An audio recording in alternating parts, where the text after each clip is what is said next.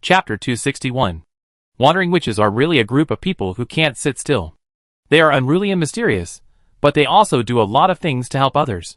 They seem to prefer to compete with public institutions for work, and they will try anything that can bring positive effects to witches. And rescuing people who have been trafficked from all over the world is also what wandering witches like to do. Hey Tibesha, there are 23 homeless slaves here. Do you want to take them in? 50 or 60 trained slaves. Those with families must be sent away, and the rest, Muhua doesn't want to take care of them, but it's a pity to let them go for nothing. Humans who can be restrained and detained by Wei Tong are naturally not too strong. These people have little combat power, but they can do some logistical work. Before contacting Trisha, Muhua first called Tibesha to ask if she is interested in these people. Slaves? Humans? Tibesha asked in confusion on the phone. Well, some illegally trained slaves are quite young, with ordinary attributes, and are quite suitable for logistics personnel. Do you want to hire them? Muhua explained and asked. Yes. But are you sure they are okay? Tibesha replied positively. No, they have no relatives, and they haven't worshipped the master yet. Just go back to the security team to file a case and confirm their identities. There are still some who need to be sent home. I will notify Trisha later. I heard that the Wandering Witch is very good at handling such things. They seem to have credibility in this regard. Muhua said. Okay, where are you? I find you now. After listening to Muhua's explanation, Tibesha said excitedly. More than 20 people, more than 20 so-called unlucky people by Muhua. Tibesha also has some understanding of this kind of people. Although she cannot sign a contract with them, as long as she can become their support, they can be regarded as quite trustworthy employees. No! Muhua can bring the people back. You don't have to go to such things. Joan's voice came from the communicator, and then she and Tibesha argued for a while. Without listening to the quarrel between the two women, Muhua turned off the communication with Tibesha after confirming that Tibesha wanted these people. After that, Muhua called Trisha again. After a brief explanation, although she seemed a little reluctant, Trisha still said that she would help the prisoners return home.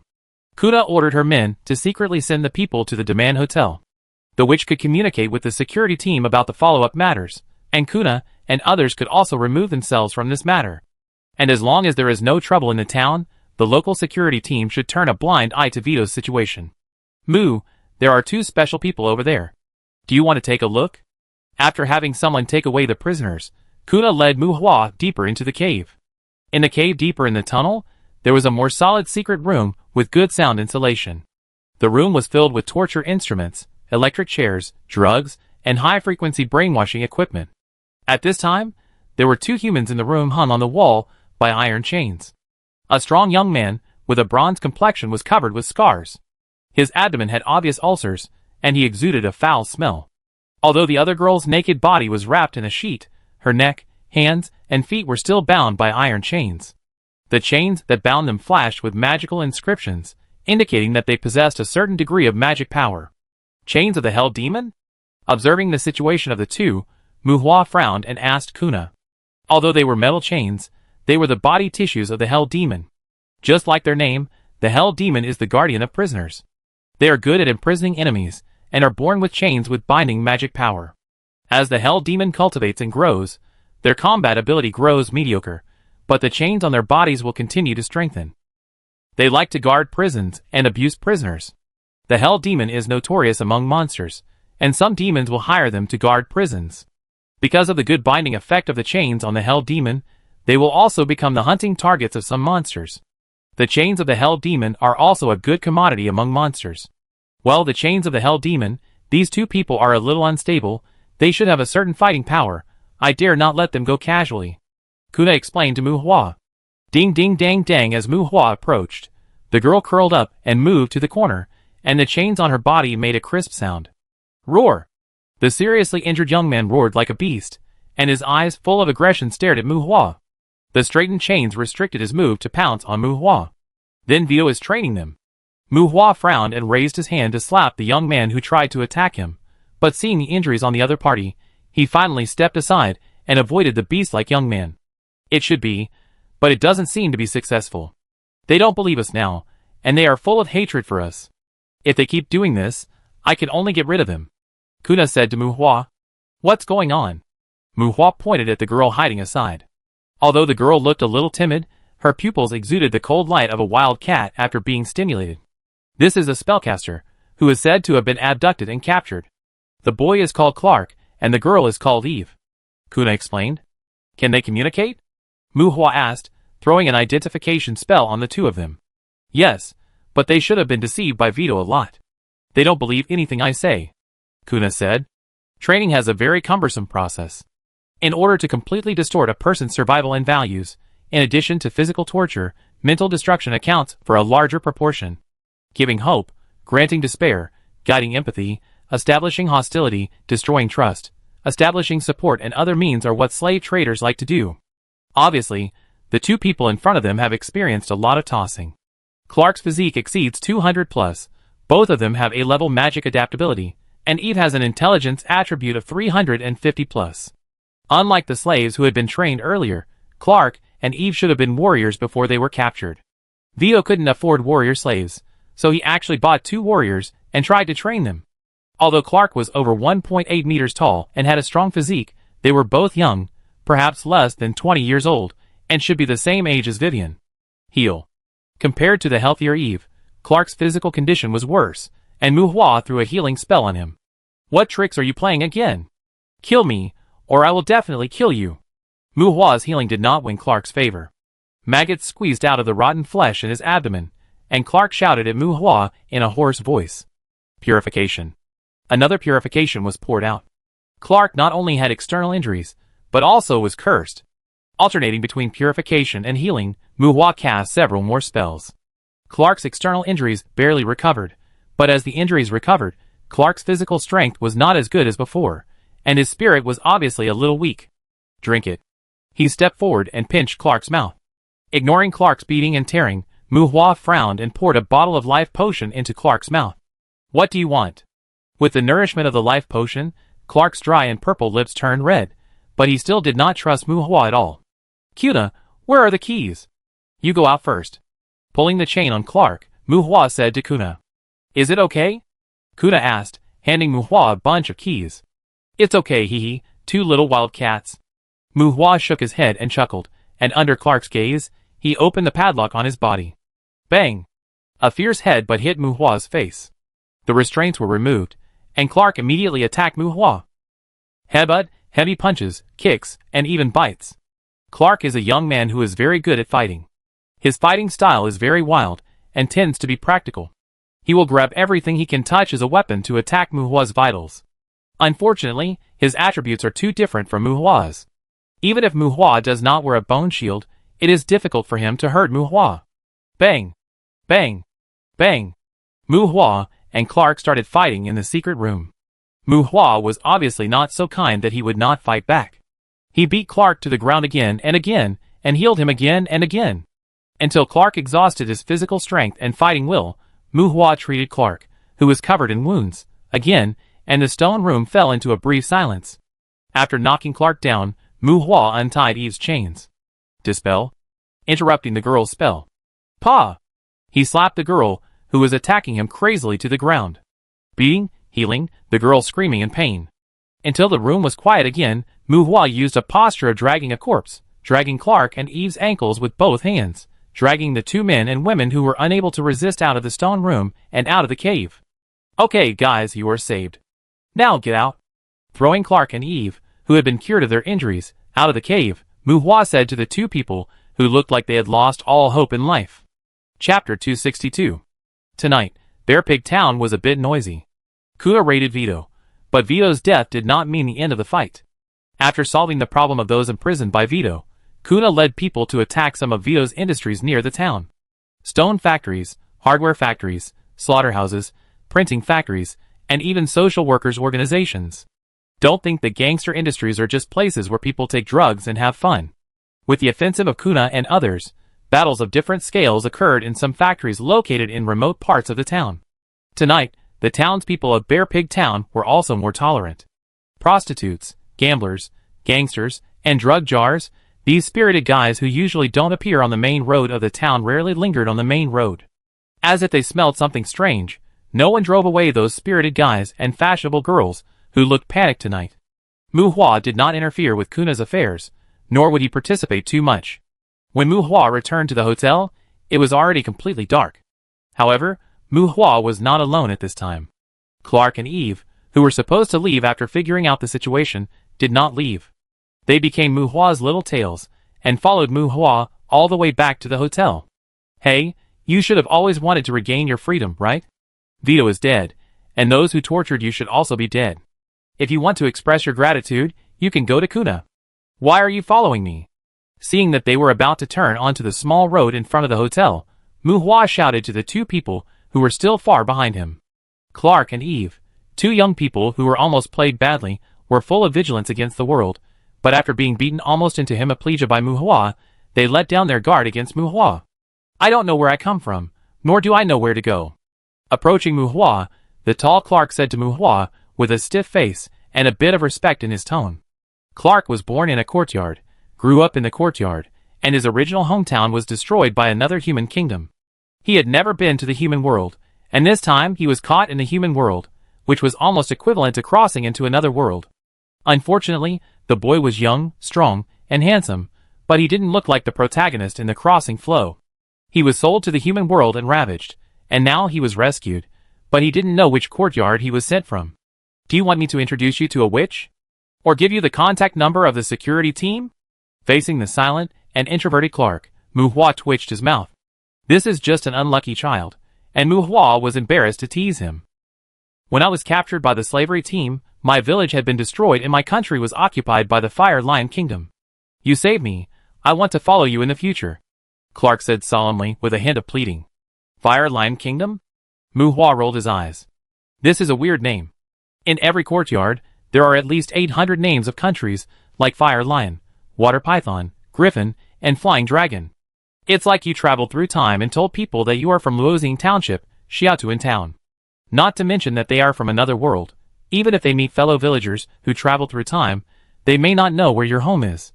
Clark doesn't look like a prince. Unless you find the slave trader who sold him to Vito, it's hard to find out where he came from even if you search online. If you want to follow me, follow me. I introduce you to a boss later. Don't worry, I'm also with her. It's not easy to bully an honest person, Mu Hua said, and seeing Clark seem to resist this so-called boss, he explained to him again. If it was when he first came to Loren, Clark would be a very high-end bodyguard for Mu Hua, but now, he is neither good nor bad, and he doesn't want to take him, so he'd better throw him to Tabitha first. What about you? You shouldn't be unable to find your home, right? Clark's situation is special. Mu Hua cast his eyes on Eve again. This is a girl with some Dutch features, blonde hair, blue eyes, white skin and long legs. She must be a beautiful girl to make slave traders take the risk of catching her, a magician who can cast intermediate magic. I have nowhere to go. Unlike Clark's indifference, although Eve is a little timid, Mu Hua can still see the cold light in her flickering eyes that seems to be baring teeth at any time. Perhaps to ensure quality, Eve experienced much less torture than Clark during her imprisonment. However, she must have received electric shocks for quite a while, and her body always subconsciously showed a cowardly posture. That was an uncontrolled stress performance, but it did not prevent her from slapping a flame shock on the enemy's face while trembling. Alas, they are all problem children. Let's go! Mu Hua sighed. Taibesha also recruited a lot of people. These two are much stronger than those. Let's pack them together and send them to Taibesha. Anyway, give them wages and find a psychologist to treat them for a while. Let's see what happens before we talk about other things. Taking the two of them to the forest path leading to the hotel, the environment was abnormal, and a large area of bluish-white light filled the sight, which made Mu Hua stop in surprise. A hint of green light was revealed in the paleness, filling the forest. This was the color of ghosts. The green bamboo forest replaced the original trees. The bamboos emitting cold light dispelled the darkness. This was some kind of hallucination effect. What's going on? Are there demons causing trouble again? Although the darkness was illuminated, the color in front of him would never make a normal person feel comfortable. It was dreamy, but gloomy and spooky. Mu Hua looked at the two people beside him in astonishment. Clark still had a poker face and stood by Mu Hua like a thug. It seems like the Wizard of Oz. Eve, who was half a step behind Mu Hua and stared at the shadow behind Mu Hua silently, said uncertainly, "What the hell? The Wonderland? How can there be any fairy spirit in this? If you plant some red spider lilies, you can say it is the edge of the underworld. Who gave this ghost name?" Mu Hua complained. There was a commotion coming from the direction of the hotel. There were no killing roars, but there seemed to be many people teasing and shouting. It seemed that there should be no danger, and Mu Hua was not so nervous about this strange environment. My lord, be careful. The Wizard of Oz is the domain of the Faceless. Only the witch who controls the Faceless can create such an environment. Eve was still timid, but her arms were wrapped with blazing white lightning. While speaking, she shrank back behind Mu Hua, almost hiding behind Mu Hua. The lightning on Eve's arm was brewing an active atmosphere, which was somewhat inconsistent with her cowardice. TSK, disperse, disperse, let's see the situation first. Mu Hua rubbed Eve's head and asked her to disperse the dangerous lightning. This girl's psychological problem seems to be more serious than Clark's. She called my lord too naturally, while Clark showed more of a protective desire for Mu Hua. Hee hee, a strange laugh came, like the sound of bamboo joints colliding. Looking in the direction of the sound, I saw two human-shaped ghosts wearing white cloaks looking at Mu Hua, and the other two in the forest. Their whole bodies were pale, and the weirdest thing was their faces. They seemed to have a jade bone plate on their faces, without a mouth or nose, without eyes or ears, and with their long hair, they gave people a creepy and weird feeling. Faceless. Eve shouted, and at this time Clark also flashed to Mu Hua's side, facing the two weird ghosts, and vaguely blocked Mu Hua behind him. Trisha, did you make these things? Collect them quickly.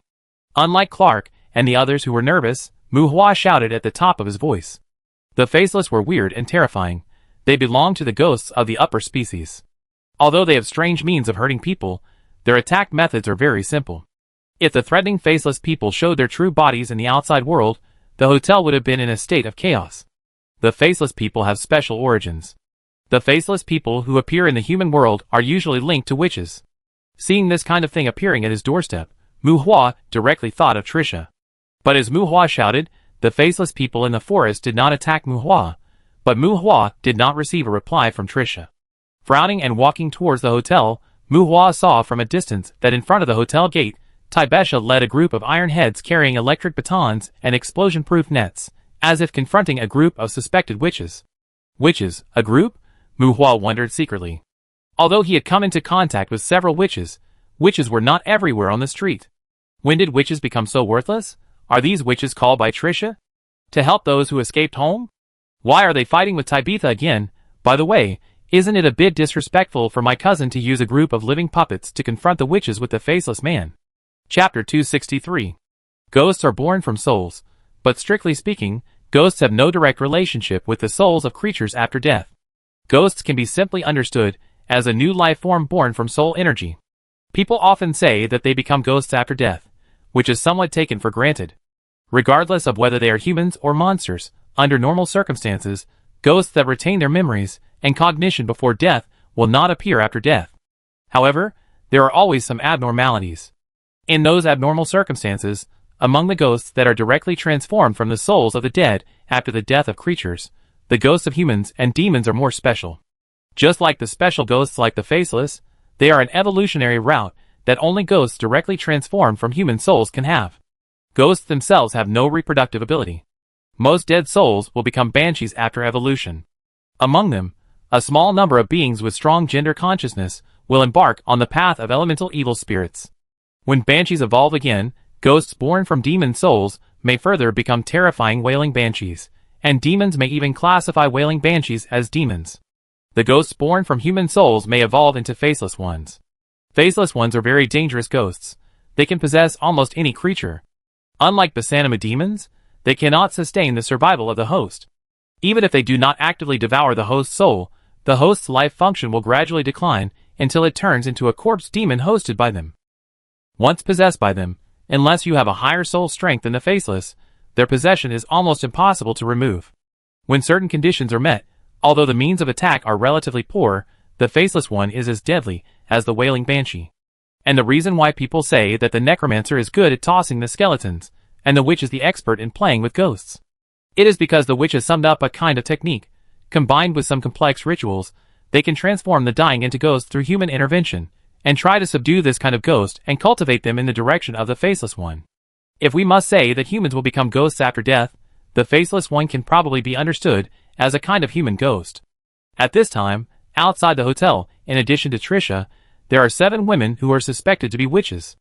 These witches are arguing with Tabitha, and some guests are lying on the windowsill on the second floor of the hotel.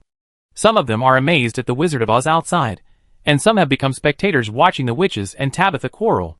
The atmosphere on the scene is not very good, but there is no tendency to fight to the death. Moo, you're back. They've gone too far. Moo Hua's arrival made many people upstairs shout for a good show, and Taibesha angrily stepped forward to accuse the witch on the opposite side. Demand carried an electric baton, like a fat bully security guard. Ikaros waited for the fight to start as if it didn't matter, and Vivian licked her lips and stared at the three faceless men floating around the witch. Her greedy expression almost had the words "want to kill" and "rob" engraved on her face. Well, it's not that necromancers can't raise faceless men. There is even a wall of size in necromancy magic that uses faceless men. It's just that necromancers can't create human ghosts. But I heard that when the seventh one goes out, some human ghosts always appear near him. Of course, it takes time and effort to train the faceless ones. Vivian's eagerness at this time is probably more about wanting to grab a ready-made one directly. The faceless ones are very fierce, but it is difficult for them to possess the necromancer, and their bodies are also not very resistant to beatings. No, my lady, we can provide them with better help, and help them recover their psychological structure faster. You save them, but you cannot restrict their freedom. Who they follow should be their own choice. Facing Taibessa's accusation, a witch retorted.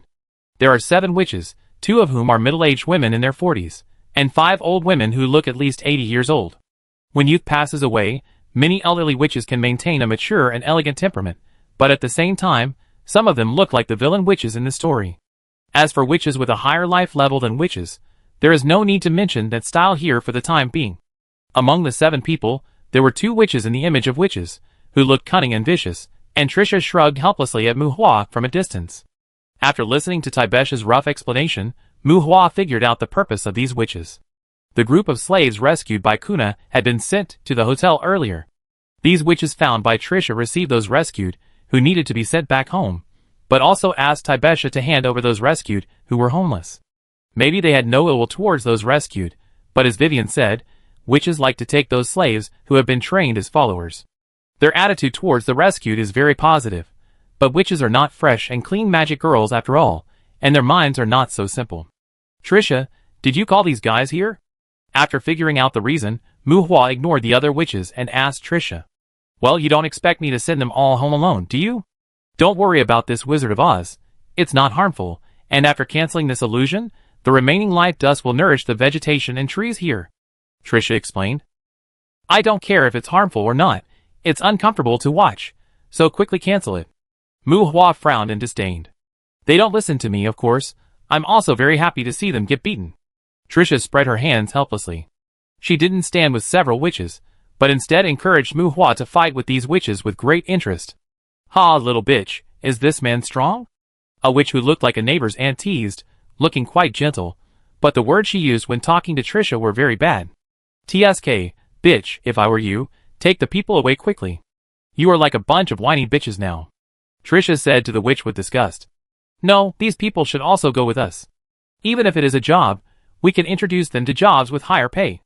The witch pointed at the group of people protected by the life puppets and refuted Trisha, but her eyes were looking at Mu Hua, as if she was explaining to Mu Hua. Since they want it, let them take it away. Ignoring the witch, Mu Hua said to Taibesha. Standing behind the life puppets were those who were sent from the cave, but they were the homeless group. To be honest, Mu Hua didn't care much about these people. Perhaps he himself didn't realize that since he learned to create magical life, he had a kind of arrogance in his heart, an arrogance that ignored life. This indifference does not mean that Mu Hua does not care about the death of life, but he is very indifferent to those who have no friendship. Even if it is a slave family, wouldn't it be better to create it yourself? Arguing with others for them will make Mu Hua feel a little troublesome and not worth it. No! And they'd prefer to stay here, Taibesha said to Mu Hua. Mu Hua looked at the people protected by the living puppets. Sure enough, these people were more wary of witches. Compared with a group of strange witches, the noisy hotel seemed to give them more sense of security. The atmosphere created by the witches is quite intimidating. If Taibesha was not there, they might be able to comfort these rescued people. Unfortunately, now they are a little bit of a common enemy, and are full of defense against them. What about the others? Mu Hua turned his head and looked at Trisha. They are all with me. They will send them back to their families later. I didn't expect them to be so troublesome. If you want to beat them, I can help you, Trisha said to Muhua. Shut up, little bitch, you should learn to respect your elders, a witch scolded Trisha. Ha! Want to fight? Trisha raised her fist. Don't think you are great just because you have a hunter. Bleeding curse. The witch threatened by Trisha raised her hand and threw a curse at Trisha. Damn, old bitch, you are looking for death. When seeing the curse thrown by the witch, Trisha's face immediately became hideous, and this curse also made Muhua's eyebrows jump. Bleeding curse, a low-level curse. Its curse effect is quite general, that is, to speed up the bleeding of the wound. However, this curse is not very friendly to young women, especially young women who have their period. It won't cause much damage on the physical level, but if you get blood all over your pants due to this curse, well, especially when there are many people, the mental blow should be very serious. And the witches seem to like to throw this curse at each other. Wandering Hunter. Start. Trisha put on the machine, and there was a whistle and cheer from the second floor of the hotel. There was also a group of people who were watching the fun and didn't mind making trouble. Alas, adventurers, no matter how strong or weak, Muhua has never seen a little fresh one so far. Several witches hurriedly tried to stop Trisha from fighting with the witch. It seemed that the wandering witches were not so close. Some people pulled Trisha and the witch, and there were also witches fanning the flames. In a blink of an eye, the witches seemed to be fighting, and the scene was a bit weird. At this time, Muhua called the security team. Hello, security team? There are wandering witches causing trouble here. Where? Demand Hotel. What? You don't care? Hey, watch your attitude. Contact the night hunter? Fuck. Muhua hung up the call. At this time, Trisha stopped calling. A group of witches stared at Muhua, who was calling the police. I don't have Weir's phone number. Do you have one? Under the strange gaze of everyone, Muhua asked Demand. 666 should be okay, Demand said to Muhua. The so-called 666 can be simply understood as emergency alarm numbers such as 110 and 911. Oh damn, this number always makes me feel stupid. While talking, Muhua was about to dial the phone again. Damn it, stop it, don't call the police for me. Are you still a necromancer? Trisha gave up the old woman who was fighting with her and stepped forward to stop Muhua. Nonsense, this is the human world, of course we have to call the police if there is any problem. Muhua said, as a matter of course. Unfortunately, Muhua's statement did not receive support, and boos came from the direction of the hotel. In addition to Demand, even Taibesha looked at him with disgust. This kind of behavior of everyone coming out to fight, but you sued the teacher, was obviously rejected by many people. How about, boss, I will do it. I guess they dare not fight back here. Muhua raised his middle finger in the direction of the hotel, and at this time, Demand came forward with an electric baton. At this time, Demand was arrogant and ready to fight alone. He is a resident, the kind that cannot be pure, and he has not even been certified as an adventurer. The witches were silent. They hated people like Muhua and Demand. If this was not the human world, if this was not their private land, a group of witches said that they would definitely pickle the fat man in front of them for the winter. Chapter 264. Violence is the best way to solve problems, or, to some extent, violence is the only way to solve problems. Speaking of this, the word power may flash through many people's minds, which should be a distorted cognition. Because the essential meaning of the existence of power is to legalize violence, and legalized violence is the only guarantee for the operation of power. Power without violence is likely to be shit. Of course, there are also some people who seem to have no violent ability. In fact, it is better to say that they are the running dogs of power rather than the power. Dogs rely on the power of others. Their owners control violence. Their owners will use violence to protect their dogs. Dogs help their owners to guard the house. When someone offends the dog, those masters will naturally use violence to protect the dog. Legal and transferable violence, this may be the charm of power. But it must be said that the word power is more like a vest for violence. Among the many people who pursue power, some are trying to control violence and legalize their violence. There are also a large number of people who may not understand that what they are chasing is actually being a dog, and what they are chasing is more about finding a more powerful master. But no matter what, the law is to restrict people from fighting wantonly, and in many cases, violence may be the only way to solve problems. Taibesha had an argument with the witch. At this time, the witches outside the hotel should be very violent, and the witches with the faceless men can solve many problems through violent deterrence. And violence can also be said to be self-protection from another perspective. This is a right. At least the settlers on Lauren's side seem to have never given up this right. Illegal violence is called crime, law-abiding violence is called self-protection, and legalized violence is called sanctions. Not to mention that the violence of these witches is not legal, even if it is an official sanction. If you don't explain it, the settlers, like demand, probably won't buy it. Come on, hurt each other. Witches can use their violence to fight for their rights, but they can't challenge the rules set by more violent power holders. Wanton fighting is not desirable. Without stability, the biggest loss must be the person in power. The settlers may not be killed, but as long as they dare to fight, it's hard to say who will lose in the end. So the power holders attach great importance to protecting the settlers who dare to fight. So Fatty Demand is very arrogant in his own hotel, so he dares to swing the electric baton in front of the witches. The legal rules that many people admire need to be supported by violence, and violence, rules, interests, rights, they are as closely entangled as the spiral structure of DNA. It may seem contradictory, but no matter whether it is legal or not, violence is the most important thing in life that should be mastered. If you abandon violence, the rules will only restrict you. After all, no one in power will be so cheap as to protect the people who have no ability to commit violence. People of that type can be kept in line by only restraint and oppression. It will be the same no matter who comes. When the rules become a simple constraint on you, then rights, haha. And the people on Lauren's side have never abandoned violence, and the people here also know how to use violence. Because of the rights obtained by violence, within the rules, the residents dare to challenge the witch. Well, maybe it should be called mutual respect? Hey you guys, don't make trouble here. When the witch and Mu Hua were staring at each other, Nick coughed dryly and walked out of the hotel door. The acting mayor has been squatting beside to watch the fun. He should represent power. Unfortunately, he is a bit suspected of being a mascot, basically lacking in violent support. Facing the wandering witch, Nick is also a little scared. But Mu Hua is back, and seeing that Mu Hua seems to be going against the witch, Nick also stood up. He is not sure whether Mu Hua is violent enough. But let's not talk about whether he can help Mu Hua fight. He is a bureaucrat in the human world after all. With him standing on the side, even if there is a conflict, he can make Mu Hua's violence a legal resistance to a certain extent, or even a sanction. Although the Empire allows the vagrant camp to handle some non-emergency situations, it does not mean that you can disturb people's livelihood. This is a legal business place. It is not a wise choice to make trouble here. Walking to Mu Hua's side, Nick said to the witches. Already frustrated by Mu Hua's telling tales, the witches looked obviously unhappy after listening to Nick's words. Resisting the strong is a fine tradition of the people of Loren, and the witches hate this tradition.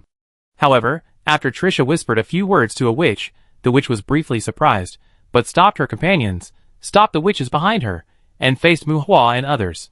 Sorry, Mr. Nick, we are not going to make trouble. These victims are in special circumstances. You should know that we are more authoritative in treating psychological problems. The witch explained to Nick. That also requires the client's wishes, right? Nick said with a smile, turning to look at where Trisha was. Besides, there is Miss Trisha here. These people volunteered to stay here to work. If they need psychological treatment, I believe Miss Trisha can also do it. When Nick said this, Trisha had already put away her mecha and walked to Mu Hua's side.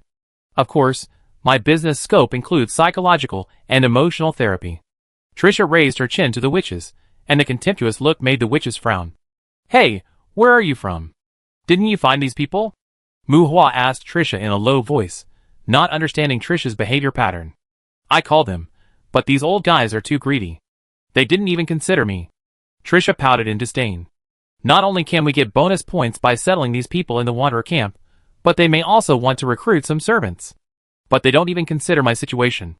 In that case, who cares if they live or die, just kill them. Do it?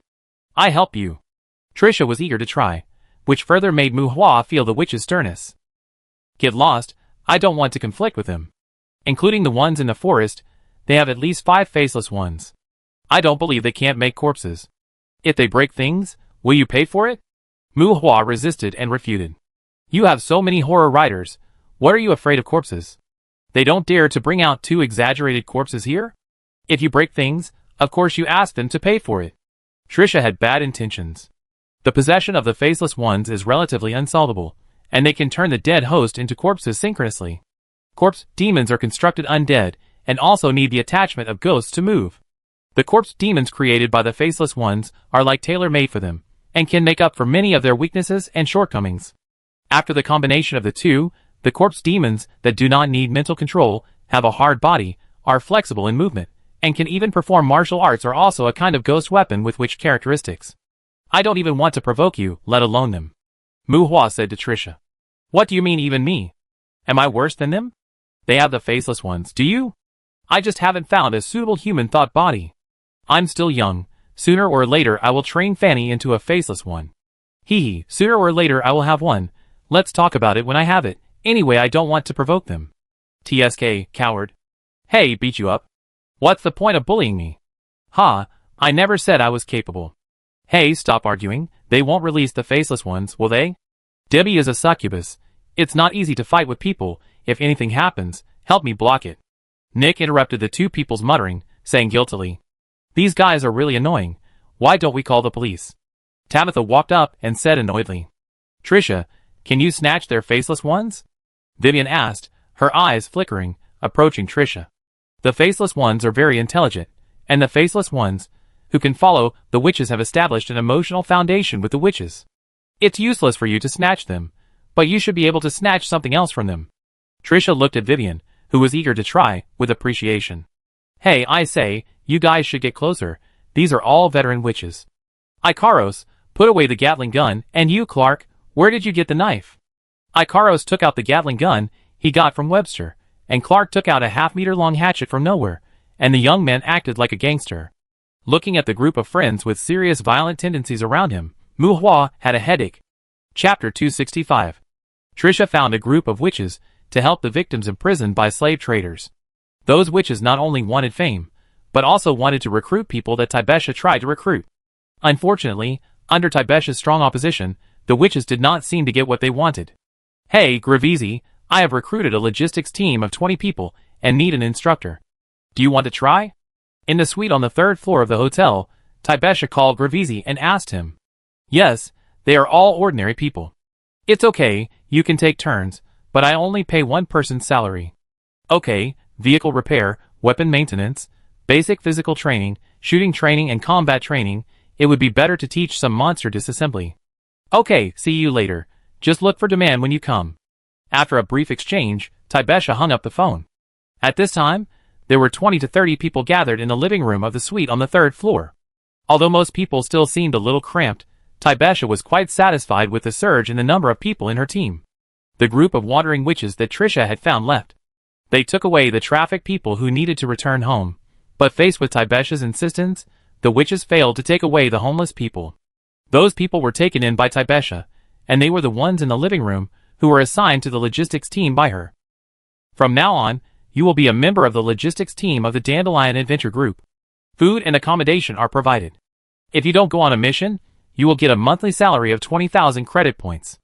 After completing the training, you can move freely during the non-mission period.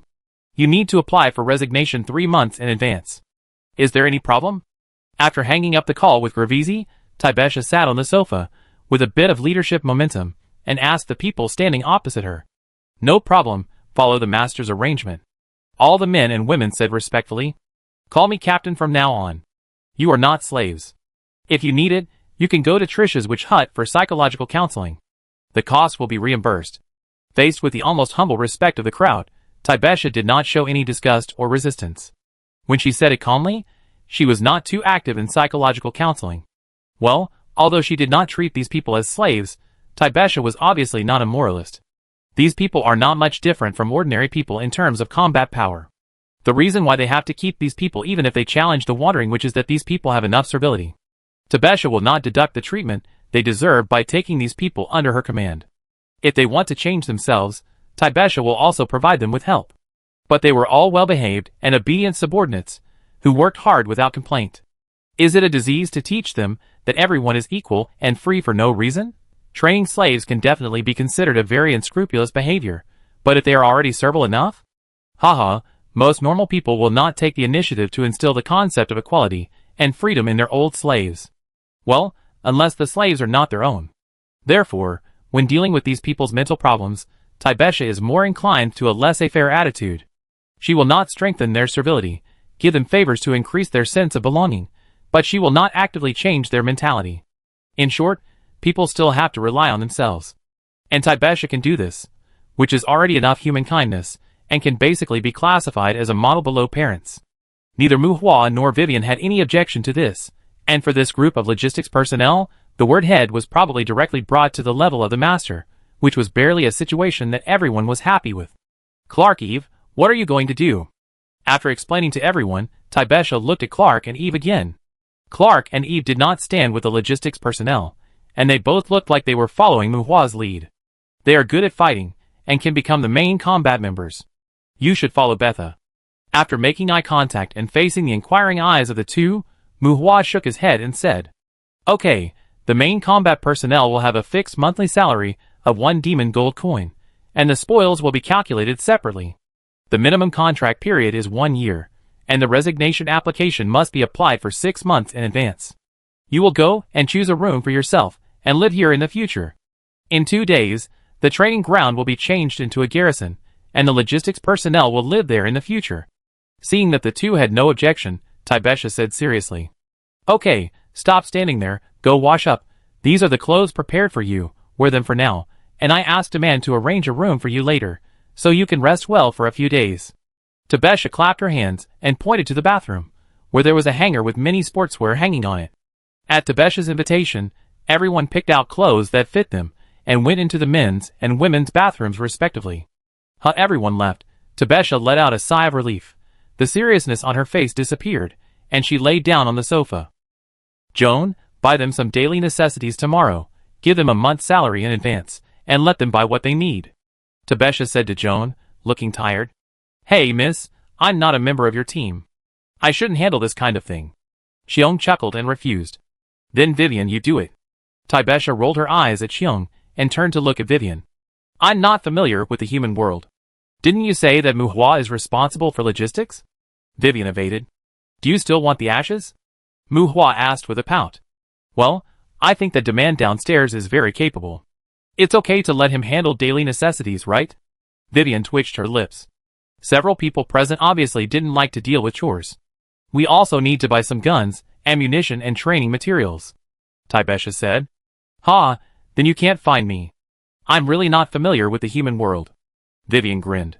Demand is indeed very capable. Several people looked at Mu Hua again. Mu Hua seriously affirmed Demand's ability, which also earned the roll of eyes from several women. Some female voices were heard laughing in the bathroom. I don't know what kind of training these logistics personnel have experienced.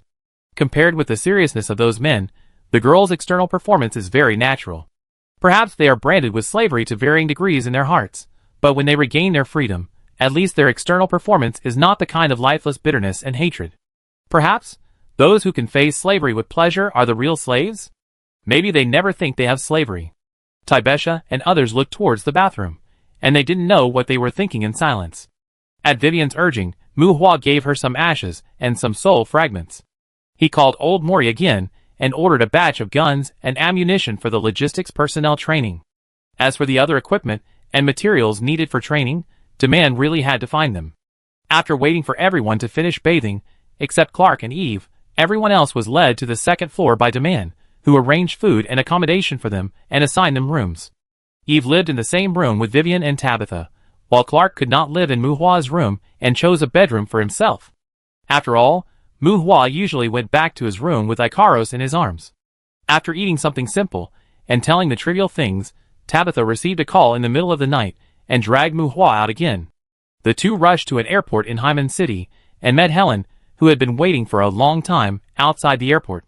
Without much greeting, Helen hurriedly took the two of them on a private plane. Because of the speed limit, this kind of plane with a fixed route is faster and more stable than the airship traveling on the ordinary airway.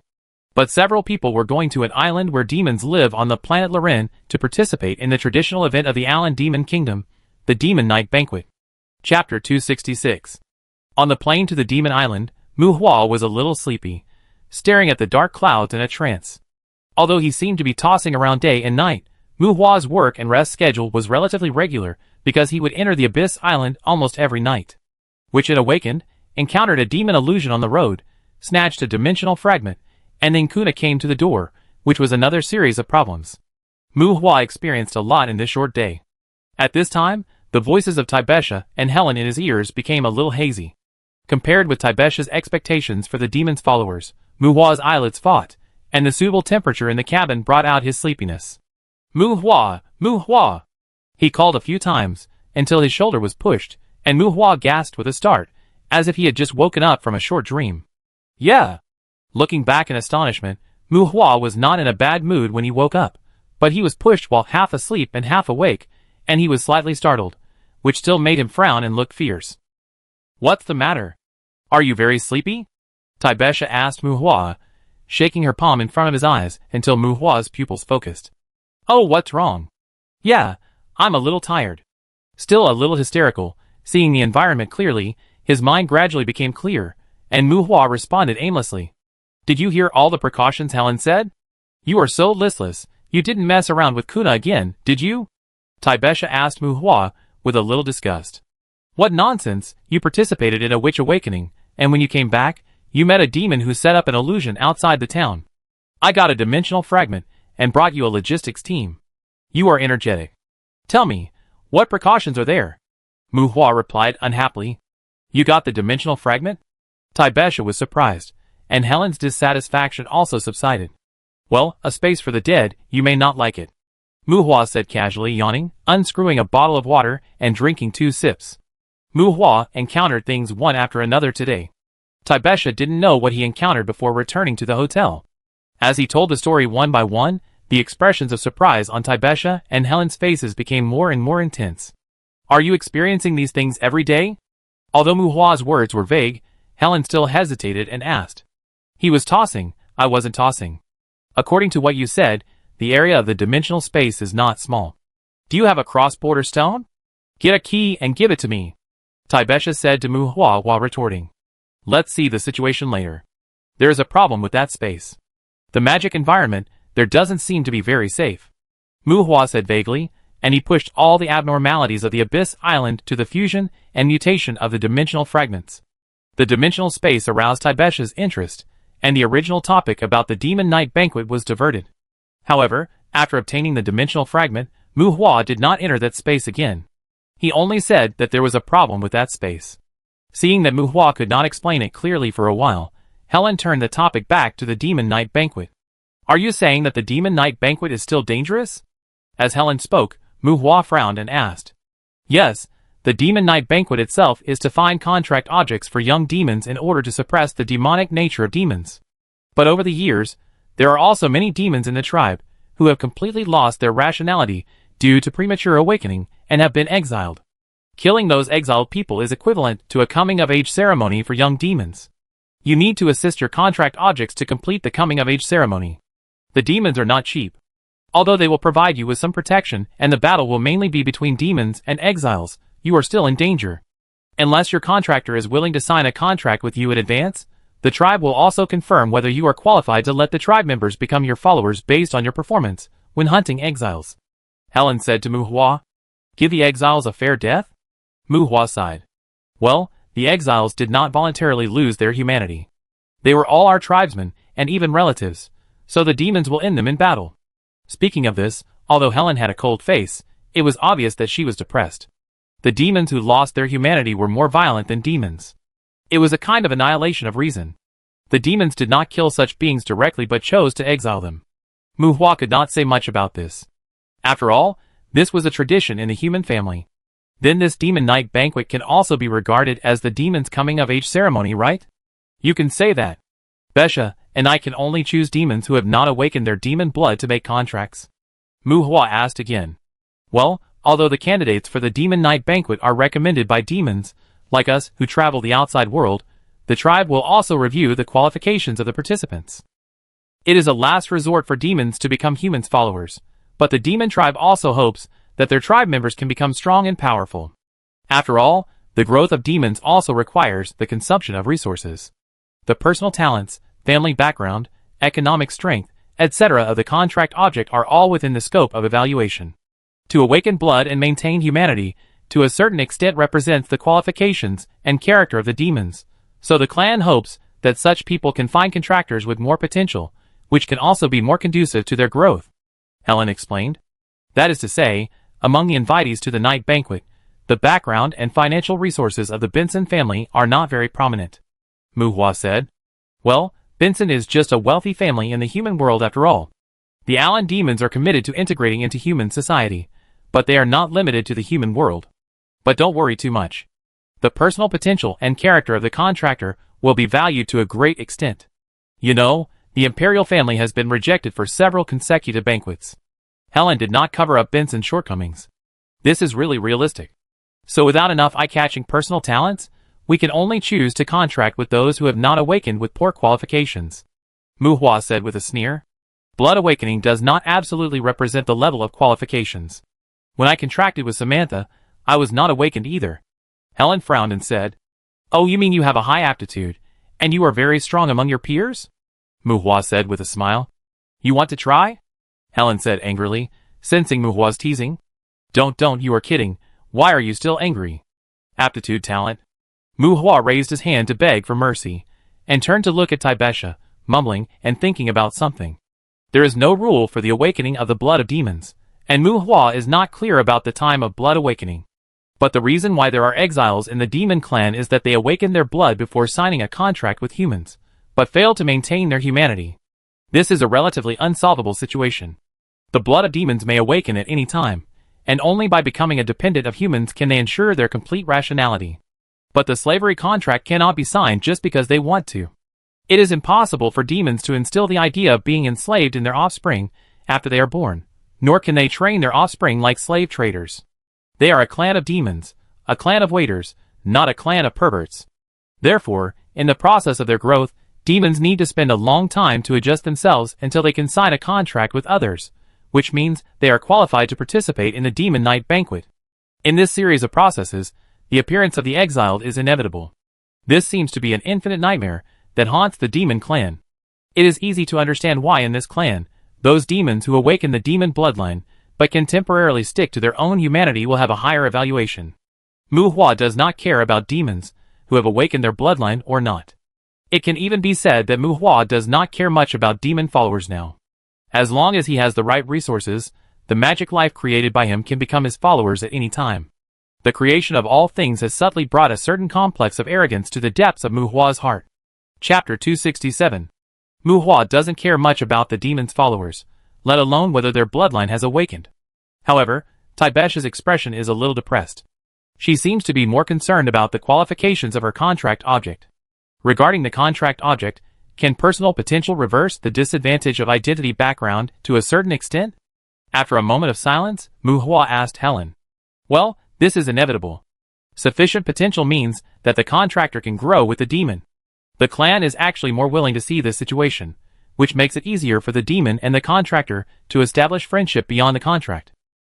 Unfortunately, the clan does not classify summoned beasts as personal potential, and it may even have a negative impact on the assessment. When Helen explained, she thought of Mu Hua's summoned beast, and shook her head to indicate that he didn't need to think too much. Well, qualification potential. Mu Hua lowered his head and pondered. Taibesha stretched out her legs and kept knocking her toes. The bang-bang sound seemed to be complaining. Alas, you don't have to be depressed. It's only a matter of time before the demon blood awakens. Most of the demons who have awakened their blood are quite proud. In fact, they are not as easy to get along with as the demons who haven't awakened. The cabin fell into silence, and Helen comforted them.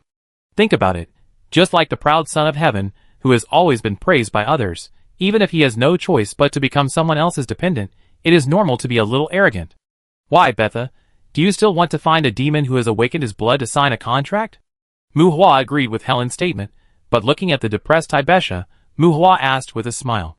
It's okay, I'm just worried that if I'm looked down upon by my own dependents, I won't feel comfortable. Taibesha shook her head and said, The clan also has its own considerations, miss.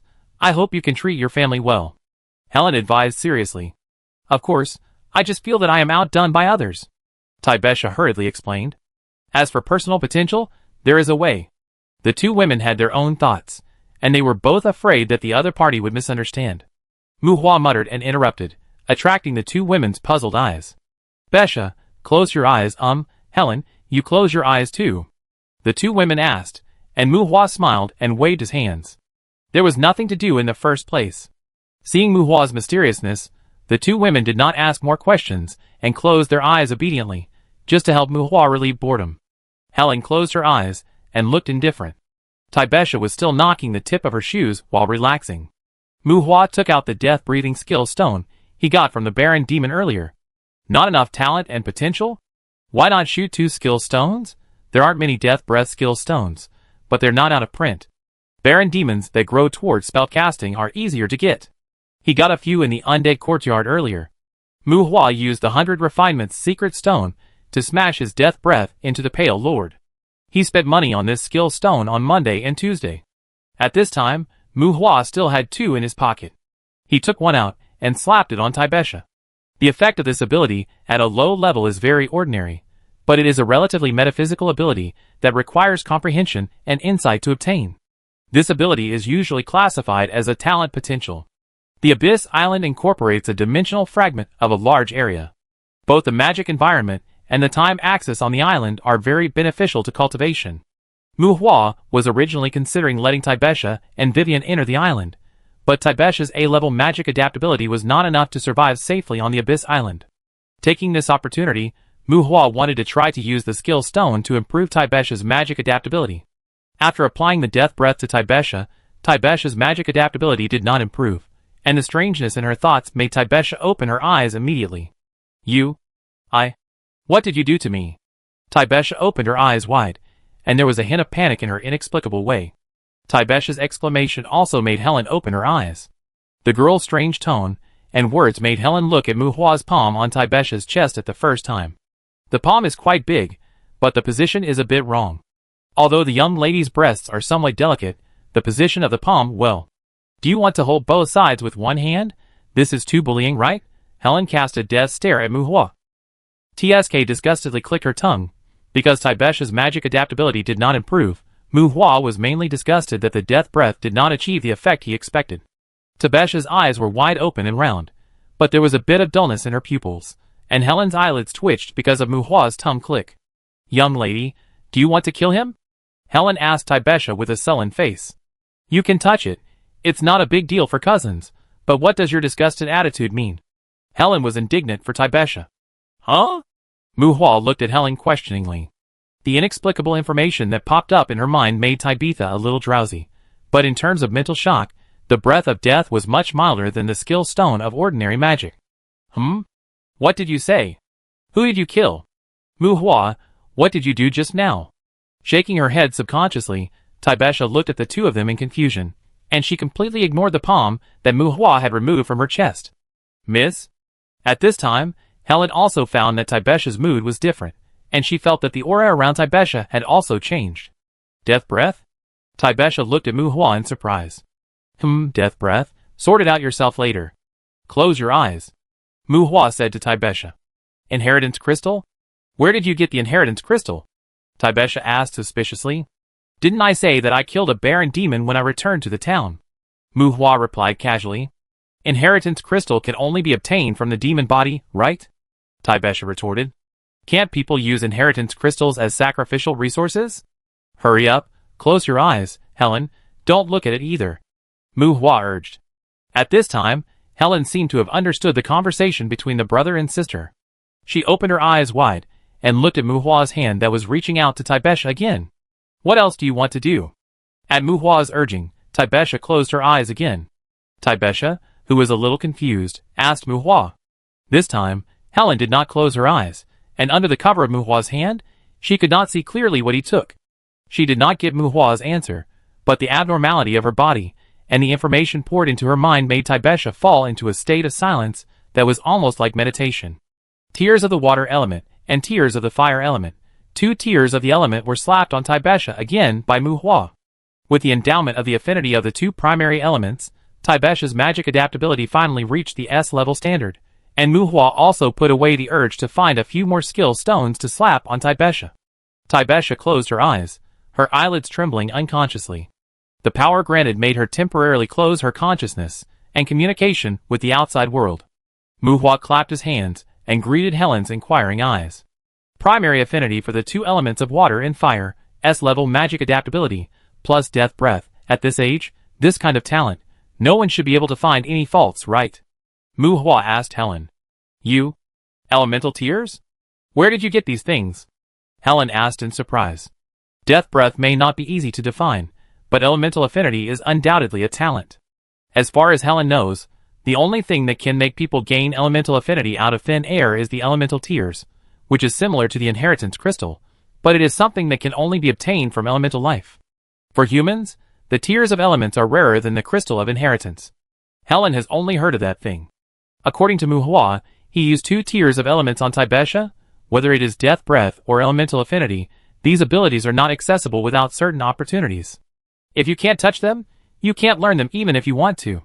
But even if it is just an introduction, once you touch them, it is equivalent to opening the door to this field. In the future, you can deepen your understanding of them through systematic practice and perception, and improve their strength and training. These 3 abilities are undoubtedly extremely valuable talents. Even Benson Economics and Trade can hardly get access to items that can grant such abilities. Helen really suspected that Muhua was making a fuss, but in the cabin, with Taibesha as the center, Helen had clearly felt that the surrounding magic was brewing abnormalities, and Helen couldn't question Muhua's words at all. I have some ways, you know. Facing Helen's inquiry, Muhua said, as a matter of course. Damn it! I know nothing. Don't say this kind of nonsense every time. Muhua was grabbed by the collar by a beautiful woman again. As Helen shook him, Muhua's head swayed back and forth. It was rare that Helen, who had always been calm and composed, became a little crazy. Chapter 268. Loren Star also has a bipolar magnetic field, but the polar regions here are not cold.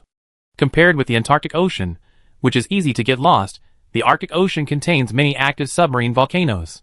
There are a large number of islands scattered in the North Pole of Loren Star.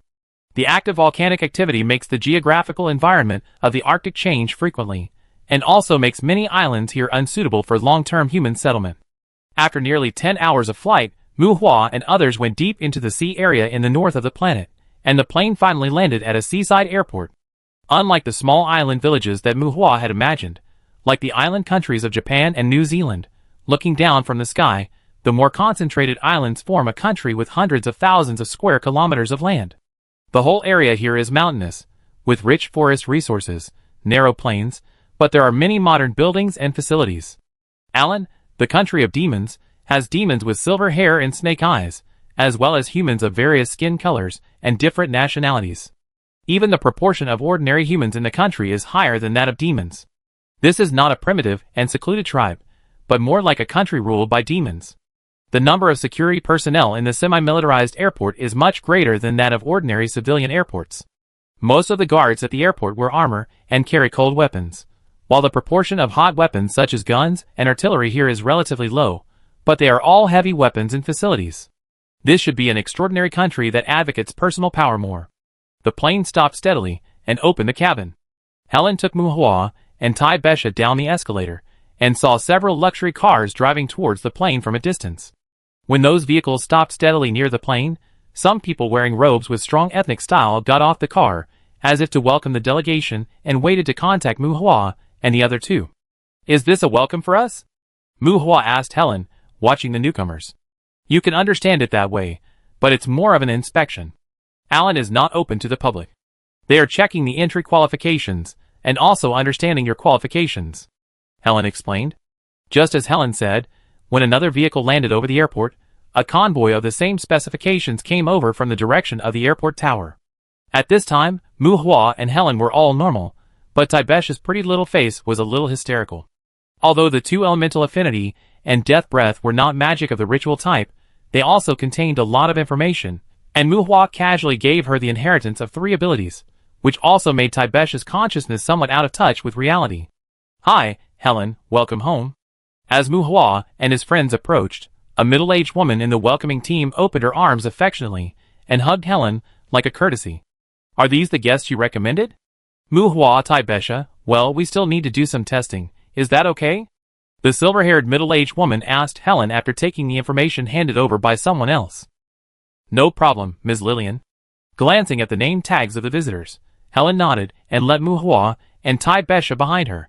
Her tone was not very affectionate. The hug earlier seemed to be just a courtesy between demons. Helen and this woman named Lillian did not seem to know each other earlier. Okay, come, let me see, let's finish as soon as possible. We have been very busy during this period. Some outsiders fight for everything.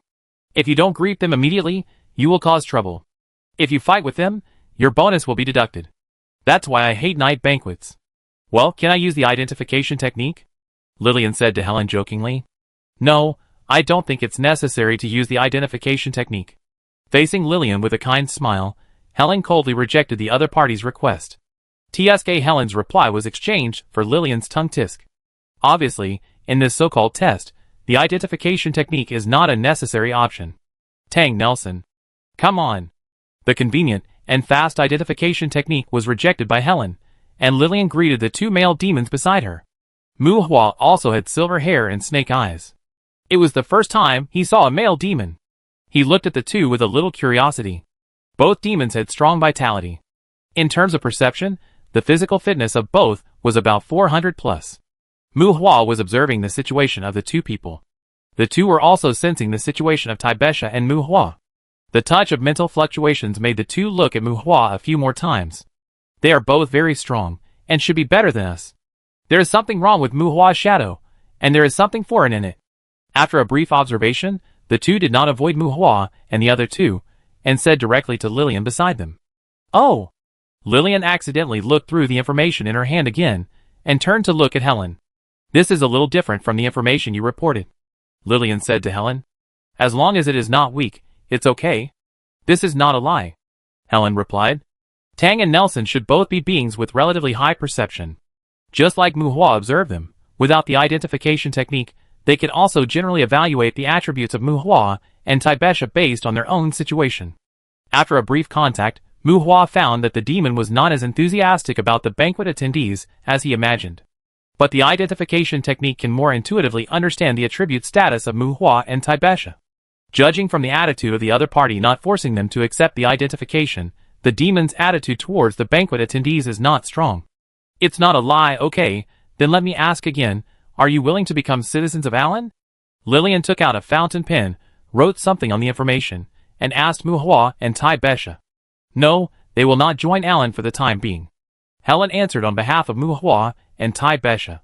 The Demon Night Banquet will not only send demons to the outside world, but also accept the attendees to join Alan and become citizens of Alan. In other words, the demons value the contractors, who are willing to join Alan more. If you are willing to join Alan, you should get a lot of convenience.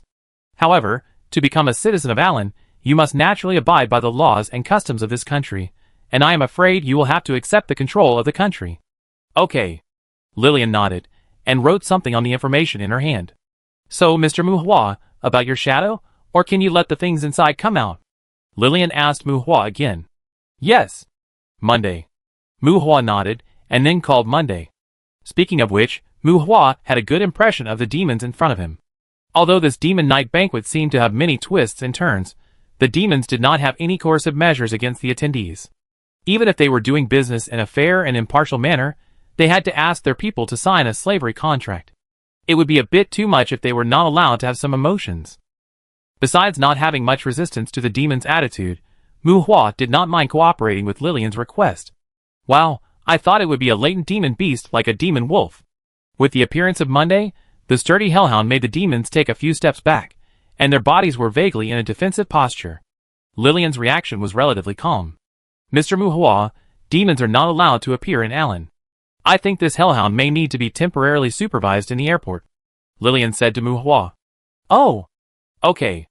But there's no need to bother you. Monday, you go back first. When Mu Hua nodded, a magic circle for summoning followers appeared under Monday's feet. Although Mu Hua had not entered the Abyss Island after the fusion, he had summoned the skeleton followers left on the island earlier and confirmed that there was no danger inside. Demon followers? The follower summoning array made Lillian's face look surprised for the first time. Mr. Mu Hua, I think you need to know that a demon follower may lower our score for you, Lillian said to Mu Hua with a regretful tone. Okay, I think I can understand. Mu Hua made a gesture of please go. Although there was the reason of the Philosopher's Stone, Mu Hua had long been accustomed to the resistance of his followers to his colleagues. The connection between followers and masters is very close. Demons don't like their masters to have too many followers who may affect their status. If you think about it carefully, it is estimated that everyone is similar in this regard. Chapter 269. The blood of the hellhound is not bad. If we do not consider various factors of emotion and identity, in terms of combat power alone, the demon has no advantage over the devil. As they are all dependents, the demon will bind his future to the contractor, and it is inevitable to consider the allocation of resources needed for future life and growth. Just like a beautiful girl is unlikely to be a mistress of a poor man, if she has a dependent, it should be understandable that she cannot get extra points in the demon's choice of contractor. It's best if you can understand. There is a big difference between your situation and the information submitted. If you have any special abilities, you can propose them now. The demons participating in the night banquet have different levels of achievement, especially some young people with production skills. With your current situation, I'm afraid there is no possibility of intersection with them. Glancing at Helen with a reproachful look, Lillian fanned the paper with the information of Muhua and Taibesha in her hand and said, "The so-called production skills are demons who are good at forging, alchemy, magic props making, magic artifact manufacturing, etc. They can probably be classified as technical talents. The combat power and growth of demons are far beyond that of normal humans. Demons position themselves as servants and followers, not warriors and fighters. Those technical talents have higher requirements for contractors." Facing Lillian's accusation, Helen rolled her eyes at Muhua without leaving a trace. Because she knew about the demon night banquet, the information she compiled was as favorable to Muhua and Taibesha as possible. But Muhua had been hiding his actual situation from her, and just now on the plane, he gave Taibesha 3 more talents. Taibesha has affinity with both water and fire elements, and recently she has comprehended the breath of death. As for Muhua, let him speak for himself, Helen said after glancing at Muhua. "Well? Are you sure?" Lillian's eyes condensed, and the original official attitude of the investigators accompanying her also restrained a little.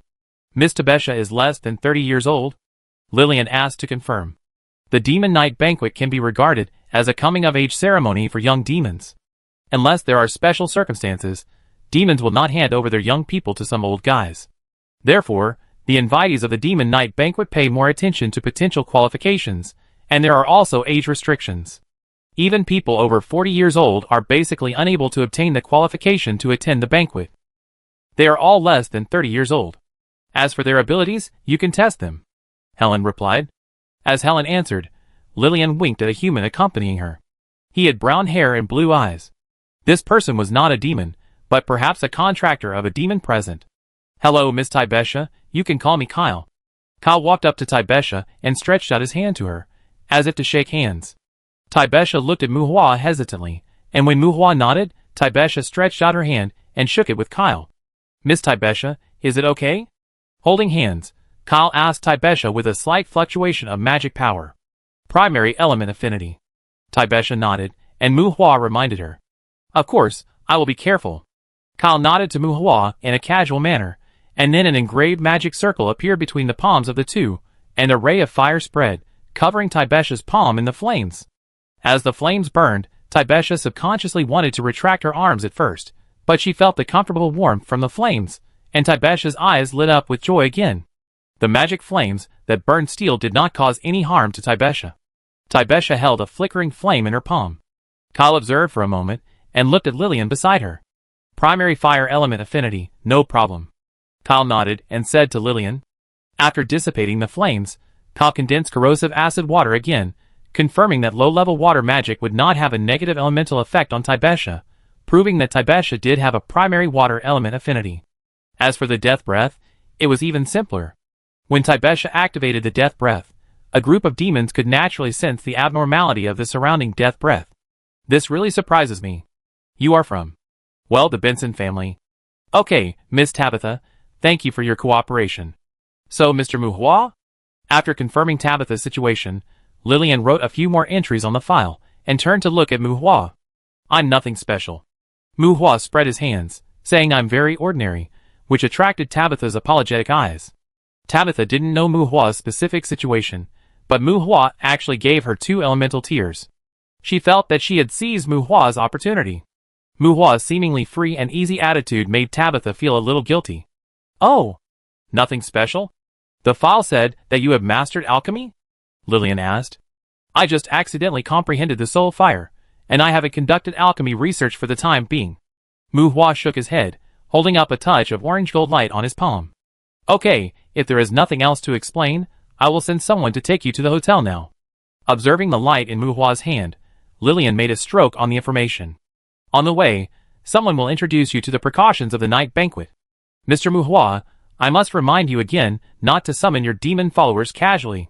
Lillian reminded Muhua again after guiding Muhua and the other two to get into a car. Demons come from demons, but they are also hostile to demons. The first generation of demons is very harmful to the mother body. Now many of Alan's demons are second-generation demons born from the combination of demons and humans, or demons. As long as they have demon blood, there is no essential difference between the first generation of demons and the second generation of demons. The continuation of the demon clan does not need demons, which also makes demons a kind of existence that Alan must kill on sight. The vehicle was driving on a smooth road. Helen asked Muhua if he had concealed his own situation. Muhua's attitude of smiling but not saying anything made Helen irritated again. Muhua doesn't care about the quality of the contracted demon. It doesn't matter whether the bloodline is awakened or not. Anyway, he has the Philosopher's Stone. As long as he wants, he can make the demon awaken its bloodline at any time. Because the demon also contains a variety of demon factors in its body, compared with the demons who have awakened their bloodline, the demons who have not awakened their bloodline may have stronger potential in Muhua's hands.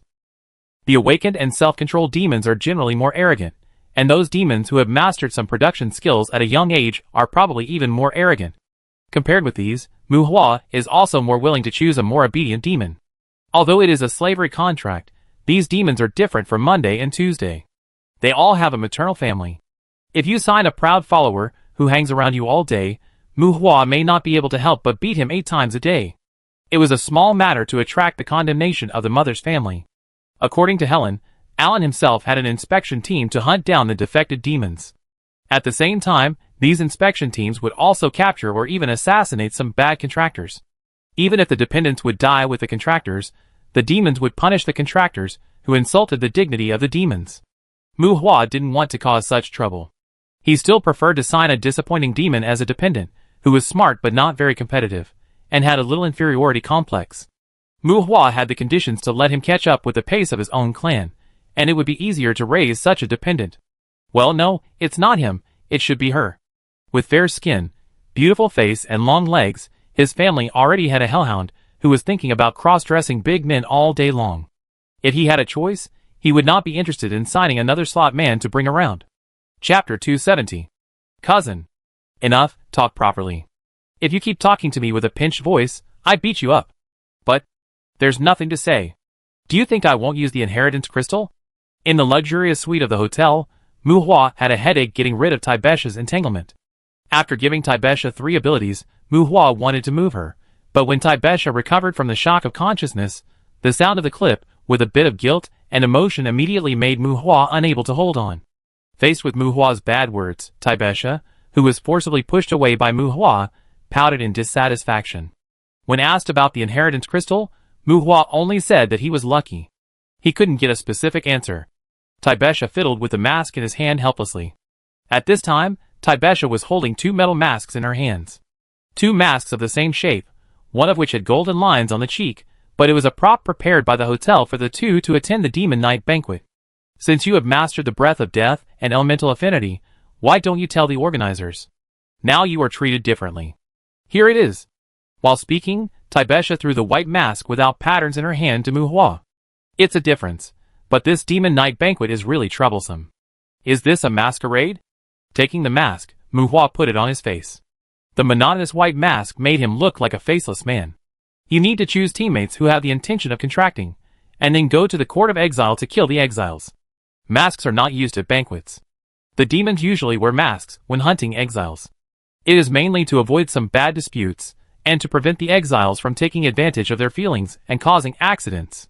Helen handed 2 gray hooded cloaks to Muhua and Taibesha, and explained vaguely that the demon who agreed with them would explain the specific situation in detail.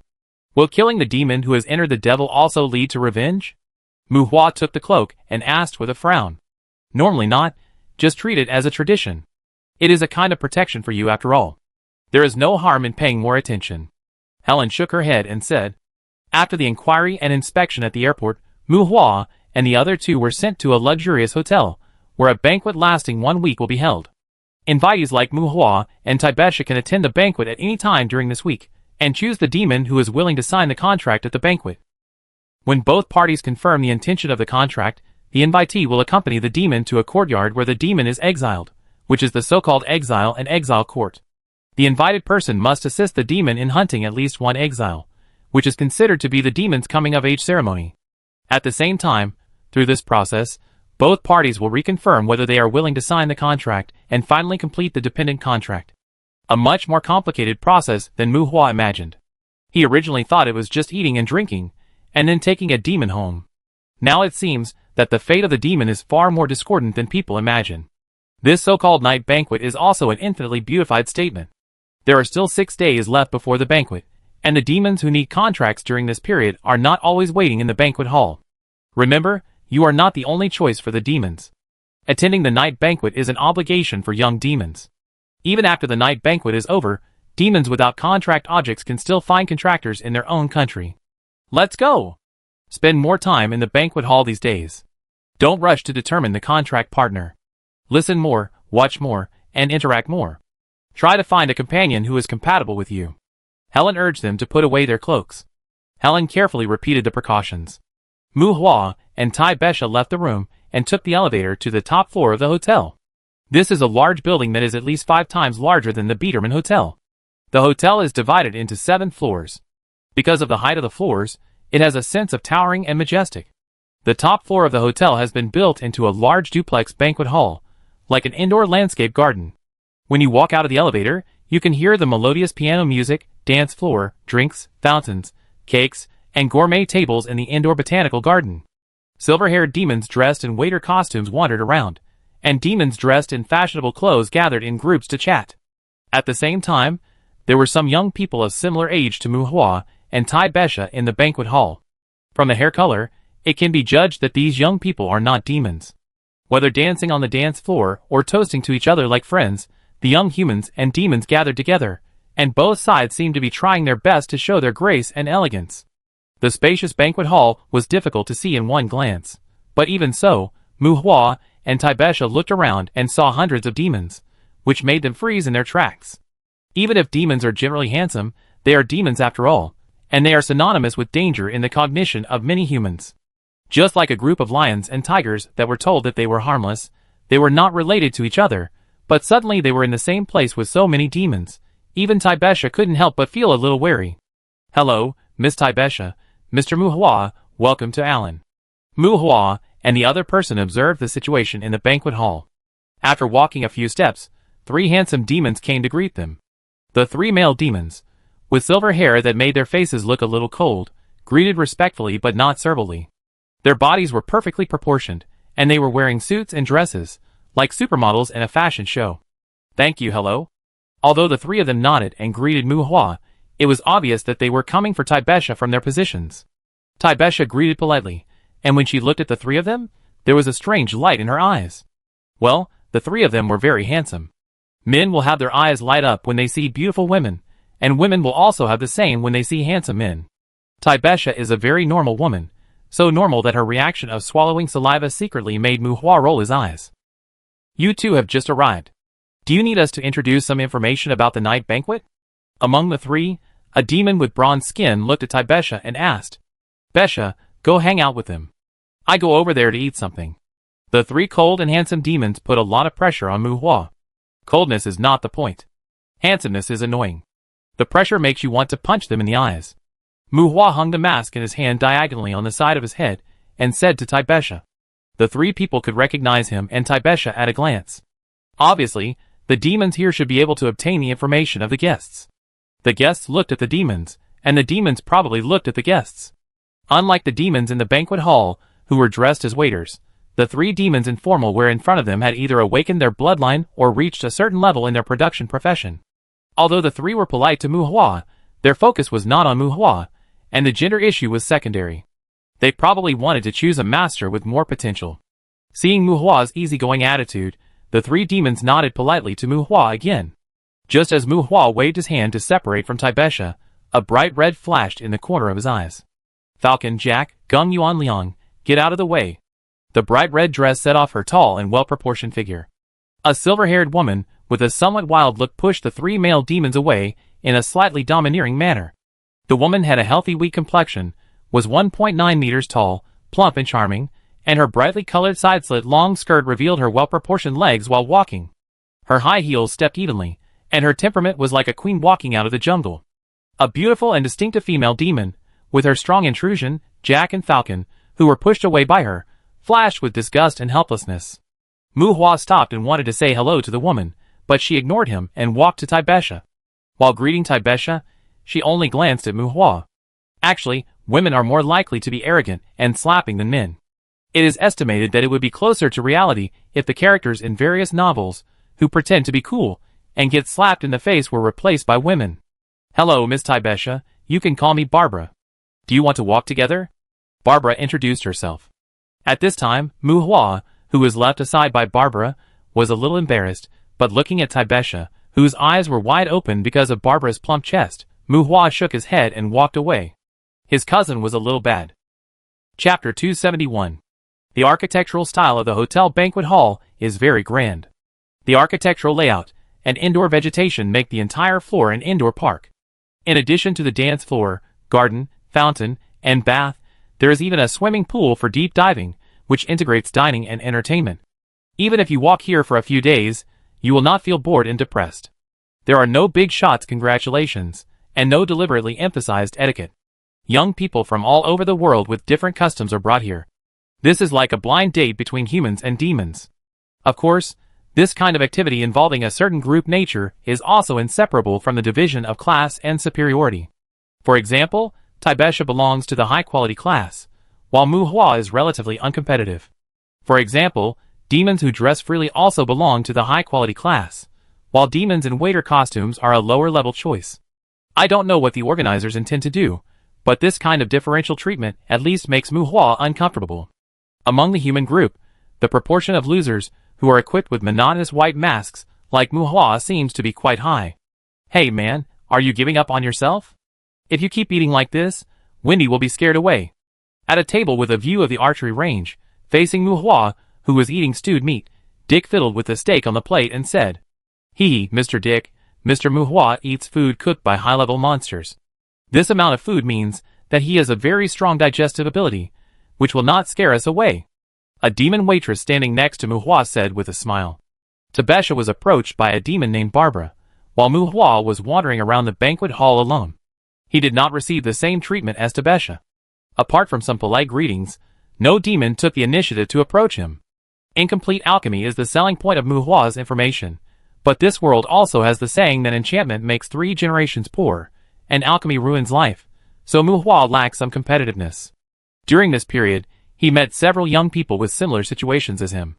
Several people gathered together, and the others went to find the demons to take the initiative to chat. Dick in front of him stayed with Mu Hua after failing to chat several times.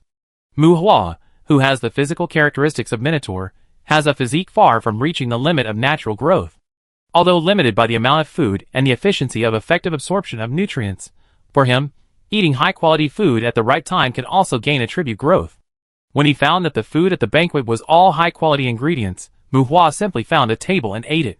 As a dining place, because there were not many people at this dining place for the time being, Dick and Mu Hua were accompanied by a demon waitress similar to a waiter. The 2 women accompanied Dick and Mu Hua, and served tea and water from time to time. You didn't scare them away, but you just don't want to sign a contract with us? Wendy refuted Dick's teasing of Mu Hua, and Dick said boringly, "Attending the Demon Night banquet is an obligation for us. Fitz and I both have our favorites. If you want to find a follower, you should go around more, and try to communicate with the waiters walking around." Wendy smiled at Dick. Wendy is more cheerful, while Fitz is more indifferent. It's not that the 2 of them have a follower they want to follow. Alan belongs to an independent country, and most of the citizens here are also ordinary humans. In short, the 2 women have boyfriends in Alan. Even if they want to become followers, they will definitely sign a contract with their boyfriends. Why don't you sign a contract as soon as possible? Aren't you afraid? Mu Hua asked curiously after swallowing a piece of stewed meat. 3 months before the Demon Night banquet, we were not allowed to sign a contract with our own citizens. 3 months ago, we failed to sign a contract, so we could only come to participate in the Demon Night banquet. Wendy explained. 3 months? No one awakened their bloodline during this period. What if it gets out of control? Mu Hua questioned. There is no way. Leaving Alan is the national policy of the Demon Clan, and also the fate of the demon clan. Wendy said calmly. This can't be considered fate. Mu Hua looked at Dick, and when he muttered, Dick shrugged and agreed. Hee, different countries have different customs. For example, in our Principality of Stania, the founding king laid a courtyard in the principality, which laid the foundation for the Principality of Stania. But the king has a strange way of thinking. Nowadays, animal ears are a traditional accessory of Stania. The standard maid uniform is a bunny girl costume, and the male servant's clothes are also tights. Alas, Dick sighed, and a very strange picture flashed through Mu Hua's mind, and his eyes twitched. There are many countries on the 3 main stars of the Federation, and there are also many human countries in the courtyards all over the world. There are really many countries with strange customs. Some strange customs can be understood as the willfulness of the founders. No, they can't be understood as, some are really the willfulness of the founders. Let alone bunny girl maids, there are even pajamas, big pants, bikinis, and the like as formal dresses. Those strange customs were usually set by guys who were adventurers, especially in some kingdoms in courtyards. The relatively closed environment led to many strange customs being taken for granted in the people's cognition. It is not difficult to see the wantonness and unscrupulousness of those adventurers. So hey, try to find a good girl. Mu Hua shook his head to get rid of the weird picture in his mind, and said to Dick sympathetically, "Oh, I guess the girls don't want to go to Stania either." Fitz rarely spoke, showing a very reluctant smile. It is not necessary to wear tights to become a dependent and go to the Principality of Stania, but to be able to attend the Demon Night banquet, I think Dick should have a certain family background in Stania. The appearance of the demon is obvious. As Dick's dependent, he is a servant. As for the dress, TSK, not wearing traditional clothes is a kind of unruly and impolite behavior. That's right, in Stania, bunny girls are not a hobby, but etiquette, but this etiquette is a complete social death and humiliation in the eyes of outsiders. This is probably the main reason why Dick has no market at the banquet. Hi, Mu Hua, Dick. A girl and a demon youth also came to the restaurant. They sat at a table not far away. The girl smiled and greeted Dick and Mu Hua. This girl was also invited to the night banquet. She had communicated with Mu Hua and Dick earlier. Judging from the atmosphere between her and the demon youth, the two should have confirmed the intention of the contract. Alas, I also think that the girls will not like Stania. You also saw the ghostly expressions when they looked at me. Dick waved to the girl and said weakly, "Hee. Wendy, please help me get another stew and bring some Didica fruit wine." Mu Hua didn't know what to say about Dick's strange situation. He forced a smile and said to Wendy, "You're still eating? There's no entrance fee to the Demon Night banquet. Are you trying to eat your ticket back?" Wendy rolled her eyes at Mu Hua and said teasingly, "It's level 8 demon meat. It feels like it has dragon beast blood. You should eat more," Mu Hua said with a smile. "We haven't awakened our blood, so it's a waste to eat it. Besides, the taste of this meat is not very good. I don't know why you like to eat this." Wendy shook her head and turned away to help Mu Hua get food. "Speaking of which, your physique is quite different from theirs." Wendy left, and Mu Hua looked at several demons shooting arrows in the shooting range in the distance, and said to Fitz beside him, "After the demon blood awakens, their own growth will increase significantly to varying degrees. For a period of time, they will feed on powerful demons. The flesh and blood of those demons are simply the essence of demons to them. Naturally, we can't compare with them," Fitz explained. "It's the same. It's the same after you awaken." Mu Hua smiled. His situation is somewhat similar to those demons. The awakening of demons is roughly equivalent to obtaining the physical constitution of demons, while he directly plundered the life characteristics of Minotaur. This is different. Demons who awaken earlier will be supported by the tribe, and can choose better contractors later. "Oh sorry, I didn't mean to belittle you." When refuting, Fitz suddenly realized that his words were inappropriate, stopped the topic, and apologized to Mu Hua and the others. "It's okay, starting high, one step higher, step by step higher." Mu Hua smiled and waved his hand. Dick's personality was not bad, and he didn't seem to mind Fitz's words.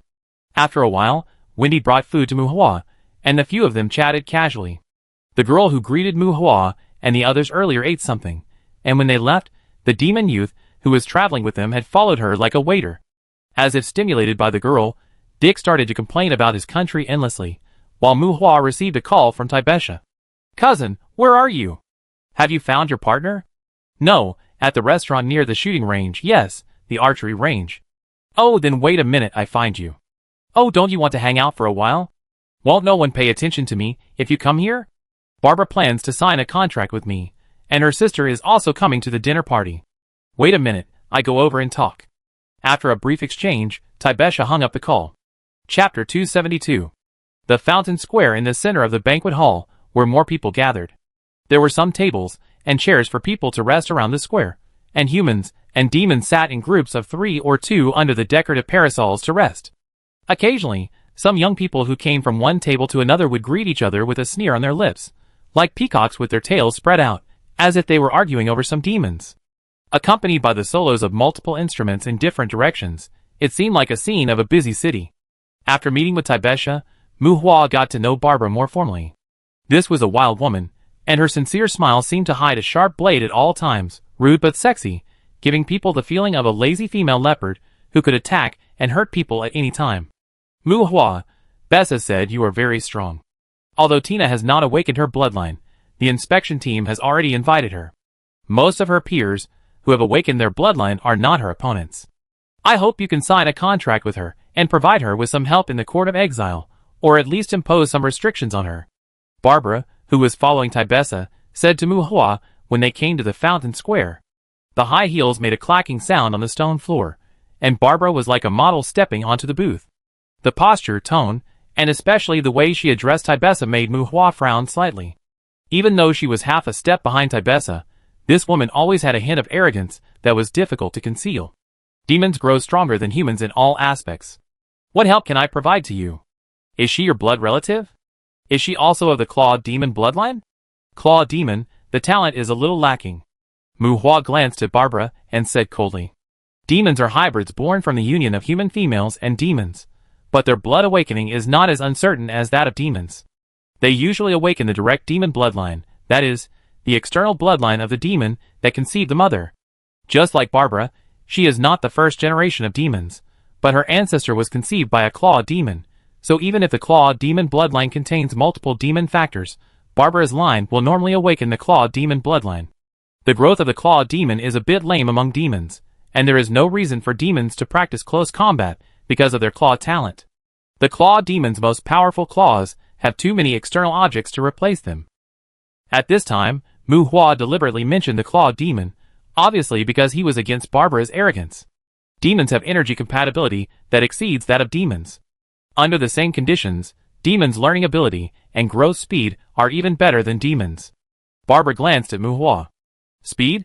Oh, the lifespan of demons is not comparable to that of humans, and the natural racial advantage is enough to wipe out those so-called growth speeds. Muhua said with a cold expression. Although the Claw Demon is only a middle-level demon, I have mastered the technology of refining the essence of demons, so even if Tina has not awakened, I can make her have a strong physical fitness. Barbara seemed to hear Muhua's dissatisfaction with her, and said coldly, You know alchemy? Muhua was surprised. Like your incomplete soul fire, I have only mastered the technology of refining the essence of demons for the time being. Alchemy, you can try to study it later. Barbara replied. Cousin, Barbara is very strong. You saw it earlier. Those men are afraid of her. Barbara, Muhua has 60 duelist knight summoned beasts in his hands. He is proficient in various curses below the intermediate level, and has also mastered the derivation of the undead in a different way. A blood clan invited him to participate in the vampire night earlier. Seeing that the atmosphere between Muhua and Barbara was not harmonious, Tibesha persuaded both sides. Barbara was a little arrogant. As Tibesha said, she chose Tibesha not because of Tibesha's strength and background, but because she and Tibesha had a suitable personality. Tibesha coveted Barbara's ability to refine monster blood. Not to mention a suitable personality, as long as Barbara didn't have any excessive requirements, Tibesha would obey Barbara in everything. In Muhua's view, Barbara probably thought that she had enough self-reliance ability, and didn't want to choose a strong master, so she chose Tibesha. But no matter what, Muhua didn't like Barbara's arrogance. Muhua could still be modest in ordinary interactions, but his attitude towards his followers had long been spoiled by Monday and Tuesday. Demon followers were far from what Muhua had imagined earlier. Signing a slavery contract with them was like marrying a rich girl. Not only did they have to make various premarital agreements, but if they were not satisfied, they could also complain to their parents. Signing a follower required coaxing them from time to time. When he understood the details, Muhua was not so concerned about demon followers. Blood clan? A group of alien species. Those guys would not sign a follower contract with anyone. Facing Taibesha's revelation, Barbara stubbornly refuted. And he not only has summoned beasts, but also demon followers. Mu Hua, I introduced you to Tina not because I value your combat power. On the contrary, I hope you can dissuade Tina from messing around in the court of exile. I can help you coax her to sign the contract first. You can kill any exile in the court of exile and bring her out. You can also bring her out even if you have to use the contract to restrict her, Barbara said. Mu Hua was silent and looked at Barbara in confusion. Why did this tone sound a bit like selling out teammates? Facing Mu Hua's doubts, Barbara helplessly told the reason. She and Tina are sisters, and they have a brother, but their brother awakened and lost control in his early years. When he lost control, he killed their parents with his own hands. Although their brother was captured and exiled to the court of exile, Tina has always wanted to personally bury that brother. That brother seems to be doing well in the court of exile. Someone once took a picture of him in a dangerous area. Tina wanted to use this demon night banquet to find the old man, but Barbara didn't want Tina to take risks. The sisters were deadlocked, and Barbara couldn't persuade her, so she finally thought of the contractor. Mu Hua's summoned beasts and demon followers didn't add any points to the demons. Strong summoned beasts mean that the contractor doesn't need to rely too much on demons in combat, and demon followers are both followers, which also involves the sharing of resources in the future. For example, you were supposed to marry someone, but now you are clearly taking a concubine. Under normal circumstances, this is definitely another option that deducts points for Mu Hua. But compared to Tina's reckless entry into the dangerous area of the exiled court, Mu Hua's contract object seems to be more suitable. Moreover, Mu Hua and Taibesha are also close, so even if they become followers, Barbara doesn't have to be separated from her sister for a long time. After this series of events, Barbara wanted to introduce Tina to Mu Hua. Mu Hua shook his head as he listened to the whole family love-hate ethics drama. When Taibesha comforted Barbara, the word trouble kept flashing through Mu Hua's mind. I suggest you change the contract object for your sister. Look, there seem to be military people over there. They may be able to provide more help to your sister. Stepping into the square, Mu Hua saw a familiar uniform, and a trace of annoyance flashed in his eyes, but he recommended it to Barbara. Are those people from Lanton? I heard that these military sons only have power in their eyes, and the social atmosphere over there is very weird. And no matter how they cover it up, demons still prefer personal power. They all look like politicians who are aging prematurely. We don't like them. Looking at a few people, Barbara shook her head. Can't use magic weapons? Mu Hua was puzzled, consciously ignoring some of Barbara's comments. Well, it should be said that it is not allowed to use, Barbara said. Well, even if you are not allowed to use magic weapons, don't underestimate these guys. They may each possess tens of thousands, hundreds of thousands, or even hundreds of thousands of resources. They are not too weak. Mu Hua shook his head. As he spoke, he saw Barbara waving at a girl standing by the fountain. Tina! Barbara's shout attracted some people to watch. Short hair, delicate face with a cold expression, fair skin, about 1.7 meters tall, leaving aside the eyebrows. From a distance, the girl in front of her and Barbara did not look like a pair of sisters at all. When seeing Tina in a maid's long dress, most of the people who were attracted by Barbara no longer paid attention to this side. Tina, come, let me introduce you to Taibesha, my future master. When the few people got together, Barbara casually put her arm around Taibesha and introduced her to Tina. Hello. Hello. Tina's eyes flashed with a strange color, and she turned to bow to Taibesha. She was solemn, uneasy, and a little worried about the impact she would have on Barbara. It seemed that this girl named Tina was not as cold as she appeared. Hello. Cousin, where are you going? Taibesha greeted Tina and called Mu Hua, who was hesitating and wanted to run away. This is Mu Hua, he is shy, you two can chat? Barbara turned around and grabbed Mu Hua, and when she said to Tina, she whispered to Mu Hua without leaving a trace. Take care of her. As long as you take care of her, I will take care of the monster essence blood before your physical fitness reaches 500. Barbara whispered. Oh, my physique has long exceeded 600. Mu Hua curled his lips, despising Barbara's perception, and the surprise on Barbara's face also made Mu Hua feel secretly happy. Hello, you can call me Tina. The two interacted briefly, and Tina's polite, but cold greeting came. Well, hello? By the way, if too many exiles are killed in the court of exile, is there a problem? Mu Hua nodded to Tina and asked a question he had been thinking about just now. Well? Tina's expression was slightly surprised. She first looked at Barbara, with suspicion flashing in her eyes. When she looked at Muhua again, there was a hint of inquiry in her cold expression. Well? Barbara made a questioning nasal sound. What does this question mean? What does it mean to kill too many? Barbara looked at Muhua, who was looking at Tina affectionately, and felt uneasy for some reason. Chapter 273. The exiles are the negative product of the demons. They are very hungry beasts, and their survival instincts dominate all their actions. Because of the emotional issues involving relatives, the demons will not immediately eliminate those demons who have lost their rationality, but choose to exile them. But this existence, which is more disordered than the devil, is very dangerous. They have no sense of companionship, no sense of partner, no sense of reproduction, and a strong sense of territory, and a survival mode that completely follows the instinct of desire make them an existence that does not destroy for the sake of destruction. So, as long as no technological weapons are used, no one will interfere with the hunting of the exiles, which is the so-called giving the exiles a fair death? Muhua asked Tina and Barbara in the weak sound of the fountain. Yes, but the exiles have no magic cores and no drops.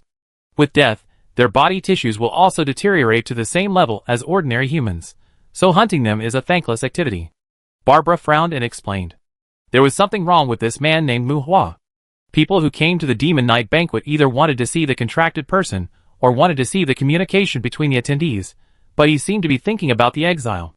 Barbara could understand that he was a necromancer. However, in order to prevent him from misleading Tina, Barbara tried to remind him that although demons were very strong when they were alive, they were of no value when they died, even to necromancers. Oh. Facing Barbara's explanation, Muhua replied in confusion. Whether it is pleasing or not, we have to ask our own burning source furnace first to know. Ordinary humans can melt some philosopher's stone. Muhua still has some expectations for those exiles. Barbara told you about my situation? Do you want to be my contractor? Compared with Barbara's doubts, Tina looked at Muhua with interest. Can no contractor enter the court of exile? Muhua asked. Yes, but after the night banquet, non-Alan citizens will be deported, and only a few commercial ports in Alan will be open to the outside world. Tina said. Oh, then I don't care about contractors. Muhua spread his hands, and his casual attitude made Barbara and Tina frown. Muhua. Taibesha pulled Muhua's sleeve, and her eyes signaled Muhua to pay attention to his attitude. The Demon Night Banquet is a major event in the life of the demons. After all, it is a bit rude to be too casual. Being pulled by Taibesha, Muhua was impatient and forced an apologetic smile to Tina, but Tina muttered to herself. I need a contractor. I am afraid of awakening. I always see DeWitt's twisted smile in my dreams, so I need a contractor. Tina. DeWitt is probably Tina's brother. Seeing Tina's low mood, Barbara seemed to want to comfort her, but was interrupted by Tina. Muhua, I have read your message. The night banquet is a coming-of-age ceremony for us. I need to awaken and want to find DeWitt's trace. If you don't restrict my actions, I can sign a contract with you now. Of course, you don't need to go with me. You can wait in a safe place. But there is one thing you must know. If I die, you may lose the power to obtain the demon's followers again. The demon clan will not take the initiative to arrange two followers for the same person. Tina said to Muhua.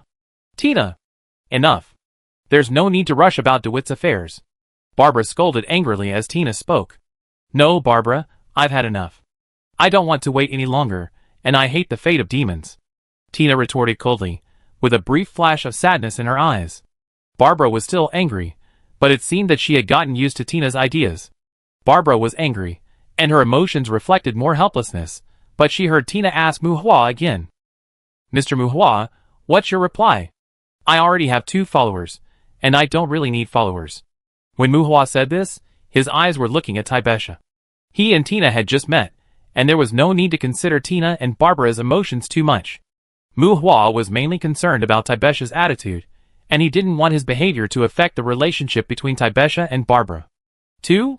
Barbara was surprised. She only knew that Muhua had a demon follower, and she didn't know that Muhua hadn't counted the skeletons as his followers. Muhua really didn't lack followers. Well, don't worry about how many, Barbara.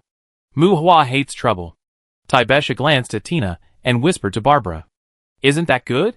Since you don't need a follower, just help me. I will give you enough compensation. Tina said. Help you? Compensation? It sounds like you are seeking death, And you demons really don't have the consciousness of being a follower. Mu Hua frowned and sneered. Hee, this is the first time I see someone say this before signing a contract with a demon. You must not have a girlfriend. Facing Mu Hua's ridicule, Tina smiled for the first time. That sweet smile seemed like a friend's teasing, but there was no malice. Ha, then you are wrong, I have many girlfriends. Mu Hua raised his eyebrows and retorted. No, your understanding of girlfriend is wrong, those should not be considered girlfriends. Tina has not spoken yet, Taibesha whispered beside her. Well? Taibesha. Mu Hua turned his head and stared.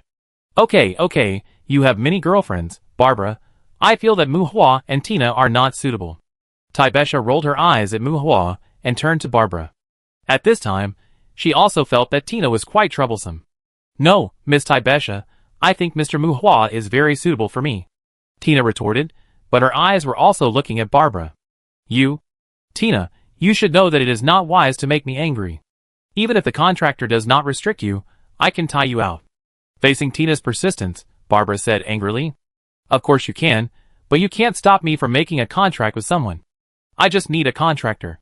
Tina said stubbornly. Barbara was angry. Tina made it clear that although she wanted to take advantage of the Demon Night banquet to find DeWitt's trace, it didn't mean that she had to kill DeWitt now. She wanted a contractor so that she could awaken without worries. Barbara could catch her for a while, but she couldn't tie her up all day. Her determination to fight for DeWitt remained unchanged, and Barbara couldn't do anything about her. Very good. In fact, I felt that Mu Hua was quite suitable to be your contractor from the beginning. Barbara snorted coldly. She had thought about what Tina said, and it was precisely because she had thought about it that she was more optimistic about Mu Hua and Taibesha, a pair of siblings. If Tina becomes someone else's dependent, Barbara will not be able to control her, but if it is Mu Hua, at least she can keep an eye on Tina from a close distance and prevent her from messing around to a large extent. Hey you two, you don't seem to consider my position? Facing the quarrel between the two sisters, Mu Hua frowned and said, Mr. Mu Hua, there is no harm in letting me become your dependent. You will have everything of mine, wealth, body, all yours. Tina said calmly. Can your savings be considered wealth? Don't forget, I have more savings than you. Before Mu Hua spoke, Barbara retorted, with an attitude that I want to bribe your master. I am prettier than you. You should know that you are not liked by men. Tina shook her skirt, and the swing of the skirt faintly outlined a graceful line. Bullshit! I don't know how many men want to climb into my bed. Tina's words seemed to stimulate Barbara's pain point, and Barbara was a little anxious. Vulgar. Big barbarians. They just treat you as a precious animal. Tina was harsh and picky. I am plump. Don't think I don't know that you have always been jealous that my breasts are bigger than yours. Barbara crossed her arms and raised her chin with contempt. Big. I don't know if it was an illusion, although Tina looked disgusted, but Mu Hua seemed to see her twitching the corner of her mouth. I have big breasts. Barbara showed sarcasm. Barbarians. I have big breasts. Vulgar. I have big breasts. Shut up. What's so great about big breasts? The sisters were arguing at some low level, and Taibesha suddenly interrupted.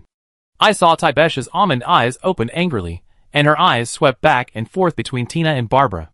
The girl's eyebrows trembled uncontrollably. Fuck, both sides seem to be not small.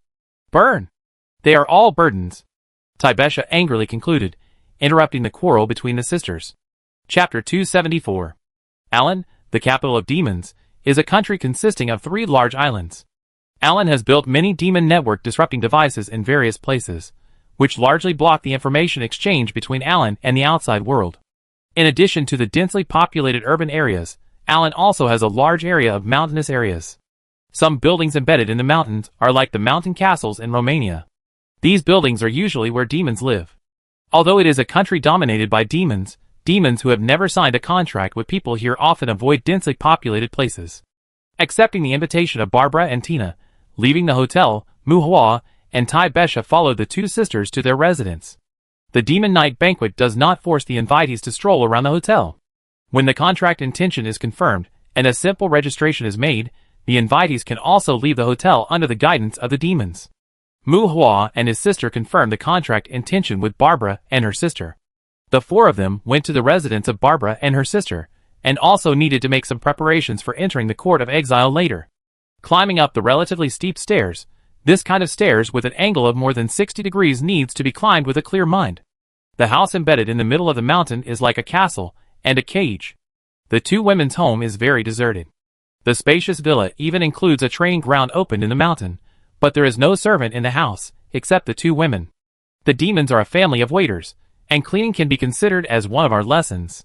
Mu Hua and Taibesha looked at this stone mountain villa curiously, and Barbara explained to them. It seems that the villa was carved directly into the mountain, but every corner is very clean, with a classical architectural style, and the villa is full of modern furniture and appliances. There were many green plants planted in the living room, and several sofas surrounded a long wooden table, allowing Mu Hua and Taibesha to sit down casually, while Barbara and Tina changed into home clothes. What did Helen say? Looking at the environment in the house, Mu Hua asked Taibesha. She seemed to want to go around and let us inform her when we are sure to go to the court of exile, and meet up at the hotel when we leave. Taibesha said. Are you sure you want to sign a contract with them? Helen is also from Alan, right? Doesn't she have any recommendations? Mu Hua asked Taibesha. Except for immediate family members, the connection between demons is usually not close. While the two were talking, Tina, who was dressed in casual clothes, came out with tea and snacks. After all, before signing the contract, no one knows whether they will become an exile, and people usually don't make connections with others casually. After signing the contract, life revolves around their own master. The Helen you are talking about is the demon who recommended you, right? She probably can't give you any recommendations, Tina said to Mu Hua and Taibesha after placing the refreshments in front of him. The Loka dress with off-shoulder, well-proportioned calves and delicate ankles were exposed under the hem, and she wore a pair of home slippers on her feet. The simple clothing set off a gentle and soft beauty. TSK a disgusted tongue click, but Barbara, who had changed her clothes, also came to the living room. Suspender vest and big shorts, long breasts and thighs, and a perky butt. Unlike Tina's soft beauty, Barbara's clothes should not be too homely. Kicking her slippers, Barbara sat on the sofa next to Taibesha, looking at Tina with a look of disgust. You're already flirting with men before the contract is signed? Barbara said to Tina, who put snacks in front of her, while sitting cross-legged opposite Mu Hua. I'm just doing my duty. As if she didn't care about Barbara's provocation, Tina set up the tea and sat gently beside Mu Hua. Ha, duty? Mu Hua, I must remind you that Tina is good at assassination. I bet she has at least 5 knives hidden on her body now, Barbara said to Mu Hua. Then clothes, soft figure, accompanied by Barbara's words, Mu Hua couldn't help but look at Tina beside him, and then looked at Barbara with questioning eyes. Pa, pa, pa. Without waiting for Mu Hua to ask, Tina put 3 daggers on the table. You lost, you only have 3. When Tina said that, Mu Hua rubbed his eyes. Without the space prop, where did this girl hide the knife? Barbara, didn't you say you were also good at close combat? Also short-handled assassination? Seeing that the two women seemed to be bickering again, Taibesha asked. Young demons generally prefer close combat. My weapon is a long-handled battle axe. For short weapons, I have this. Barbara raised her palm, and while speaking, sharp claws emerged from her fingertips, like a sharp-hooked knife. Clang, the claws touched, and made a metal friction sound. Swish, I like this. Mu Hua whistled. This should be the ability brought to her by the claw demon bloodline. He really likes this. Originally, Mu Hua thought that this ability did not have a skill stone, but he had obtained Aqua Scuba from the fishman earlier. In comparison, there should also be a skill stone that allows him to obtain this kind of claw. Unfortunately, the magic stone has never been produced, and I have not obtained any corpses of the claw demon. For now, I can only look at the claws that change the body structure with envy. Although my bloodline potential is a little lacking, if I grow up, I can make up for it by absorbing the essence of monsters. I can refine the essence of monsters, so I will be a very good follower. Barbara seems to like to prove her value in front of Taibesha. Perhaps under her proud appearance, she also hides her anxiety about the future. Although Mu Hua felt a little touched, it was a pity that he did not grow up in a harmonious and friendly environment. His previous life was full of intrigues. If it were an outsider, he might be able to ignore and deal with it, but when it comes to the existence that may live together for a long time in the future, he lacks understanding and generosity for this kind of pride. Or it is not that he is not generous, but he dare not be generous, worried that the tail will be too big to go, and worried that the other party will be unable to restrain after expanding, which will also make him embarrassed and helpless.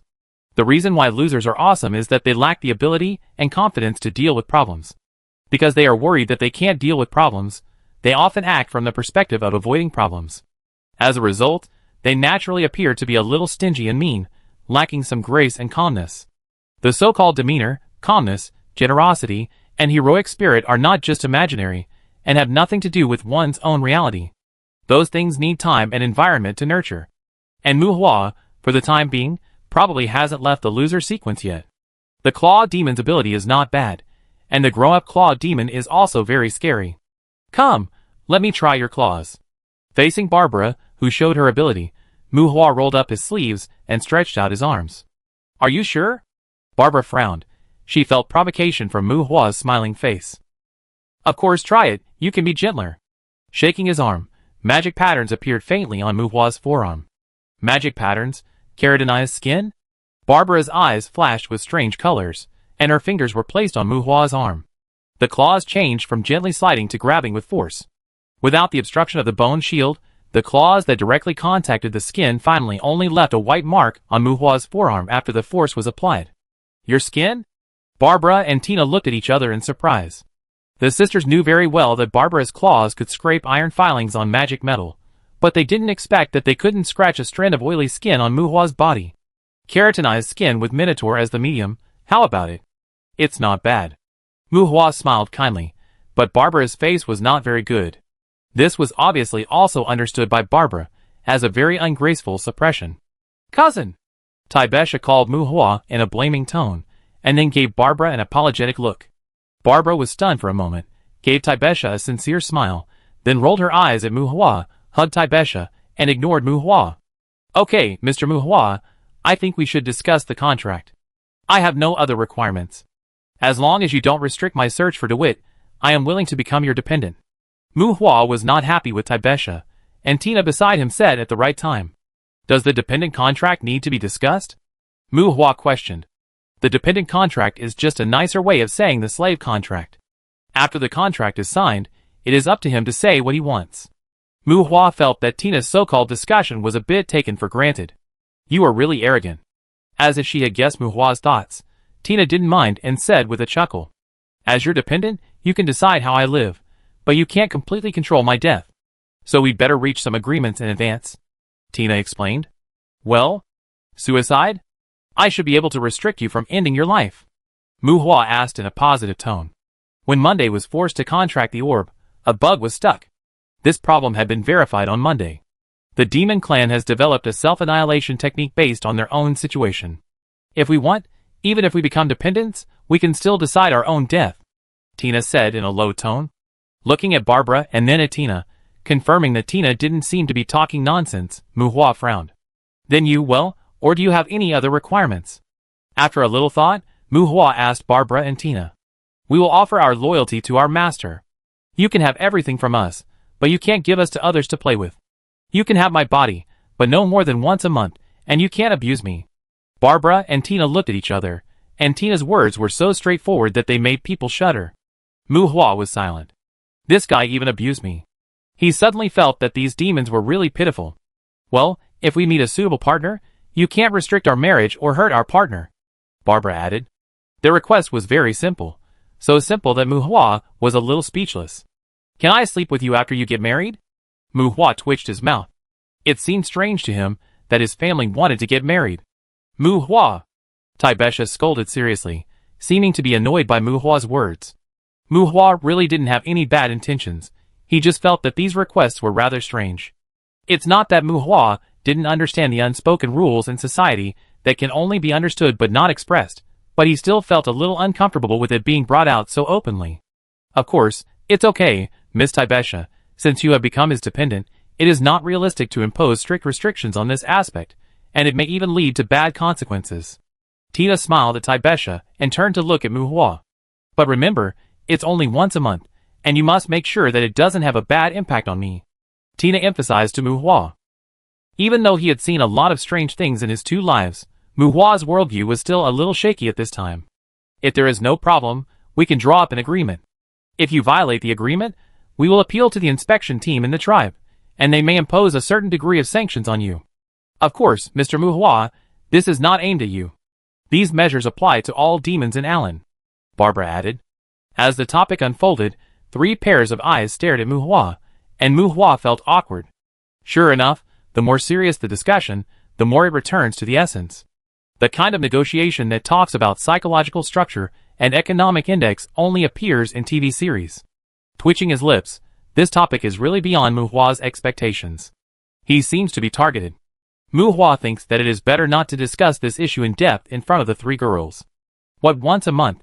What can't limit the search for a partner? Who are you looking down on? If you piss me off, I use your samples to make a bunch of magical beings, and make them bridegrooms every day, and I let you squat by the bed and serve you. Looking at the three girls, who seemed to have entered the mode of common hatred against the enemy, Muhua shouted in his heart. Chapter 275. Compared to followers, demons are more like personal assistants. Because of the irreversible nature of the slavery contract, outsiders invited to the Demon Night banquet also need a certain credibility guarantee, and the so-called recommender is probably one of them. Never underestimate the perversion of human beings. Not everyone will treasure their followers as treasures. For example, those who don't lack slaves in reality are full of confidence. They do not surprise others by doing anything to their followers. People's hearts are unpredictable. The demon group will provide demons with a certain degree of rights protection, so that they will not completely become slaves of the contractors, at least on the spiritual level. And like Helen, the demon who recommends the banquet attendees, they are like guarantors, and to a large extent guarantee the character and temperament of the contractors. The seemingly rough and casual Demon Night banquet actually sets many thresholds in a subtle way, and the loyalty and dependence of the followers also prevent the contractors, who are qualified to attend the banquet, from being too entangled in the bumps and bumps. Before signing the contract, Muhua and his sister each signed an agreement with Barbara and her sister. What about 2 days off a week, no persecution-related work, no excessive interference in private life, etc. Compared with the slavery contract that followed, this agreement can be seen as a gentleman's agreement, or as the helpless struggle and final stubbornness of the demons. In this regard, even Muhua could not help but feel a little pity for Tina, and felt an unspeakable strange discomfort in his heart. The slavery contract that was supposed to be signed after hunting the exiles, Barbara and her sister handed themselves over after Muhua and Taibesha agreed to the agreement. From then on, her life was bound to Muhua and Taibesha, and she became someone else's dependent. While gaining dependence, Muhua and Taibesha also ushered in the harvest season. The mountain villa, which is the nest of the demons, also stores the wealth accumulated by Barbara and Tina, and these accumulations will become the property of the contractors together with them. If Muhua and Taibesha do not settle down and become naturalized in Allen, when they leave with Muhua and the others, including this mountain villa, will also be recycled and allocated to some new generation demons as nests. Look, these are all our collections. Now we really have nothing. Pointing to several rows of shelves in the storage room, Barbara joked. They have been constantly building up their psychology, since they were sensible. Their outlook on life and values are very different from the secular world. Compared with the complex emotions of Muhua and Taibesha, Barbara and Tina are much more free and easy. Weapons, armor, medicinal materials, metal ores, the things in the storage room are not many. To be honest, Barbara and her sister are not rich. Or, the higher attributes of the sisters among their peers are not for nothing. As Barbara said, since she learned to refine the blood of monsters, most of their money has been used to purchase monster corpses and magic energy. Barbara is a graduate of a formal school, and there will inevitably be losses and failures in refining the blood of monsters. Because Tina has not yet awakened, in order to enhance Tina's combat power, those blood essences have been thrown at Tina. As a young demon who is not awakened, while mastering the necessary knowledge and combat skills of a waiter, Tina can have a physique of 500 plus, and the effect of the blood essence of monsters is indispensable. In Barbara's words, she is completely helping Muhua to feed the child. In the absence of enough slaves to carry the burden, you have to choose between money and personal strength. After a while, the sisters' financial situation can be imagined. As the attributes improve, the sisters' requirements for the quality of monster essence and blood are getting higher and higher. If it is not difficult to purchase high-quality monsters at a suitable price, I am afraid that the remaining things in this storage room will also be sold by Barbara. Corn sword, true red sword, black rhino armor, no staff and robe. Checking the weapons and equipment in the storage room, Muhua asked Tina. Except for the Court of Exile, the entrances to several courtyards in Allen are all at the bottom of the deep sea, which is inconvenient to enter and exit, and we rarely go there. Because of the physical growth advantage of demons, young demons usually study martial arts and combat skills. In order to cooperate with demons, more humans in Allen will choose to study magic. Spellcasting equipment is very popular in Allen, Tina said. All sold? Muhua understood without Tina saying anything more. Well, sometimes Barbara would dismantle some staffs when she was short of magic cores, Tina added. Barbara looked up at the roof, humming a tune, as if studying the pattern of the roof. Oh, so particular, sometimes I would do that too. Muhua smiled and shook his head. Obviously, Barbara was not a person who was careful with money. Is this a dragon's tooth? It's incomplete. Why do you keep it? Muhua looked through the equipment and saw a huge broken tooth on a shelf. I picked it up in the courtyard. It's quite rare. I keep it as a lucky charm, Barbara said. Complete dragon teeth are top quality materials, but incomplete dragon teeth will become harder teeth after being stored for a long time. Is there an evil dragon in Allen's courtyard? There should be, but few people encounter it. People usually go to the deep sea courtyard to capture monsters or collect monster cubs, and then put them in the court of exile. Raise the exiles? Muhua frowned. Maintain the ecosystem, and prevent the exiles from going crazy due to hunger, Barbara said. Your attitude towards the exiles is really contradictory, Taibesha sighed. Oh, there is no way. No one knows whether their descendants and relatives will be possessed by demons. In order to avoid civil strife, exile is also a helpless choice. Barbara smiled bitterly, and Tina was a little depressed. Wow, you really have something good. Is this chimera alloy? Muhua's surprised cry interrupted the slightly dull atmosphere. I saw Muhua take a piece of ugly, or the size of an egg from the shelf. The dark-colored ore was mixed together, making this ore look like a highly toxic radioactive source. Although it looks like ore, this thing is the associated substance of chimera. Because it can promote the fusion of some high-density metals and magic substances, it is called alloy. Chimera is a kind of alienated magic beast with a certain demon bloodline. They have no reproduction ability, and there is almost no law to follow in their birth. Therefore, chimera is also a rare magic beast, and the associated substances on them are even more rare.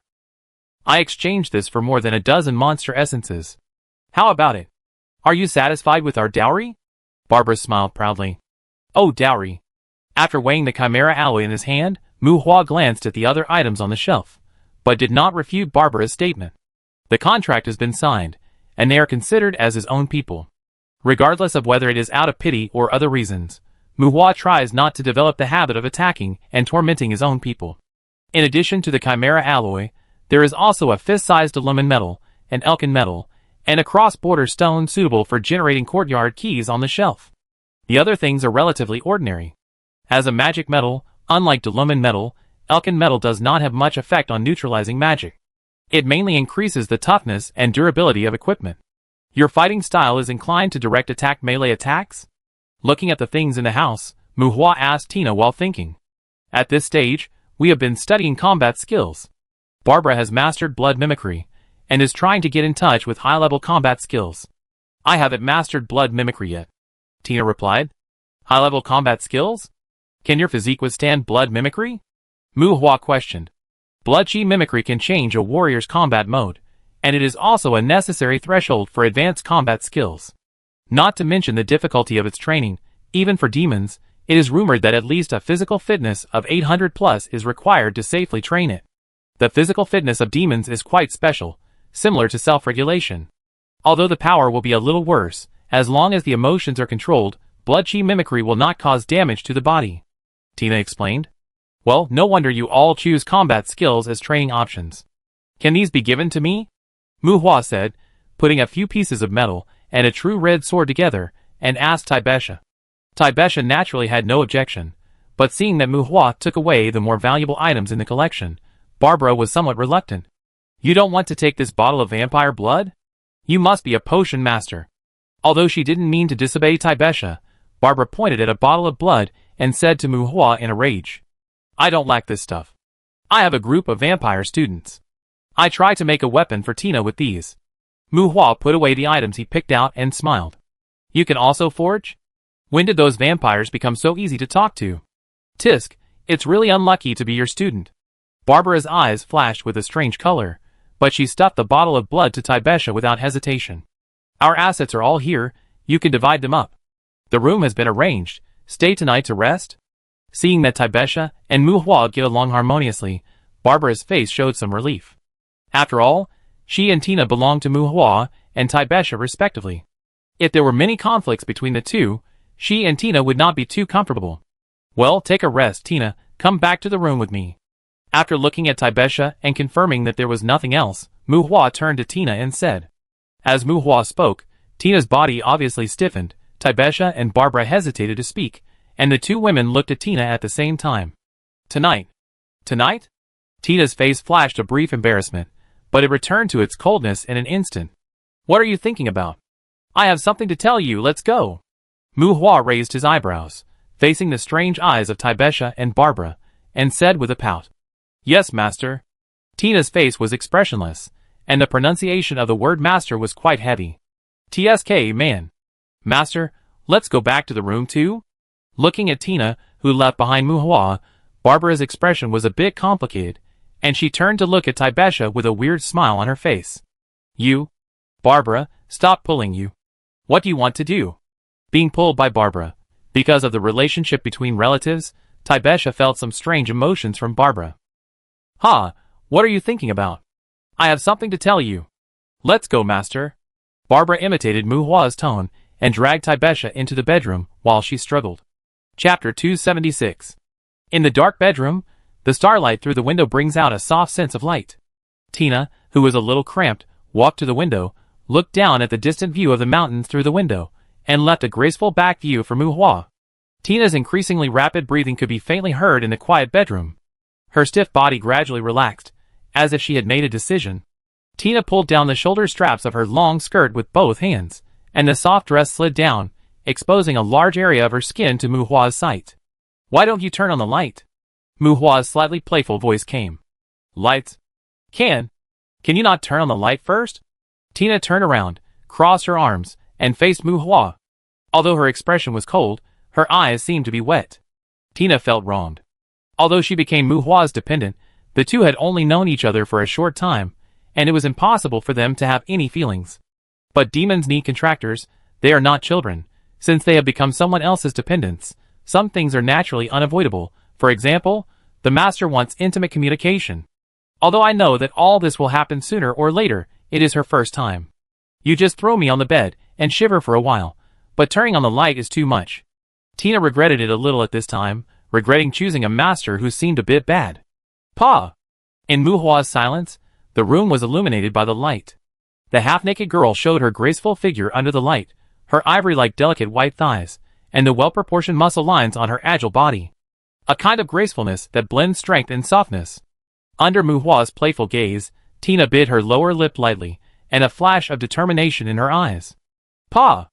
Untied the restraints on her chest, letting the bra slide off. She took off her thin panties, lifted one leg, and let it slide off naturally again. The girl bit her lips and lowered her head to walk towards Muhua. The silver color under her belly made Muhua curious. You don't want to take off? Are you going to bed?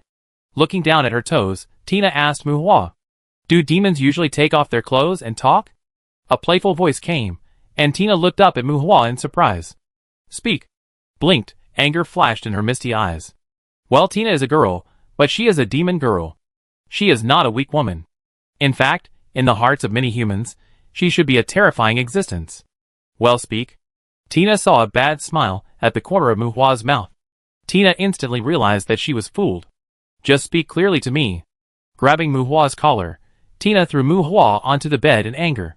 She turned back to put on her clothes, but looking at the underwear on the ground and the thin dress by the window, Tina felt that if she went to pick up clothes at this time, she would look even more embarrassed. Gritting her teeth and stamping her feet, the demon Tina was also desperate, and simply showed herself naked in front of Muhua. With graceful steps, Tina walked to the bed, and looked down at Muhua, lying on his back on the bed. Tina said that she had learned the little things between men and women a long time ago. My head hurts now. Do you know why? Tina said to Muhua. Because of the contract, do you want to beat me? Muhua asked. No, it hurts more than wanting to beat you. Tina twitched her eyes. Okay, dear, don't think about it. You should know that I didn't say anything. Muhua turned over and sat up. His fingers swiped across Tina's waist and abdomen, and the muscle spasms in the area where his fingers swiped were visible to the naked eye. So I just have a headache. Tina shivered uncontrollably when Muhua touched her body. When she was scolding, Mu Hua grabbed her waist and dragged her to the bed. Okay, dear, it won't hurt if you don't think about it. Amid Tina's exclamation, Mu Hua pulled the silk quilt on the bed and put it on Tina's body. Asshole. Tina scolded, tears of grievance fell from the corners of her eyes. This is all a misunderstanding, Mu Hua explained. Where are you rubbing? If it's a misunderstanding, get up. Tina's body stiffened and twisted and struggled when Mu Hua kneaded the sensitive parts of her body. Joking and teasing, Tina was surprised to find that Mu Hua seemed to be stronger than her. But Mu Hua didn't do anything to Tina. He wasn't so unsatisfied now. He hadn't done anything yet. There was still a long way to go. It was a bit inappropriate to mess around with someone just after signing the slavery contract. Originally, he was planning to study the merged Abyss Island with Tina, but he felt that Tina was emotionally unstable, so they lay on the bed and chatted about trivial things. Name, Tina Sharpclaw. Race, human alien. Level, 141. Life, 97%. Magic, 100%. Constitution, 512. Intelligence, 140. Spirit, 125. Magic adaptability, A. Distributable points, 120. Checking Tina's attributes, the prying of the appraisal technique awakened Tina, who was a little depressed. The palm that grabbed Mu Hua's throat was stopped by Mu Hua. The dull pain in her heart made Tina regain her clarity, and then she relaxed and was taken into Mu Hua's arms. Your power is very strong. If you report it truthfully, you should be able to sign a contract with the Awakener, Tina said to Mu Hua while curled up in his arms. Blood awakening is meaningless to me. I want a well-behaved follower more, Mu Hua said with a smile. But you promised that you can't restrict me from looking for DeWitt. Tina looked up at Mu Hua's face. Although there was no in-depth communication, perhaps because of Mu Hua's understanding and the laughter, Tina looked at Mu Hua with a hint of complex emotions. Well, in-depth communication will make women feel strange about men. It is definitely a fantasy of men. Women don't care so much about this. At most, they feel that they have invested in the secular concept, and the issue of returning to the original capital is involved, and they may do more considerations. But if you praise the activity of sex too much, will you really make them feel that they have lost all their money? Haha. I won't restrict you. That's Barbara's business. By the way, is DeWitt very strong? Mu Hua asked, stroking Tina's hair. Moving her body, Tina relaxed and had fewer concerns. She leaned on Mu Hua's arm and chose a comfortable position. After long-term physical training and frequent close contact with Barbara, Tina is not so sensitive to physical contact with others. People who feel anxious and dry-mouthed when touching hands or faces are generally not emotionally rich. On the contrary, they are more likely to be lonely in life and have too little physical contact with others. Demons who have been possessed have a strong sense of territory. Exiled people who can gain a foothold in dangerous areas at least have the combat power of high-level monsters. Devitt. Forget it, let's not talk about him. Why do you say that blood awakening is meaningless to you? You should know that demon blood determines the combat power of demons to a large extent. Tina changed the subject. You demons, you don't have any decent demon blood, Mu Hua muttered, feeling the warmth and softness of the body. Tina opened her mouth, but finally gave up the rebuttal. Indeed, in terms of demon blood, demons are indeed a bit neither high nor low. The original demons were born from human women as the mother. Even if the male demons who had sex with them had multiple demon factors in their blood, under normal circumstances, the blood of only female demon races such as Succubus, Lamia, Spider Demon, and Medusa would not appear in demons. And the upper demons are generally taller, and their size is completely incompatible with humans. In the ancient chaotic era, even if those upper demons were interested in human women, they would not transform into a size that matched humans.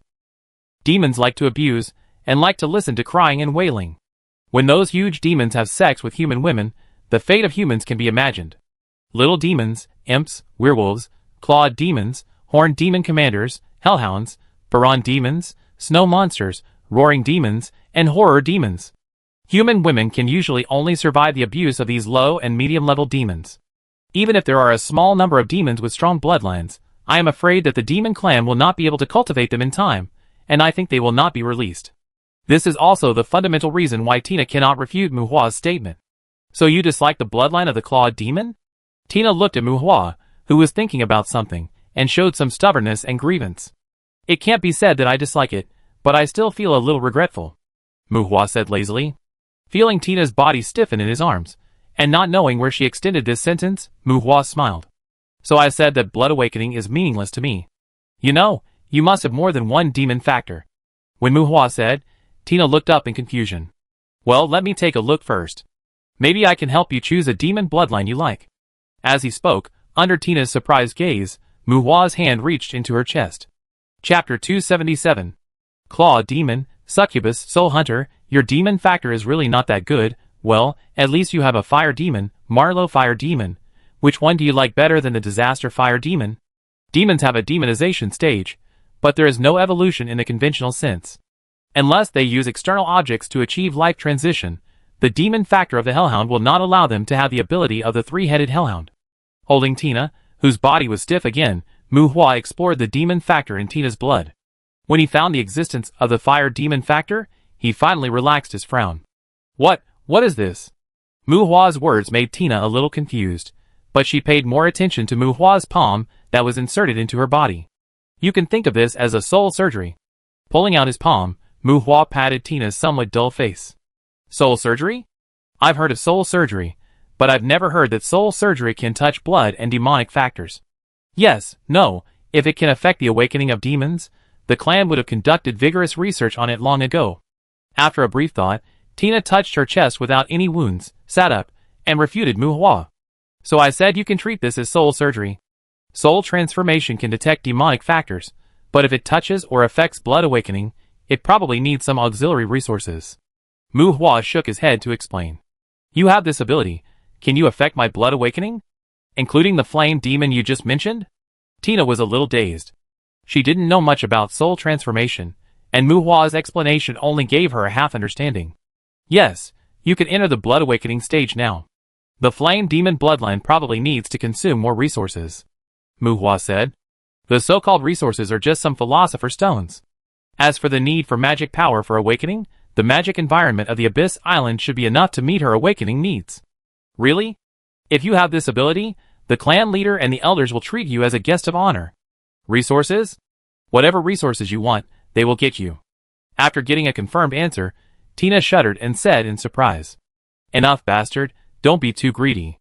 A bad female voice came from Muhua, and Tuesday came out of Muhua's body. If she hadn't been dragged by Muhua, Tina might have jumped off the bed because of the sudden appearance of Tuesday. This? Tuesday, my dependent? She scolded me? Yes, bastard, you are trying to put the master in danger, and you can't get the resources for evolution. Master, you promised me that I need to evolve. Interrupting the conversation between Tina and Muhua, Tuesday knelt on the bed and said to Muhua aggrievedly. Well, Tuesday has been working hard without complaint. She doesn't care about anything. The only thing she cares about is that Muhua consumes the Philosopher's Stone on other people. She could tolerate a demon follower, but when she heard that Tina wanted Muhua to have a deeper connection with the demon clan, Tuesday immediately got angry. Okay, I didn't think about contacting the demon high level. It's not certain whether I will be a guest of honor or a prisoner, Muhua said to comfort Tuesday. My lord, your wisdom will lay the foundation for the path of the demon king. Yes, demons are not trustworthy. Their own strength is the foundation of everything. As long as I revive my demon body, I will become your loyal demon, a demon who embodies death. Tuesday snuggled into Muhua's arms, staring at Tina, who was sitting aside, and fell into a trance again. Embody death? I don't know the details. Oh, I didn't know your tone was so scary. It should be extremely mysterious, and the Great Demon is not comparable to these demons. The Great Demon doesn't seem to have any special abilities. The Great Demon is an ancient demon with pure demon blood. We can adapt to any ability, and have infinite possibilities. As long as you don't waste the Philosopher's Stone, sooner or later I can bear our nickname, and I will definitely help you enslave a legion of great demons. Okay, my future great demon, I haven't wasted it. Get along well with Tina in the future, and don't call her a bastard anymore. I will follow your orders, but my lord, Succubus is actually an ancient demon, although the rank is lower, but she also has strong adaptability. I think she is quite suitable for the Succubus bloodline. Don't come on, do you want to compare the Succubus with the fire demon? Okay, don't worry, Tina will also go through a period of growth after awakening. I will try my best to help you evolve first. You said the same thing before you created Ikaros. Ikaros didn't consume many Philosopher's Stones. What about this demon? And don't think I don't know that you still want to raise a little devil. Raising a little devil doesn't necessarily mean helping them evolve. Hee hee. Oh my god, you dare to laugh at me? I don't dare on Tuesday. Okay, don't talk nonsense. We are talking about the demon, Tina. Remember to keep the soul surgery confidential, and don't disclose any information about me to the outside world without my consent. This is an order. Tina could understand every word Muhua said to Tuesday, but when the two talked together, Tina was confused and didn't understand what was going on. She watched Muhua and Tuesday's quarrel in a daze, until Muhua gave her an order. Tina came to her senses in a trance. Keep. Secret? Keep what secret? Tina hesitated. Everything is a secret. Muhua summarized. Yes. Tina replied in a tangled way. Now think about it. Do you want to awaken the bloodline of Marlowe Fire Demon or Disaster Fire Demon? Marlowe Fire Demon should be able to evolve into Baroque Fire Demon. Disaster Fire Demon grows more evenly, but the direction of evolution is the King of Fire Demon. It should also be considered an ancient demon, right? When Muhua asked Tina, he mentioned the Disaster Fire Demon and looked at Tuesday as if to confirm. Demons don't have regular evolution, but they can also achieve the possibility of bloodline evolution through life transition. Of course, even if we don't talk about evolution, the racial talent of the Flame Demon is stronger than Tina's other bloodlines. Muhua has no idea about ancient demons. They are like some relatively ancient demon races. The biggest feature is probably that they are more likely to comprehend the ability of original sin. In people's usual way of saying, this kind of demon is more likely to awaken the bloodline of original sin. Facing Muhua's inquiring eyes, Tuesday curled his lips. I think the succubus bloodline is good. Awakening the succubus bloodline can bring more pleasure to the master. Believe me, pleasing the master can bring you more benefits. Tuesday said to Tina. Give me a little bit. Why don't you evolve into a succubus? Muhua's eyebrows jumped. I only have the demon factor of the great demon, and I can't evolve even if I want to. And what I lack the most is the ability to bring pleasure to the master. Tuesday said confidently. You? Forget it. Just be the fire demon of the disaster spirit, awaken the fire demon bloodline first, and see what happens later. Muhua was angry, and waved his hand to ignore Tuesday. As Muhua spoke, Tina opened her mouth, but no sound came out. Just now, he was clearly asking for her opinion, and the two of them were arguing, and in a blink of an eye, Muhua helped her make a decision. In Muhua's mouth, the awakening of the demon was as simple as eating and drinking water. Tina had no idea about it, and didn't know what to say for a while. She waited for Muhua to take further action, but was urged by Muhua to put on her clothes. 2 elemental tears hit Tina, and Tina, who was originally just a little confused, was completely stunned. Without sufficient magic adaptability, humans cannot survive on the Abyss Island, but monsters will not be affected by such negative effects. Muhua was not sure whether demons should be classified as humans or monsters. To be on the safe side, he simply improved Tina's magic adaptability. As the teleportation array rose, the space intertwined, and Tina, who was in a daze, was brought to the Abyss Island by Muhua. Beach? White sea.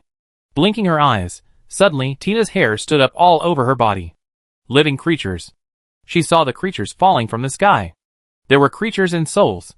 Tina seemed to see countless wailing creatures falling into the white ocean. Abyss, the abyss that Muhua had long been accustomed to. But in Tina's eyes, the white ocean was actually a place of despair for living creatures. Chapter 278. Where is this? Tina asked with a trembling voice. Well, welcome to my world. Looking around, the beach, rock walls, bushes, forests, and the endless land, Muhua spread his arms, and said excitedly with laughter. The Abyss Island at this time is no longer the 1-acre land that can be seen clearly at a glance. The fusion of the dimensional fragments is simple and rough, as if it is directly spliced. After the fusion of the dimensional fragments, the original Abyss Island turned into a continent surrounded by the abyss. The sand is still the original sand, the arena is still the original arena, the stream of water flowers, the fruit trees with magic fruits, the hiding and fleeing bamboo pigs, everything has not changed. But originally these seemed to be everything in this world, but now they have become a corner of the world, a remote and narrow corner. Muhua seemed to own a world in his excitement. Swoosh! A bone arrow came at her. Although she was still a little confused, her good fighting skills allowed Tina to immediately flash in front of Muhua and catch the bone arrow that was shot at Muhua. Master, you are here? Are you going to kill those undead? Joey also rushed to Muhua's side at this time, staring at the skeleton shooting arrows at Muhua in the distance, and asked Muhua, The fusion of dimensional fragments not only turned the isolated island in the abyss into a continent, but also preserved the creatures that originally lived on this continent. The Baron Demon was supposed to have tried to transform that dimensional space into a world of undead. At this time, there were a large number of undead that were not controlled by Mu Hua on the newly born Abyss Island. However, when they encountered Mu Hua, a human, they instinctively launched an attack. The air wave rolled up, and the breath of death filled Mu Hua's body. Mobilizing the breath of death, Mu Hua instantly transformed into the Lord of Paleness. The spreading death energy made the skeletons that tried to attack Mu Hua in the distance stop, scratched their heads humanely, and ignored Mu Hua in a blink of an eye. Those skeletons turned into wandering undead again. Ravens summoned. Hundreds of blind ravens flew high into the sky, scouting everywhere, and also allowed Mu Hua to look down at the newly born Abyss Island through shared vision. The special environment of the Abyss Island brought new life to this area full of undead. Even though Mu Hua has shown the status of the Lord of Paleness, the breath of death is still perfectly blended with natural elements, so that the soil under his feet will not turn into a withered burial ground. Momentum, or breath. The aura on Mu Hua's body did not increase significantly, but became strange and terrifying, like a cat growing the fangs of a poisonous snake.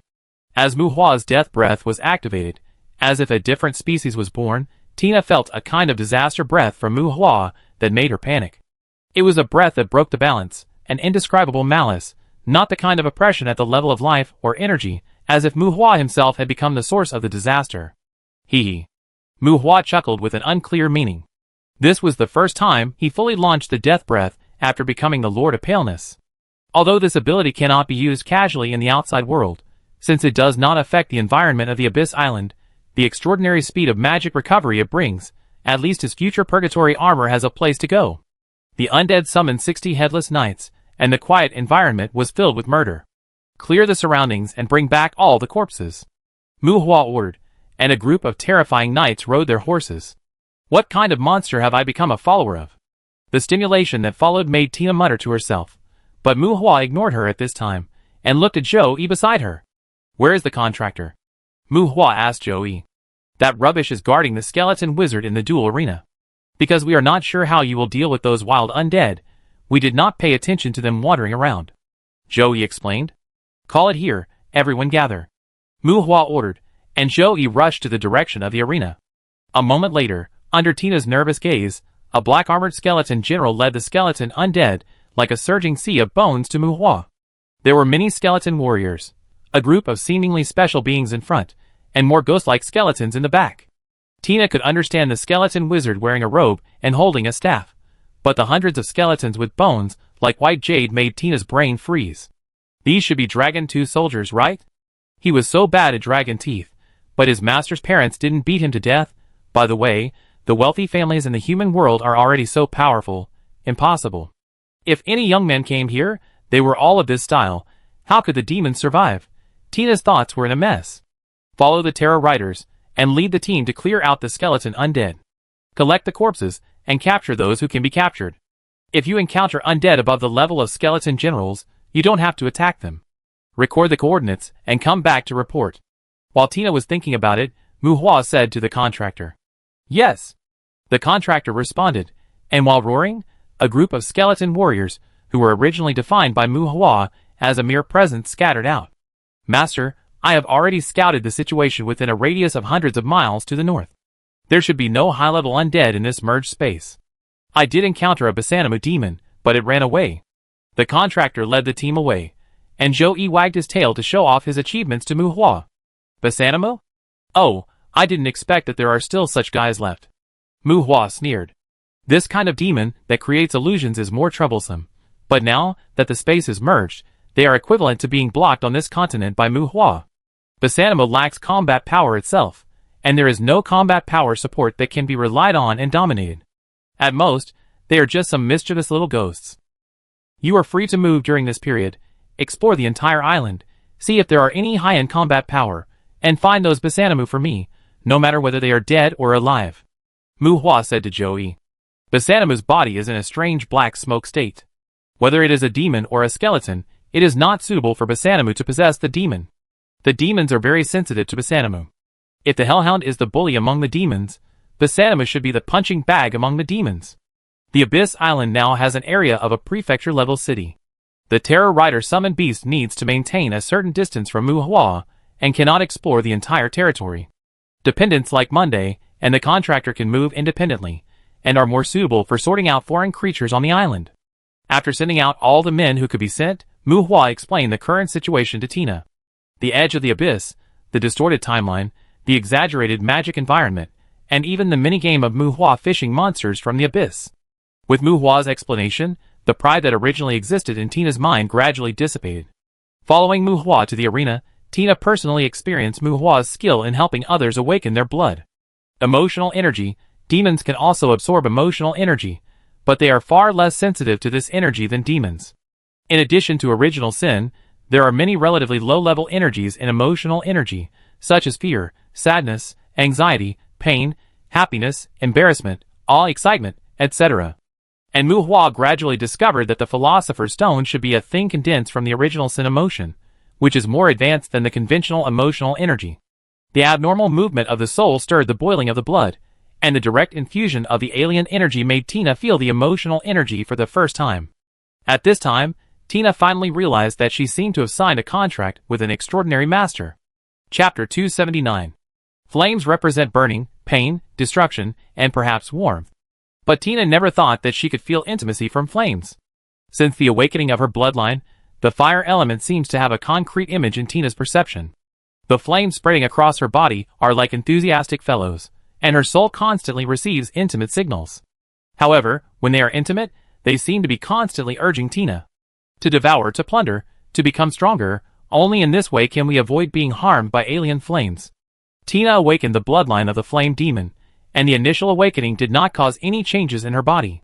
But compared to Muhua's affinity for the fire element, along with the awakening of her bloodline, Tina's physique was synchronously transformed into a fire spirit body. This is a deeper element assimilation physique than the affinity for the fire element. With this physique, almost all conventional flames will not cause harm to her.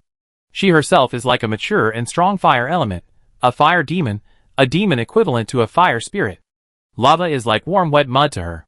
Among all the fire elements, only the materialized fire elements such as Hellfire, Gehenna's fire, and Phoenix flame will have confrontational contact with her. Those materialized flames are of very high-end ability, but there is no need to say more here. Sitting on the stone wall at the edge of the arena, Tina is familiar with the changes brought about by her blood awakening. She watches Muhua practicing with the Dullahan in the arena. The crazy fighting style of the two also makes her shake her head repeatedly. Muhua is fighting with the Dullahan in close combat. No, it may be more appropriate to say that they are fighting. At this time, Muhua's body was covered with blood, and the Headless Knight, who was Muhua's summoned beast, was still using his exquisite martial arts to inflict wounds on Muhua's body, either tearing, or penetrating, or even cutting off from time to time. A ferocious dragon-tooth blade was cold and agile in the hands of the Headless Knight. The short knife, which was only a little over 1 meter long, was more like a ferocious blood-drinking dagger. As it caused injuries to Muhua's body, the dark blue blade was gradually stained with dense bloodlines. Super speed regeneration? Even if it is super speed regeneration, oh forget it, it's really a difficult ability. Muhua's roar came from time to time, and Tina turned a dagger in her hand and muttered softly. Muhua was practicing close combat with the Terror Knight, a bloody practice, and he was always on the side of being abused. There was no other way. Muhua had practiced close combat with the Terror Riders before, but because of his thick skin and flesh, he developed some bad habits in close combat. The physique of the Minotaur made it difficult for ordinary weapons to cause damage to his body, and it was difficult for the soul-specific weapons summoned by the Terror Riders to cut into his body. He was not very good at close combat, and in the practice with the Terror Riders, Muhua did not know when he developed the habit of using his body to resist the opponent's weapons. This fighting method looks very domineering when facing weak enemies, but let alone strong enemies. Once the opponent has powerful weapons, this fighting method will be suppressed by the opponent in minutes. A piece of chimera alloy was obtained from the collection of the Tina sisters, and the magic metal with bloodthirsty effect was extracted from the true red blade. Muhua created a dragon-tooth short knife by combining mithril with Daruman metal and Elkin metal, with the fangs of the dragon as the foundation and the chimera alloy. Because there were not so many materials, Muhua could only make this kind of small weapon for the time being without guaranteeing the quality. Fortunately, Tina was also used to using short weapons, so this weapon was made for her, but was only given to the Terror Knight during the sparring. But Mu Hua was trying to correct his bad fighting habits with the pain of trauma. Martial arts are different from magic that can be cast and opened up. Even if you have outstanding talent, it takes time to hone it. At this time, Mu Hua's physique has surpassed the summoning of the Terror Knight, but in a head-on fight, Mu Hua still cannot cope with the superb martial arts of the Headless Knight. Mu Hua is not sure what the mechanism of the Headless Knight's infinite martial arts training is. But as he summoned the Terror Rider to fight again and again, even in the sparring with him, Mu Hua could feel that the Terror Rider's fighting mode became more and more flexible. Blood, mincemeat, accompanied by the slashing and dragging of the dragon-tooth blade, the sharp blade slashing across the body was quite harmonious, but when the wave-like sawtooth on the back of the blade slashed across the skin, it would definitely take away some meat from Mu Hua's body. Super Speed Regeneration can already use external magic power to repair its own injuries, but even so, the replenished blood and repaired flesh cannot prevent the rapid loss of physical strength. The severe pain made Mu Hua roll and crawl, and from time to time, he was chased by the Terror Rider and chopped from behind. Stop! Stop! After being stabbed in the stomach again, Mu Hua raised his hand to stop the Terror Rider from dragging and pulling horizontally. Bang! He kicked the Terror Rider, who had stopped attacking, and sent him flying. The huge force made the Terror Rider fly backwards for several meters and hit the wall of the arena hard. Mu Hua's fighting skills were indeed not as good as the Terror Rider, but his strength was not small. At the extreme strength state, his strength was almost twice that of the summoned Terror Rider. If he fought hard, a single summoned Terror Rider might not be his opponent. Puff! He pulled out the dragon-tooth blade from his abdomen. Because the Terror Rider let go in time, the fierce knife remained on Mu Hua's body. Seeing that Mu Hua stopped the sparring with the Terror Rider, Tina jumped down from a high place with Mu Hua's clothes. But Mu Hua, holding the Night Demon blade in one hand and the dragon-tooth blade in the other, stepped on the Terror Rider with a ferocious face and chopped the Terror Rider's armor. When the Terror Rider gave up resistance, in a moment, the summoned Terror Rider, who was sparring with Mu Hua, was chopped to death by Mu Hua and dissipated. Hu Chu Dao panted heavily, and with the demise of the Terror Rider, the ferocity on Mu Hua's face gradually dissipated. Tina twitched her lips and finally gave up speaking. Her master was not very particular. After a few days of contact at the edge of the abyss, Tina had discovered that Mu Hua's character was very bad in some aspects. For example, he had no martial ethics, no martial ethics, no martial ethics. The cleaning ritual removed the filth on his body, and the purgatory armor materialized his clothes. Tina helped Mu Hua put on his windbreaker. Mu Hua was neat and tidy, and handed the Dragon Fang blade in his hand to Tina. He took out a bottle of life potion, hesitated, put the potion away, took out a bottle of physical potion and poured it into his mouth. This was his last bottle of life potion. This time he came to Alan, and the academy might have to skip work again this week. Getting blood from his own students is a problem. He will inevitably be scolded by Dean Caroline when he returns. I hope Vic works diligently, and doesn't deduct his share of life potions this month. I killed a hellhound that was fished out of the abyss, and the skeleton warriors also picked up some magic stones and silver iron ore. Tina said to Mu Hua respectfully, while helping Mu Hua tidy up his clothes. At this time, Mu Hua is no longer the young man who needs to rely on her for protection in Tina's heart. The super speed regeneration alone has already elevated Mu Hua to a monster-like existence. After a few days of exploring the new areas of the Abyss Island, Mu Hua also confirmed that there should be no high-level undead on the Abyss Island. Because when the dimensional fragments merged, those projected monsters had long been wiped out by the rules, and the undead left on the island were basically low and medium-level undead that existed in their original form. And because of this situation, some places on the island will leave some projected monsters dropped, just like treasure hunting, which seems to add a bit of fun to the search of the Abyss Island. Chapter 280. How is your body adapting? Mu Hua asked Tina after leaving the arena and collecting the various drops brought back by the skeletons.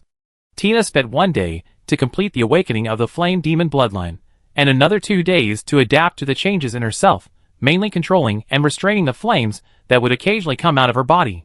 In 2 days, Tina was able to easily deal with the hellhounds produced in the abyss, and also came into contact with all kinds of wonders on the Abyss Island. Mu Hua was accustomed to the scene of creatures falling into the abyss, but Tina was still frightened by it for the time being. And the scene where Mu Hua ordered the skeletons to fish monsters from the abyss broke Tina's conventional understanding of the abyss. The upper limit of the natural growth of the flame demon is very high. Sufficient food and sufficient sleep can make my physical fitness reach about 800. The growth of the intelligence of the flame demon of the disaster spirit should be higher than the physical fitness. Tina replied. Hey, you should meditate more. We don't have that much high-quality food. I plan to derive a batch of black-armored skeleton generals. I still need to find some courtyards with many physical monsters to hunt. By the way, do you eat exiles? Mu Hua asked in a tangled way. Now Mu Hua's family is in the growth and development stage. Monday, Ikaros, and now Tina, including Mu Hua himself, can enhance their own attributes by eating. After smelting the monsters caught in the abyss, tendons containing life factors can be obtained. The life factors are available, but those tendons are seriously lacking in weight and cannot withstand the consumption of this family for the time being. Deriving black-armored skeleton generals requires high-level dead bones, and high-level dead bones require flesh and blood. Mu Hua has stored a lot of tendons of low-level monsters, but those tendons can no longer meet the growth needs of Mu Hua's family.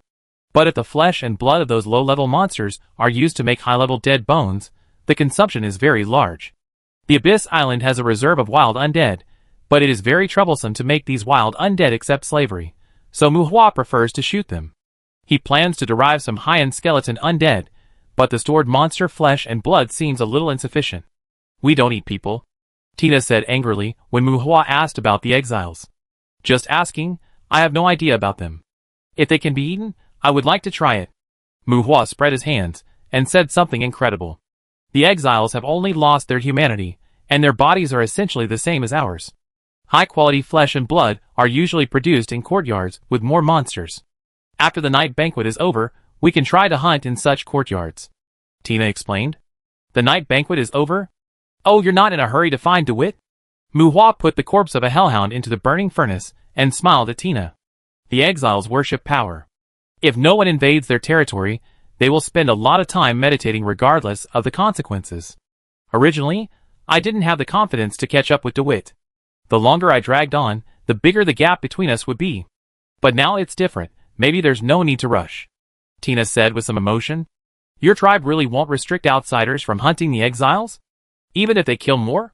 Mu Hua didn't pay much attention to Tina's emotion. DeWitt was a knot in Tina's heart, but she didn't have a morbid revengeful feeling towards DeWitt, so she asked thoughtfully. There is no benefit in hunting the exiles. Even demons don't like to enter the court of exile. In addition to the coming-of-age ceremony that young people in the tribe need to go through when they sign a contract, it is said that if there are too many exiles in the court of exile, there will be strong people in the tribe to secretly eliminate them. Why do you want to ask this? If the citizens of Allen kill the exiles, they will get some rewards. But since I have become your dependents, this reward mechanism will not apply to us. Tina shook her head and said, I can get some necessary resources from the corpses of monsters, even low-level monsters. Flesh and blood? Tina frowned. Not just flesh and blood, Mu Hua said without hiding. So you want to hunt the exiles? If it was earlier, Tina might have reminded Mu Hua of the dangers of the exiles. But after seeing Mu Hua's cavalry and some of his own combat power, as long as he didn't cross the dangerous area, Tina didn't think that Mu Hua didn't have the ability to hunt the exiles. Try it. I have never seen an exile, nor have I killed a demon. I can only be sure after trying it. Mu Hua replied. He did not know what the exile could melt, but human corpses could melt something, so the exiled demons should not be worse than humans. No one in the court of exile should care about you, but your statement should easily cause the demons to be disgusted. Tina said. Do you feel disgusted too? It's okay for the exiles, but I don't think anyone would be used to others talking about killing their own people, especially a necromancer who tramples on the dead. Of course, they would not like it. Tina said calmly. I just mastered some magic related to the dead. You don't have to think of me as a necromancer. I don't care about that. Mu Hua shook his head. Oh boss, I must remind you that you don't just master some necromancer magic. Your involvement in death has surpassed all the necromancers I have ever seen, including the necromancers of the demon race. Tina's mouth hung with sarcasm. Maybe Mu Hua has not mastered high-level necromancer magic, but a pale lord has already branded him as a necromancer. This kind of existence is like a disaster to most races. The existence with the status of a pale lord is not seen everywhere. Well, thank you for your reminder. Since you are disgusted, why not do something you like to do? Maybe it will make you happy. Facing Tina's sarcasm, Mu Hua raised his eyebrows and took her into his arms. Looking up at Mu Hua's evil smile, Feeling Muhua's big hands playing tricks on her, Tina's heart trembled slightly, and she was speechless about Muhua's rogue words. If you allow me to remove the holy ring, I will be very happy to accompany you to do anything. Pushing Muhua's chest with both hands, Tina said seriously. TSK, you know I don't like that. Muhua pouted. The so-called holy ring is a contraceptive procedure. Because of the uncertain situation of demon possession, every demon has the obligation to reproduce the tribe. If you think the child is troublesome, Alan will take the child and be fully responsible for the child's upbringing and education. When Tina said this, the successful smile was completely unlike a demon who abides by his obligations. I don't like children, and I don't like giving children away, Muhua said unhappily. That's a pity. Although I don't reject you, an agreement is an agreement, once a month. Now, maybe we should deworm your territory. Tina twisted her body in Muhua's arms, trying to get rid of Muhua's entanglement. Judging from the literal meaning of her words, it is estimated that Muhua has done something to her once this month. Very good, I always keep my promise. Muhua gritted his teeth. The so-called deworming is to clean up the wild undead on the Abyss Island. Seeing Muhua loosen his arm around her waist, Tina's cold expression showed a faint smile. However, the next moment, Muhua stuffed a berry-sized fruit into her mouth. Dear, absorb it. When Tina was stunned, Muhua smiled and waved his hand to leave Tina with a back view. Damn it! Snake fruit? You are breaking the rules. Tina scolded, but Muhua's order made her body consciously start to absorb the medicinal properties of the snake fruit. No, this is the magic fruit I planted. I just let you taste it. I suspect it is a snake fruit and need to verify it. Muhua laughed strangely, and while retorting, he kept walking quickly towards the direction of the island. Wait! You don't go. Tina's body had a strange reaction, and she was crazy in her heart, but she had to catch up with Muhua quickly. You bastard! Grabbing Muhua's arm, Tina cursed, and her pretty face was already flushed. Oh, it seems to be a snake fruit. Well, you take a rest first, don't worry, I will abide by the agreement, once a month. Muhua glanced at Tina's legs that were involuntarily clamped and rubbed, and a bad smile hung on the corner of his mouth, teasing. Asshole, give it to me. Tina's eyes flashed with grievance. Asshole? Muhua raised his eyebrows. Master. Tina changed his words. Yes. Muhua nodded with satisfaction. Want it? Muhua looked at Tina. Yes. Tina bit her lower lip and whispered angrily. Ha, a promise. Muhua refused with a strange smile. Kill you. You can try. It was a bad joke. In the conversation between you and me, the silver-haired girl unknowingly hung herself on Muhua. Leaving the edge of the abyss and going deep into the gravel forest, the snake fruit made Tina a little powerless. But even with the low-level impact immunity that made Muhua speechless, the young man's ridicule and the girl's whispers still echoed faintly among the trees. At the same time, in a cave somewhere in the low mountain of the Abyss Island, several groups of black fog gathered and lingered, and an anxious tone came from the black fog. What should we do? That damned human is really here. This is the Abyss. Damn it, how could there be an abyss in the dimensional space? The Abyss is not the point. The skeletons and undeads controlled by that human are all his followers. We can't occupy their bodies. And he is slaughtering the undead on the island. Then occupy his body. Damn it, do you know how many souls of his followers are attached to him? How to occupy? Are you looking for death? Try using illusion? He has touched the space magic. What if he attacks indiscriminately in the illusion? What about that female demon? Idiot, that female demon has awakened abnormally. She has awakened the blood of the flame demon. If you occupy her body, you will be burned to death. You are the idiot. That hellhound has smelled our scent. It will find us sooner or later. How about hiding in the sky? Have you forgotten those blind ravens? Damn it, fight him. We fight him. Shut up, fight? What to fight? Zambak was killed by him. How about we surrender? There are many filth among humans, and our abilities can provide them with a lot of help. Be loyal to humans? Be loyal to those lower creatures? No, you can see that he is the Lord of Paleness. He can't be considered a lower creature. Humans are humans. You are just comforting yourself. What should we do? Are we just waiting for the hellhound to devour us? The anxious quarrel was caused by several Basanima demons, who were hiding arguing about Muhua, and it was difficult to reach a unified opinion for a while. After a while, the narrow cave with black smoke billowing fell into silence again. Chapter 281. In foreign lands, wars have never stopped. Whether it is swords and axes or guns and cannons, humans seem to never give up fighting and war. Fighting, plundering, and scrambling. Get sensibility from sadness. Get pleasure from superiority. These complexes that seem to be deeply imprinted in human genes are like an important part that humans will never give up. Yes, not giving up does not mean that we cannot get rid of it. As an important part of the Demon Night banquet, the banquet in the hotel will last for several days. I have confirmed my relationship with Barbara and her sister early, although Muhua and Tina really want to return to the hotel to eat and drink. But when Tina concealed her own status, she finally couldn't stand the disgust of Barbara and Tabesha. Before the end of the banquet, Muhua was dragged by the two to take a tour of the main island of Alan. Modern cities, quiet and peaceful towns, the air seems to be brewing minor tunes of the countryside, waves, and beaches. Several days of playing seemed to have deepened the relationship between Muhua, Tabesha, and Barbara's sisters. Although he was somewhat reluctant, Muhua even learned to surf. His strange roar of excitement, when the waves rolled, fully proved that he was hypocritical. The number of human citizens in Alan far exceeded that of demons, but demons belong to the privileged class here. Perhaps because of education problems, humans here generally yearn for demons, and Muhua and others did not encounter any discordant things when they were playing. Playing during the day, taking Tina to the Abyss Island at night, there was nothing special on the Abyss Island, and fishing activities were almost stagnant. Muhua simply took a group of followers to sweep wild undead everywhere. The expanded Abyss Island is very large, with 4 seasons in late summer and early autumn, and there are many natural landforms such as forests, hills, and caves. And Muhua could no longer throw large-scale destructive magic on his own territory. In the nearly 1 month on the island, Muhua harvested a large amount of ashes and soul fragments, and the progress of pest control on the entire island was less than 1/5. Playing during the day and pest control at night. When the hotel banquet was declared closed, Muhua and the other 4 also ended a few days of leisurely life. Barbara and Tina put on armor and prepared for battle. They gathered a group of young men and women who followed the demon servants around them.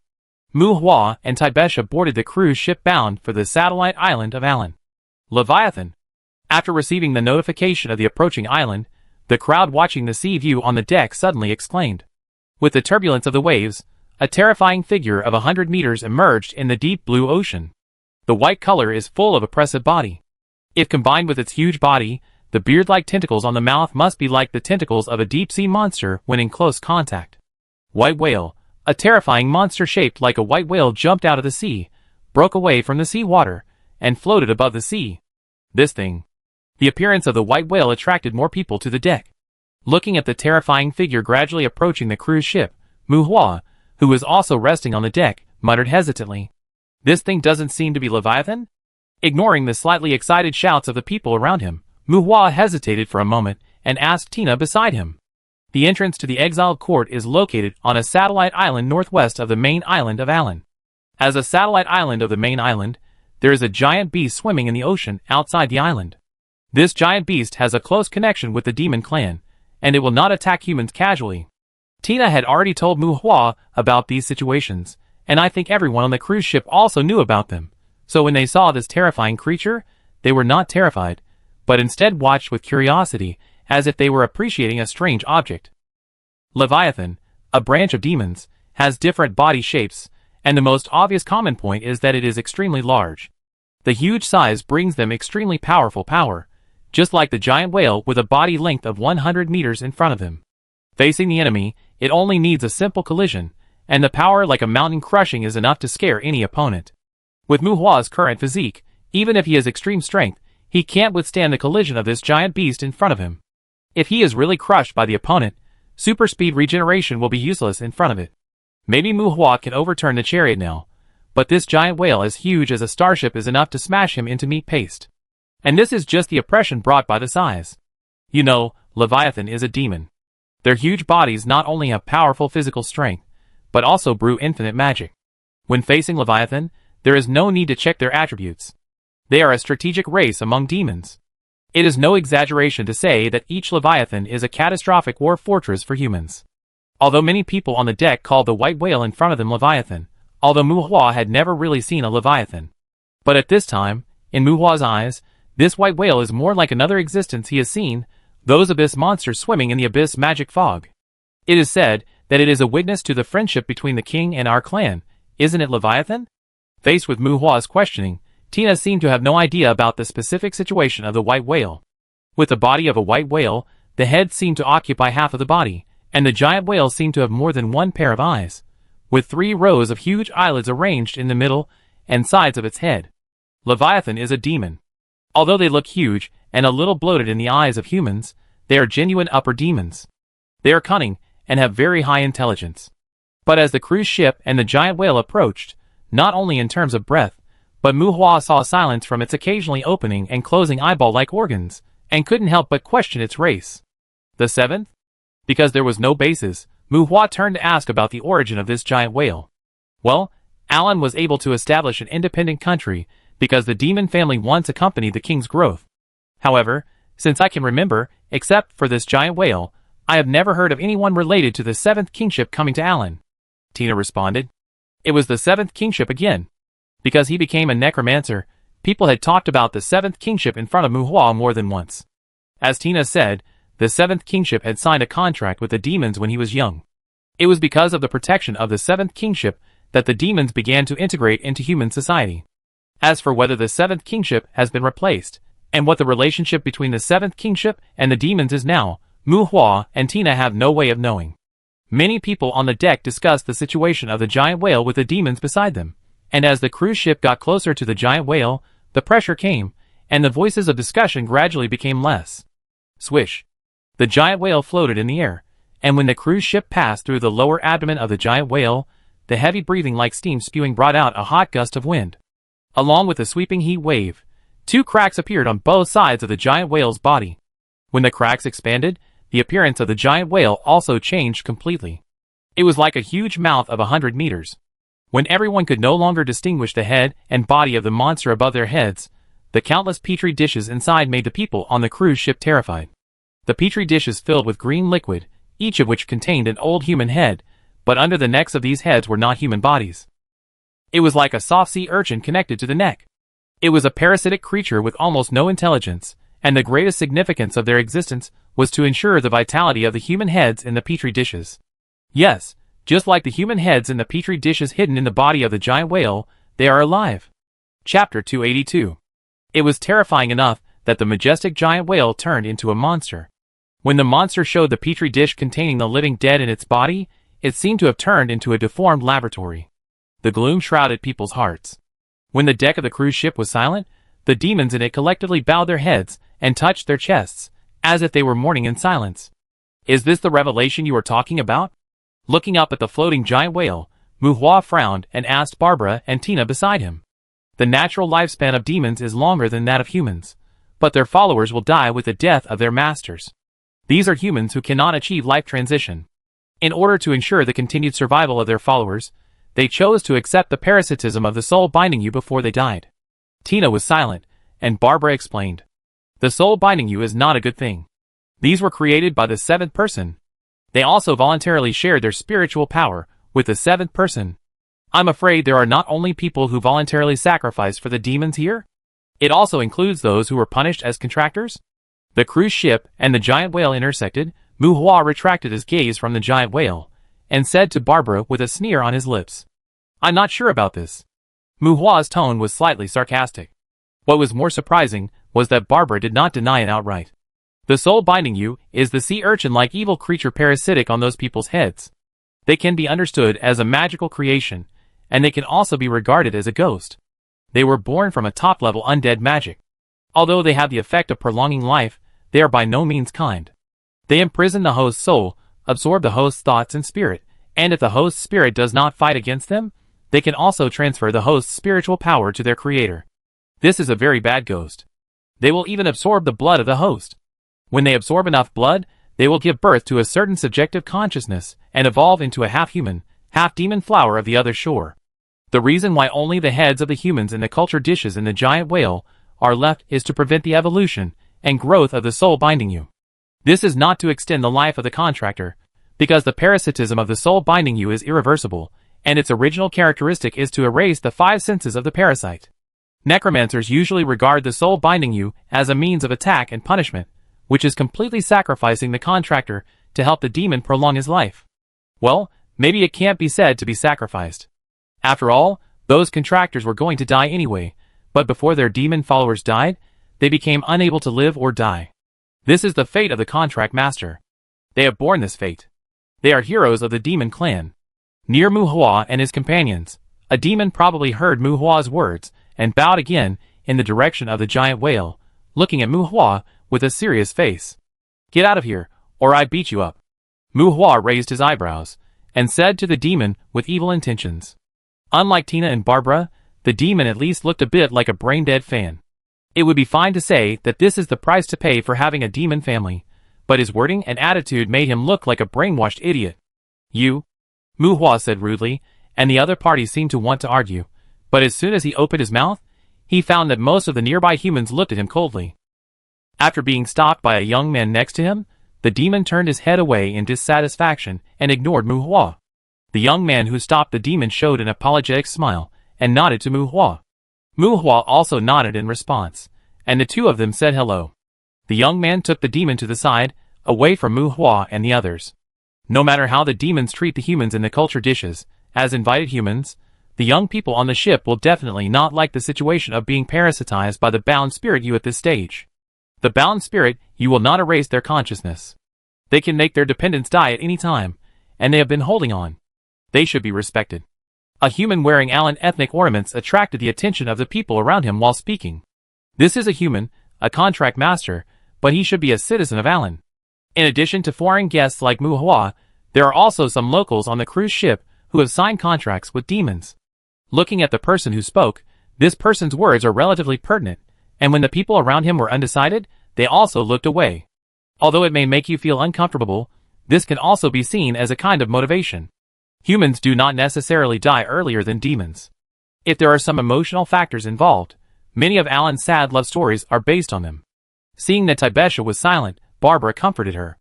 As long as the life transition is completed, humans can also have a natural lifespan that exceeds that of demons. Tina also said to Muhua, who looked unhappy. Although he didn't like it, Muhua couldn't say that he was too resistant to those bound spirits. After all, between the contractor and the demon, the contractor still holds the initiative. Oh, just need it. Muhua chuckled. Tina talked too easily about the life transition. Well for you. Tina's matter-of-fact tone seemed to be comforting Muhua, but it also attracted Barbara's sidelong glance. TSK, you demons are really troublesome. No wonder your reputation is still mixed in the outside world after so many years. Muhua shook his head and said casually like a complaint. Haha, this is also a self-protection method that the demons have to take. We should understand it. Before Tina could answer, a tall young man in a tight combat uniform walked up to Muhua. Hello, Voris. The young man named Voris stretched out his hand to Muhua. Muhua. Muhua shook hands with Voris, but heard Voris invite him. Dude, we are going to form a team to fight the exiles. Do you want to join? Following the direction of Voris's finger, Muhua saw a dozen young people gathered together, all of whom were wearing white masks. Master, there are important matters in the outside world. We can't stay in the courtyard for long. Muhua didn't say anything. Tina stood up, and although she was close to Muhua, she spoke to Muhua in a voice that Voris could hear. It was obvious that she meant to refuse, and Tina's attitude towards Muhua also made Voris' eyes flash with a strange color. Muhua apologized for refusing, and Voris didn't say much. He smiled and said goodbye to Muhua, and walked towards others. Those are demons who lack confidence in their own combat power, and their contractors. Voris left, and Tina whispered, looking around, and lowered her voice. I have read their information, and they generally come from powerful families in the outside world. This type of people focuses on scheming, and their intersection focuses on mutual assistance and connection in terms of power. You don't have much advantage in this regard, and it's difficult to establish friendship with them. This type of people has instinctive ignorance and arrogance. They value talents, but they believe that there is no talent that they can't create, so apart from power, they have a great degree of contempt for other things. You don't need to have intersections with them, they will only delay your growth. Tina whispered to Muhua to explain the reason for her interruption. Hey Muhua, what kind of magic potion did you give Tina? When Muhua nodded casually, Barbara came forward and put her arm around Muhua's neck. Barbara was very tall, and her arm on Muhua's shoulder would not make the two of them stand awkwardly. How did you make her give up the idea of going deep into the court of exile? And she is so useless now, what handle does she have in your hands? Barbara looked at Muhua and Tina with a puzzled look. Barbara was puzzled, and Taibesha was also curious. Tina was not as cold and arrogant as before, and there was a natural but professional smile on her lips. In Barbara's opinion, even if Tina became someone else's dependent, she should not consider Muhua's trivial matters so carefully. Barbara, you should be more stable, Barbara asked jokingly, and did not avoid Tina. Tina said calmly, stable? He is not my master. Look, your master doesn't seem to hate my instability. While talking and laughing, Barbara pulled Muhua to her side, put her arms around Muhua's neck, and seemed to want to put Muhua's cheek against her chest. Barbara's action caused Tina to raise her eyebrows slightly, but at this time Barbara was wearing a half-length light armor on her upper body. Muhua's cheek was pressed against the iron plate on the leather armor. Looking at Muhua's depressed expression, Tina curled her lips, ignored Barbara's provocation, turned her head to the side, faced the sea breeze, and looked at the nearby islands in the distance. Chapter 283. After being baptized by the giant whale, the cruise ship arrived at the port of an island. When getting off the ship, people put on cloaks and hung their masks on their heads.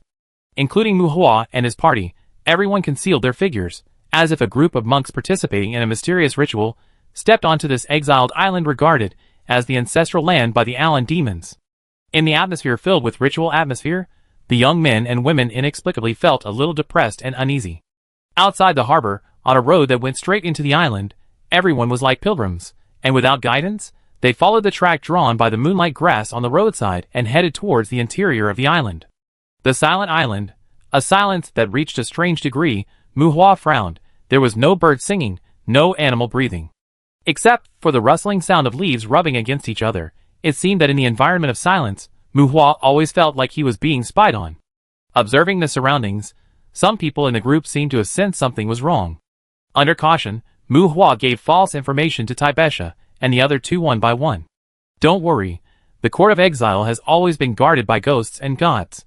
This should be the gaze of ghosts and gods. Noticing Muhua's actions, many people in the crowd also used magic to block prying eyes. Tina whispered to Muhua, "Ghosts and gods are not a kind of undead creature, nor can they be considered a kind of monster. They are the name given to a kind of strong people in the human race. They have the fighting power to fight against the kings, but they lack the power and credibility that the kings have. Ghosts and gods always have a side that mortals cannot fight against. They have truly touched the original sin. Not only can they perceive emotional energy like monsters, but they can also absorb some original sin from emotional energy and use it in unknown ways." Muhua didn't have much idea about this. He had a general understanding that humans who could absorb original sin would eventually become ghosts and gods. Ghosts and gods, are these locusts the existences controlled by them? Has he become gluttony?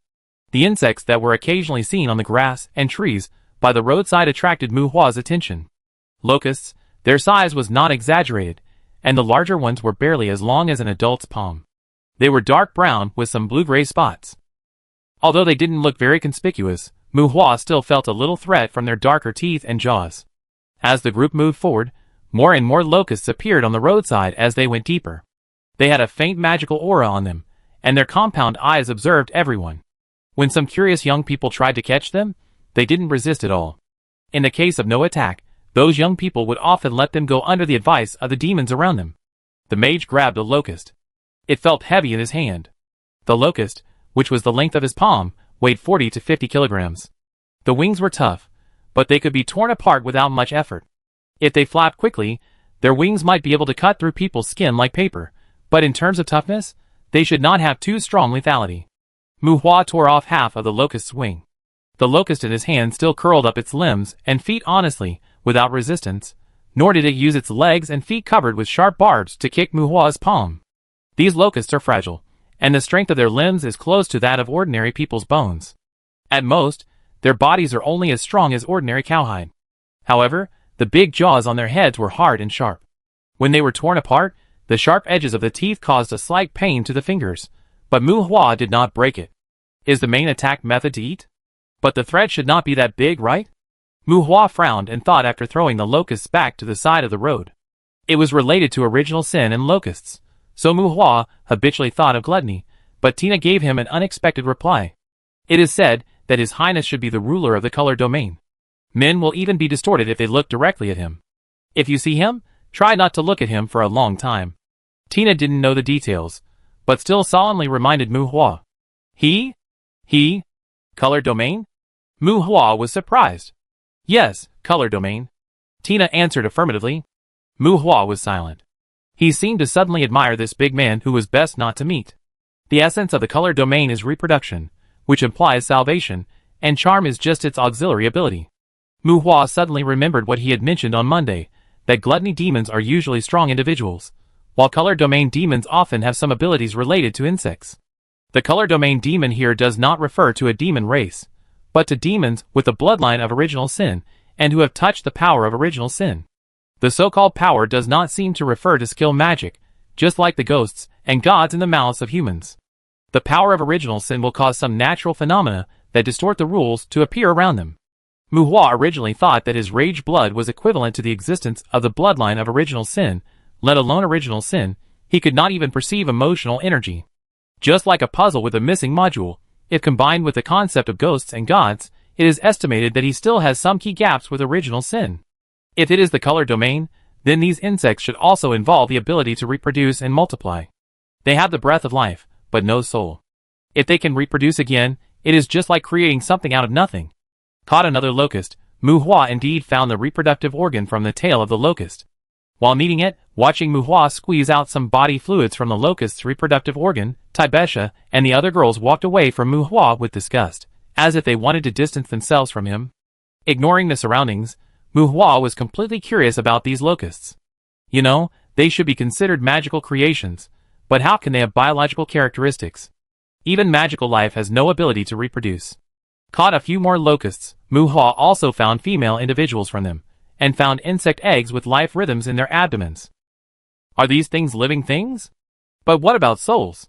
Similar to cyborgs? No, they are obviously magical creations, but how can they reproduce? Mu Hua looked around while mumbling, but unfortunately even the Tuesday in his body could not answer his doubts. Although Tuesday was a different kind of demon, when it came to original sin and ghosts, Mu Hua and his gang were like illiterate people who had never walked out of the mountains. A group of locusts made them have a lot of questions in their heads. As they moved forward, the road seemed to have reached the end. Looking at a black stone mountain in the distance, a deep horn sounded suddenly in the wilderness. Boom, boom, the horn was followed by a heavy muffled sound, and the shaking earth stopped everyone. In the horn's horn, the mountain in the distance rose from the ground. When a huge head like a dragon's head was raised, everyone could see clearly that the black stone in the distance was not a mountain at all, but a giant turtle that looked like a hill. Leviathan, this is a Leviathan demon. This type of Leviathan has a certain tribe, and humans also call them land emperor tortoises. Not counting the head, neck and tail, the turtle body is more than 40 meters long, standing on 4 legs, and not counting the raised head, the body is more than 30 meters tall. Although it has been heard that the gate of the court of exile is guarded by Leviathan, when this monster really appears in sight, everyone's mood is still horrified. Since entering the country of Alan, Mu Hua and other guests have not seen any powerful demons, and the demons have not shown any bravery, and no one has even formally received them. But at this time, the giant whales in the ocean and the land emperor Leviathan on this island are all promoting the strength of the demons. Is this a corpse demon? No, it's a corpse demon inhabited by the Faceless. How many years of Faceless must this guy have raised to drive such a corpse demon? Compared to most people around him, Mu Hua has a stronger perception of the giant turtle in the distance. That thing does not contain vitality, but death energy. It is basically a Leviathan that has been refined into a corpse demon. And Leviathans like the land emperor turtle, let alone corpse demons, even if they are alive, without the assistance of magic, their 4 legs cannot support their heavy and huge bodies. Corpse demons cannot cast magic. The land emperor turtle in front of him, roaring with its head raised, seems like a living thing. This guy is basically a corpse demon possessed by the Faceless. This type of corpse demon is completely beyond Mu Hua's cognition. It is hard to say which one is stronger between it and the magic dragon, but as far as Mu Hua is concerned, the method used to deal with the magic dragon will definitely not work on it. Even if he could make it look silly, Mu Hua couldn't do anything with the land emperor turtle in front of him. Mu Hua suspected that all his current abilities combined would not be able to cause any harm to this guy. It is said that this thing usually lies on the teleportation array of the Court of Exile, which is basically a war fortress placed at the teleportation entrance. Give the exiles a fair death. Amid the majestic oath, the flying locusts formed a curtain covering the sky, as if to sweep the disaster of the world. Greetings, your highness. Give the exiles a fair death. In the crowd, a large number of demons knelt down, and the contractors looked around, but they could not see the His Highness mentioned by the demons. The contractors looked at each other in bewilderment. The His Highness mentioned by the demons should be the ghost god who protects the demon clan. Obviously, the big guy did not intend to show up in front of them, a group of young people. Among the demons kneeling on the ground, Tina, Barbara, and a few demons simply put one hand on their chests and bowed their heads. They are all demons who have become the followers of others. Without the instructions of their masters, they will not kneel down to anyone. This may be an attitude of the demons towards the contractors besides intimidation and deterrence. There are no cities where humans are stationed, nor are there rainforests full of vitality. Entering the exiled courtyard from the belly of the arrogant land emperor turtle, you will see the wind and snow all over the sky. The temperature of about minus is not considered a bad living environment, but there are no artificial facilities near the teleportation array at the entrance of the courtyard. The locusts that are not afraid of the cold are jumping and moving in the snow. Some muddy places that have been obviously trampled can faintly see the color of blood. Those should be the traces left by the exiles who approached the teleportation array. It is said that when the exiles approach the teleportation array, they will be attacked by the swarm of insects. Except for dyeing a little soil red, there will be no trace of them in the world. The cold wind blew the cloaks, and a group of young men and women who concealed their figures and appearances set foot on this snowy land. In the crowd, a few people wearing bloated clothes surprised Muhua a little. They belonged to humans whose physical fitness remained at the stage of ordinary people. Muhua did not expect that there were such people among the banquet attendees. It seems that the demon clan's choice of contractors is really a bit teaching without distinction. The bright cold light flashed, and technological weapons were not allowed in the court of exile. Magic, combat skills, and even powerful holy swords, staffs, and bows and arrows can be used to kill exiles. But including magic weapons, even offensive magic scrolls are forbidden to be used in this courtyard. Let's go!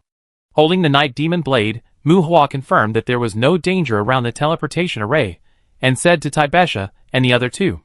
Taibesha was wearing heavy armor and holding a shield. Although Barbara was holding a long-handled battle axe, she and Tina were both equipped with light armor. Under the cover of the cloak, Taibesha looked more bloated among the three women. Endless white snow, mountains, pine forests, and the surrounding scenery seemed to be monotonous and vast.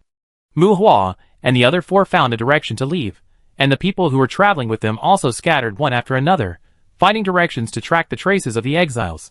Can these locusts be killed? Walking in the snow with 1 foot deep and 1 foot shallow, he rejected some invitations to join a team. As they dispersed, when there were no outsiders around Muhua and the other four, Muhua frowned and asked, "Locusts, still locusts. Some traces of wild animals can be seen occasionally in the snow scene, but no monsters or exiles have been encountered for the time being. There are always a few locusts following Muhua and his companions, either jumping and chasing, or flying and tracking. After shaking off some, they will always meet again."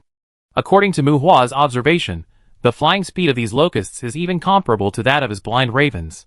They jump and run like bullets. The actions of several people are all under the observation of their compound eyes. Muhua is impatient. "It's better not to, and we can't kill them all."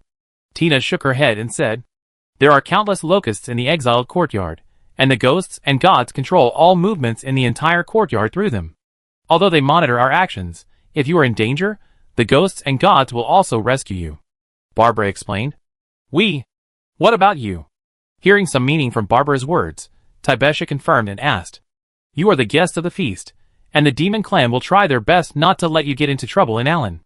Giving liberation to the exiled is our rite of passage. If we are in danger, well, it depends on the mood of the ghost." Tina pondered the words and summarized.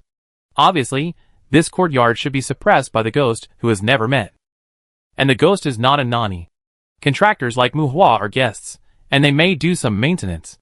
But the ghost should be quite willful. He will not interfere too much in the life and death of the demons in training. There is no standard for saving or not saving, it all depends on his mood. That is to say, our every move in the future will be exposed to the observation of the ghost? Muhua asked, looking at the locusts staying nearby. "Yeah. Okay, hello, boss, you've worked hard." Muhua was helpless, then turned around and greeted the locusts, and the flattering words caused the three women to roll their eyes. In the face of Muhua's greetings, the locusts did not respond at all, and still lay in the distance stupidly. Mu Hua didn't know what the mechanism of the ghost's ability to use locusts for surveillance was, but it was estimated that the ghost had no interest in paying attention to him. Raven summoning. Since the boss didn't respond and these locusts couldn't be shaken off, Mu Hua simply ignored the nearby locusts and raised his hand to summon a flock of crows. The sky was full of black crows hovering in the sky. When Barbara was surprised, Mu Hua summoned the undead again. Fuck! Barbara cursed. With the appearance of dozens of terror riders, Barbara immediately blocked in front of Taibesha. Until it was confirmed that these terror riders were Mu Hua's summoned beasts, Barbara still had a little vigilance in her eyes. As Mu Hua moved, the locusts near the people also reacted, as if frightened, and the locusts spread their wings and made a slight insect chirp in the air. Boss, isn't this too ostentatious? After riding the terror rider, Tina asked cautiously when she saw Mu Hua summoning Monday again. Making Leviathan into a corpse demon to guard the door is ostentatious. Get on the horse. This courtyard is not small. We are in a hurry. After summoning the Purgatory Warhorse, Mu Hua gave the courage blessing to the 3 girls of Taibesha, and pulled Tina to ride with him. Regardless of Barbara's surprise, Mu Hua said to Taibesha. Originally, Mu Hua might have felt that his own summoned beast was a bit ostentatious, but the demon had both Leviathan and ghosts.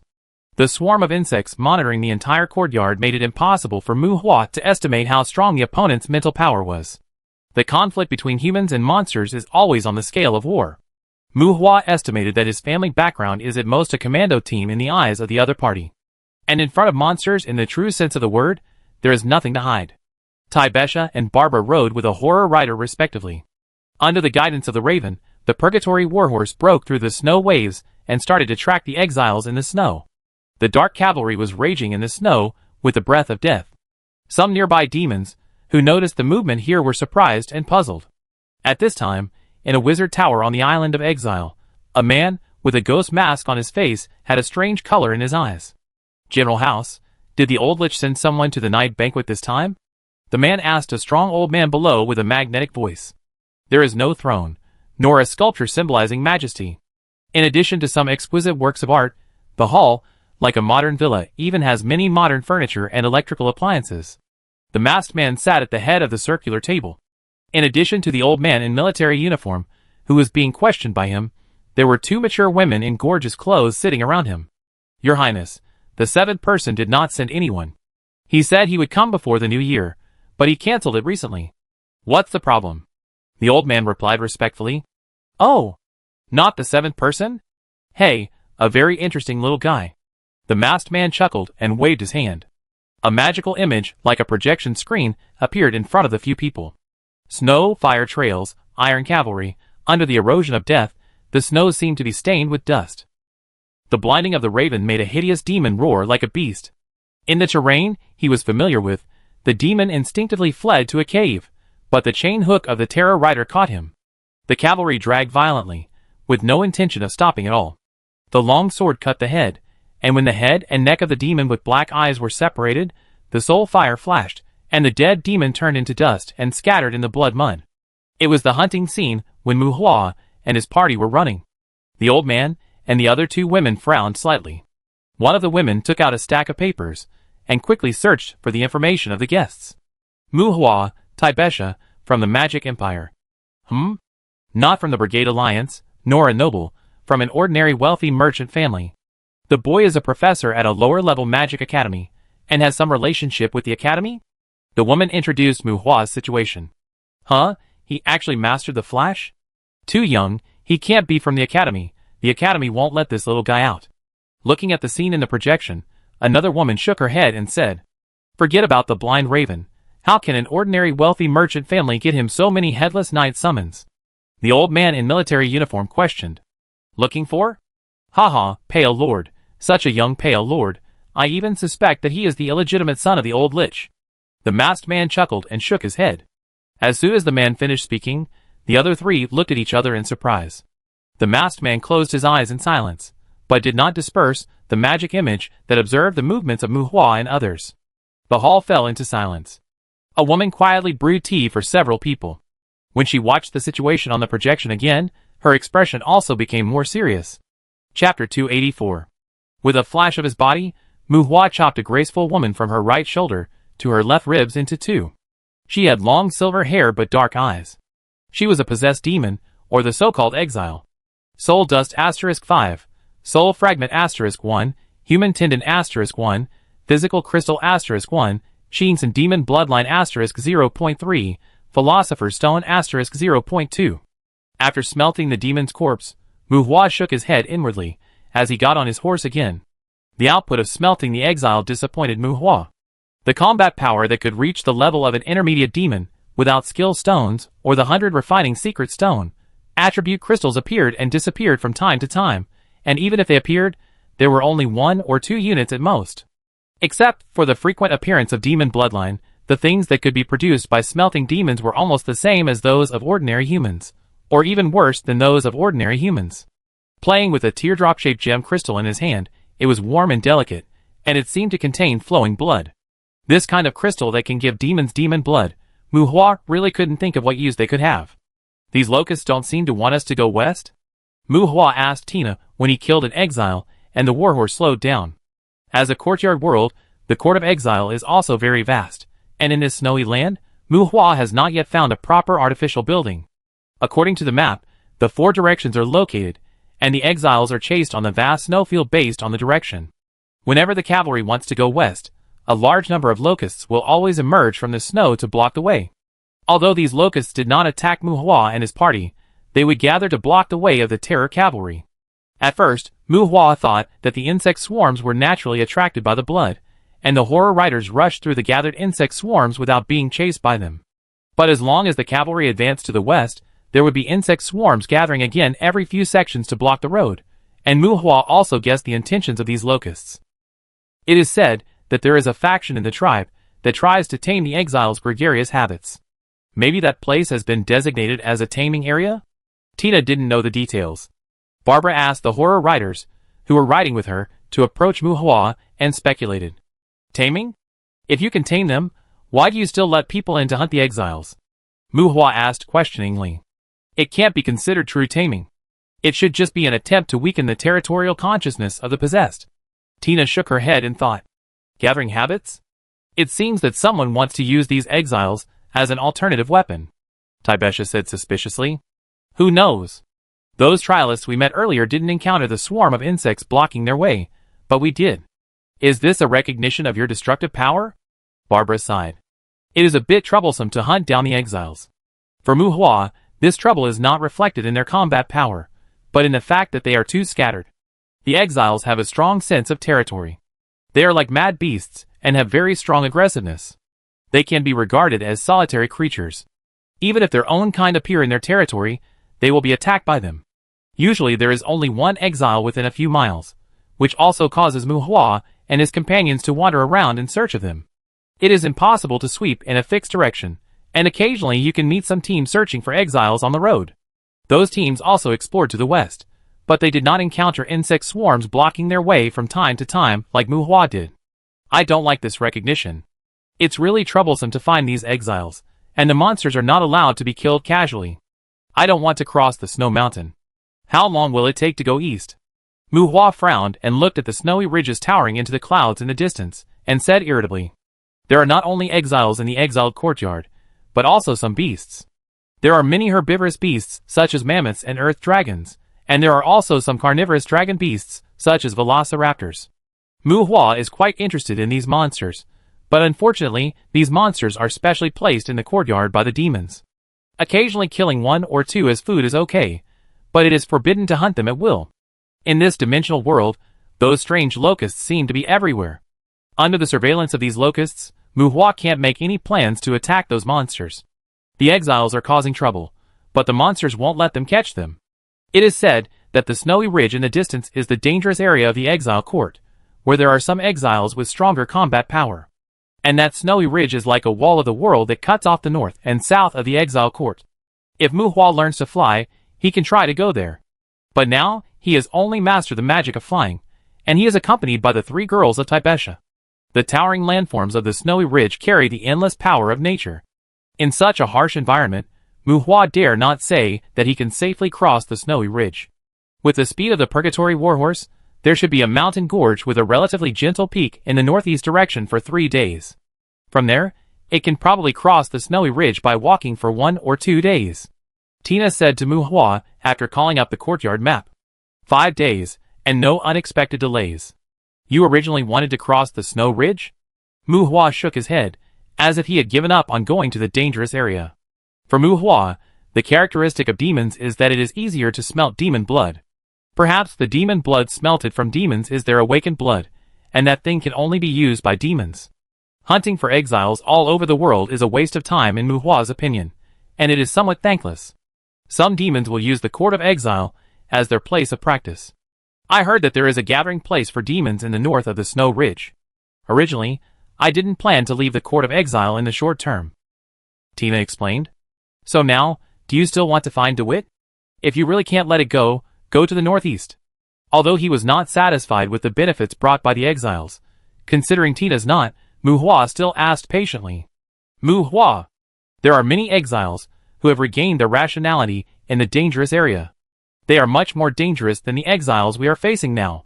Barbara retorted before Tina could speak. Demons who have been possessed by demons will also grow, and their growth rate is even faster than that of normal demons. Although they have lost their humanity, as they grow up, their rationality will make them cunning and murderous. If the exiles south of the Snow Ridge are mad beasts, then the exiles in the dangerous area are cunning and fierce demons. Even if the combat power is equal, the degree of danger of the two is simply incomparable. Barbara was unwilling to let Tina go to the dangerous area. It was not so easy for Tina to cross the Snow Ridge. Barbara also had the confidence to drag Tina out of the Court of Exile. But when Mu Hua showed a fighting power far beyond her expectations, as long as Mu Hua was willing to help, for Tina, crossing the snowy ridge was just a matter of distance and time. Mu Hua's strength made Barbara a little crazy. At this time, Tina was no longer the focus. Barbara kept persuading Mu Hua, hoping that he would not despise the exiles, and put away his laissez-faire attitude towards Tina. Looking at the somewhat nervous Barbara, Tina nodded silently to Barbara and turned to look at Mu Hua. It's not necessary, and you don't have to take risks for me. However, if the time is right in the future, I hope you can let me go back to the Court of Exile again. If DeWitt is still alive, I also hope to send him away personally. Tina said to Mu Hua. Timing? Have you thought about it? Mu Hua frowned and thought. The timing Tina mentioned was probably when she had stronger power.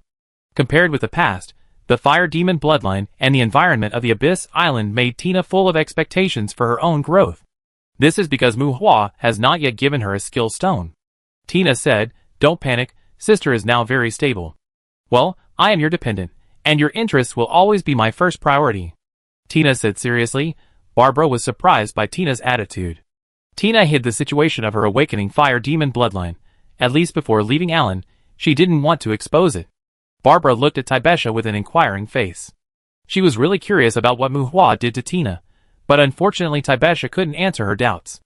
Facing Tina's answer, Mu Hua nodded and touched her hair as if to comfort her. Since there is no need to cross the snow ridge, Mu Hua and his men's actions to hunt the exiles are much more casual. The raven seemed to announce the filth of death, and the headless night turned into a nightmare on the snowfield.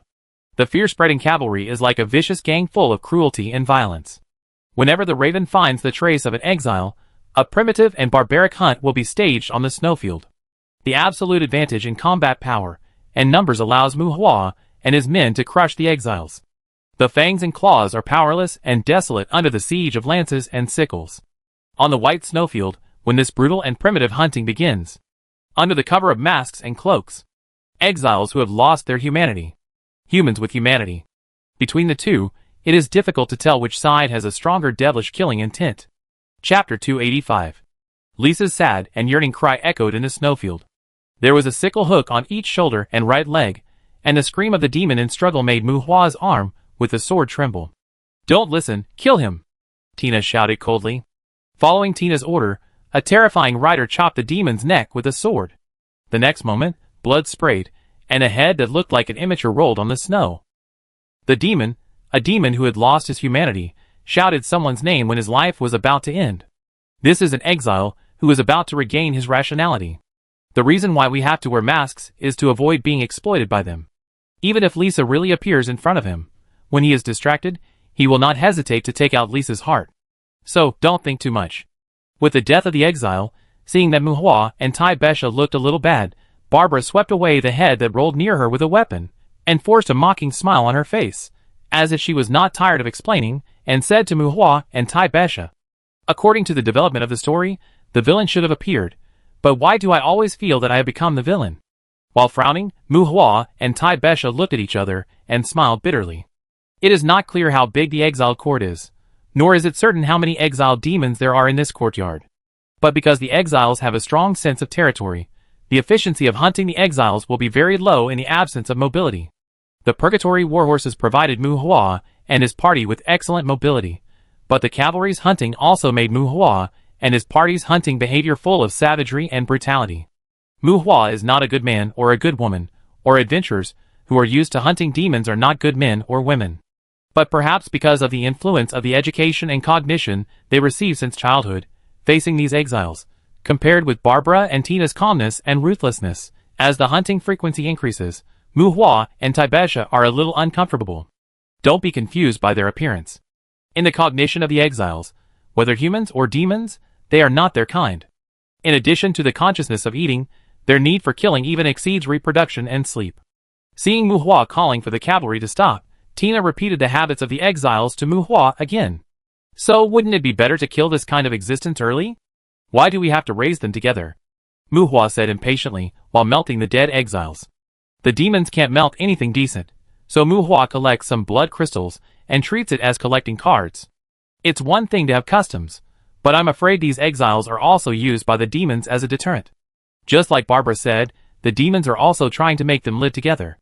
If they are deployed to the outside world, they can also be regarded as a kind of crazy soldiers, right? Tai Besha asked. There are also voices in the tribe, but no way to control and command them has been found so far. And there are demons born in human society, and there are human forces with a tendency to create demons. Alan has been committed to fighting those forces. If there are demons in the outside world, our tribe will try to eliminate them as soon as possible. Just like me and Barbara, even if we become your followers, if there are demons around you in the future, we have the obligation to hunt them down. Tina shook her head and said, Duty? Mu Hua frowned. It is the duty to report to the tribe as soon as possible. Usually the tribe will send an inspection team. If the situation is urgent, we also need to assist the local government in fighting against the possessed.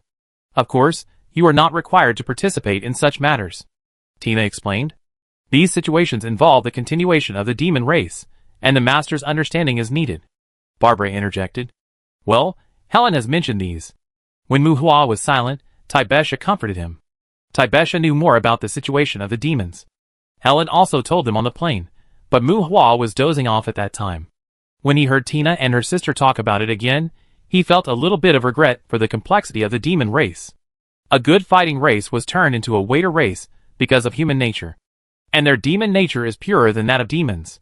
Once possessed by demons, they are not tolerated by humans or demons. It is really impossible for such a race to survive and establish a country. Magic power gathered, and under Barbara's surprised gaze, Mu Hua, who was irritated, began to gather magic. Using magic power as a medium, the hot fire element condensed in the sky. The night was ignited by the illumination of the fire meteorite, and the flame meteorite that dispelled the darkness streaked through the night sky. Dozens of fire meteorites dragged orange-red tail flames and smashed towards the distant snowfield. The first principle of casting spells is to use your ultimate power in a place where the enemy can't touch you. Ignoring the astonishment of the three women, Mu Hua muttered to himself. The super unorthodox fireball technique, the fire meteorite attack, Mu Hua used this magic to cover the distant snowfield in a way that was as far as possible. Within hundreds of meters, Mu Hua could still control the fire meteorites to a certain extent. When the fire meteorites streaked out of 1,000 meters, Mu Hua lost control of them, and let them fall into the distance along the predetermined trajectory. Boom! Boom! Boom! Amid the roaring explosion, a fire cloud with a diameter of hundreds of meters exploded in the distance. Now Mu Hua's full-strength fireball technique has completely become a turret magic. Every explosion is like a high-explosive missile. Although it is far less powerful than a nuclear weapon water explosion, if it is considered at the level of intermediate magic, the power of this magic has seriously exceeded the standard. The large-scale flames brought out by those explosions are more dense and cruel than the coverage of white phosphorus bombs. The heat wave hit, and the steam from the vaporization of ice and snow dissipated in an instant, followed by a high-temperature strong wind. This is just the impact of the nearest few fire meteorites. Under Mu Hua's deliberate action, more fire meteorites exploded one after another within a dozen miles in front of Mu Hua. The light brought fire sources that seemed like wounds on the earth, and also disturbed the rest of all things farther away. Mu Hua didn't know whether the spell he cast as a venting of anger had exploded the exiles, but this simple spell did kill a lot of locusts hiding in the snowfield. There was no need to mention the reaction near Mu Hua, but outside the courtyard, in the wizard's tower somewhere on the island, the ghost god who always wore a mask on his face opened his snake pupils. Does this kid have a grudge against the demons? Next to the ghost god, the old man in military uniform named House looked at the projection of Mu Hua casting a spell and couldn't help but speak.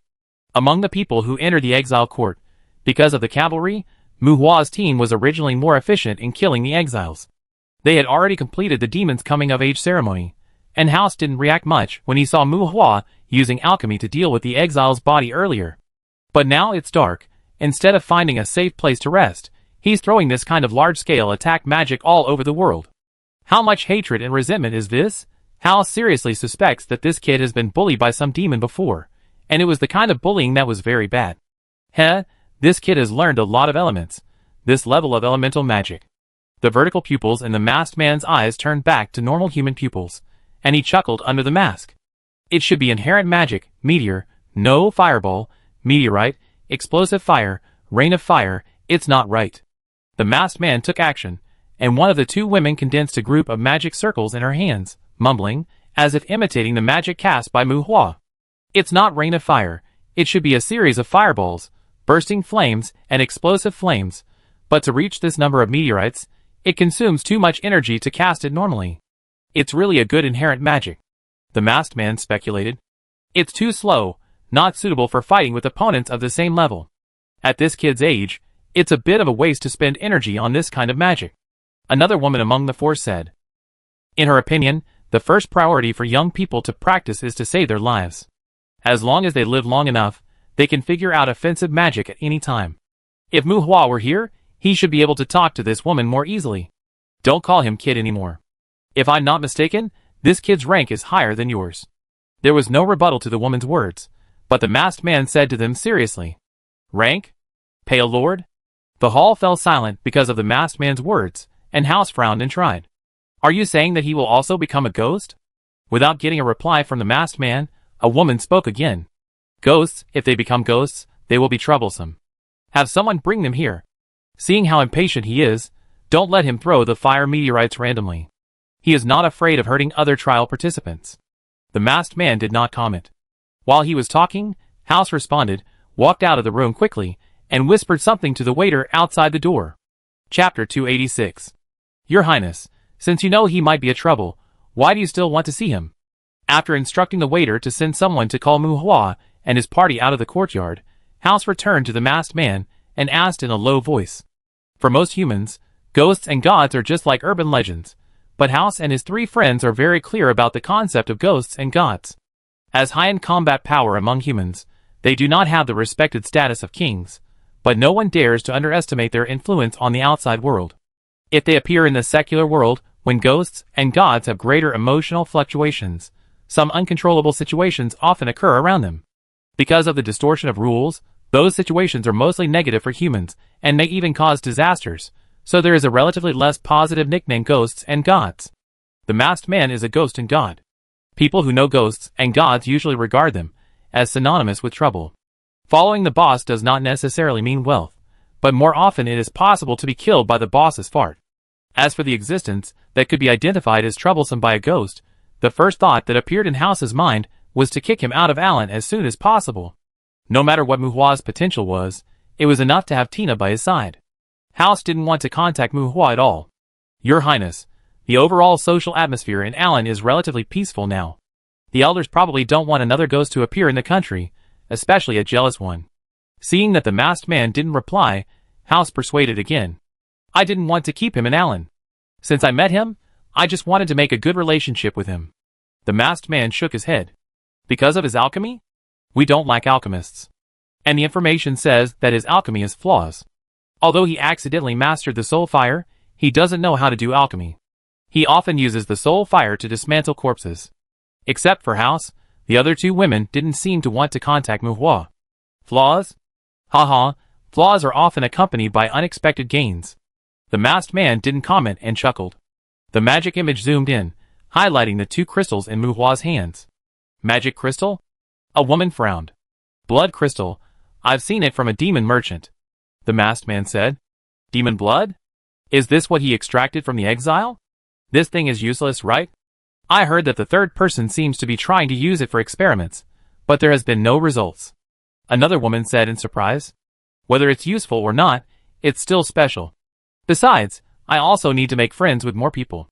Maybe one day you will find me troublesome and want to deal with me. The masked man said casually. Your Highness, your words are too kind. The three houses hesitated to speak, with a wry smile on their faces. The three houses were very respectful to the masked man, but they did not seem to be his subordinates. While the few people were discussing Mu Hua's situation, in the court of exile, a high-speed flying demon was approaching Mu Hua and his companions. High temperature, flames, and large areas of soil and rocks were rarely exposed on the snowfield. In the firelight, a demon with wings on his back approached from afar, causing Mu Hua and his companions to be wary. Deep resurrection? Demon or exile?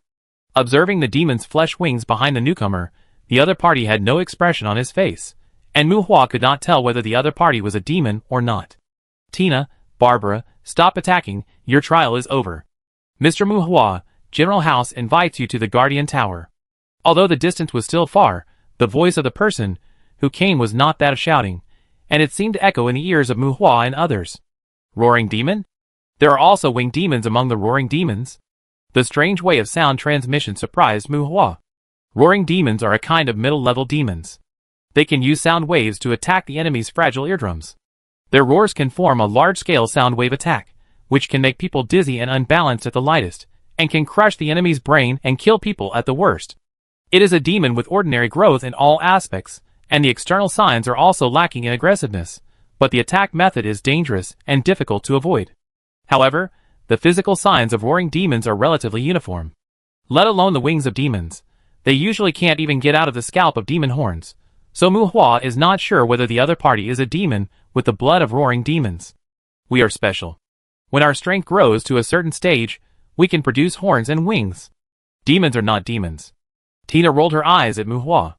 She didn't like Mu Hua's habit of equating demons with demons. What about General House? The elder who controls the Allen army. When Tina answered, the person had already landed in front of Mu Hua. But he saw that the flesh wings behind him were folded up, and the demon wings seemed to have entered his body, which was somewhat similar to the wings of the Blood Clan.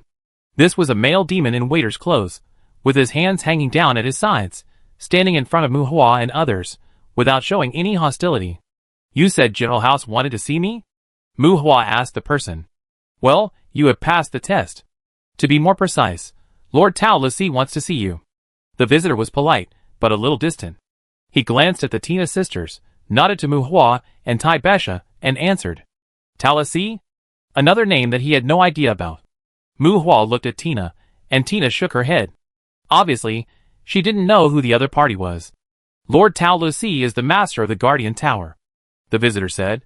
Isn't it the Tower of Disaster? Barbara muttered to the side, but was glared at by the visitor. And Tina whispered ghosts and gods, which made Mu Hua and Tai Besha clear about each other's identity. What's your name? Mu Hua frowned and looked at the visitor. The reputation of the demon clan in treating contractors is relatively good, and coupled with the high-end power of the floating giant whale and the Leviathan corpse demon that he had seen earlier, Mu Hua did not deliberately restrain himself in the court of exile. The demon race has a long heritage and a much longer natural lifespan than humans. In Mu Hua's opinion, there should be many strong people in the demon race. Although his various abilities are fancy, his energy level is there, and there is nothing to hide. He didn't expect that the ghost who had never appeared would see him. You can call me Bear. When Mu Hua asked his name, the man's face showed emotion for the first time, and he seemed a little entangled. Bear? Mu Hua confirmed and repeated. It is not uncommon for some ethnic groups to be named after wild beasts. Roaring Bear. As if misunderstanding Mu Hua's meaning, the man gritted his teeth and said his full name. Mu Hua. Tai Besha. The well-proportioned body, agile, but not strong, it is already a stretch to name the man in front of him a bear. What the hell is a roaring bear? Looking at Tina and Barbara, their eyes were also a little straight. Obviously, this kind of name is not the custom of demons. The high temperature caused by the flames gradually cooled down. Mu Hua and others looked at the visitor in surprise. The visitor looked a little embarrassed, and didn't seem to be very used to this name. How unpopular must this guy be to be given such a name by his parents? Ahem. That? Xiong, can you not go? Seeing that the other party's ears had begun to turn red, Mu Hua coughed dryly, and asked the visitor, with a relatively normal name. Yes. Without any hesitation, the visitor nodded and replied. A short silence. Yes. Then can we go now? Mu Hua asked to confirm. Yes, if you leave Alan, Tina and Barbara can just register at the airport. As for Lord Tao Les, don't pay attention to him if you don't want to see him. Xiong replied as a matter of course. As Xiong spoke, a locust hit Xiong's forehead fiercely, but Xiong raised his hand to catch it. Pa! Xiong gnashed his teeth and crushed the locust, then threw the crushed locust to the ground with a look of disgust. They watched Xiong's smooth movements in astonishment. Although they could not figure out what the so-called Lord Tao Le was like, the lofty image of the ghost in the minds of Mu Hua and others seemed to be somewhat eroded.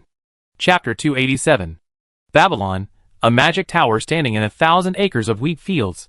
The dark tower body has formed an obsidian color in the long-term repeated refining. The tower is 7 stories high, and the base of each floor contains a magic array. The fusion and inlay of multiple magic arrays make the magic tower a special building with both offensive and defensive capabilities. After personally participating in it, the mysterious demon night banquet rumored by the outside world actually seems very casual. The banquet that seems to be a dinner party is like a large blind date scene, and there is no inquiry arrangement from the elders for the adult ceremony. After the exiles are killed, there is no celebration ceremony. The demons only need to complete the contract with their contractors. If they want to leave Alan afterwards, they can register accordingly. This arrangement seems to retain the mystery of the demon clan to a large extent, and it seems to be declaring the simplicity of the demon night banquet, as if announcing to the banquet attendees that the demon clan has no intention of connecting with external forces through the night banquet. Cautious? Although they are truly extraordinary people, the demons give Mu Hua a sense of caution in many aspects. Based on some of the performances of Ho Xiong, Mu Hua guessed that the ghost named Tao Lu Si should be easy to talk to. After all, even a runner dared to show disdain for him. It is unlikely that Ho Xiong is still alive, and kicking because he has a bad temper. Following Ho Xiong out of the courtyard, because they went deeper into the courtyard, when they returned to the outside world, it was already the morning of the next day. Outside the courtyard, some people who had completed the trial gathered to chat, and a few injured demons were receiving healing treatment. Next to the 3 corpses covered with white cloth, stood several young men with bad faces. Led by the roaring bear, Mu Hua and his companions simply responded to the greetings of some guests, avoided the crowd under the vague observation of the guests, and finally saw a wizard's tower. Walking in the wheat field with rustling grass leaves, as they got closer to the wizard's tower, the more active magic in the surrounding environment attracted Tibesha and Barbara to look around. You are from the Magic Empire, right? Babylon's magic gathering effect is stronger than the magic towers in the Magic Empire. The magic environment here may make you a little uncomfortable. Don't cast magic here.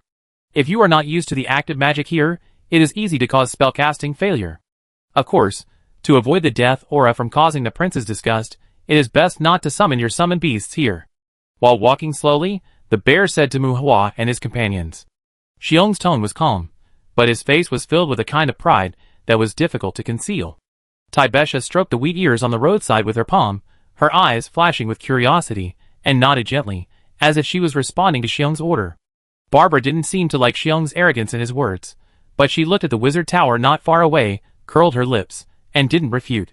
How to say it, fairness, a certain kind of fairness between people and cognition is deeply rooted in Lauren's hearts. Even the demons in the polar regions will not listen to a powerful person and act like a grandson. It may be disrespectful to some people, but this kind of intersection is often simple and comfortable. If it has nothing to do with your life, you can just laugh it off when you run into a head of state. Xiong admired the magic environment here, and his expression showed some care for the country people. Tina, who was walking beside Mu Hua, frowned slightly, feeling the surrounding environment, but a sneer like disdain hung on the corner of her mouth. Near the mage's tower, there were some people in the fields who seemed to be farming, and their silver hair reflected their identities as demons. Occasionally, someone cast an unexpected look at Mu Hua and his companions, but when they saw Xiong walking in front of them, most of them quickly withdrew their slightly scrutinizing observations. The auras of these people are not weak. Slowing down her pace and approaching Mu Hua, Tibesha glanced at the farmer-like demons and whispered to Mu Hua. They are generally over 200 years old. Xiong took the initiative to introduce Mu Hua before he spoke. Age, in a certain sense, can represent a unit of measurement for strength. The vague explanation did not explain why these people were farming, nor did it introduce their identities, as if simply telling Taibesha that these people were very strong. Where are their contractors? Did they dye their hair? Mu Hua looked at the farmers, and did not find any hair color other than silver, so he asked Xiong. They couldn't get rid of the shackles of lifespan and fell asleep. They want a peaceful life. If there is no emergency to deal with, they will help His Highness deal with some chores inside and outside the magic tower. Xiong replied. The natural lifespan of humans is much lower than that of demons, and everyone has their own hobbies of eating, drinking, whoring and gambling. Even the limit of 300 years is not something that everyone can achieve. The so-called sleep should be the situation in the culture dishes in the white whale's body earlier. These farmers have served their contractors for their entire lives, and in the end their masters chose a nearly sacrificial way to continue their lives. And their existence may have laid the foundation for the strength of the demon clan. After a question and an answer, Mu Hua and Taibesha looked at each other. Both of them had complicated feelings about demons, and it was difficult to comment on them. In silence, Xiong, who was walking in front, suddenly paused and saw two figures standing in front of the heavy main entrance of the mage tower. A man and a woman. The woman looked to be about 50 years old, with a gentle expression on her face. The man had his sleeves half rolled up, wearing trousers and a shirt, like a white-collar worker taking a lunch break. The man had a mask on his face, which seemed to cover his aura and make it difficult to see his appearance. Your Highness. Seeing the two, Xiong stepped forward quickly and bowed to the masked man. Elder. Following Xiong's steps, Mu Hua and the other four also came in front of the two. Unlike Xiong, Barbara and Tina took the lead in bowing slightly to the woman and said respectfully, Yes. The masked man nodded as a response to Xiong, and the woman stood beside the masked man, half a step behind, nodded to Barbara and Tina, but did not say anything. Mu Hua, Taibesha, nice to meet you. You can call me Tai Da Xiong. Without saying much to Xiong, the masked man took the initiative to say to Mu Hua. Mu Hua and Taibesha looked at each other in confusion, then turned to look at Xiong who had retreated to the side. Your Highness? It should be a ghost, right? Isn't it called Tao Lisi? Which prince is this Tai Da Xiong? Hey, Your Highness, changing your name casually will not change the admiration of men for you. Facing the confusion of Mu Hua and Taibesha, Xiong on the side had a strange expression, and his whole cheek twitched a few times. On the other hand, the woman who was called the Elder by Barbara coughed dryly. No, Casey, I just simply like a more majestic name. The masked man whose name was controversial retorted. You have no talent for naming. Believe me, this name is not majestic. Helplessness flashed across the face of the woman named Casey. That's better than Tao Lucy. The masked man shook his head. Your Highness, you touched the color domain, but you are not a sissy. Your distortion of homosexuality comes from your life stance. Casey also shook his head. You dare to say I'm a sissy? The masked man seemed angry. Okay, sorry, Your Highness, I just heard you say it often, and got used to it. I apologize. Casey stepped back half a step from the masked man, and bowed to apologize, but Mu Hua always felt that her tone lacked some sincerity. Tao Lucy, a color domain ghost. As mentioned earlier, charm can only be regarded as an additional ability of the color domain. Rumor has it that where the color domain ghost is, within a certain range, there is no reproductive isolation between creatures. Okay, let's not talk about the rumors first. As for charm, because it is easy to have a bad impact on the surrounding life, in order to prevent people who see his appearance from having abnormal desires for him, he always wears a magic mask to cover his breath.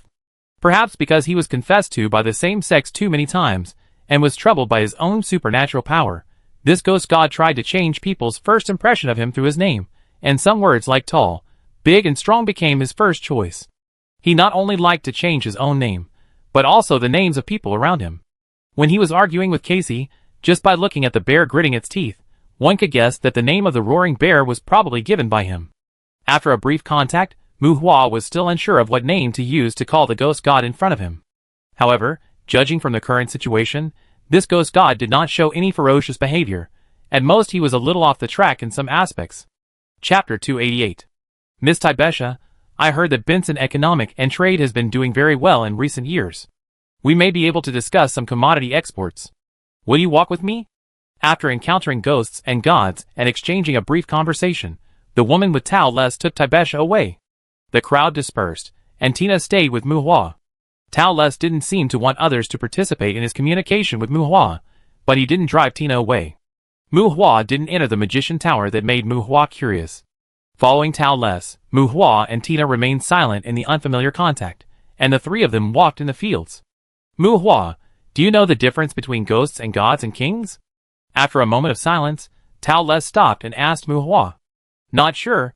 Before this, I wasn't even sure whether ghosts and gods really existed. Mu Hua shook his head, thinking about what Tao Les wanted to do. Ghosts and gods represent disasters to most humans. Original sin interferes too much with the outside world. You should know something about original sin, right? Tao Lisi chuckled and said in a calm tone. Not much. Mu Hua shook his head. I know you have obtained the status of the Pale Lord, but I want to give you some advice as a person who has experienced it. Don't explore jealousy in depth for the time being. I heard that you have some attainments in potions. If possible, try to achieve some achievements in alchemy first. Before that, don't get involved in the field of original sin too much. Ignoring Tina on the side, Tao Lisi said to Mu Hua. Why? Mu Hua asked curiously without resistance. Ghosts and kings have touched original sin. When they walk in the outside world, they will inevitably cause some supernatural influences around themselves. However, the influence of this power is strange and mysterious, but it does not represent absolute combat power. For example, a strong man who has not touched the original sin can still rely on some conventional abilities to suppress ghosts and gods, and the combat power of ghosts and gods may not necessarily be unable to surpass the kingship. You will naturally understand these later. The reason why the seven can gain the recognition of human society does not mean that the corresponding original sin of bad taste, but that they have mastered some technologies and knowledge that can change the overall pattern of human beings. Tao Les seemed to be emotional, and a strange breath emanated from his body while speaking. Mu Hua's heart tightened for no reason, and he inexplicably felt a little good about Tao Les in his heart. The stability of his spirit brought some warning-like thoughts, and the abnormal thoughts made Mu Hua nervous. Compared with the frowning Mu Hua, Tina had obvious hostility towards Tao Les, and Tao Les seemed to take a deep breath to calm his mood. As his body relaxed, the strange breath on his body also dissipated. Sorry, Tina, go to the side first. Don't worry, I have no ill towards your master. Tao Lisi waved his hand and said, The charm of the color domain? Tao Lisi did not explain, and Mu Hua did not ask more, but saw Mu Hua nodded and asked Tina to step back. Tao Lisi seemed to be easy for people to like him, but the charm ability is different from the charm magic. When the heart is on guard, for rational life, the inexplicable goodwill cannot really make people close to him. On the contrary, facing this abnormal situation, I am afraid that the first reaction of most life is to resist and resist. However, if it is a normal relationship, without deliberate precautions, it is not easy to say. It's a very troublesome ability, isn't it? But mine is still good. Just like the seventh one, even if he gets the status of a king, he can only stay in the land of eternal life. People are very troubled by the immortal soul. Seeing Tina retreat, Tao Les laughed. The seventh kingship? Mu Hua asked lightly. Well, around him, death does not mean the end. He can make the dead retain their complete souls and transform into ghosts that do not enter reincarnation. The sixth one hates him the most. Whenever he walks in the outside world, there will definitely be a large number of night hunters following him to clean up his ass. Those necromancers who want to capture human ghosts are also very troublesome. Ha ha. Tao Les said happily. As Tao Les laughed, he once again exuded that strange aura, and his mental stability warning continued. As Tao Les's laughter subsided, the strange fluctuations slowly disappeared. There are a lot of things I don't understand. I don't know where to ask. Tao Lisi's words were unclear, and Mu Hua frowned and continued. The soul dissipates with the end of life. You just need to know that jealousy can distort this law. And the ghosts who retain their consciousness before death always cause some trouble, so no one likes the seventh one to hang around outside. As for you, you should also follow his path. Well, or, as the Lord of Pale, you have already crossed the most difficult hurdle of jealousy. Tao Lisi said slowly. Original sin? Mu Hua didn't know much about the kings, let alone the ghosts like Tao Lisi. Original sin can be understood as a high-level energy system. According to Tao Lisi, the kings and ghosts are both high-end combat forces in the human group that have touched the original sin. In essence, both the kings and ghosts are very good at destruction. The biggest difference between the two is that ghosts are powerful individual combat forces.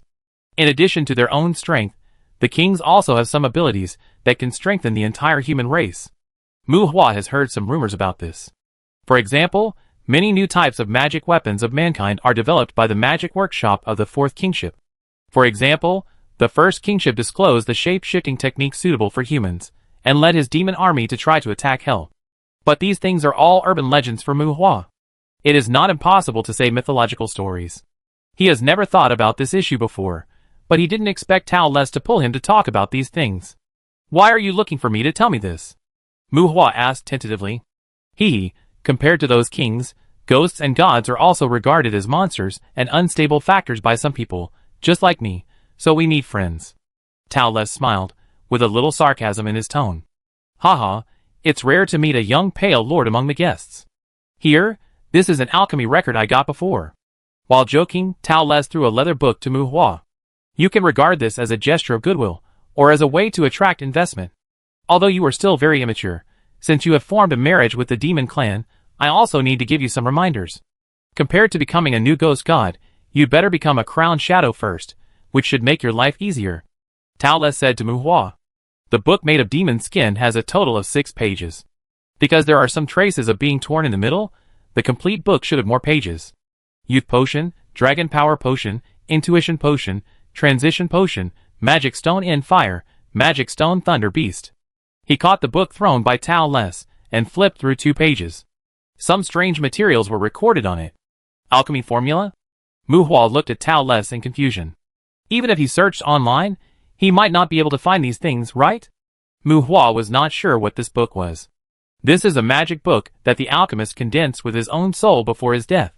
Gather the materials above, burn the pages, and perform sacrifices according to the recorded steps. They can let you comprehend your own personal formula. Tao Les explained. This? Mu Hua's fingers holding the book tightened, and he looked at Tao Les in astonishment. Priceless, although there are only 6 pages, and although it is estimated that not many people can comprehend these 6 formulas, this is undoubtedly a priceless magic book. Haha, except for the Thunder Beast magic stone, I guess you can hardly use the others. Just treat it as a gift, a token of friendship from the demon clan.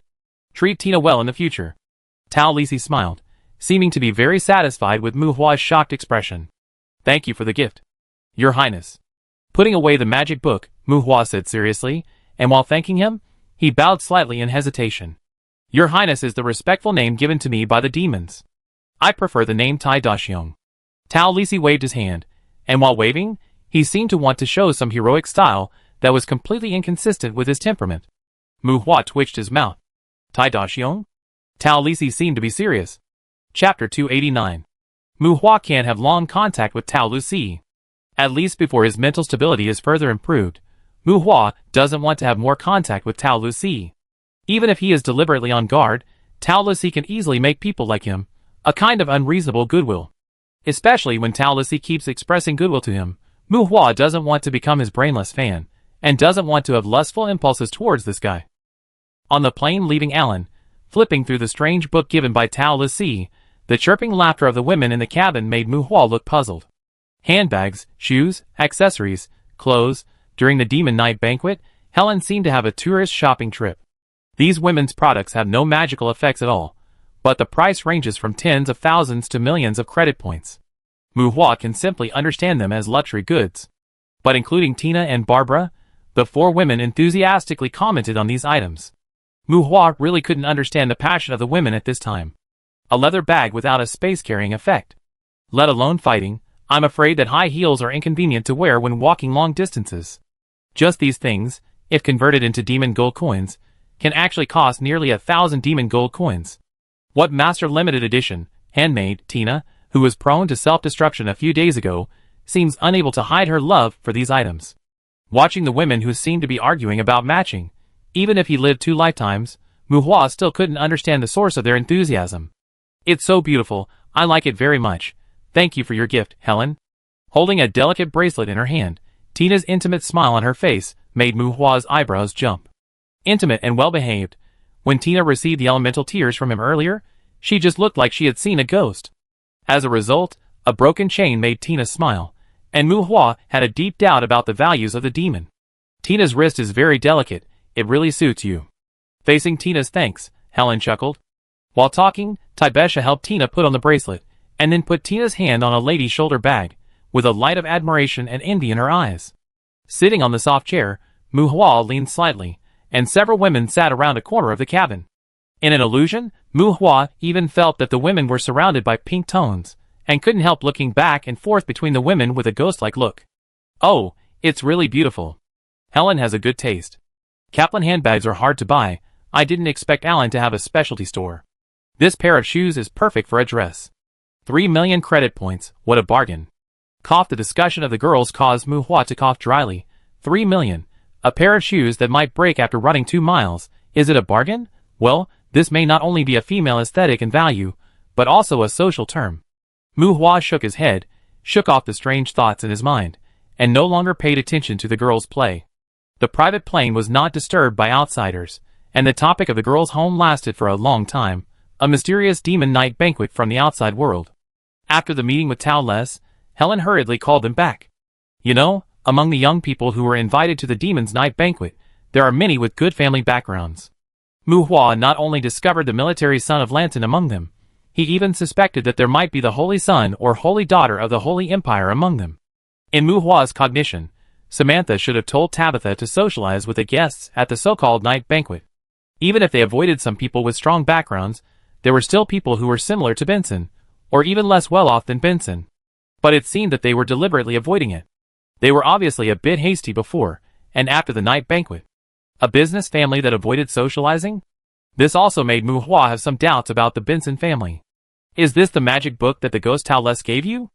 After a long discussion about bags and fashion, Tabitha sat back next to Muhua, looked at the leather book in Muhua's hand, and asked Muhua. It's the alchemy record. It's more like a ritual oration of a warlock than a magic book. Muhua shook his head, and handed the book to Tabitha. At this time, Helen and the other 2 girls also sat around Muhua. Youth potion, philosopher's stone, if it's as you said, these things are probably priceless. Tibesha briefly flipped through them, and carefully handed them back to Muhua. It can help people understand their personal formulas, so its value is self-evident. However, philosopher's stone is easy to say, but the materials for the above potions, are probably not easy to find. Do you need the dragon's blood? Do you have the golden apple? Can you get the brain of the Barus demon? Can you hold back the end of the hellfire? Muhua shook his head, and smiled bitterly. They are not that simple to find. Even if you use all the channels of the Benson family, you may not be able to get those materials. And I haven't even heard of this kind of magic book. It's expensive, but, alas, with such a heavy gift, you should probably be more cautious. Helen frowned and said with a hint of meaning, Cautious? Ha, ghosts and gods, embrace the existence of original sin, there is no point in being cautious in front of him. Try to stay away from him in the future. Muhua smiled bitterly. Muhua originally had no idea about ghosts and gods until he met Tao Les. It was unknown how strong the opponent was, but original sin led to depravity, and the opponent's mental interference that could guide him to speak out his inner truth was enough to make him tremble with fear.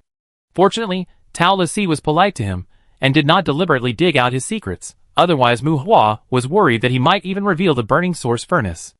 Unintentional communication could actually produce such an effect, and Muhua paid unprecedented attention to mental stability.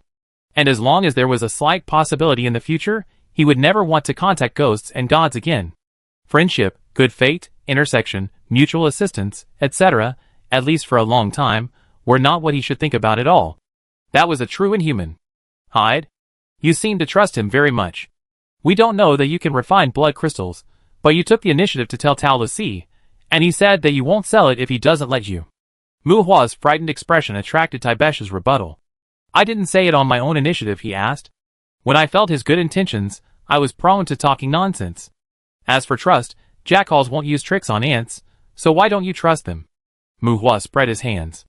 The demon blood crystal may be able to get in touch with the third person. I don't know how many people would risk their lives to have contact with him. Do you really want to listen to Tao Les?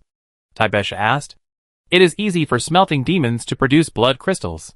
When Muhua learned from Tao Les that there was a trade in this kind of blood crystal in the outside world, the first thing he thought of was to sell it for money.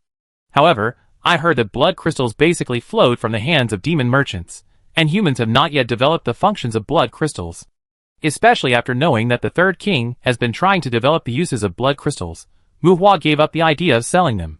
It seems that humans do not have the technology to refine blood crystals. I don't want to be caught by the third one to work as a coolie, Muhua said dissatisfiedly. Because she is a witch? Taibesha questioned. She felt that Muhua was a bit too much.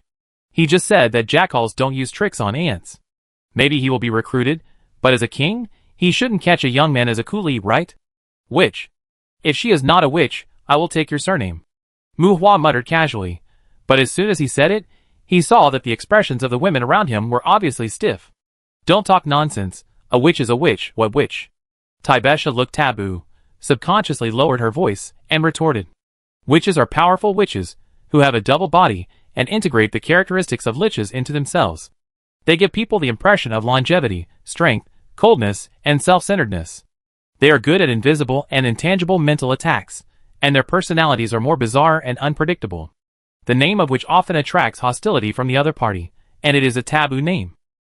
Hee, there are no outsiders, and you talk as if you have seen a witch. Glancing at the expressions of the women, seeing that the demons seemed to be in fear, Muhua couldn't help but laugh. Who hasn't been frightened by adults with witch stories when they were young? Muhua's teasing aroused Taibesha's dissatisfaction. I didn't. Muhua looked up and said. Well, it's mainly because no one told him stories when he was a child. Chapter 290. Muhua seemed to be highly valued by Tao Lucy, but Tao Lucy did not give Muhua any practical benefits except for a broken alchemy record. In contrast, the demon clan seemed to be interested in deepening their relationship with Benson. When Muhua met Tao Lucy, Taibesha, who left with the demon elder, obtained a small quota for the export of Alan's magic sword. The magic sword is not the magic sword that can release magic effects. The demons are a well-known servant clan, and the weapons forged by the demon clan are also very famous among adventurers. Among them, the magic sword that can stimulate the user's combat potential is the most concerned by the outside world. Because of the limited production, those magic swords are often snapped up once they are on the market, which also makes them a high-end product with no market. You said Samantha handed over the sales of the magic sword to Kuna? The Kuna in the town? In the cabin, Taibesha's slightly complaining topic made Muhua surprised again. Yes, Kuna, Demand's ex-wife, who helps you run the hotel, the Kuna who ate your snake fruit. Helen answered Muhua's question in a calm tone. Taibesha was stunned, and Barbara looked at Muhua with a look of contempt. Tina, who was sitting next to Muhua, had a calm expression, but she shrank her body and moved to the side without leaving a trace, as if she wanted to stay away from Muhua. And Muhua's eyes were a little straight because of Helen's answer. This reply seemed to be wrong, right? By the way, how did this woman know about snake fruit? Are you trying to change the subject? Being scrutinized by 4 eyes, Muhua looked at Helen with some doubt, and a little weak. No, I'm just answering your question, Helen said seriously. What a damn question. Don't tell me you don't know what the magic sword sales represent, not to mention the weapons produced by the magic workshop. It's fine if you don't give it to Taibesha, but Samantha doesn't take the lead herself, but gives it to Kuna? Muhua frowned, glared at Barbara who did not hide his contempt, and then glanced back and forth between Helen and Taibesha. I also asked Samantha, but she said that, asking us not to mention the weapons quota to the outside world, and asked me not to interfere. Taibesha said unhappily when her attention was pulled back by Muhua. The Benson family can be regarded as a wealthy family, but because of the lack of historical background, and the fact that they have not participated in any events that have a great impact on the empire, it is difficult to classify them as chaebol. The family runs a business, but there are no truly independent products. In recent years, most of the funds have been used to purchase scattered land on Loren Star. Getting weapons quotas from the demon country is definitely of great significance to the Benson family's business development. This kind of cooperation is probably a gesture of goodwill after the demon elders have considered it. But it is not illegal arms, and they are not controlled by themselves, nor are they included in the family management system. Instead, they are handed over to the black gloves who handle the dirty work.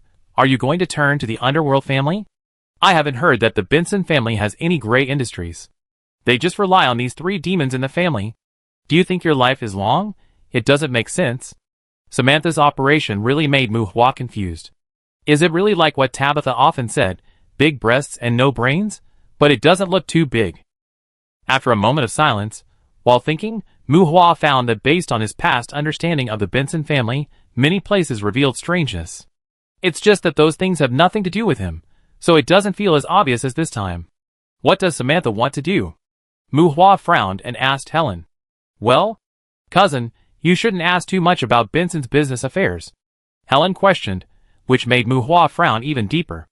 I shouldn't ask too much about the magic sword quota? Muhua stared at Helen.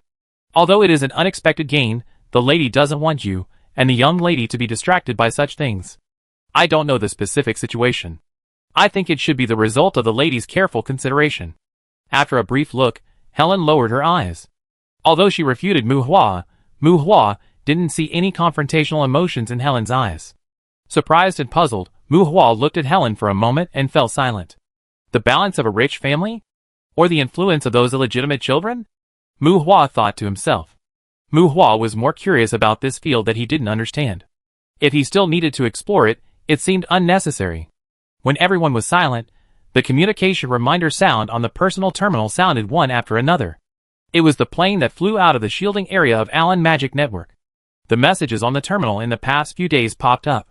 Tibesha and Muhua checked the messages respectively. Vivian sent Tibesha some information about Eve, Clark and others that she had received earlier.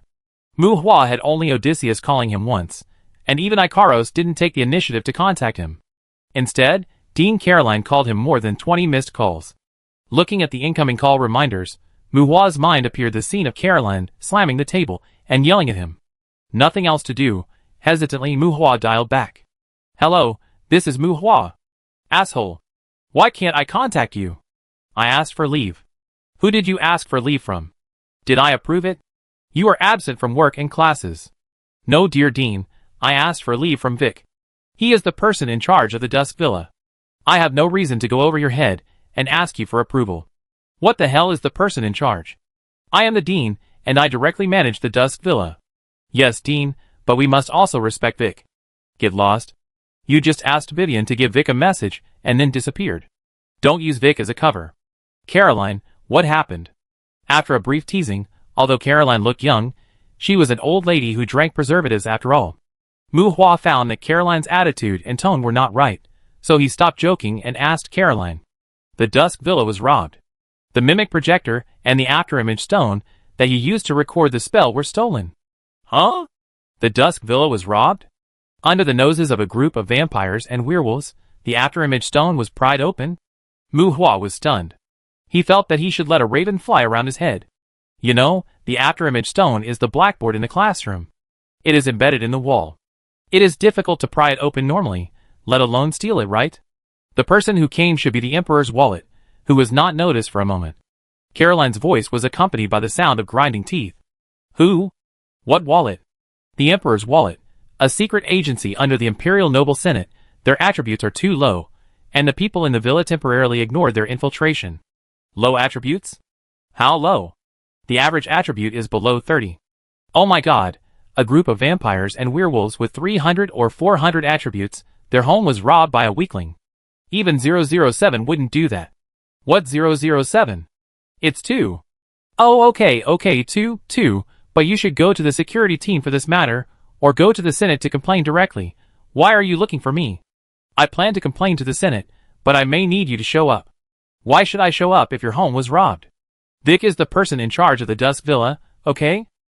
The Secret Service Agency, under the Imperial Noble Senate sounds awesome. Going to the Senate to complain? Muhua respectfully declined such a thing. Do you think they stole the projector? They stole the soul creation formula. Huh? It's been burned for a few days? It must have dissipated a long time ago, right? Before it was stolen, it was your formula. Even if it dissipated, it can still be reproduced by investing enough energy. Oh, then give it to them. It's an open class anyway. Who told you it's an open class? Even if it's open, I have the final say on how to make it public. You must recognize the value of the formula you developed. Soul creation is not Muhua's original creation, but, apart from the difficulty of casting, the normal formula has very high rigid requirements for the caster's personal attributes. Muhua's soul creation has lower requirements for personal attributes, but the difficulty of learning is greater than that of normal formulas. And the threshold for applications that can be linked to soul creation is generally higher. This also leads to the fact that people who need this formula are usually able to hire more orthodox casters to help. In the personal terminal, Caroline's angry shouting attracted the attention of Tabitha and other girls. Although the human world seems to be relatively peaceful, in such a world full of demons, there is never a lack of mystery and weirdness. Learning magic casually and being awesome is basically a joke. Even if Mu Hua is now some of the bright spots, it is more because he has learned a lot, and knows advanced magic training. Mu Hua probably knows that the value Caroline is talking about should be more academic value, but unfortunately he is not a scholar at all, so he is not very interested in this. Okay, you are right, but the attributes of the people coming are so low. How did they avoid the lost monster in the woods? And you let it run away? Shaking his head to indicate that the women are fine, Mu Hua responded to Caroline. Students of the Dusk Academy are also responsible for the supervision of the academy.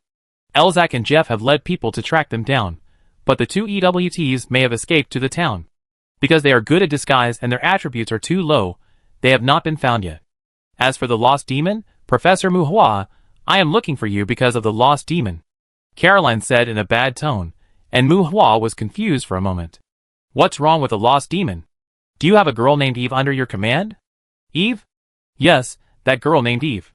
Damn it, she killed all the lost demons in the academy. You must be responsible. Huh? Are you kidding me? Who would go to the Magic Academy to kill lost demons for no reason?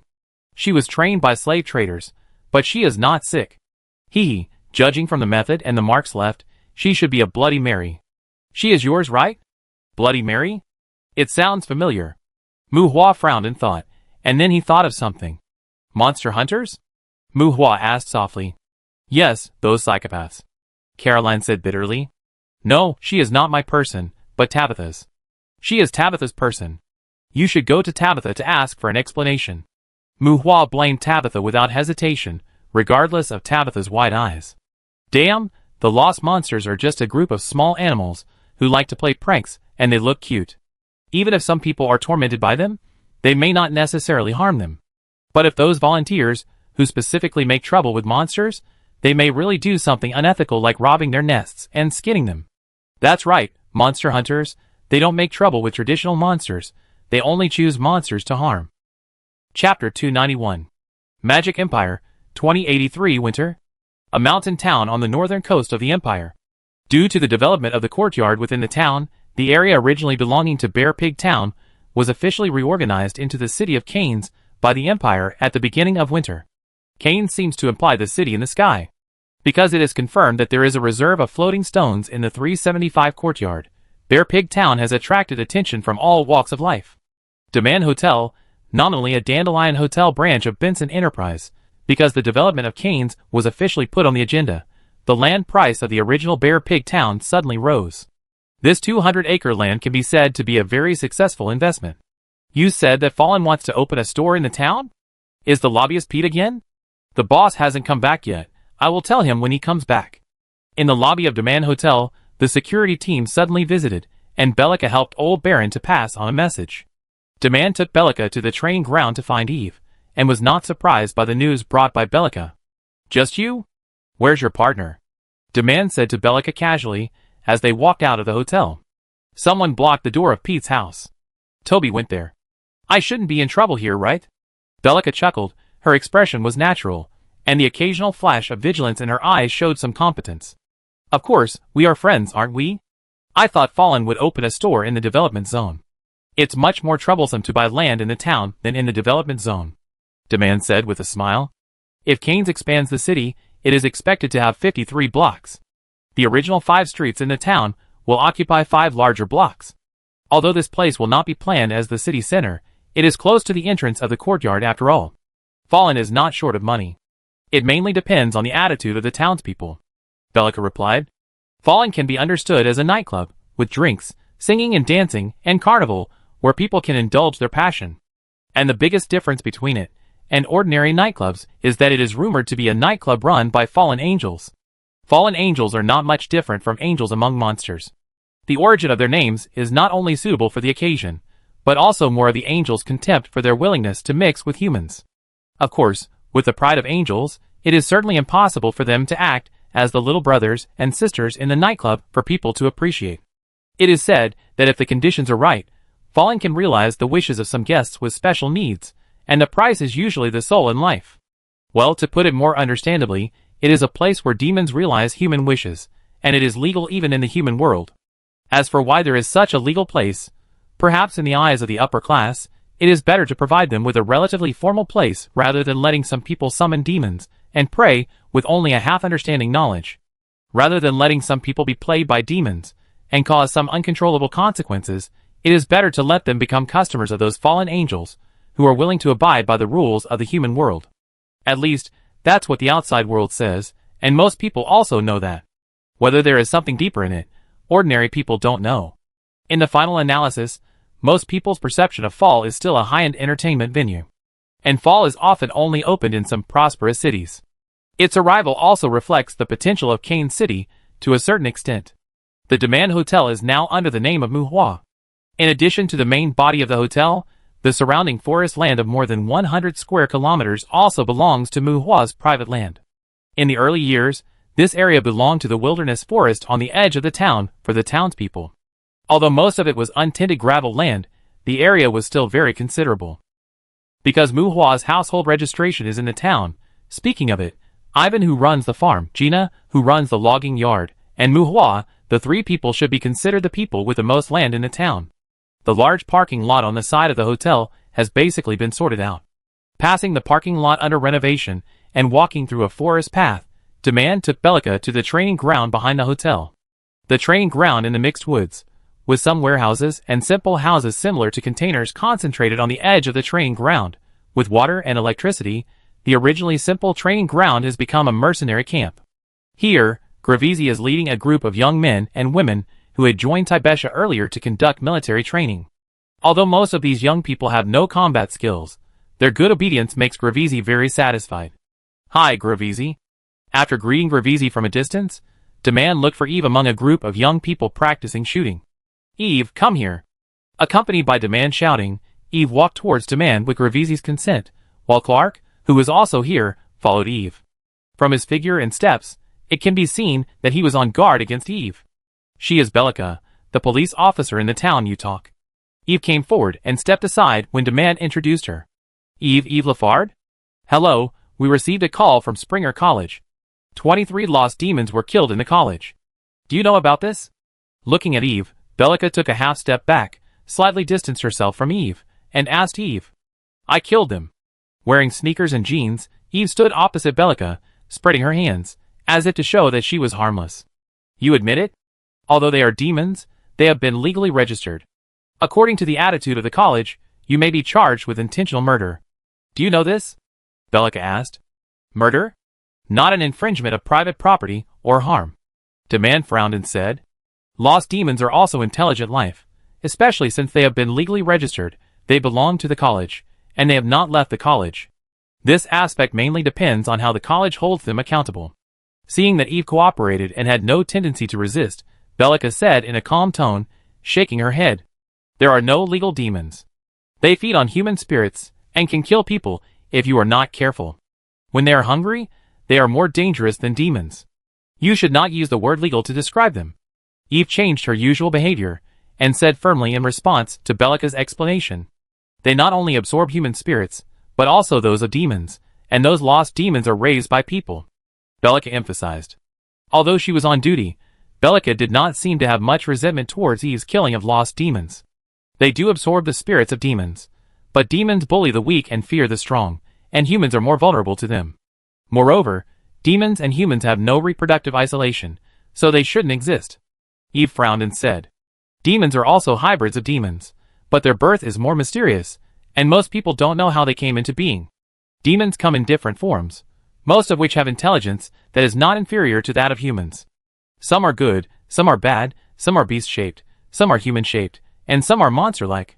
And they are born with special powers, and ordinary humans are a relatively easy source of food for them. So don't worry about good and evil.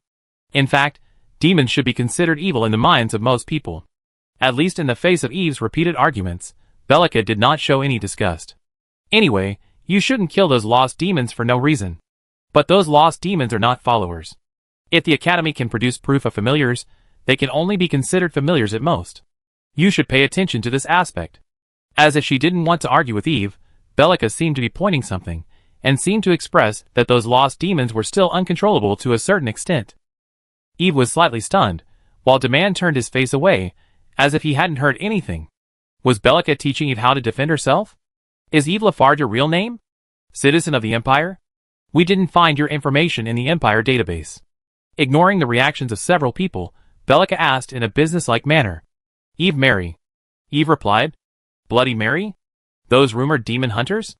Bellica looked at Eve again, with a bit of curiosity in her eyes. Bloody Mary does not refer specifically to Eve, and demon hunter is not a formal profession. They are a group of mysterious people. They may not be strong, but they know demons very well, and are good at taking advantage of demons' weaknesses. When the strength is not equal, they can kill some powerful demons by trickery. It is said that they are inherited from a family. There are relatively few of them, and the distribution of demons is relatively scattered. Therefore, demon hunters usually travel around, and will run away after causing trouble, so the reputation of demon hunters is not very good. Yes. Hee, you have caused a lot of trouble for the security team. This is the first time that Bellica has seen demon hunters. It is said that they are all troublemakers. Bellica chuckled.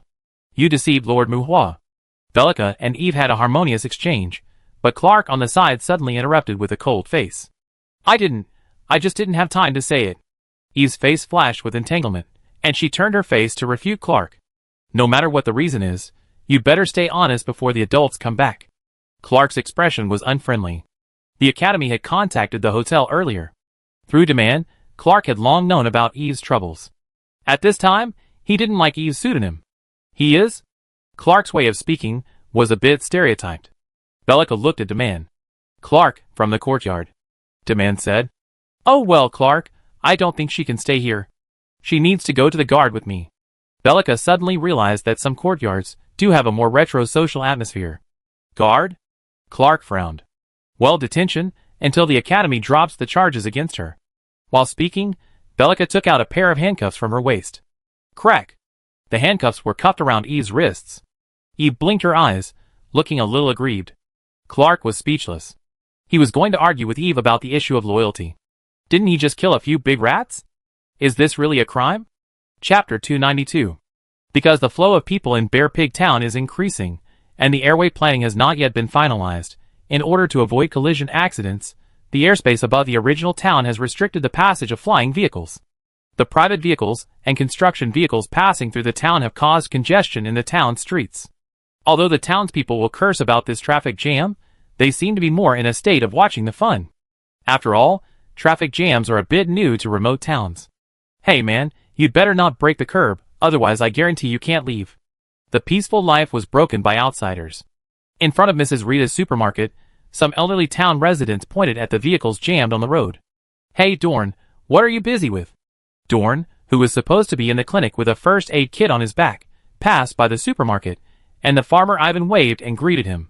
There's a fight ahead, someone needs emergency treatment. Damn, my car can't get through it all. With a little anxiety, Dorn said hello to the people gathered in front of the supermarket and left quickly. There is no 9 to 5 in the town. The shops in the town are usually open late. Before 10 o'clock in the morning, and most women are doing some cleaning in the store. Ivan, Mark, Tim, Maury, Buck, some are here to deliver goods, some are just strolling here. A group of middle-aged and elderly people gathered in front of the supermarket without any prior agreement, several of them holding coffee in their hands, saying hello to Dorn, and then turned to look at the things on the street. So I said, they shouldn't be allowed to pass through the town. Don't those developers have money? Go build the road first. Looking at the congested streets, Tim, who runs a butcher shop, said disdainfully. Ha, Sam really likes them. His coffee is almost sold out these days. Mark said with a smile. How is your restaurant? Old Maury asked Mark. Not very good. These guys prefer fast food. The courtyard is blocked. It seems that you don't have many customers? Mark said to Old Maury. I don't care. I'm stockpiling ammunition recently. I plan to buy some high-level exorcism bullets. What do you think? Old Maury asked a few people after taking a bite of the donut in his hand. Hey, what's there to stockpile? Have you heard? There are 53 blocks planned to be developed here. Can you suppress the prices of those weapon dealers? Ivan shook his head and was not optimistic about Old Maury's gun shop. The town will be changed into a community? Mark asked. It should be. Then Ivan, what about your farm? Tim asked Ivan. No one can touch my farm. To be honest, the development has little impact on the farm, but you? So we must ensure the independence of the community, and can't let those city people come in. Ivan looked at several people. It's hard to say. It seems that Kuna killed Vito, but I heard that she didn't take over Vito's business smoothly. It seems that someone has been negotiating the acquisition of land in the third block. Old Maury said. Damn Pete, he has no right to sell the land in the town casually. He didn't even ask the opinions of the townspeople. The slightly fat middle-aged woman walked out of the supermarket while cursing. It was the supermarket owner Rita. But he has power, doesn't he? Maybe we should remove him. Speaking of Pete, Ivan was very disgusted with this mayor. That's right, that son of a bitch has forgotten that he is also a bare pig towner. This damn development has affected our lives. He should fight for compensation for us instead of selling land. Rita cursed in response. Has anyone seen Muhua recently? We lack influence, maybe he can contact the college. Ivan, Muhua GNA, if we add the support of the college, we should be able to compete with the government gentlemen. Old Maury said. I have no problem. Although the development has no adverse impact on my farm, you know, we are in the same group. Ivan spread his hands and said, as if to express his position. I met Vivian the day before yesterday. I heard that Moo went out of town. The fat man in the hotel is unreliable. When Rita said to a few people, a young girl walked towards the supermarket. Hi Rita, what are you talking about? The girl greeted the few people, but it was Bishi who worked in the supermarket. Hi dear, you are late. Rita said to Bishi, but there was no blame attitude. It seems someone is looking for trouble with Pete. When I came here, I saw someone blocking his door. By the way, do you know? The academy was robbed, and the thief fled to the town. I heard that the academy is organizing a hunt. Bitsy said with interest when she got together with a few people. The town is not as prosperous as the city, but the exchange of information in the town is very fast. In the gossip, it is difficult for the townspeople to hide any secrets. Hunting? Didn't they call the police? They can steal in the Magic Academy. They are not thugs, right? I think we should notify everyone. Rita said with some concern. I'm afraid the security team is short of manpower. Oh, someone has already said it in the town group. The Emperor's wallet? What is that? Tim called up his personal terminal and asked a few people while flipping through it. The Academy seems to claim that the thief is the Emperor's wallet. You don't even know them? Do you know the Empire Miracle?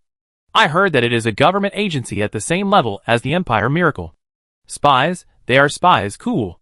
It seems that the vampires of the Dusk Courtyard have all been dispatched. I really want to meet them. Compared with several middle-aged and elderly people, Bitsy explained excitedly.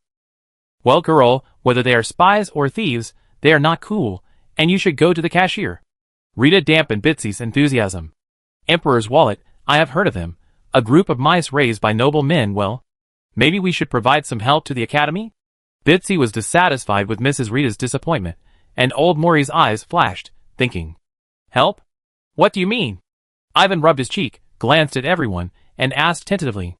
That's right, Ivan, call your people, notify Gina, and ask the guard team for information.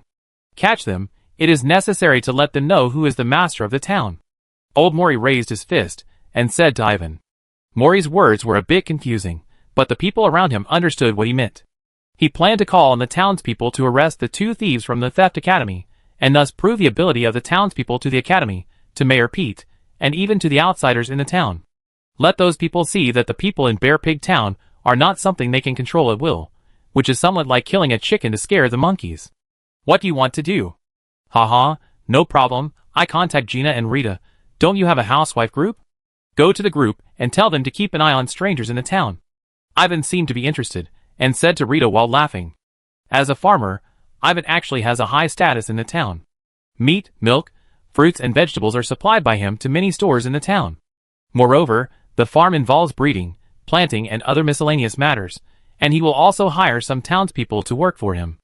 Ivan can probably gather about 20 young and strong men under his command, all of whom are people from the town, a group of young men with strength but nowhere to use, who can cause trouble for no reason. If they are organized to catch thieves in the town, I don't think they need to be mobilized at all. There are also some strong laborers working in the logging yard in GNA. The people in Loren are not only good at working. No matter whether they have killed wild beasts or monsters in the courtyard, everyone has some hunting experience. Mobilize the young and old in the town, and prepare weapons.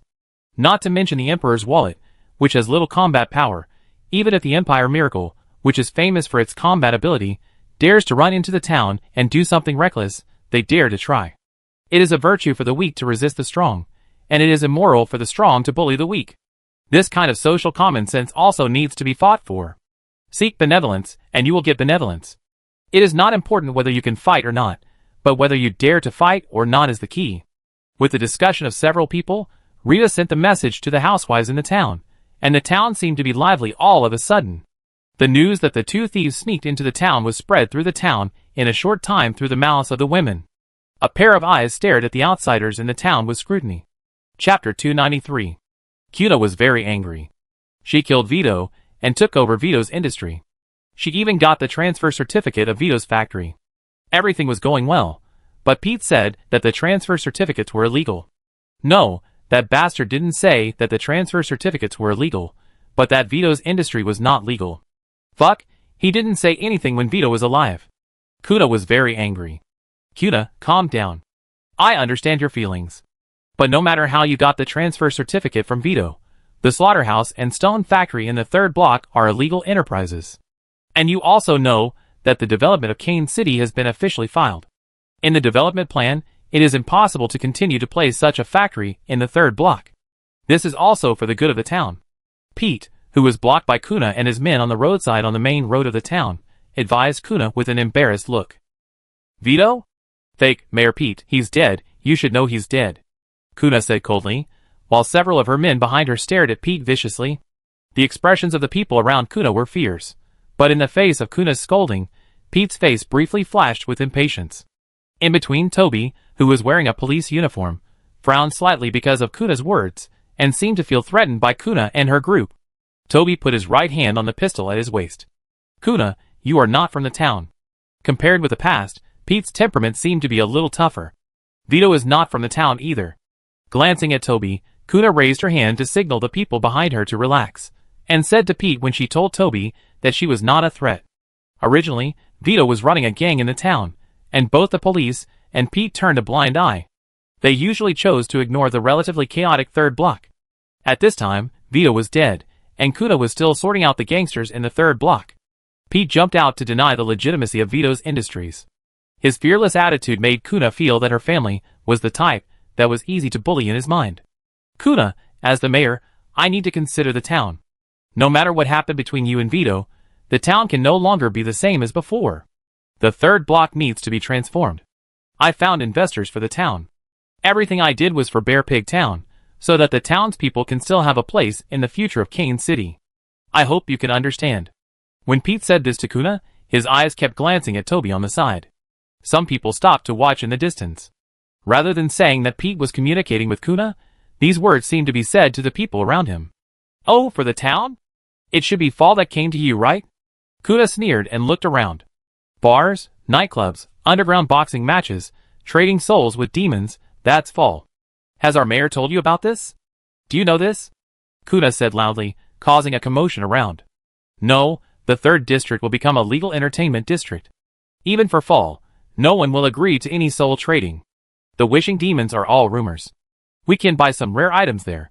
Everyone knows that the development of 375 will inevitably bring a large number of adventurers to the town. The real harm to us is the demon merchants, and fall will sell goods from hell, which can prevent people from summoning demon merchants in the town. Pete retorted loudly. The devil merchants, as the name suggests, are a kind of devils that shuttle between hell and the human world. They are relatively mysterious, and will trade with summoners and sell some hellish things to humans. They usually don't attack humans casually.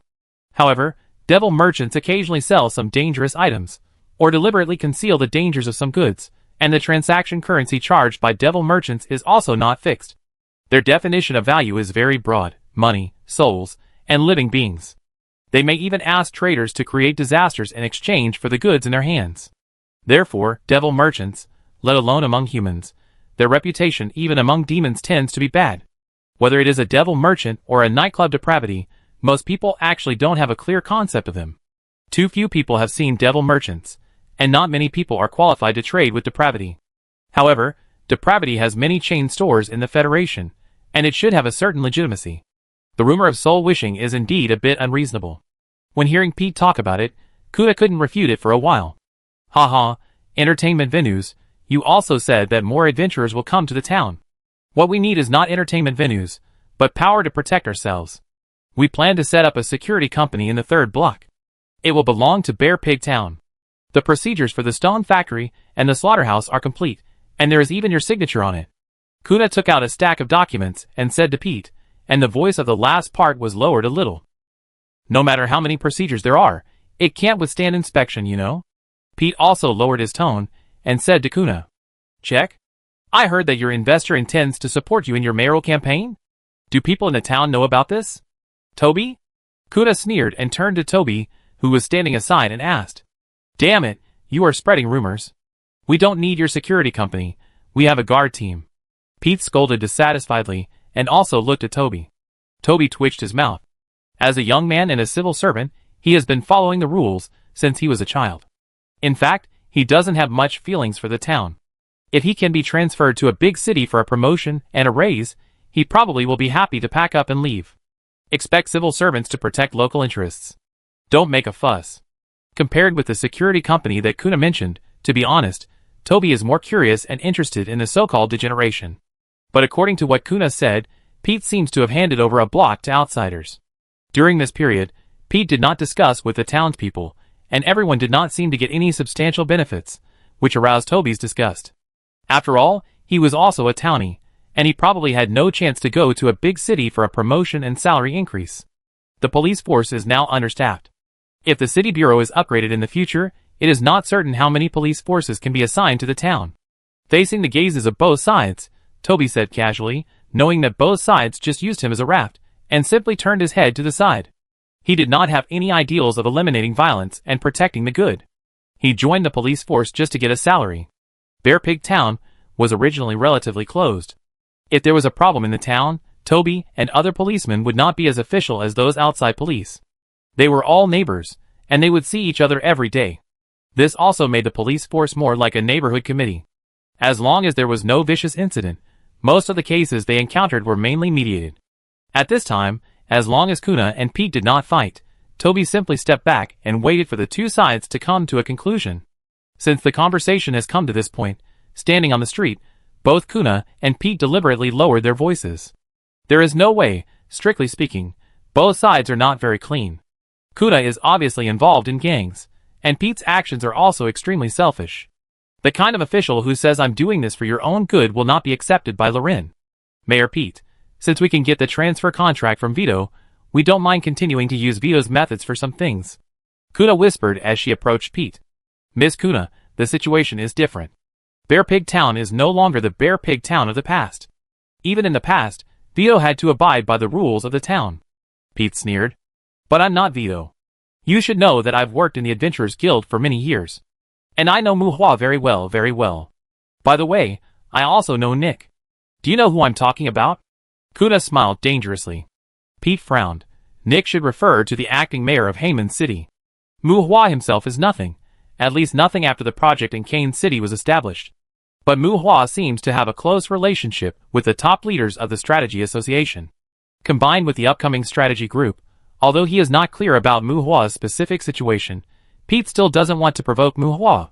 "Madam, Mr. Nick has no reason to interfere in the affairs of Kane City, and I am also very familiar with Mr. Muhua. His household registration is in Bear Pig Town, and he gets along well with many people in the town. I think, at any time, we should not listen to one-sided arguments, right?" Pete slowed down his tone and said tentatively, "You can go and understand, but I don't like others to infringe on my rights, whether it's the mayor or the mayor." Kuna's smile became even wider. "I don't care about any investment plan. The slaughterhouse and the stone factory can be closed, but I can't let anyone deprive me of my land ownership." Kuna's eyes flashed coldly with a smile. Unlike the gentle receptionist in his impression, the dangerous aura of Kuna at this time made Pete's expression stagnant.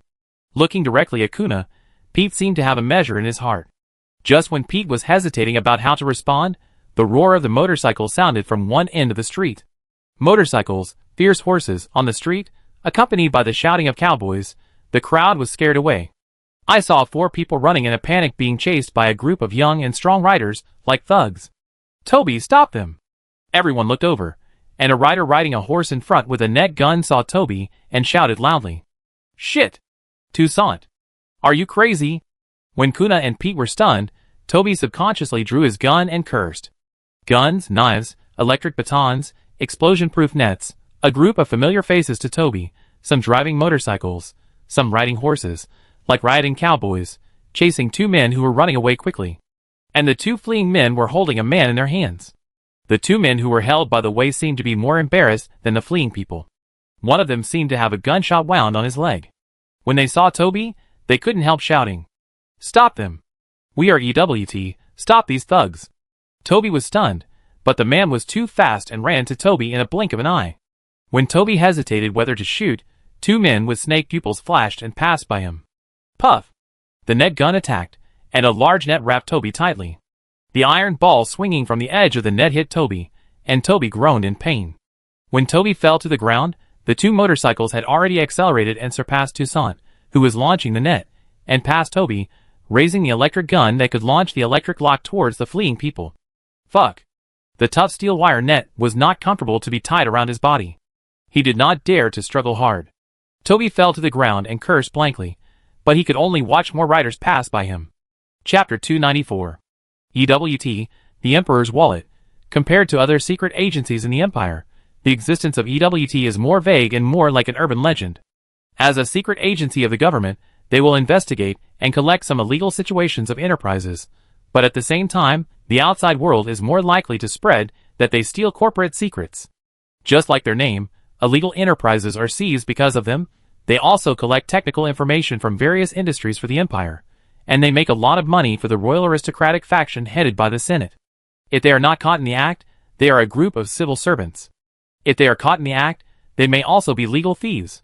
Be careful. It's a vampire. With the help of others, Toby got rid of the entanglement of the anti-riot network, and when he stood up, he did not forget to shout loudly. Something happened in Bear Pig Town. Two thieves who stole in the spring branch hid in the crowd of the town to avoid the pursuit of the college. Although they were good at hiding and disguising themselves, unfortunately, the women in the town eventually discovered their intentions. With the townspeople deliberately targeting them, they attracted the town's young and strong men to hunt them down. Ivan Farm and G&A Lumberyard dispatched personnel to organize the hunt, and with the cooperation of the townspeople, facing the ubiquitous cold guns, it was almost certain that the two thieves would be caught. However, perhaps they were well prepared. Two sudden vampires tried to help them escape from the town, which led to the current situation. Dozens of young and strong men drove vehicles, carrying weapons and blades, and hunted them down. Trample, trample. Buzz, buzz, buzz. In the roar of the locomotive engine, the fierce horse stamped its hooves anxiously. Electric shock guns, net guns, live ammunition firearms, chain javelins, and various weapons with restraining effects were pointed at the two vampires in a very methodical manner. The two vampires were trapped in the crowd, panting and looking ferocious, but facing the encirclement more than 10 meters away, they did not dare to act rashly. Avoiding the electric shock lock shot from the crowd, the net guns in front made the vampires dare not rush in easily. The dozens of net guns surrounding them were enough to cover all the escape angles of the two vampires. These riot nets made of alloy wires can easily squeeze into the skin of the strugglers. Even two vampires with a level of 300 plus dare not be tied up by this riot net. Because they don't know what type of exorcism bullets these damn townspeople use, they don't want to be pierced by those chain javelins. Throughout history, hunting creatures with stronger power, humans have been summarizing this experience all the time. It's just that some people gave up those experiences and complacently accepted a life of being protected by others in all aspects. But there is no doubt that the two vampires, including the two EWT members who were held by them, had no doubt that the other party had regarded them as prey when facing the young and strong men who were shouting and cooperating with each other. Yes, prey. These young and strong men were obviously more interested in the two vampires than the two thieves. The vampires with level 300 plus were a fatal threat to them. But at the same time, the two vampires could also provide them with a lot of level experience, which was simply a real tonic. The most important thing was that they broke the law first. The young and strong men holding weapons had a strange light in their eyes, but facing these ants, the vampires couldn't help but feel cold in their hearts.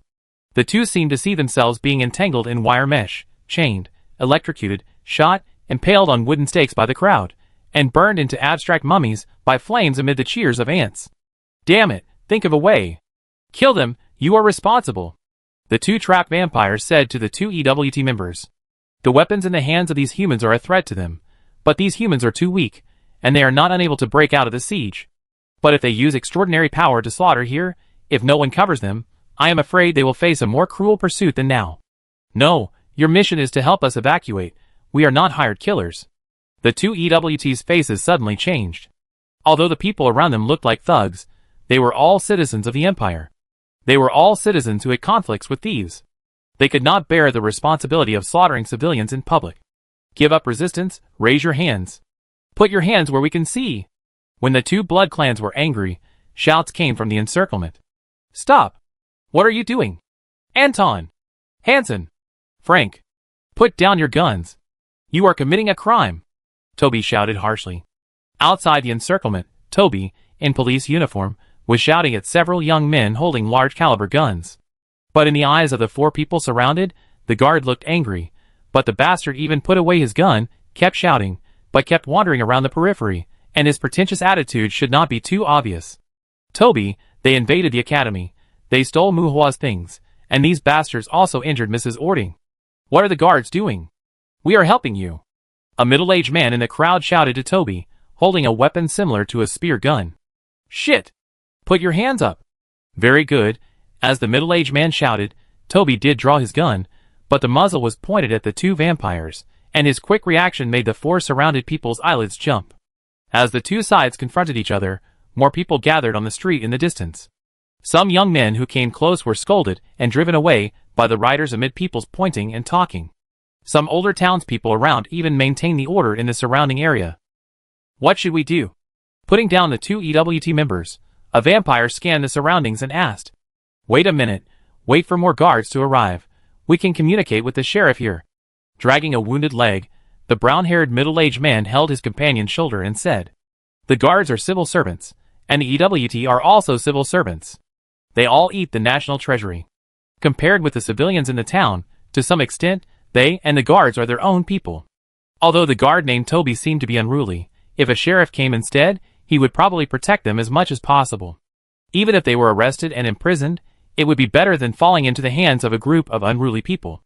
At this point, the two EWTs had a clear attitude. They were not afraid of being caught, but they just didn't want to fall into the hands of the townspeople or the academy.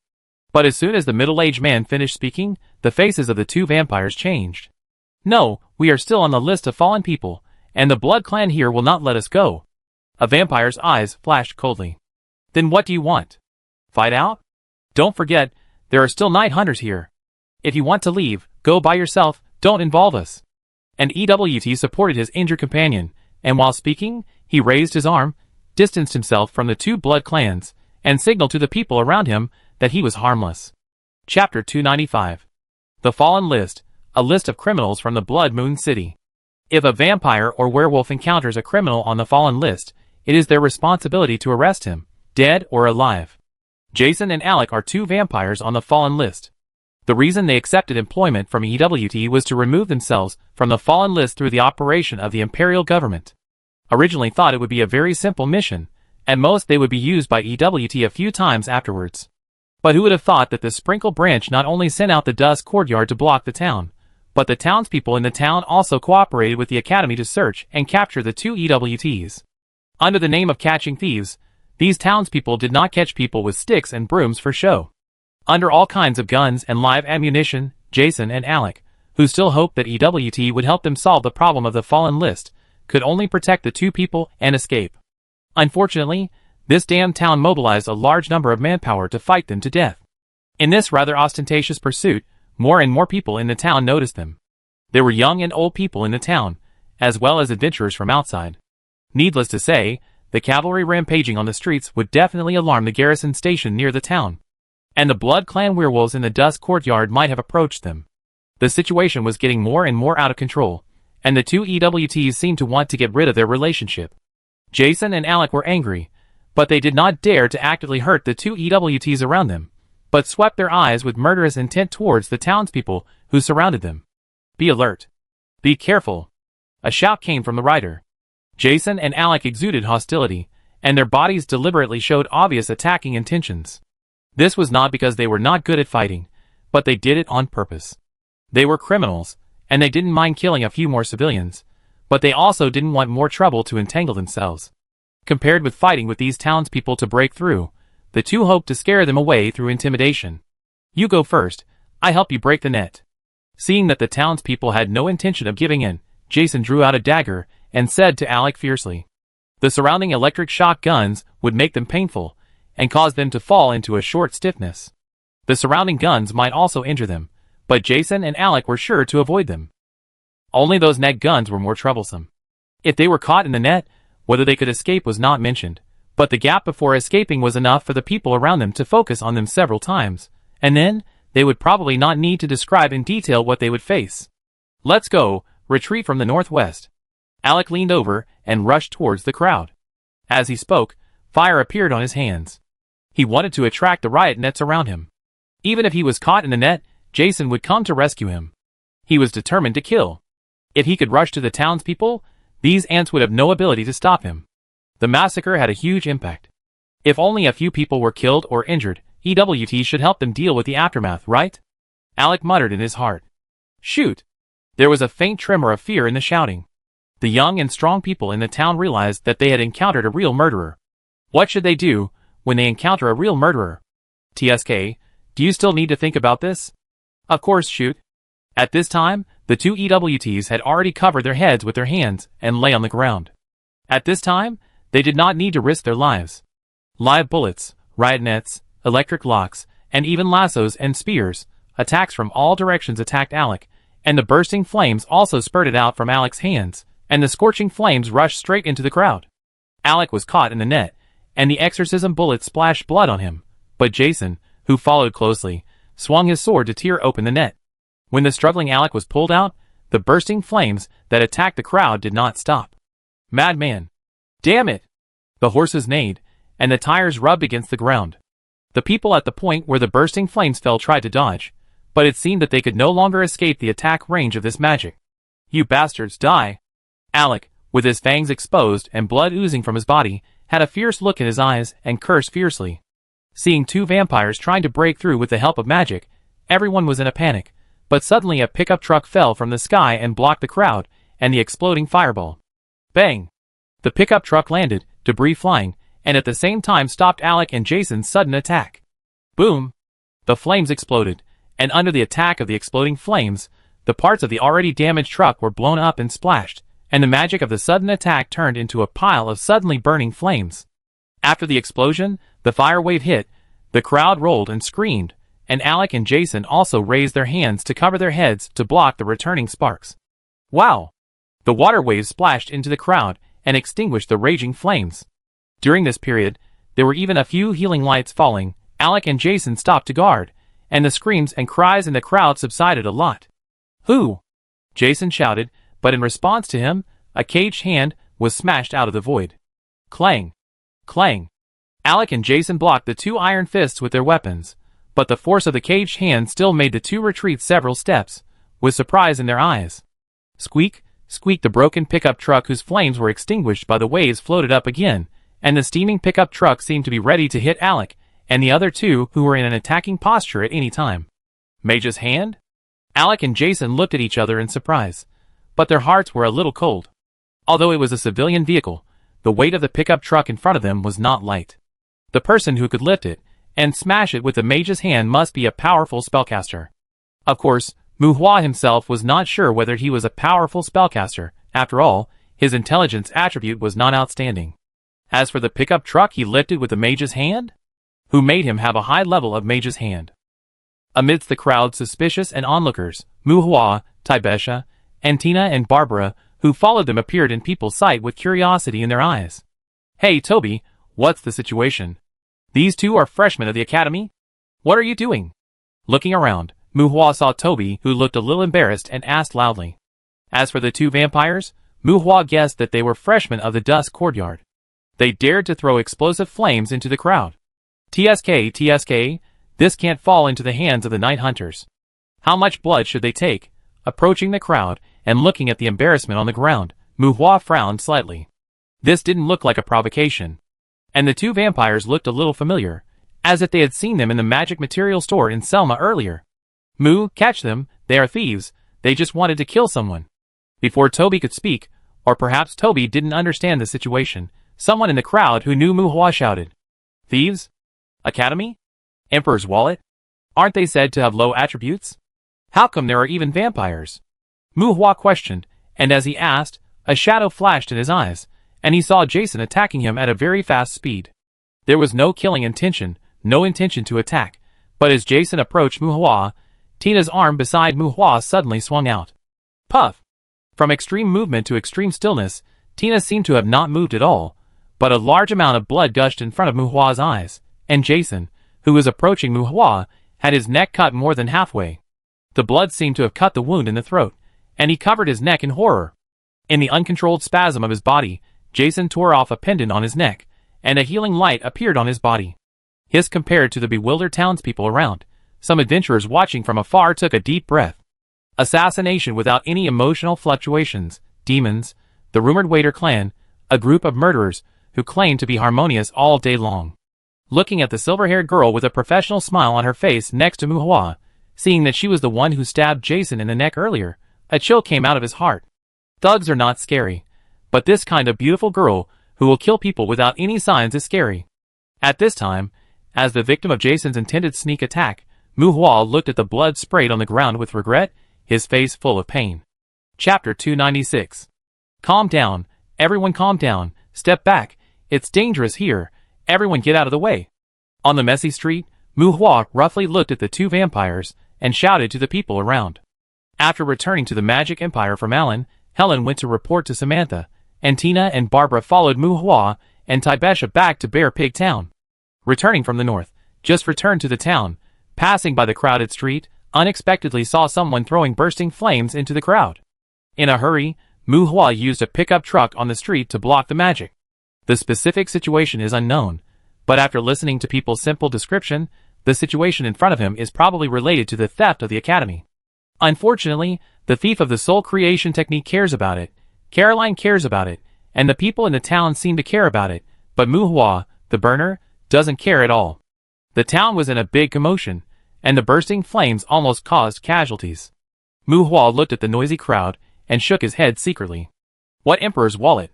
If you want a spell, you should tell me first. I give it to you if you ask for it, noble lord, why bother? The two vampires in front of him were very fierce, not as cute as those in the academy. Mu Hua asked everyone to give way, and the young and strong people in the town obeyed and stayed away. The 375 courtyard was blocked, and there were already many adventurers wandering around in the town. Those adventurers who were originally watching the excitement in the distance had already grabbed knives when the vampire cast the bursting flame. The vampires who made trouble, not only Mu Hua wanted to bleed them, but the nearby adventurers, regardless of their strength, were almost drooling.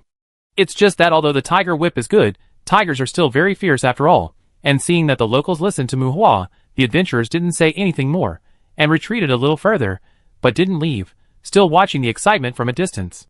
The crowd dispersed, and on the slightly messy street Jason, who was almost beheaded, barely healed his neck with a severed throat. Afterwards, the guy drank 2 more bottles of life potion in one breath, and after a heavy breath, he seemed to mutter something to Alec beside him. Healing magic has a significant effect on restoring injuries, but if it is not a high-level divine art, physical strength and even lost blood cannot be restored immediately. In this regard, life potions can be a good supplement. Boss, shouldn't we first figure out the specific situation here? Do you want to intervene? The two vampires looked around and looked at Mu Hua cautiously. Tina reminded Mu Hua, but it was clearly she who just stabbed the other person, and this girl seemed to have no consciousness that she was the first to attack. There is nothing to say. Those who dare to throw explosive flames into the crowd are bad guys. Mu Hua pointed at Jason and Alec. Take them down first. Their blood is valuable. Remember not to stab them randomly. As Mu Hua said this, his eyes swept over the two people lying on the ground with their heads in their hands, and Tina's face flashed with realization. Well, the specific situation is not important. There are 2 vampires on the opposite side, and their master wants to bleed them. As soon as Mu Hua finished speaking, the tattered pickup truck that was originally held by the magician's hand fell to the ground with a crash. The magician's hand was released. Obviously, Mu Hua was thinking about how to control the 2 vampires with the least damage. Wait a minute. It's all a misunderstanding. We are the victims. As the people around him dispersed, seeing that Mu Hua's eyes staring at Jason and Alec became more and more unfriendly, the 2 EWTs, who were lying on the ground with their heads in their hands, stood up and shouted to Mu Hua. I heard they are from EWT. Anton and the others said they stole your stuff? When Mu Hua was confused, Toby walked up to Mu Hua and said to him, EWT? Oh, that Emperor Wallet, they are Emperor Wallet. Why are they involved with the Blood Clan again? This is the Blood Clan again, and the Exploding Flame again. It's fine if the guards don't come, but where are the Night Hunters? I heard their office is not far from here. As Toby explained, Mu Hua looked around. EWT involves the Senate, and those Night Hunters may not have time to hide. Kuna came forward, and while laughing, she looked at Tina and Barbara curiously. Well, you are here too? Have you finished your business? Seeing Kuna and a few of her men approaching, Mu Hua asked. No, I bought the properties under Vito's name. The mayor insisted that those properties were illegal.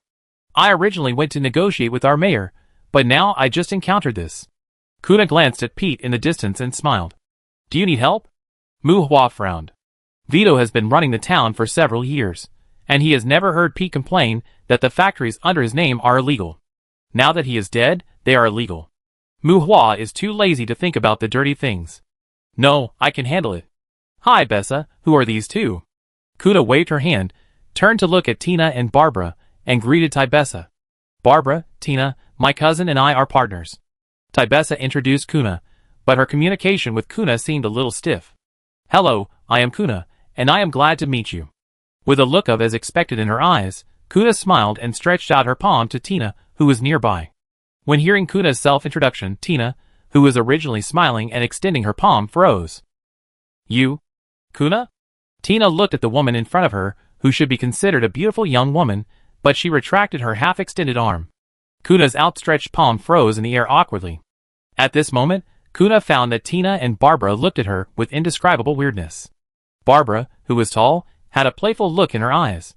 The seemingly quiet Tina had a hint of disgust at the corner of her mouth. Tybessa's eyes were erratic. In the weird atmosphere, Mu Hua seemed to think of something and coughed dryly. Cough. You? That's right, it's you too, casting a spell in a busy city you. Ignoring Kuna's confusion, Mu Hua spoke righteously, and shouted at Jason and Alec. The attitude of Tybessa and the other two girls towards Kuna was a little abnormal, probably because of Helen's topic about the snake fruit on the plane. Intent on diverting the attention of several people, Mu Hua had not finished speaking when he saw Jason and Alec's shirts torn, and a pair of slightly thin demon wings spread out behind them. Waste. Jason looked at the two EWTs, cursed with a hoarse voice, and flapped his flesh wings. Whoosh, the flesh wings waved fiercely, and with a jump, Jason and Alec quickly took off. Vampires are more likely to acquire the ability to fly than demons like Tina. Although they can also be regarded as demon wings, the flesh wings of vampires are much more fragile than the flesh wings of most demons. Some demons can forge their demon wings as hard as steel, and can even be used as a very lethal weapon. Although it is easier for vampires to catalyze flesh wings, as a flying organ, the demon wings of vampires are often the most vulnerable part of their body surface. Jason and Alec didn't refuse to fly earlier, but they were mainly constrained by the threat of those net guns, and they were also afraid of flying too high and being targeted by the vampires in the academy. Seeing that everyone had retreated far enough, and the two EWT members were no match for Mu Hua, Jason and Alec didn't hesitate anymore, spread their demon wings, and wanted to escape from here. The two vampires soared into the sky. Perhaps because they had never seen winged demons, Mu Hua was slightly stunned. The two had already soared to a height of dozens of meters above the ground and stretched their flesh wings in the air. Except for being a little thinner, the appearance was not much different from ordinary demon wings, with skeletons, membranes, clawed wing fingers, dark red color, and hidden magic patterns on them, but those patterns were small and sparse, and difficult to form inscriptions. Fuck, you still dare to run. Seeing that the two were about to escape, Mu Hua cursed and materialized Jam's sweetheart. Ka! When he loaded the gun and raised it, a column of air rose up from behind Mu Hua like a strange snake. It was him who activated the mage's hand again. Bang! Pa! With a gunshot, a blood flower exploded on the body of the vampire in the sky. At the same time, another vampire was slapped by the mage's hand and fell freely from the sky. Mu Hua's intelligence is now 350 plus. As long as he can see, the mage's hand can extend more than 300 meters. Because he tried to turn the mage's hand into the touch of jealousy, all the 100 refining secret stones he obtained during this period were also smashed by Mu Hua on the mage's hand. The strength of the mage's hand comes from the transformation of intelligence. The mage's hand close to LV50 already has 300 plus strength. Although the mage's hand was also broken by the slap, the impact force fell on Jason. Compared to most combat professionals, the casters have many powerful attack methods. Mu Hua's current attack is also considered to be secretive, but because of the problems with the specifications of the opponents he encountered in the past, he seemed to be all kinds of rough. Bang! With a scream, Alec, whose lungs were opened by Jam's sweetheart, fell directly to the ground. Jason, who was stunned by the magician's hand, turned a series of somersaults in the air, and finally flapped his wings and stopped about 10 meters away from the ground. At least, he did not fall to the ground like Alec. These two guys don't know flying magic, and they rely on a pair of wings to fly. Their flexibility in the sky is still a bit poor. Caw! Jam's sweetheart reloaded. No! Stop! Don't shoot! I surrender! Jason screamed for mercy when he saw Mu Hua's gun muzzle with a confused face. He just saw that the guy in front of him shot a hole in Alec's body with one shot, and Alec's back was blown out by the bullet. The high-level exorcism bullets don't have such a hole. Is this guy equipped with the origin bullet? Is it that serious? Jason wanted to dodge, but he was afraid that Mu Hua would slap him with the magician's hand. Mu Hua's shooting skills are very good, and he can't run away while staring at Mu Hua's gun. Facing Mu Hua's gun, Jason floated in the air, not even daring to flap his wings.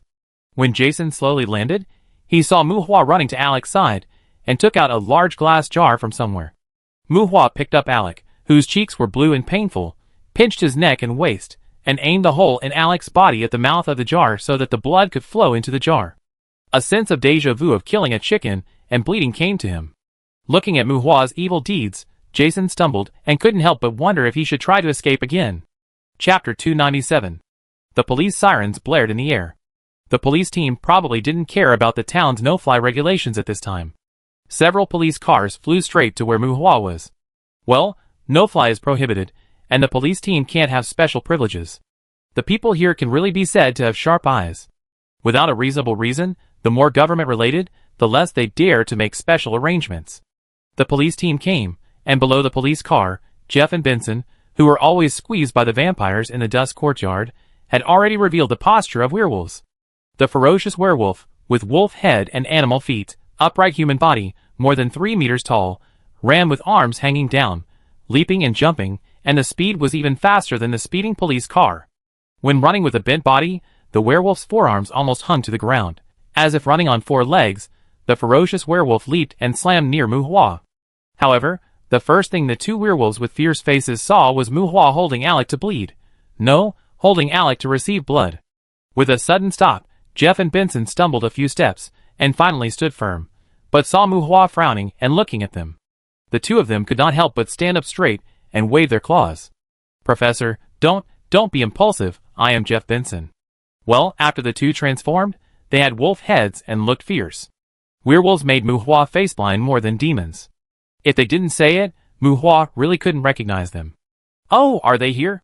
When Mu Hua said casually, his eyes looking at the two of them were much more harmonious. Speaking of which, Mu Hua can actually distinguish the existence of those faceblind people by their breath, but unfortunately, he didn't seem to pay attention to Jeff and the other's breath before. Putting down Alec in his hand, putting away the jar of blood, and raising his hand to slap 3 or 4 healing spells on Alec. Well, there was a big hole in this guy's body, and his lungs were shattered. Although he lost a lot of blood, Mu Hua didn't want to kill him. But the healing technique didn't seem to work well on his injuries.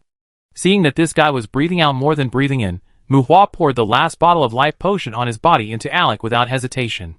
Killing people indiscriminately is wrong, and killing vampires indiscriminately is even more inappropriate. In order to save Alec's life, Mu Hua took away the space ring on his hand.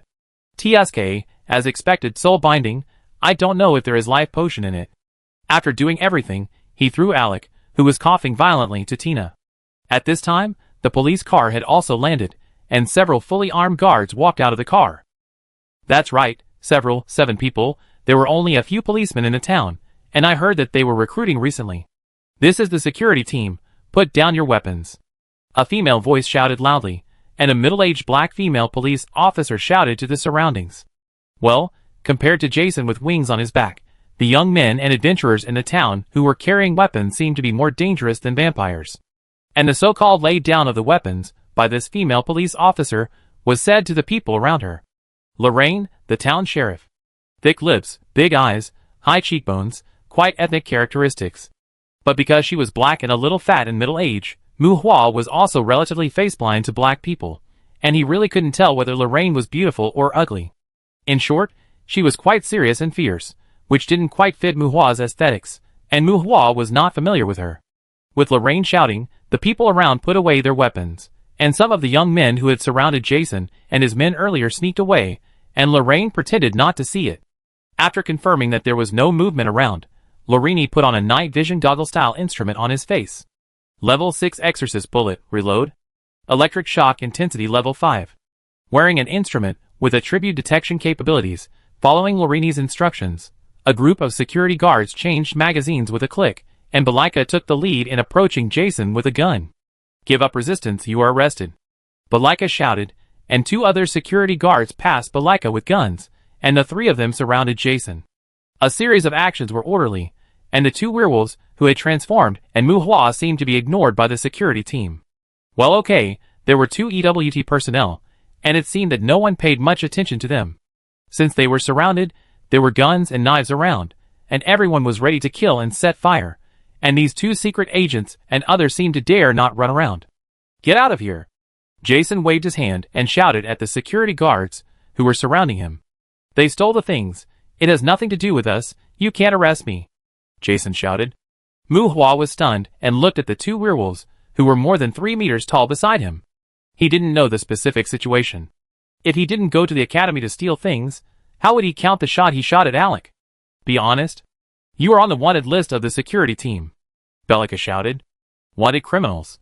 Mu Hua felt relieved when he heard that. While feeling relieved, Mu Hua also felt a little disgusted with these policemen. 2 lively vampires. They were not good things. He originally wanted to kidnap them. Stop. Don't come over. Sir, I am willing to surrender to you. I can provide you with blood. Jason panicked when Balika called out his identity as a wanted criminal. He didn't know if he was desperate, so he suddenly shouted at Mu Hua. Mu Hua didn't know Jason, and Jason didn't know Mu Hua either. However, seeing that Mu Hua had great prestige in the town, and the 2 werewolves seemed very obedient in front of him, Jason didn't want to be taken away by the guards, so he tried to surrender to Mu Hua. Jason's surrender made Mu Hua's eyes light up. He didn't need Jason's loyalty, as long as he'd bleed from time to time. Hey, Professor, these 2 are wanted criminals on the list of fallen people, and those vampires won't allow you to take them in. Seeing Mu Hua's heart moving, Jeff said in a rough voice. No negotiation? Or can I give him a more cruel punishment? Mu Hua asked. No negotiation, Professor. It will be very troublesome to get involved with them, and it may even attract the law enforcement team of the Red Moon City. And the Imperial law will not allow your lynching. Jeff didn't say anything, and Elzak descended from the sky. Elzak and Olivia also came to the scene. Seeing the 2, Jason's pupil shrank obviously. As he spoke, Elzak nodded to Mu Hua, and Olivia looked at Tina beside Mu Hua. The obvious signs of a demon on Tina made Olivia stunned for a moment. Then she curled her lips slightly and said with disgust, She has also eaten your snake fruit? Olivia's reaction did not escape Tina's eyes. Tina looked at Olivia and asked Mu Hua in a low voice. Mu Hua rolled his eyes and ignored Tina. What the hell is the snake fruit? But judging from Olivia's reaction, it was probably because he rejected her contract at the beginning. Facing the 2 hot-blooded vampire-wanted criminals in front of him, Mu Hua was in no mood to play tricks with Olivia. Glancing at the wings behind Elzak and Olivia, Mu Hua was a little envious. It will be troublesome to get involved with them, so what about them? These 2 EWTs are mixed with them. Looking at Elzak, Mu Hua pointed at the 2 EWT personnel who had been suppressed by the guards. Mu Hua's obviously dissatisfied questioning made Elzak speechless for a while. It was really difficult for him to answer this question. Everyone knows your thoughts. Even if he is willing, even if the Imperial government does not pursue it, the Blood Clan will not allow you to treat him as a blood slave. This is a taboo of the Blood Clan. While Elzak was thinking about the wording, Olivia interrupted. Who said I want to treat him as a blood slave? Mu Hua retorted. Oh, who said it is not important? Not being told is the key. Can you do it? Olivia shook her wavy long hair and raised her chin slightly, as if provocative. No. Mu Hua curled his lips. Olivia was stunned and couldn't answer for a while. That's right. raising a vampire and bleeding it, you say it's not a blood slave. So it's not a blood slave. It doesn't matter what you say, even the real situation doesn't matter. The key is that the Blood Clan doesn't use it to make a fuss. If you are awesome, you can catch a few vampires and lock them up to bleed them, and others will just pretend not to see it. If you are not awesome enough, even if you go to buy blood from vampires, they want to make trouble for you. What can you do? Although Olivia's words are a bit harsh, they are indeed true. Mu Hua will not pretend to be arrogant in this regard. No means no, awesome or something. After meeting Tao Lucy, he dare not say anything nonsense. Chapter 298. Mu Hua was very sincere. He didn't think he could challenge the Red Moon City. He was living a good life. Why did he provoke them? What about these two? Hand them over to the security team? Seeing that Jason couldn't be taken in, Mu Hua looked at the half-dead Alec and asked Elzak. I don't know if it was an illusion, but when it came to handing them over to the security team, Mu Hua seemed to see a trace of relief in Jason's eyes. No, the Blood Clan has the priority to deal with him. Elzak shook his head. As he spoke, blood oozed from Elzak's fingers. The bright red blood seemed to be alive, flowing and condensing, and formed a blood-red long knife in a moment. Vampire blood is the key component of Life Potion, and Life Potion is the strategic material for the Blood Clan to establish the clan. Generally, the Blood Clan will not let its members fall into the hands of outsiders. Even if they are criminals roaming the human world, the vampires will try their best to arrest and execute them. Showing the justice of the vampires to the world is one aspect, but the key is probably to ensure the exclusivity of the Life Potion. Are you going to kill them? Mu Hua raised his hand to stop Elzak, who was holding a sharp blade and intending to walk towards Alec. They have been arrested, and you want to use lynching? The situation on Mu Hua's side seemed to cause resistance from Balika. No, ma'am, you should know the Vampire Covenant, right? This is not lynching, but a promise from the vampires. The world has witnessed that our clan will give the most severe sanctions to the vampire scum who endangers humans. Elzak said to Balika. At this time, a blood-red rapier appeared in Olivia's hand. The Vampire Covenant is a coexistence treaty jointly formulated by the human government and the vampires, including werewolves. While abiding by social laws, the Blood Clan Covenant involves Blood Clan werewolves, and even some special treatment and additional obligations of Allen demons in human society. Joining the Guard must inevitably learn about the Blood Clan Covenant, of course, although it is related to Allen demons, and although this covenant has no disadvantages for demons. But this covenant, which is led by the Blood Clan and deliberately includes all demons, has never been recognized by Allen demons, at least not by its name.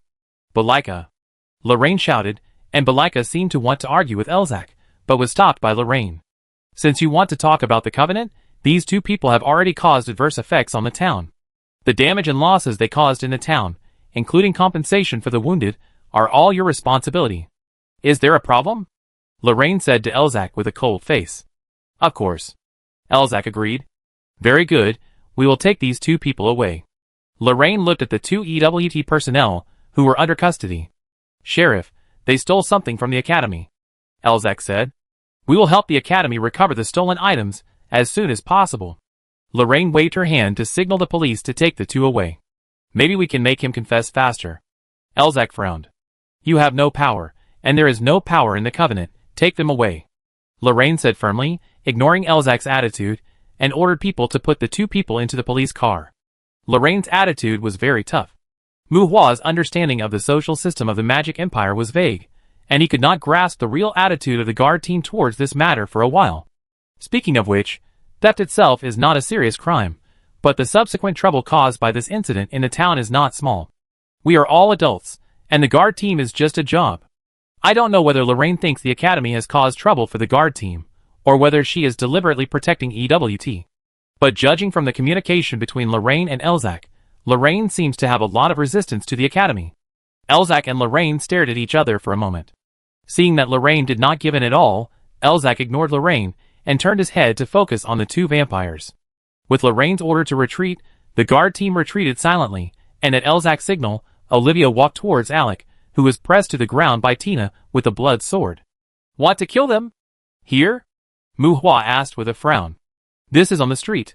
Alec has lost the ability to resist, the Guard team has not left, and there are still many people watching the excitement in the distance. Isn't this simply a public execution?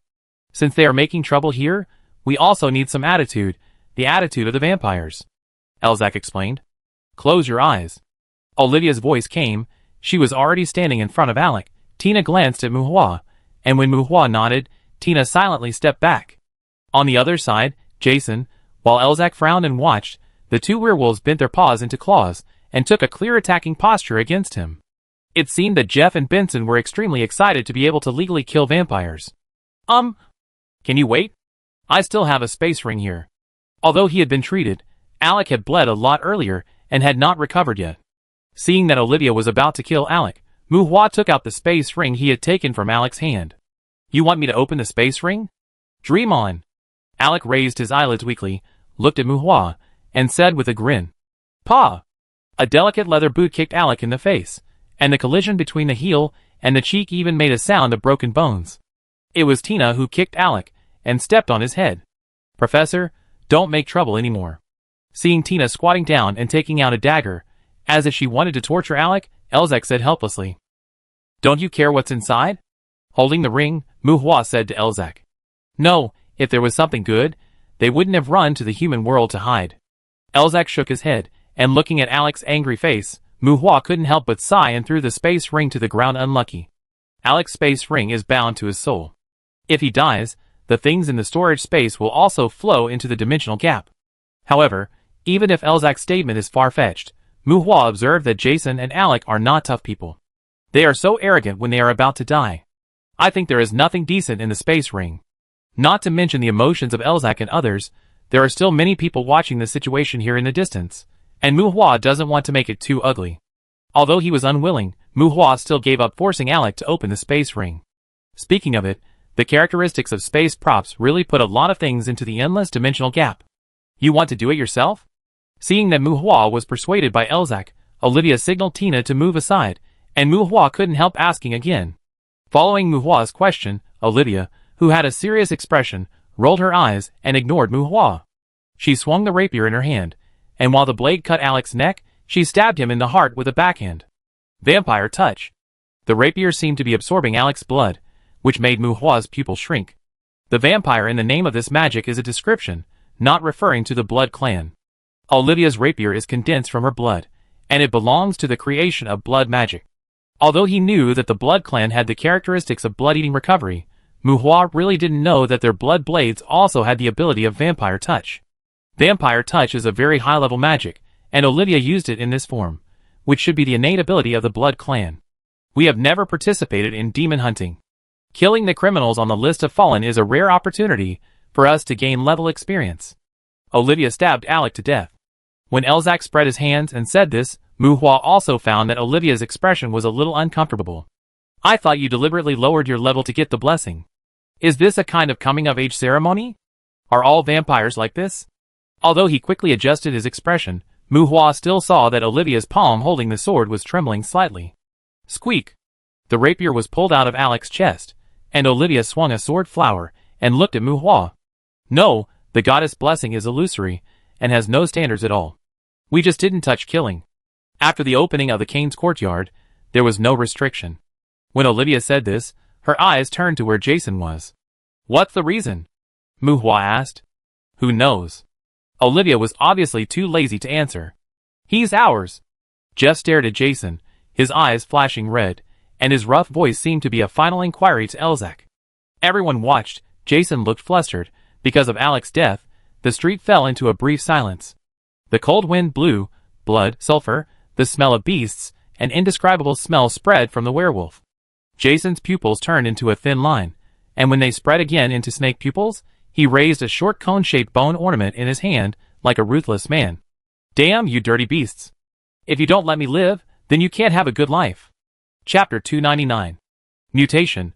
Muhua was on guard against Jason's dying counterattack, and Elzak was also on guard against Jason's desperate magic, including the guards, who had not yet dispersed. Everyone expected Jason to struggle, but Jason's actions at this time were beyond everyone's expectations. The bone spike pierced the ground, and a demon summoning array suddenly opened. Yes, it was a demon summoning array. There was no spell, no sacrifice, but the bone spike was a demon's token, which could summon a certain demon in a targeted manner. Demons are cunning, and this token must be made from a part of their body, so demons rarely make such tokens. Not to mention that they may be summoned to an unknown place under unclear circumstances, so demons rarely send such tokens. Or enough trust, or enough benefits. Only in this case, the demon is likely to send a token. And Jason doesn't seem to have the conditions to let the demon take risks for him. But no matter what, Jason took out the bone cone, and the summoning circle appeared. The most important thing is that the circle also showed signs of responding to the summons. The shadow in the circle appeared too quickly. This is not scientific, not a demon. Unexpectedly, many people suspected that the demon Jason summoned was a fool. Doesn't this guy have any demonic caution at all? About 1.3 meters tall, short legs and short arms, dwarf-like. Red skin, a pair of small demon horns on the bald head. Big black eyes, pointed ears and nose. The overall face shape is like a gentleman goblin. Well, no matter how gentlemanly, goblins still don't conform to human aesthetics. A demon appeared in the magic circle, which did not look very powerful. However, it had a pair of narrow demon wings on its back. It was actually a winged demon. Winged demons are not necessarily strong, but they also symbolize potential. A demon that is not strong but has certain potential? But for such a thing, does Jason need to be so vicious? The recently installed monster warning device on the street issued a piercing alarm. A lightning bolt struck down, and the warning device shaped like a street lamp pole was flowing with arcs. After a squeak, it was considered to be silent. The monster warning alarm represents the lifting of the armed restrictions. Speaking of which, the behavior of young people in small towns who carried guns and knives around the world was actually illegal. In big cities, if you dare to do that, you will face the situation of being emptied of your magazine by the security team at any time. Even if the other party broke the law first, their implication of challenging the powerful was too obvious. That was already a struggle, and there can be no confrontation in struggle. Those young men were able to escape unscathed, thanks to the limited police force in the town and the fact that the guards had some interactions with them in the past. Just like Toby, knowing that they usually have a proper job, when he saw them gathering and running wild, the first thing he thought of was that there was something wrong with the person they were chasing. When the monster warning sounded, it meant that an unknown monster with a certain degree of threat appeared. At this time, the Imperial citizens near the alarm can openly carry weapons to protect themselves, and can even take out some high-explosive weapons that are usually classified as controlled. As long as they don't cause too much trouble, the guards will turn a blind eye. Shoot! Kill it! As everyone was watching, Sheriff Lorraine shouted suddenly, and Mu Hua also materialized Jam's sweetheart early. Obviously, this black female sheriff thought the same as Mu Hua, and was ready to take the initiative to attack the demon that appeared, but the muzzle of Mu Hua's raised gun was blocked by Barbara. There is nothing to discuss. The vampire struggled before death. What good way can the demon summoned in this situation be? The other guards did not react for a while, but Bellica responded to Lorraine in the first time and aimed her gun. Stop! Don't kill! Unexpectedly, it was Barbara who shouted to stop. Bang! When Barbara shouted, Bellica had already pulled the trigger on the demon. Ding! The bullet collided with the dagger, and Tina, holding the hideous dragon-tooth blade in her hand, stopped in front of the demon at some point and blocked the bullet shot at it. Stop! Don't do anything, this is a devil merchant. Barbara shouted again, and everyone, including Mu Hua, was shocked. Ha ha! Beautiful lady, you helped the weak Becerro. This is a gift for you, I hope you like it. When everyone was shocked, they saw the devil who suddenly appeared, and bowed to Tina, who was blocking it with a strange smile. Feather, the feather of the dreaming bird. The devil did not approach Tina, but held a feather of the dreaming bird with the hand of the wizard and handed it to Tina. Thank you. Instead of taking the feather, a cluster of flame suddenly rose and ignited the feather, but Tina said thank you to the devil named Becerro again. Tina stared at Becerro, holding a sharp blade, and slowly retreated to Mu Hua. At this time, Barbara also raised her long-handled battle axe and stood in front of Tibesha. Both women were alert. Oh, what a cautious girl. Becerro didn't seem to mind Tina's act of burning the feathers, but praised and laughed. Disperse the crowd? Lorraine shouted again, and this time there seemed to be some panic in her tone. Devil, an ancient branch of demons. Cunning, weird, advocating trade, because they rarely appear in direct battles with humans. People don't know much about them. Legend has it that they have the ability to freely shuttle between planes, and walking in dimensions is commonplace for them. Most of the spells that disrupt space cannot restrict them from teleporting between dimensions. And the demon merchants in people's mouths are all demons. In other words, demons are not necessarily demon merchants, but demon merchants must be demons. Lorini was panicked, and a demon merchant who might be hostile made Lorini panicked. She would rather face a powerful demon than provoke a demon merchant. Demon merchants usually don't attack humans, but as a trading demon that roams around, they often have many means of self-protection. These means can protect themselves, but they can also cause disasters. Moreover, they are good at saving their lives and escaping. It's also because they don't like to destroy wantonly, but in any case, they are a very difficult demon. Wow, a black woman, did you ask someone to attack Becerro just now? The summoning array dissipated, and Becerro ignored Jason, who looked like he was begging, and looked at Lorini, who ordered people to disperse the crowd in the distance. Facing Becerro's question, Lorini's face was gloomy, and he didn't know whether it was fear or disgust, and he didn't talk to it. Mu Hua felt that she was not in a good mood, because he lacked knowledge of black people's facial expressions, and he couldn't tell the emotions from her face. Don't talk? Do you want to hurt the weak Becerro? You know, according to your human words, Becerro is still very young. Becerro is still a child. Look, this is a symbiotic crystal. Becerro held a rhombus-shaped crystal in his hand. There is a magic stored in it. It is bound to my life, and when my life ends, this magic will also be released. Becerro raised the crystal, and even jumped twice, as if he wanted everyone around him to see it clearly. A symbiotic crystal, what will be inside it? Becerro pulled an evil smile at the corner of his mouth. Death knell? Skyfall? Flame of life? Or is it to seal a crazy elemental spirit? Oh, and resurrection, haha, don't you think the resurrection formula is very suitable for the symbiotic crystal? It is much better than your stand nameplate. The things made by human charlatans are all garbage. With his short legs, Becerro walked back and forth holding the crystal in a show of strength. Seeing that everyone had some lingering fear on their faces, Becerro put away the symbiotic crystal. No one can bully Becerro. Damn low-level creatures, no one can bully Becerro. When the demonstration was over, the tone of the dwarf demon's mouth suddenly became sharp, and he jumped wildly. Even Mu Hua was startled by it. It was like a cheap clown performance. It jumped and screamed for about 2 minutes before Becerro calmed down. Weird, whether it was intentional or natural, this devil named Becerro did not bring any energy level oppression to people, but his somewhat erratic and grotesque behavior still made people uneasy.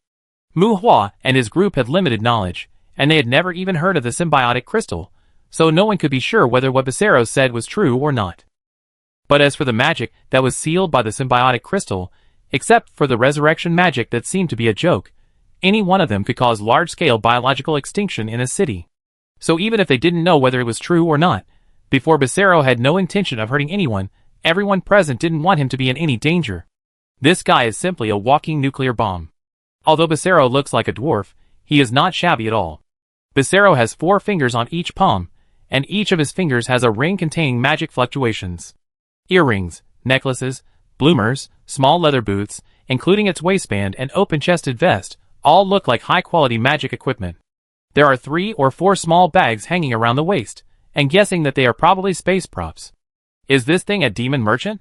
Looking at the weird demon who finally turned his eyes to Jason, Mu Hua whispered to Barbara. I have seen a demon merchant before. Just now, I was not sure whether it was a demon or not. I could only confirm that it was a demon species through the demon wings, but now it seems that it should be a demon merchant. Barbara frowned and replied. Mu Hua and his companions whispered. Jeff, Elzak, and Kuna also moved closer to Mu Hua. Mayor Pete, who was nearby earlier, had already gone away. Under the gaze of the crowd, Becerro walked to Jason with his legs crossed. Jason, my dear client, look at what you have done. Can I understand that you want to murder me? Murder poor Becerro?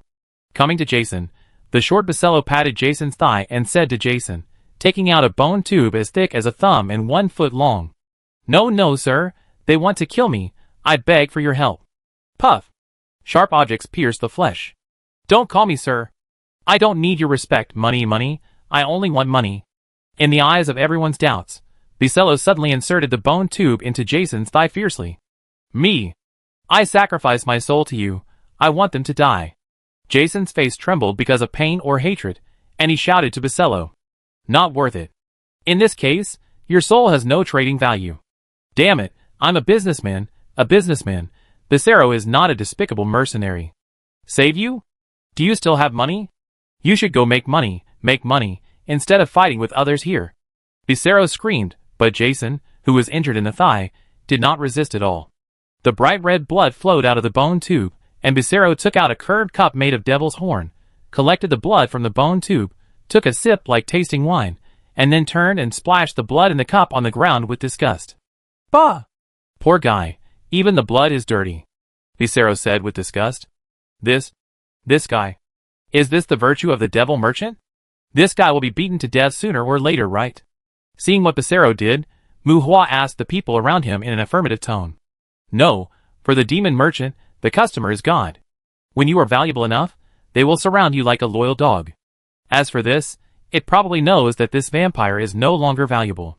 Summoning a demon merchant without enough wealth is a suicidal act in itself. Chapter 300. Woo woo, Becerro is so pitiful. Becerro has lost money. Damn bastard, you deceived Becerro. Becerro should not have responded to the call. On the messy and quiet street, the devil cried sadly. Jason endured the pain in his thigh, and the devil, who was a devil merchant, rolled on the ground like a spoiled child. Bizarre, mysterious, powerful, insidious, and mercenary, this was Mu Hua's original subconscious conception of the devil merchant. I don't know if it was because of the big contrast. Since his appearance, Becerro's various things have brought Mu Hua an unprecedented sense of weirdness. Although he responded to Jason's call, Becerro didn't seem to really want to rescue Jason. When he was upset, he used offensive magic to protect Jason, which made Mu Hua and others dare not easily attack Jason. After a while of crying, Becerro pulled out the bone tube on Jason's leg and even helped Jason with treatment. It did not accept Jason's request, as if it had no attitude of confronting Mu Hua and others. Instead, it took out a test tube containing a dark blue liquid, not only introducing it to Jason, but also showing it to Mu Hua and his party. The extract of the rotten flesh of the plague demon. Look, Jason, there is no product more suitable for you than this. Looking up at Jason, Becerro smiled evilly again. Self-salvation is a noble virtue. If they want to kill you, then this extract will definitely open the way for your salvation. As long as you eat it, you will die. But death is not the end. When the plague demons are alive, take the rotten flesh from their wounds and rotten wounds for extraction. If you take this extract, you will become the source of the plague. Your corpse will spread the virus, and the wailing of countless lives will become the ballads for your funeral. Here, this human gathering place, at least no one here will be spared. Of course, the spread of these viruses will also create glory for you. The plague demon, a very rare demon that is hated by people and ghosts. Their existence itself implies natural disasters of disease. There is no need to cast spells. Their body fluids can pollute rivers, and their breath spreads viruses. They are the source of ancient plagues. As if chanting a strange ode, Becerro displayed its products, like offering treasures. This is a toxin. This toxin taken from the plague demon will kill Jason. And after his death, his corpse will spread the plague that causes death. And because of its dead creatures, it will become the source of the poison. The chain transmission will inevitably form a large-scale disaster. As Becerro spoke, not to mention Mu Hua and others, even Jason's face became more and more ugly. This is not what I want, Jason said to Becerro with a flickering look in his eyes. Well, this is already a friendly price. Since you are an old customer, your soul is only worth this. Becerro shook his head. You can take me away, right? You can take me away. If you leave here, I can bring you more souls and more demon coins. Blood, don't you always say that the blood of the vampires is a high-quality product? I can still provide you with blood. You have no reason to kill me. Jason shouted in panic. Murder? No, no, no. Becerro hates violence. Becerro's service is considerate. Look, as long as you hold this, you can use it to threaten your enemies. Look, they all look kind. With this, do you think they dare to let you die? Just put it in your mouth. Believe me, they will let you go. Only the eternal flames of hell can burn the plague demon. Becerro's products are the best. Becerro's mouth was pulled to his ears, and he said to Jason with a strange smile. Jason's expression froze, and then he showed joy on his face. Jason, you can leave. We let you leave. You don't need to sell your soul. Jason was about to reach out to Becerro, and Elzac shouted loudly. Jason froze, and Becerro stared at Elzac with dark eyes, smiling. Wow, a smart vampire, but you shouldn't break the rules of merchants. No one cannot trade after summoning merchants. Of course, Jason, my old customer, Becerro is willing to make a break for you. But dear, do you want to pin your life on the promises of others? Believe me, life is precious, you should grasp it yourself. Becerro said in a gentle tone. The tempting tone made Jason's expression change several times. Muhua frowned slightly, and suddenly tried to interject. If it's the soul, maybe I can give it to you. The ritual unfolded, the soul fragments were put in, and the magic circle flashing with magic halo was layered and alternated. After a while, when the magic circle faded, a group of souls that ordinary people could not see floated in front of Muhua. Soul creation? No, young human. Seeing the soul created by Muhua, Becerro sneered, but looking at Muhua, Becerro's nose suddenly twitched a few times, tilted his head, and a trace of doubt flashed across his face. The brief hesitation did not last long. As if denying his own illusion, Becerro shook his head gently, and turned to speak again. No, young man, Becerro does not need this kind of soul. It has no market. Humans have rich emotions, richer than demons. You are emitting complex emotions all the time. Love, hate, loyalty, rebellion, fear, guilt, joy, sadness, and even all original sins can emerge in every human being. Delicious? Can you understand? Time is the best precipitation. Happiness, sorrow, attachment, madness, and all kinds of life are the ultimate seasonings. The soul of a living being is very delicious. Compared with Jason's soul, yours, well, is like a green bitter fruit and a ripe sweet fruit. If you can create a pure soul, perhaps you can offset the value of a living being. Becerro explained to Muhua with great interest, which made Muhua frown even deeper. That kind of delicious soul needs to be taken out while he is alive, right? Muhua looked at Jason. Of course, now 10 years, 100 years, maybe when he is about to die, although I bought his soul, isn't it worthwhile to hand over my soul before death? Becerro is trustworthy, and Becerro will not waste the value of his clients. Becerro responded to Muhua's provocation with a smile. The soul of a living being is different from the soul of a creation, which Muhua is very clear about. One is complex and full, and the other is pure and empty. Obviously, in terms of eating and absorbing, demons prefer complex souls. Give it to me, my soul is yours. Becerro's words finally moved Jason, and while speaking, Jason reached out to grab the test tube in Becerro's hand. Jason realized that this was an opportunity, yes, an opportunity. If it weren't for the current situation, Becerro probably wouldn't have taken out such a threatening commodity. Perhaps the demon merchant in front of him would still be on his side, because this poison far exceeds the value of a soul. However, unlike what he imagined, Becerro did not hand the test tube to Jason. Instead, he jumped 2 steps and dodged Becerro's palm. Ha ha, don't worry, the transaction is fair. Becerro likes fairness. While laughing strangely, ignoring Jason's anxiety, Becerro looked at Muhua and his group. This is a very rare commodity, it is very dangerous. Becerro likes humans, and he does not want to bring disaster to humans. Then, I can sell it to Jason, or I can sell it to you. Of course, the highest bidder wins. Everyone, the auction starts now. Jason, bid a vampire soul, is there anyone who can bid higher? Becerro raised the test tube containing the plague demon's rotten flesh extract in his hand again, and shouted to Muhua and his group. Muhua and his group were stunned. You? Jason looked shocked and angry. Haha, dear, don't be angry, Becerro is fair. Becerro allows you to postpone repayment. As long as you buy it, Becerro will try his best to help you get rid of him.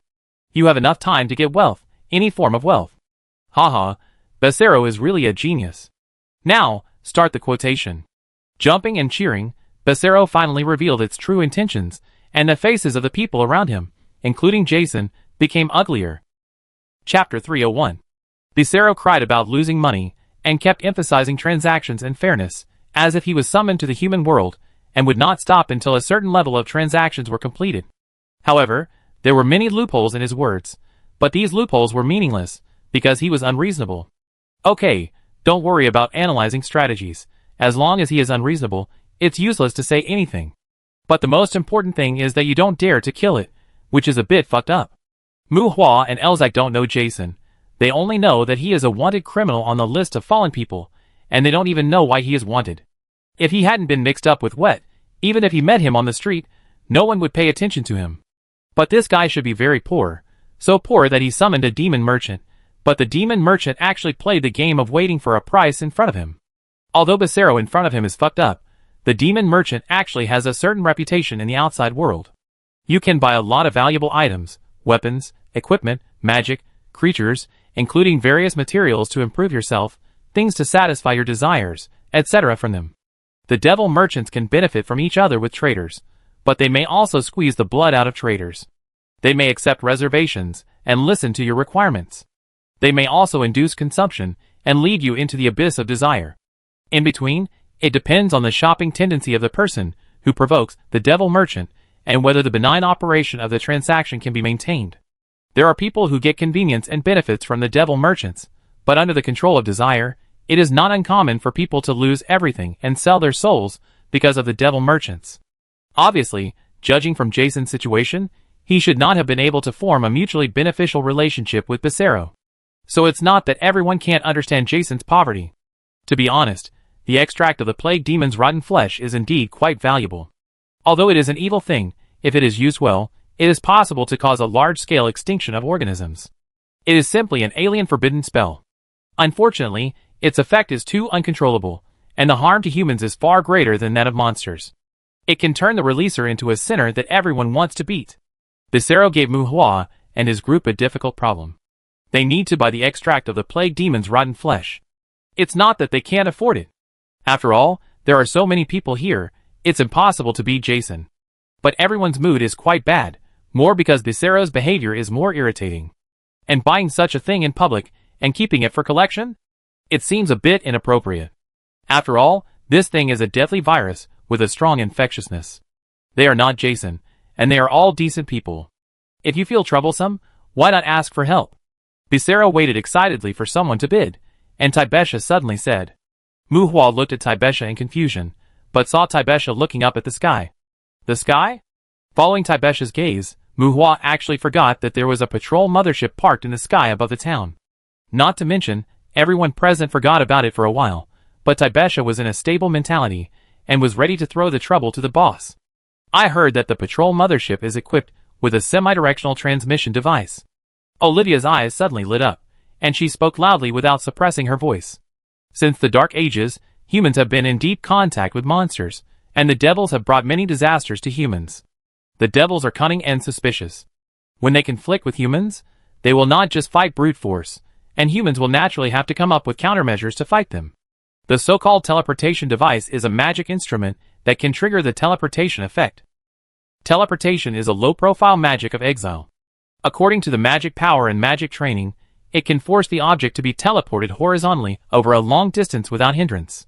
People usually teleport enemies with large-scale destructive capabilities, and try to teleport them to sparsely populated areas to avoid fighting with them. The patrol fleet patrols all over the country. Putting aside the combat power of the fleet, it is said that each patrol mothership is equipped with a semi-directional teleportation device to prevent this situation. As for Becerro, everyone can't drive him away. They dare not fight. The biggest worry is that it will explode and affect the town. If the patrol mothership in the sky can teleport it to a remote place and send out a group of assault ships to siege it, then even if it can't be killed, it will probably flee back to hell in disgrace. Now, after Tibesha's reminder, everyone remembered that there was still a big boss squatting in the sky, and Muhua had already started waving to the sky. Although it was only temporarily stopped, the patrol mothership should also monitor the town. The monster warning in the town has been sounded. So, big boss, what are you doing? Come to fight the demons. Muhua tried to wave, and then simply floated in the air to try to attract the attention of the patrol mothership. If it didn't work, he wanted to fly up and knock on the door. Although his flying lacked maneuverability, it was still no problem to fly straight up and down. He used wind magic and fired an air cannon behind him, and it was quite agile to jump up. Unfortunately, Muhua and others waited for a long time, but not only did the patrol mothership not respond, even Becerro looked at the airship in the sky and only sneered. TSK, do you think it's easy to use the teleportation technique with the help of the magic device? It's very expensive. Instead of using the teleportation technique on me, it's better to directly use consumption to buy this tube of virus. Don't believe those uncompromising nonsense of you humans. Humans are good at compromise. I am a demon merchant, a proud demon merchant. We are very disciplined, and our existence already represents the compromise of humans. You really disappointed Becerro, no one bid? If no one bids, it will belong to Mr. Benson. Becerro shook his head, and shook the test tube in his hand. Everyone was silent, and Muhua floated in the air, and sucked his teeth. The night hunters are unreliable, and the patrol fleet is also unreliable. Well, the night hunters probably don't want to be associated with EWT, And as for the patrol fleet, it seems that it's really hard to blame them. The Star Patrol fleet is not a security force, nor is it a world police. They often face large-scale wars between humans and demons. Not to mention a wanted criminal, they may not care even if a rebellion or riot occurs among humans in a certain country. The demon merchants are a group of strange beings. They generally do not deliberately destroy the human world. They want to sell things, and they will probably leave after selling them. Although they sell viruses, a teleportation may be more expensive than the things sold by demon merchants, and it is not certain what other means they have. Instead of rushing to cause trouble for it, it is better to just buy its virus and let it go.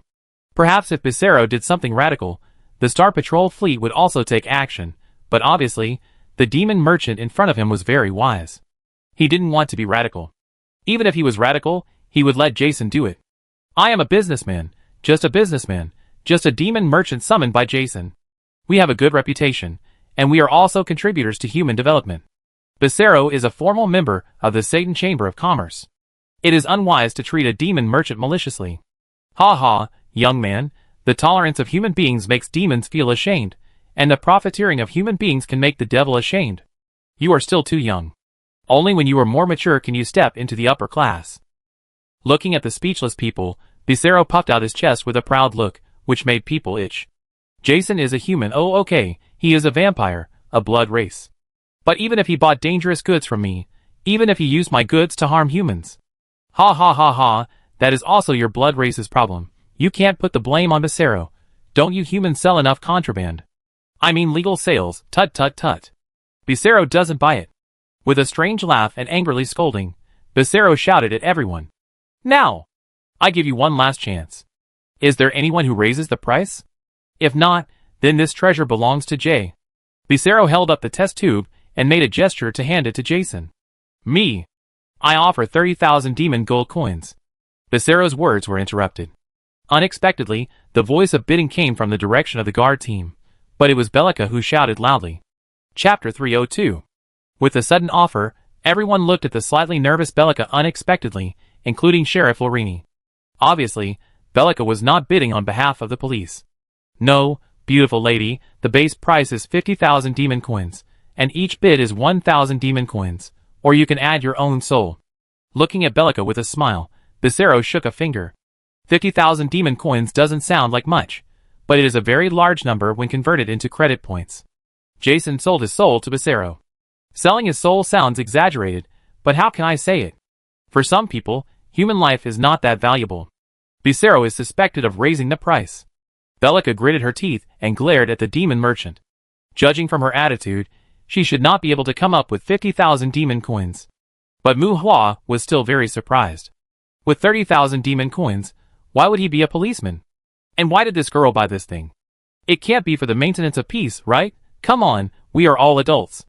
The premise of maintaining peace is to live a good life first. At this time, Luolai and I stepped forward hesitantly. I pay 50,000. Are all the guards in Loren so arrogant? This time Mu Hua was really shocked. It was the family affairs of the vampires. Elzak hadn't said anything yet. The guards were shouting 30,000 and 50,000 actively. If I remember correctly, they should be maintaining public order, right? You don't use stun guns at work. You are going to use plague viruses instead? I will apply for funding from above. This kind of thing is too dangerous and should not be leaked. As if seeing Mu Hua's surprise, Luolai and I spoke out. It's not suitable to be leaked. Hee. Mu Hua didn't comment, but smiled peacefully. No matter whether what she said was true or not, it's better than others buying it and then asking them to hand it over. 51,000. After Lorraine, Elzak spoke again, and Mu Hua looked back in surprise. Oh, 51,000. This handsome vampire gentleman bid 51,000. Are the vampires so poor now? Becerro screamed, but Elzak looked at Lorraine. This is Jason's fault, and we should deal with it, Elzak said to Lorraine. As Elzak bid, the atmosphere on the scene became a little awkward. Mu Hua and Tibetha looked at each other, and the brother and sister silently stepped back half a step. At this time, it seemed that it was no longer just Jason's problem. Lorraine and Elzak seemed to have their minds on the virus. 51,000, 51,000, is there anyone who wants to raise the price? Plague demons are very rare, and it is difficult to contact them, not to mention that we have to injure them and extract rotten flesh from their injured parts. You know, This extract will weaken the power of plague demons, so it is so magical. I know there should be a lot of criminals in your guard team's prison, right? Perhaps you can trade with me with the souls of those criminals? Becerra said to Lorraine, seeming to be dissatisfied with Elzac's increase of 1,000 demon gold coins. Everyone's eyes were focused on Lorraine again. Fortunately, Lorraine did not make things more complicated.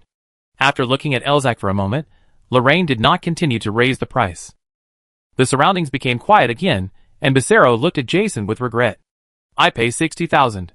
You said I can buy on credit? Jason said with red eyes. Your soul plus 60,000 demon gold coins? Of course, just like you trust me, Becerra also trusts you, you can delay payment. Becerra's mouth opened again. No, I mean 60,000 demon gold coins. Jason shook his head, as if he wanted to cancel the transaction about his soul. No, dear Jason. Becerra's trust in you comes from your soul. Becerra has already put a price on it. You can't regret it.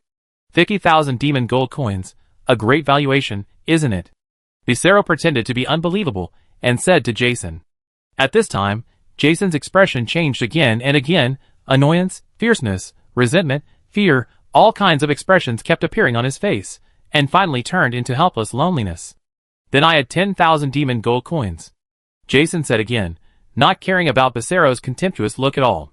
Devil merchant? This is unfair, are you kidding us? The conversation between Becerra and Jason made Elzac's face more and more ugly. Olivia on the side said loudly. If according to Becerra's credit, Jason, who has sold his soul, can speak freely and raise the price at will, then Elzac will never think of buying the virus. At this time, Muhua and Tibesha retreated again, and signaled Tina and Barbara with their eyes. The two siblings were quite tacit at this time, and prepared to run away. Yes, that's right, run away. They are law-abiding citizens. They are neither the police nor the night hunters. The originally simple matter has become more complicated.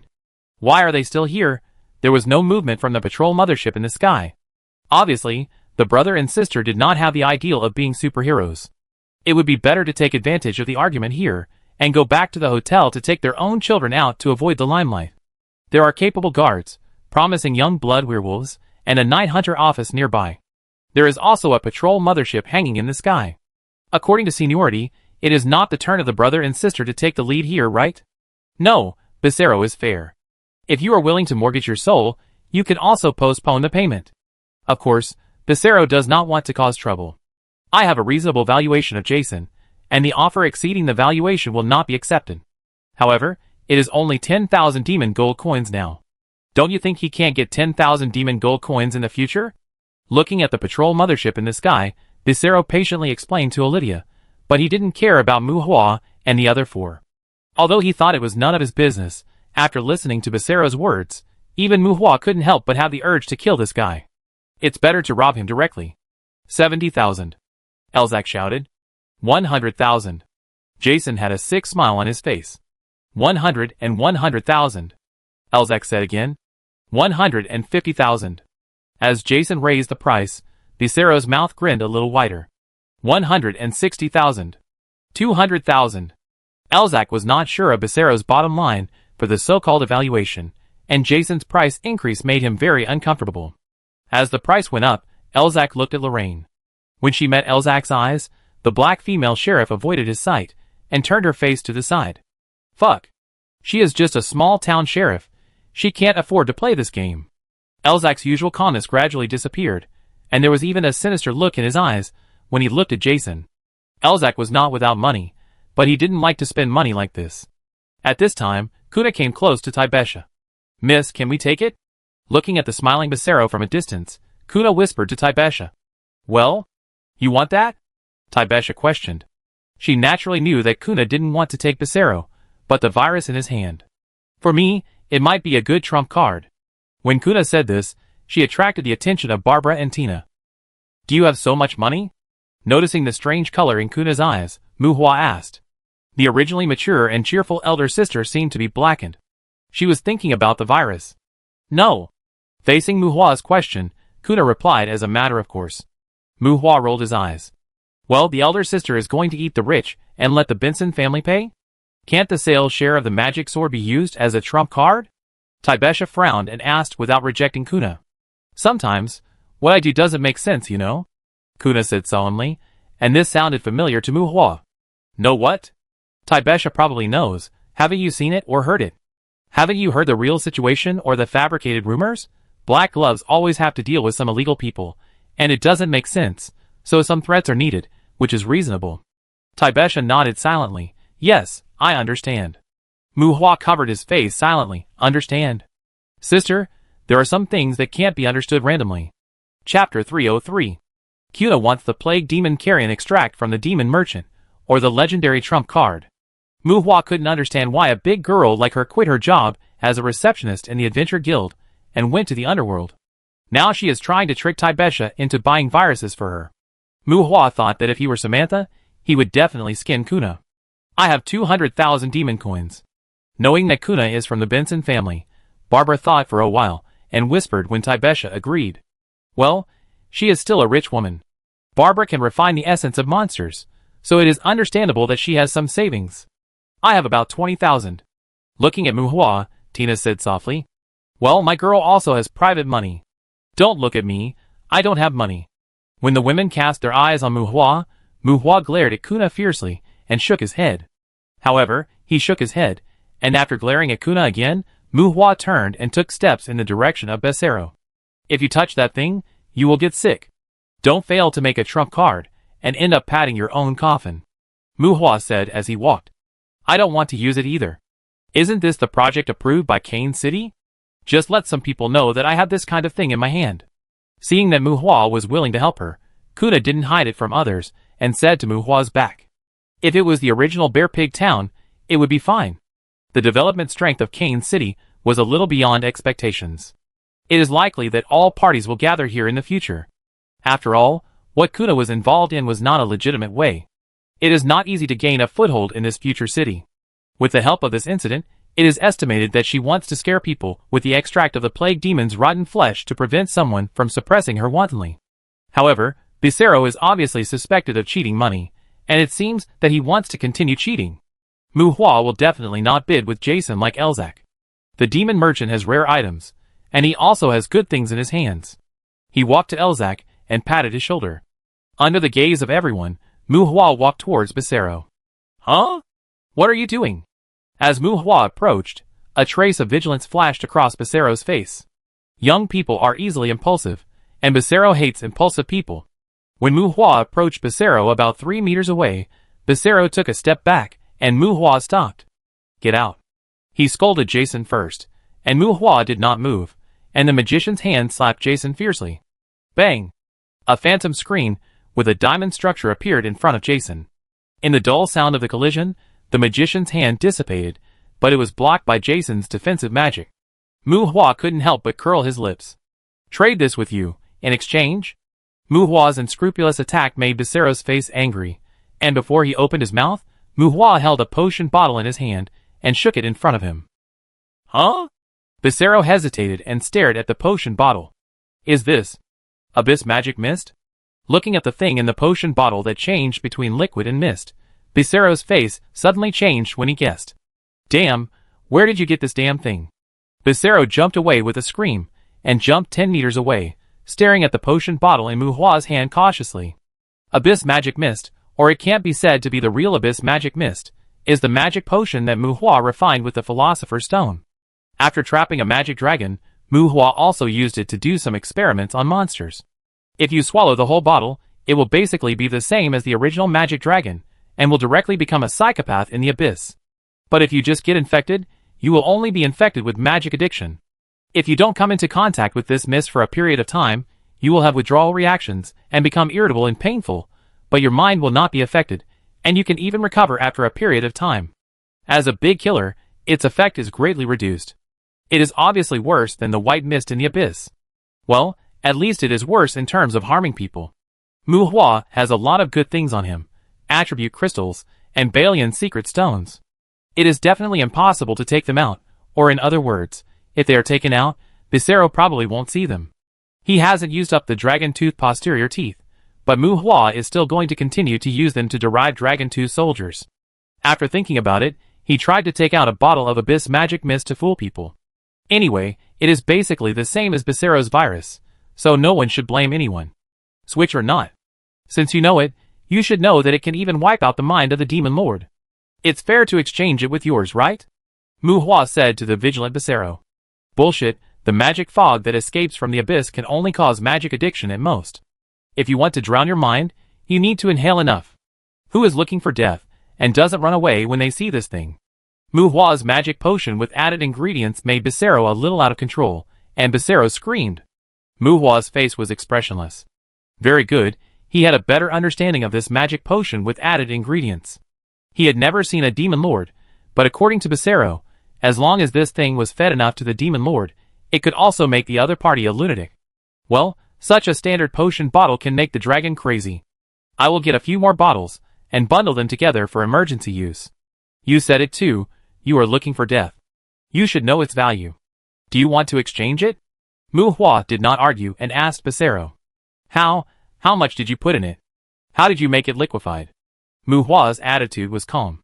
Becerro let down his guard a little, turned his eyes, and asked Mu Hua. How should I know? Mu Hua replied. Becerro's eyes flashed with brightness and suspicion. Demons generally dare not collect the abyss magic mist, let alone condense and liquefy it. How can humans collect it? Becerro suspected that it might be a prodigal demon who drifted to the human world. Well, although your bottle of abyss mist has some value, it's still a little short.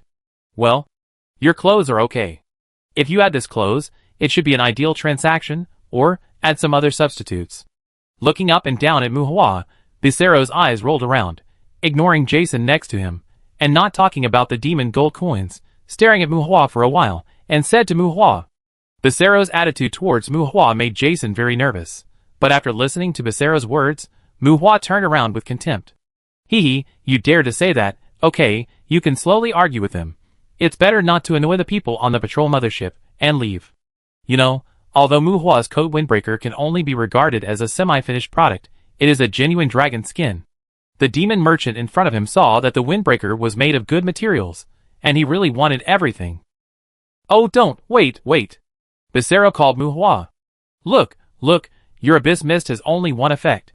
It is difficult to maximize its value, and there is no way to determine the specific effect of this dosage. Dosage? Do you really want to drug the demon lord?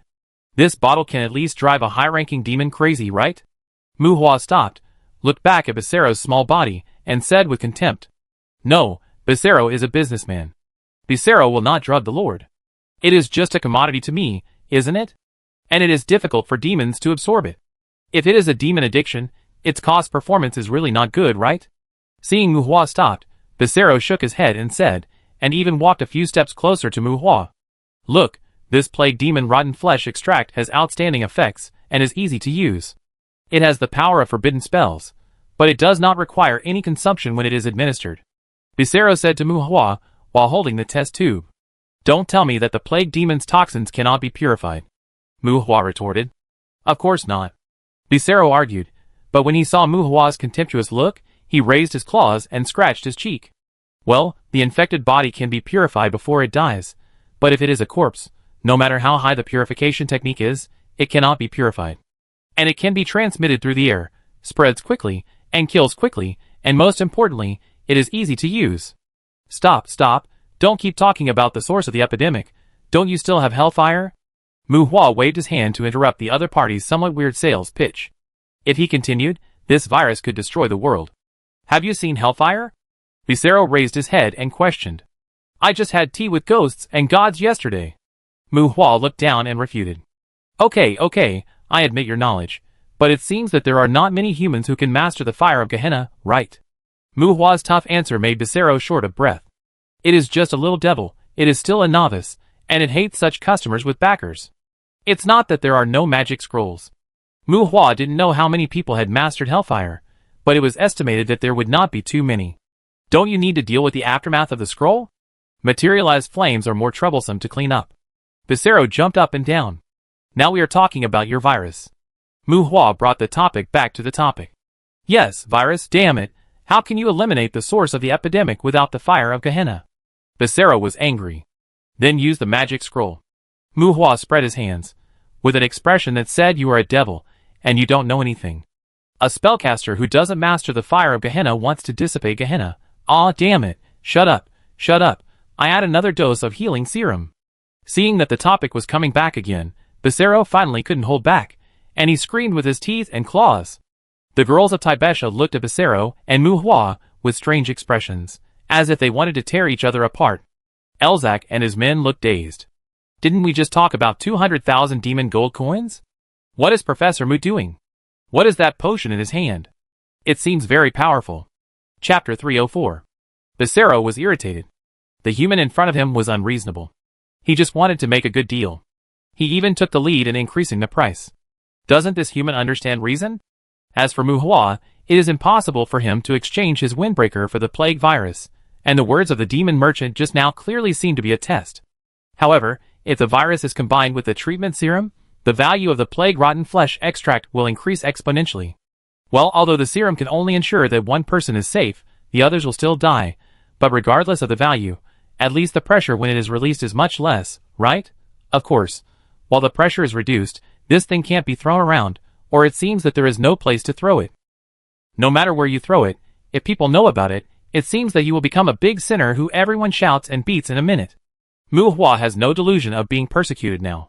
He is not very interested in this self-destruct virus, but if there is a serum, Kuna's safety factor will be greatly improved. Although it is still a very bad self-destruct virus, and even if you want it to work, you have to find someone to poison it first. Master, you can show it the Philosopher's Stone. Tuesday's voice rose in his heart, and Muhua's expression froze. Usually Tuesday always attaches to Muhua's soul, and it is normal to be able to communicate with him mentally, but she keeps a close eye on the Philosopher's Stone. Give it the Philosopher's Stone? No problem. And you actually took the initiative to let me use the Philosopher's Stone? Muhua thought silently in his heart. The devil merchant is special. If it believes that you have a lot of Philosopher's Stones, it should not harm you. A demon merchant is very valuable to you, and most importantly, he is a young demon merchant. I don't mind you using the Philosopher's Stone for more useful value, I just don't like you wasting it on those goblins. Tuesday's voice resurfaced in his heart. Muhua didn't know much about the demon merchant, but out of trust in Tuesday, Muhua still put away the potion bottle in his hand. Can it block monitoring? Muhua asked the somewhat impatient Becerro. Well? Isn't it bad? Becerro hesitated slightly, looked around, and looked at the sky again, as if he was resisting, but he was probably not afraid that Muhua would do something to it. I thought you were really not afraid of anything. Observing Becerro's actions, Muhua shook his head and smiled. It's not a question of fear or not, I just don't want to cause misunderstandings. I don't like unnecessary consumption. Becerro is a businessman and doesn't want to cause trouble. Becerro said, as a matter of course. But it seemed to be completely unaware that it had been causing trouble, since it took out the plague demon carrion extract. After asking Muhua's name and confirming that Muhua wanted to continue the transaction, Muhua did not want people around him to know the details of the transaction, which also aroused Becerro's interest. The refraction of light obscured the visual observation, and the sound of the outside world became vague and unclear. It seemed like a circle of translucent frosted glass appeared out of thin air, and Becerro created a space around it that blocked the senses. From the outside, Muhua and Becerro seemed to be surrounded by a circle of translucent glass, and their figures became blurred shadows. Muhua reached out and touched the surrounding walls, which were illusory and unreal, but had no defensive effect. Okay, young human, you give me a very special feeling, and you seem to have a lot of good things. Now, the outside world cannot detect our communication, including the spaceship in the sky. Even if someone observes with the eye of true vision, we will immediately discover it. So what will you bring out? National secrets? Human innovative technology? Or some strange materials? Although I think that bottle of abyss mist is more attractive, if it is interesting, Becerro will give you a suitable estimate. Becerro said to Muhua. The sound of the outside world seemed to be isolated. Muhua looked around curiously. The grade of this magic should not be high, but he has never brushed out the skill stone of this magic. Perhaps it is a composite spell. Although some inherent magic was krypton with skill stones, because he has not been exposed to high-level magic, Muhua does not understand much about the deep application of magic spells. For the time being, he is still not very good at analyzing and combining unknown magic. Demon Blood Crystal, are you interested? Muhua retracted his gaze, and instead of taking out the Philosopher's Stone, he took out a blood crystal and handed it to Becerro. Huh? Haha, usually only humans come to us to buy blood crystals, and some stupid humans even try to absorb blood crystals to transform into demons. Let me see. Although he was laughing, There was no smile on Becerro's face, as if he couldn't hold it back. Becerro took the blood crystal, and his face showed mockery and disappointment. Under sufficient light, Becerro's dark eyes actually glowed with a faint fluorescence, as if he was staring at us with malice, and he must have used some kind of detection ability. Bishamo, unfortunately, this bloodline has no value. After a brief observation, Becerro threw the bloodline crystal back to Muhua, even with disgust on his face. Bishamo can be understood as the ghoul in conventional cognition, at least in appearance and behavior pattern. It is a barbaric and cruel low-level demon, and also cannon fodder in the demon battlefield. What about these? Ignoring Becerro's disgust, Muhua handed 2 bloodline crystals to Becerro again. Radiali, a fraud demon who only knows how to flatter. Well, the claw demon, too ordinary. Were you deceived by a despicable businessman? Or did you find a way to refine the demon bloodline? General bloodline crystals have no value in hell. If the claw demon, the baron demon, etc., well, save more, you can sell them to those demons who want to form a lower-level legion, but the market is not good. If you only have these, it will disappoint Becerro. Becerro was a little angry, and even threw the 2 bloodline crystals directly to the ground. The blood of the Barong demon is not valuable. Without paying attention to Becerro's actions, Muhua picked up the blood crystal on the ground with his magician's hand. You want to say necromancer? Not all Barong demons are good at necromancy. Haha, young man, it seems that you have not been on the battlefield much. Those boastful and jealous fools are much more likely to become berserkers than necromancers. Becerro said mockingly, and then his expression became playful. It seems that you can refine demon blood? Becerro tried, and seeing that Muhua did not comment, Becerro shook his head. Instead of refining demon blood, I suggest that you refine demon blood essence. This is a kind reminder for your potential to become a high-quality customer. Hell has no shortage of demons. Only the blood of demons above high positions has a market. But it's too wasteful. Refining their blood is even worse than cutting them into pieces and selling them. Haha. Becerro laughed strangely. Facing Becerro's 3-point advice and 7-point ridicule, Muhua nodded silently. These blood crystals are byproducts of his smelting demons. Of course, in addition to showing Becerro, Muhua also has the blood crystals of sirens, naga, hellhounds, blue-winged demons, and even a few unformed Shining Valley demon worms. Those were obtained by smelting demons fished out of the abyss. Perhaps in the future he can get blood crystals of big demons, spider demons, and Medusa. According to Becerro, the price of demon blood crystals must not be too high. But Muhua didn't care. He had already thought about it. He planned to get some demon eggs and raise little demons on the Abyss Island. Feed them the blood crystals. No matter whether they are trained from childhood or smelted after evolution, just use their surplus value.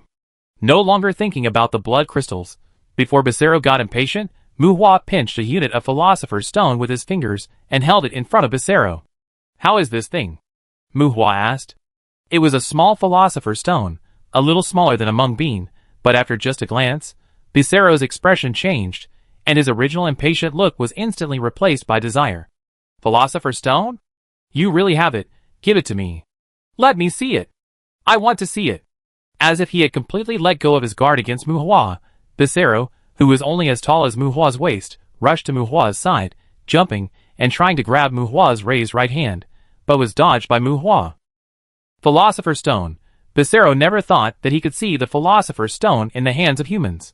Let alone humans, it was just a little devil. As a demon merchant, it had little experience. Even in hell, it had never thought that a demon would trade with it using the Philosopher's Stone. At this moment, Becerro prayed in his heart. The only thing he prayed in his heart was that Muhua would not have only this Philosopher's Stone in his hand. Chapter 305. I know it's the Philosopher's Stone, and I also know what it means to the devil. Is it okay to exchange it for the virus in your hand? Looking at Becerro, who stopped jumping in front of him, Muhua lowered his head and asked. Demons all like the Philosopher's Stone, but Becerro's reaction seems a bit too big. Muhua thought that as a demon merchant, it should be considered knowledgeable. Just a Philosopher's Stone can make it lose its composure. Is this guy a fake medicine seller?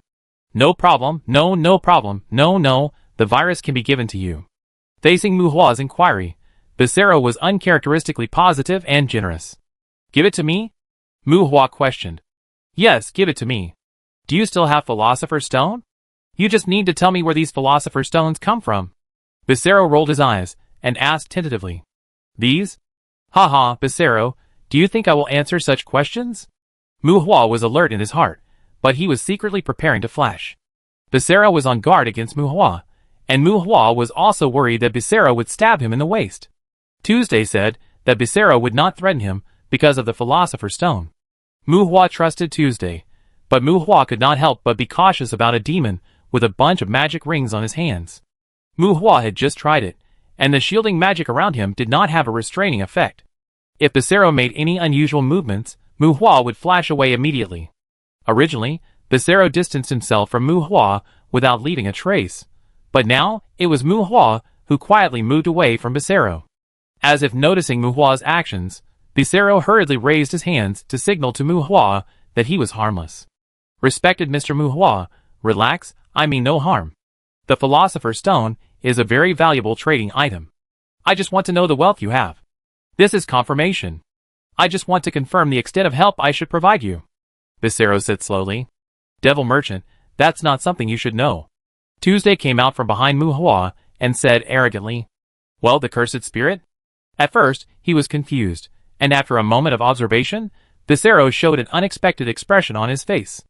Wow, I have to say, Mr. Mu Hua, you are so lucky, you will definitely become a good customer. Tuesday claimed to be a tortured lady, and this was the first time Mu Hua saw someone recognize her identity. He was no less surprised than Becerra. This devil merchant did have some tricks. Mu Hua was more cautious. No one knew better than him what help Tuesday could bring to the border. At this time, he even regretted that Tuesday's attitude towards this devil merchant was really unrestrained. Mr. Mu Hua, believe me, I have no hostility towards you. Whether it is the Philosopher's Stone or the cursed spirit, I will not cause you any harm because of these. Seeing Mu Hua's vigilance, Becerra began to explain. I am a little devil, you need to understand that we are different from most demons. The Philosopher's Stone itself has no effect on the evolution of demons. We grow through transactions. Only successful transactions can allow demons to obtain the energy for evolution. Trading more valuable items can allow demons to transcend their own shackles and allow us to grow and become stronger. Killing and plundering have no meaning for us. When Becerra said this, he saw Mu Hua looking at him with a look of you are lying to the devil. Well, those are just bad tastes, and they have no meaning except to satisfy some psychological needs. But please believe that we will never pursue psychological needs in high-quality customers, and we rarely put bad tastes on regular customers. The devil merchant is still very popular. Becerra spread his hands and changed his words. Becerra explained patiently, but Mu Hua always felt that this guy was talking nonsense. Let's not talk about the growth conditions of the devil for now. As for the customers? To put it bluntly, if you are valuable, we won't cheat you, and if you are not valuable, we will treat you as a toy. No, I'm telling the truth. You know, we don't take the initiative to come to your door.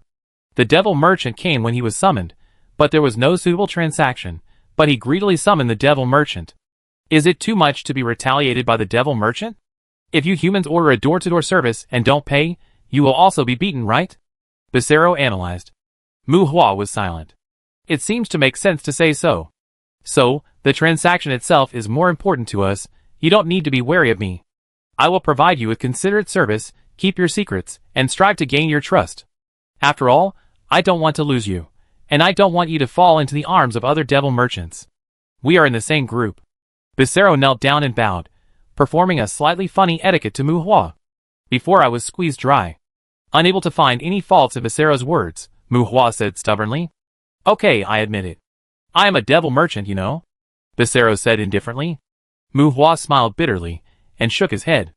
It seems that there is no need to argue with Becerra on this issue. The devil is still a devil, and you can't expect a devil to be pure and kind. If you get along with a liar, you should be on guard against being cheated. If you get cheated, you deserve it. After all, you know that he often cheats people, but you still get along with him. If you get cheated, who can you blame? It's a very simple truth, and it's quite suitable to apply it to the devil merchant. Not to mention the devil merchant, even human merchants will probably do things that kill people without paying for their lives. I still have the Philosopher's Stone. What can I buy from you? After thinking about it, Mu Hua said to Becerra. No, Mr. Mu Hua, our intersection depends on what you want. Becerra's eyes lit up. I will definitely try my best to meet your needs. Becerra rubbed his hands, and said to Mu Hua with a little humility. When Tuesday appeared, Becerra really gave Mu Hua the plague demon rotten flesh extract, and even attached a treatment serum. This serum is unique and only targets this virus. This made Mu Hua realize the trouble of the plague demon. Tuesday should have brought some extra points to Mu Hua. Even though he was not sure how many Philosopher's Stones he had, Becerra still valued Mu Hua.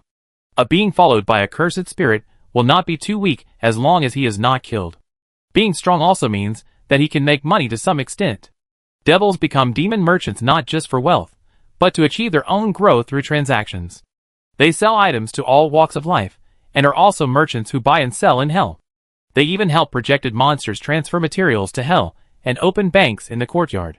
All of these involve transactions. The more valuable the things obtained through transactions are, the more beneficial it is for their growth. But the strange thing is that trading with humans promotes their growth far more than trading between demons, which makes demon merchants very sincere to humans. And if you want to complete high-quality transactions with humans, you must have high-quality goods in your hands. These goods cannot be created out of nothing, and it is inevitable to collect and purchase them in hell. In other words, some things cannot be bought with demon gold coins. The Philosopher's Stone is originally a very valuable thing, and the Philosopher's Stone is absolutely a trading item above demon gold coins and souls in hell. This is probably why Becerra was excited. With the Philosopher's Stone and the cursed spirit around him, he is young and his strength seems to be very good. Even if he is not sure how many Philosopher's Stones Mu Hua has, Becerra has fully affirmed Mu Hua's potential as a high-quality customer. After all, it is just a little devil, not a highly qualified demon merchant, and it is quite difficult to meet a relatively safe and potential customer. Merchants can indeed hurt people, but there are also many customers who will stab merchants, so Becerra is more concerned about potential rather than strength for the time being. He still attaches more importance to establishing relations with customers. Well, those who are too poor are not considered customers. In front of Becerra, Mu Hua grabbed a handful of Philosopher's Stones, which gave Becerra some confidence. When Mu Hua put away those Philosopher's Stones again, Becerra cried. This guy actually cried, leaving tears and silence. This is a big fish, and we must not let this big fish go, and we must not let any demon merchant know of his existence. Becerra swore secretly in his heart. Chapter 306. I need the twin moon tears, blessing spring water, raspberries cultivated by the Aomori demon, nashi gems, and the demon eggs laid by the rant demon. Do you want to make a youth potion? Mr. Mu Hua, I don't recommend wasting time on this kind of potion. Double. Okay, you are still young and you are rich. But Becerra still thinks you should prepare for life transition in advance instead of making useless potions. After some earlier exchanges, Mu Hua and Becerra reached a certain consensus. Since he could communicate normally with the demon merchant, Mu Hua naturally could not get only a tube of virus from it. Mu Hua listed some magic materials that were difficult to get from the outside world. Becerra guessed that Mu Hua wanted to make a youth potion after a little thought. At this time, it was no longer as weird and crazy as before, and persuaded Mu Hua quite seriously. This is the first time I've heard someone say I'm rich, but I'm short of demon coins. By the way, how many demon coins can a Philosopher's Stone like this exchange for? Seeing that Becerra didn't shirk his responsibility to get those materials, Mu Hua asked him in delight. You want to exchange Philosopher's Stone for demon coins? Becerra pursed his lips. If the price is right. Mu Hua held a unit of Philosopher's Stone. 5,000 demon coins. Becerra said seriously, and Mu Hua rolled his eyes. 5 million demon coins. Mu Hua stretched out his palm, spread his 5 fingers, and this time it was Becerra's turn to roll his eyes. Sir, I think we should communicate normally. Even if I'm a demon merchant, I wouldn't quote 1,000 times the difference. That's hard to say. There are merchants in the human world who aim for a profit of more than 1,000 times, not to mention demons. So in the eyes of the devil, humans are more greedy and evil. How dare you say greedy? 5,000 devil coins, you're outrageous. Because I know you humans like to bargain, but how can this amount of Philosopher's Stone be sold for 5 million? Regarding the price of the Philosopher's Stone, Mu Hua and Becerra argued. Becerra thought that Mu Hua would basically not exchange the Philosopher's Stone for devil coins, and he didn't care much when arguing with Mu Hua. Mr. Mu Hua, you know that the projected monsters in the courtyard will also drop devil coins, right? The drops of those monsters are the world's valuation of their lives. So, for this Philosopher's Stone, I can offer 100,000 devil coins. Becerra said to Mu Hua. Some people will open a bottle of wine worth hundreds of devil coins for a meal, and some people will accept 30,000 or 50,000 credit points for a small life. That kind of valuation is not appropriate. Mu Hua shook his head. Becerra was obviously changing the concept. Well, in hell, such a philosopher's stone should be priced at around 500,000. I'm not lying to you. It's just that there is no market for it. No one will exchange the philosopher's stone for demon gold coins.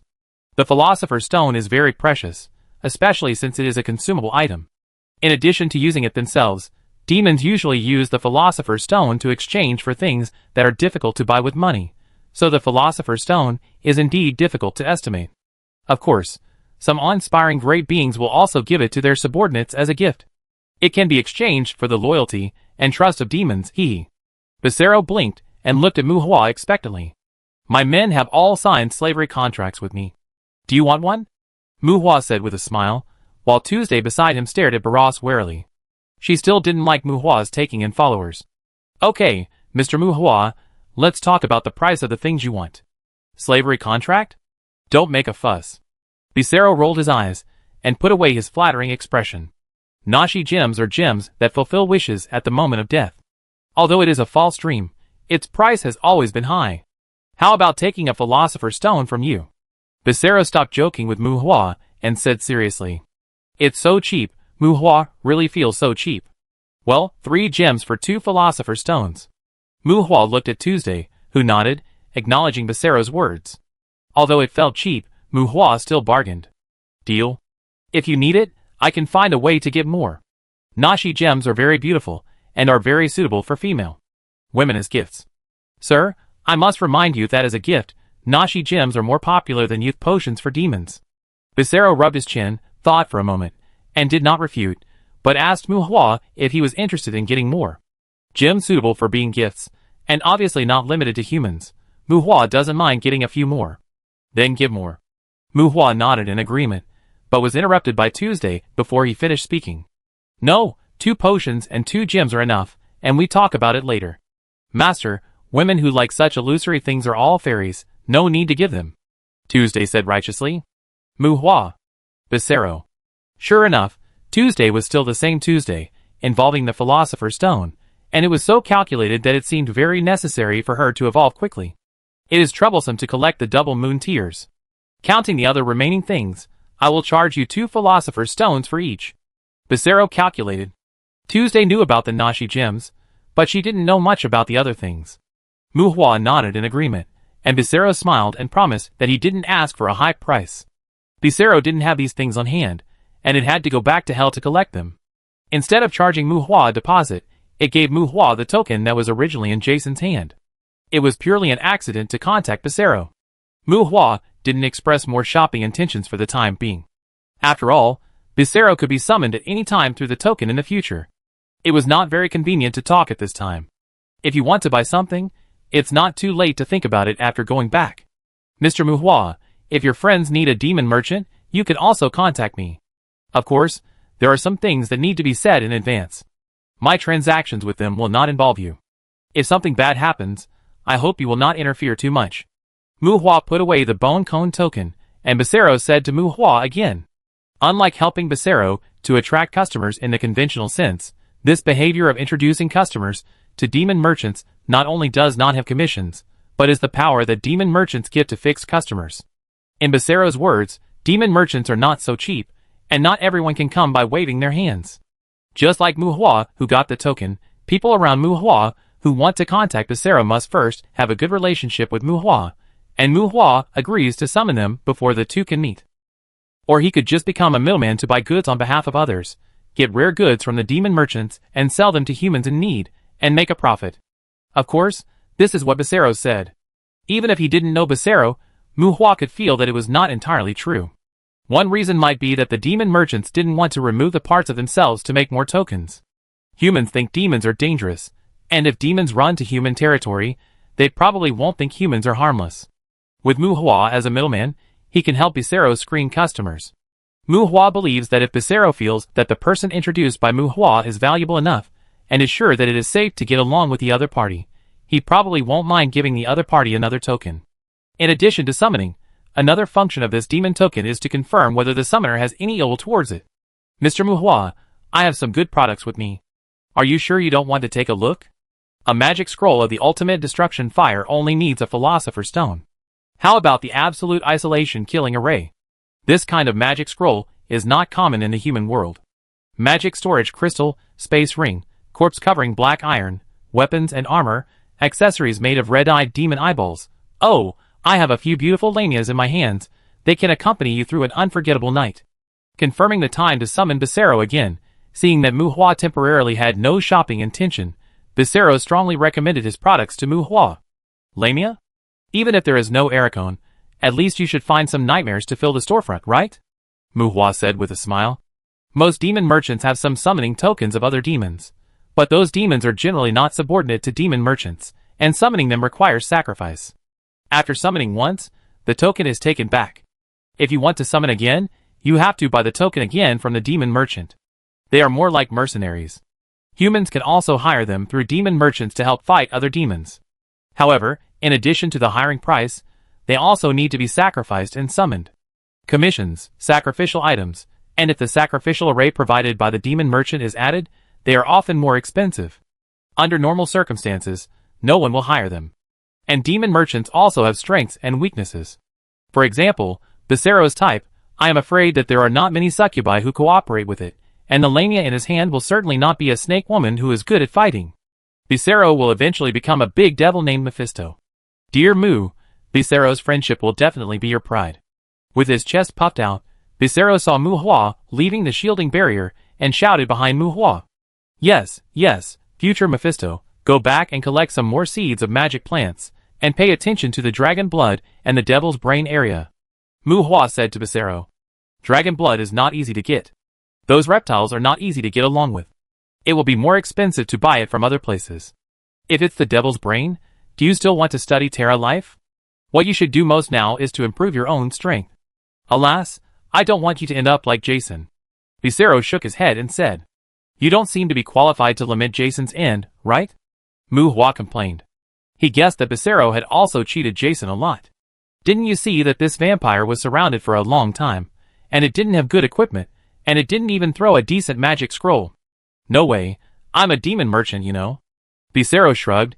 It didn't seem to mind this kind of rhetoric, and there was even a little pride in his tone. Okay, I know. If you can get the devil's corpse, give me some. Mu Hua curled his lips, and said casually. When the two appeared in the side of the crowd again, Becerro's submissive attitude towards Mu Hua made Jason's eyes split. He had seen Becerro like this before. That was the appearance of Becerro when he first met him. A burst of flames flew out of Becerro's hand, and the flames sprinkled on the ground, where Jason's blood had flowed earlier was infected. The Blood Clan can turn their own blood into a sharp weapon, even if it is out of the body. In fact, Jason has practiced well in this aspect. In this regard, I have provided him with a lot of assistance. Becerro explained, bowing slightly to Mu Hua. Well, respected Mr. Mu Hua, I will take my leave first, and look forward to our next meeting. The magic circle emerged, and with the convergence of the magic halo, Becerro's figure disappeared in front of everyone. Asshole! You can't do this to me! Jason shouted as he rushed to the place where Becerro disappeared, but Becerro was gone. Jason turned and stared at Mu Hua with a face full of grief and anger. On the messy street, there was a brief silence. For headless knights wearing black armor quietly appeared and surrounded Jason. Jason's fangs appeared at the corners of his mouth, accompanied by a roar of grief and anger, and Mu Hua's voice came to everyone's ears. Tina, kill him. Chapter 307. What does Lorraine mean?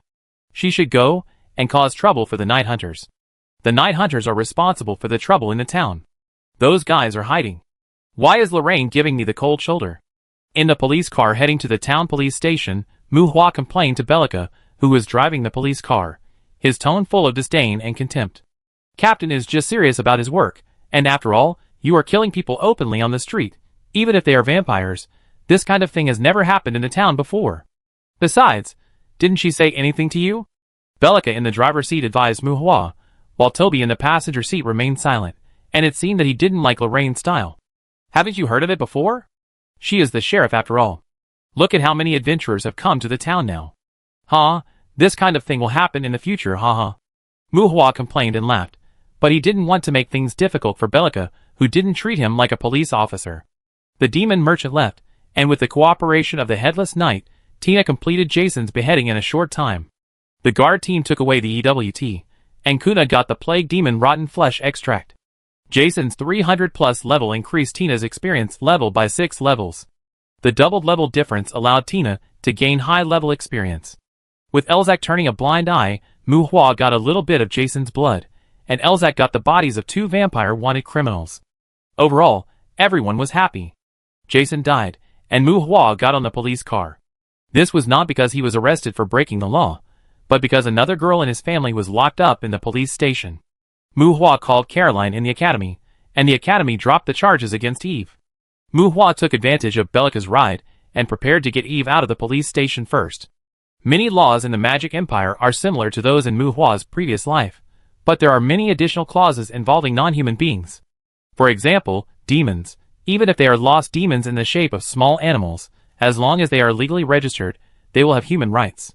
If they are taken out separately and killed, it is still not considered animal abuse, but murder. But at the same time, unless they have made special contributions in human society, they are usually bound to their guardians. Caroline may be the guardian of those lost demons, and if Caroline does not pursue them, Eve will not be prosecuted and sentenced again.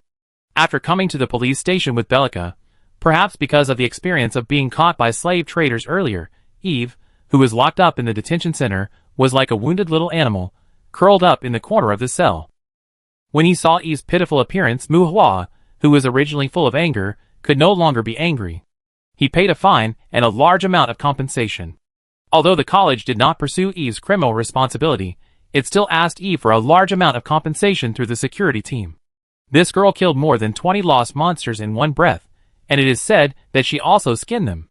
In this regard, Mu Hua did not have the confidence to complain about Caroline's dishonesty. He pinched his nose and paid the money, and then Mu Hua led Eve out of the police station. Hee, Bloody Mary, you are very capable. After leaving the police station, Mu Hua's nose was not a nose, and his face was not a face. He angrily scolded Eve, who followed him. I'm sorry. Eve hung her head. Perhaps because of the psychological trauma, Eve's complexion improved a lot after leaving the cell. I heard that Bloody Mary is a general name for a family. You should have family members, right? Don't you want to find them? Mu Hua still asked Eve unhappily. My family is gone. People of the same family are scattered everywhere. Unless they encounter a difficult big monster, they don't contact each other at ordinary times. Everyone has their own life. Besides, I'm an adult.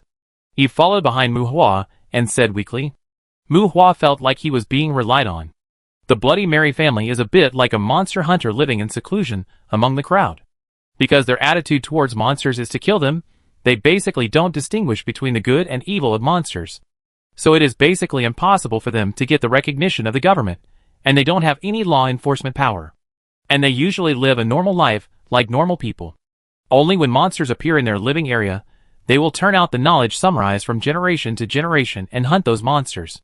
The family members were not closely connected to each other, and Eve didn't seem to want to go to those strange relatives, and her lonely situation made Mu Hua feel somewhat empathetic. Alas, the demon hunting clan, a very strange name, just treated as a card collection. Anyway, it was led by Taibesha, and Mu Hua didn't drive her away. Then why did you go to the academy to kill stray demons? They didn't hurt anyone. The girl looked pitiful, which also softened Mu Hua's tone. I have seen cases of stray demons violating human women in the family records. All demons deserve to die. Eve defended. Mu Hua was stunned. Lost demons? Those big rats that are similar to yellow skins? Invade humans? How? Get in, they are wild. Lost demons? They. And humans. Then what? Although he had heard that demons and humans have no reproductive isolation, Mu Hua was still curious when he thought about the small bodies of lost demons. The specific situation is uncertain. It should be related to ovulation.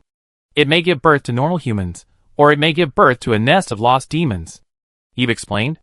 The girl mentioned this question as if she was studying academics, without any sense of embarrassment. What if the girl is willing?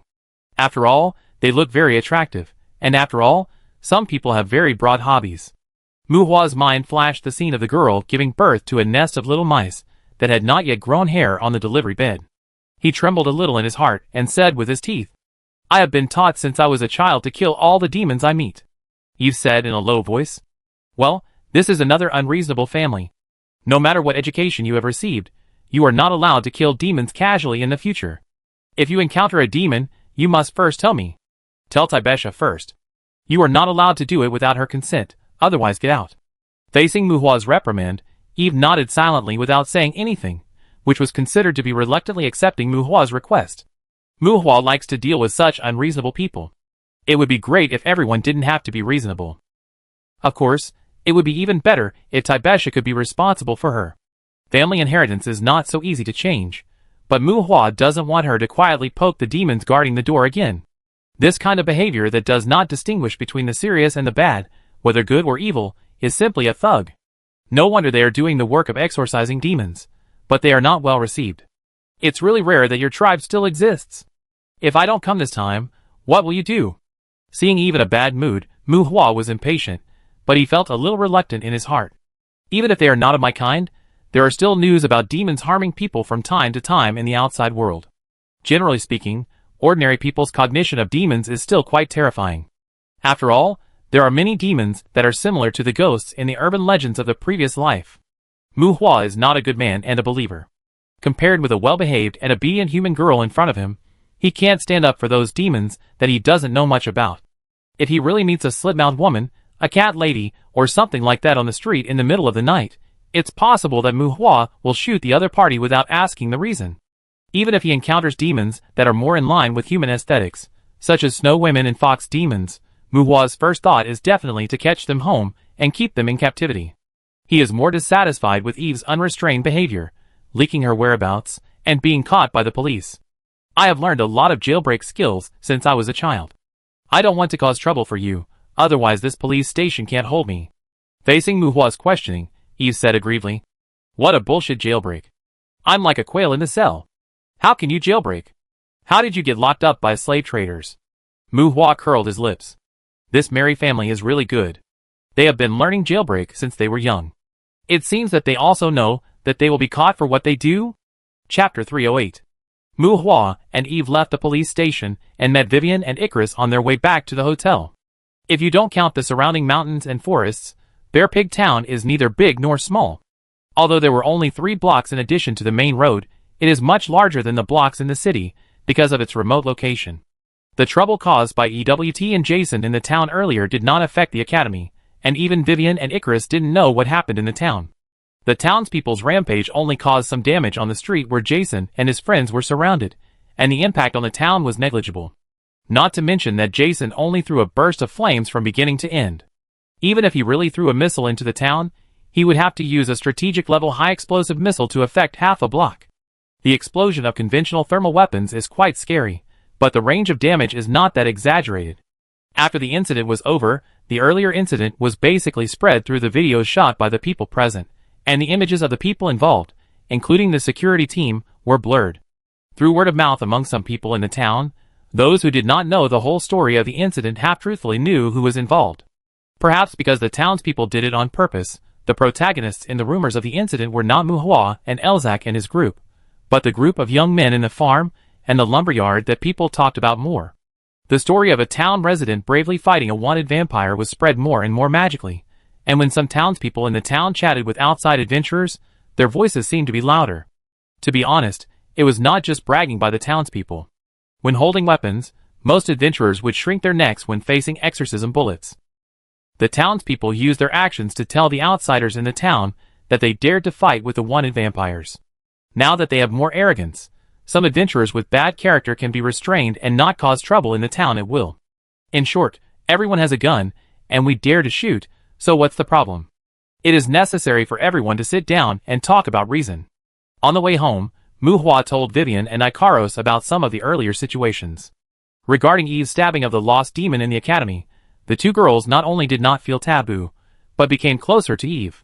Even Ikaros became a little curious about Eve's identity as Bloody Mary. Vivian did not become an assistant teacher, and Tabitha helped her register for a day's school in the academy. She will attend classes in the potions department and the mage department. Recently, she has been systematically studying some offensive undead magic. She has a good foundation and learns magic quickly. In addition to listening to the instructor's analysis of magic formulas, she mainly practices spellcasting in the training ground of the black magic department when she goes to the academy. Recently, she has been getting along well with the witch Trisha. A planned burial ground has been built behind Trisha's hut, and she is waiting for Mu Hua to set up the barrier. If the burial ground is established, Vivian will go to the academy at most for the library. Compared to Vivian, who is considered a social person by the students of the Department of Black Magic, Ikaros is a little fresh in the academy. Ikaros is studying mecha control and magic weapon application. She is an absolute novice in this regard, and is learning various theories step by step with the first grade. In addition, Ikaros is a regular student with excellent learning ability, some experience in independent casting, and an unusual affinity for magic puppets, which makes her a favorite in the eyes of the instructor. After all, it involves practical operation, and the tuition fees for the major of mecha control and magic weapon application are not low. But as Ikaros said, the college tutor is already helping her apply for scholarship subsidies. Originally, Mu Hua was happy to accept Ikaros' so-called scholarship subsidies, but now Tao Les gave him the alchemy records, and he also ordered the materials for refining the youth potion from the demon merchant. Mu Hua is ready to let Ikaros give up the scholarship subsidies. The college has never been a charity, not to mention that it is a magic college that is outside the federal education system to a certain extent. When the youth potion is made, we will not be short of money, and there is no need to recognize that kind of favor. Don't delay or refuse moral kidnapping, and you will be tough in the future. If conditions permit, donate some money to the college, get some small privileges, break some small school rules, and get a few young teenagers.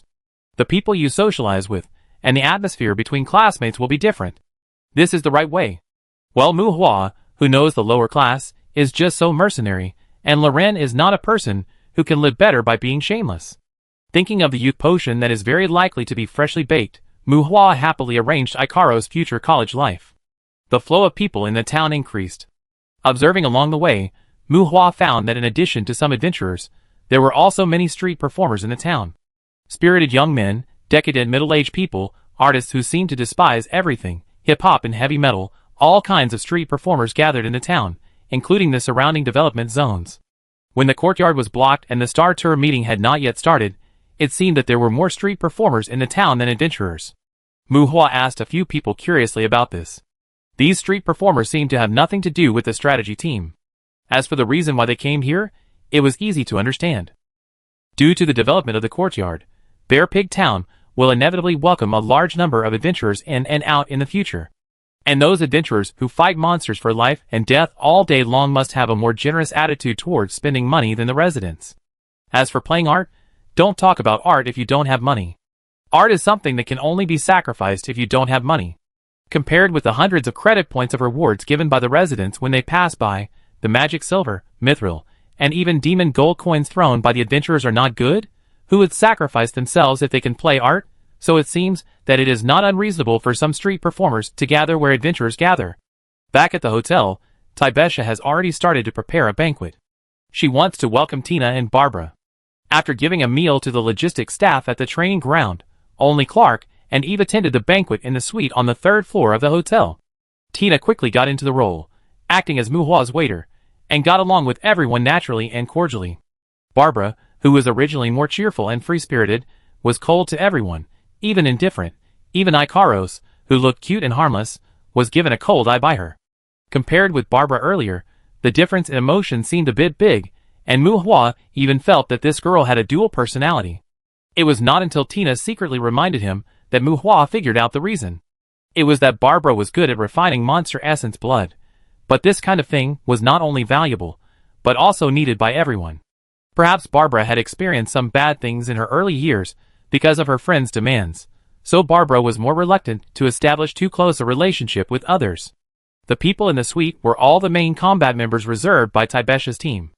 Unlike outsiders, Barbara could not avoid getting along with these people in the future. In order to avoid the filthiness caused by the monster's blood in the future, and to avoid making things difficult for Tibesha, Barbara simply put on a cold and unkind attitude. Mu Hua couldn't tell whether it was right or wrong. If he could refine the youth potion, he would unconsciously keep a distance from some women, right? The smiles of the girls were still very pleasant, but if he'd lost hundreds of millions of demon coins because of a smile, Mu Hua would probably cover himself in the quilt and slap himself in the face.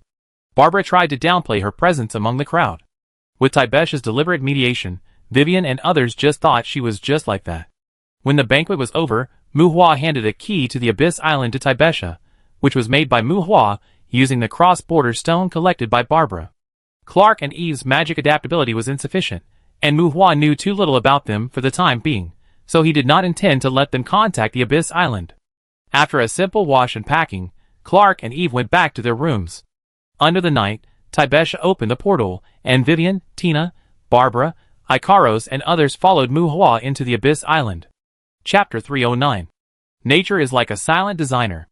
The messy gravel will eventually turn into hills and peaks, and the ancient giant rocks will always show similarities with all things after being eroded by the wind. The mottled weeds will flourish over the years, and with the breeze, they will show waves that are more beautiful than lawns. The abrupt trees will fall and become seedlings, and the unattended messy bushes will also turn into a breathtaking forest. As if the plains and hills were cut by the hands of a master, the sound of golden bones breaking replaced the silent roar. The paleness spread, and countless undead holding sharp blades were called by the breath of the living.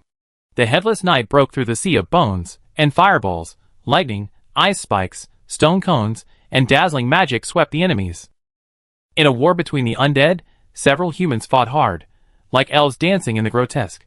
Bang, bang, bang, bang. The shield blocked the knife and axe, making a dull sound. Tina, who used to use a short knife, now changed to a shield and a war hammer, because the shield can provide sufficient protection in the dense chaos of the enemy.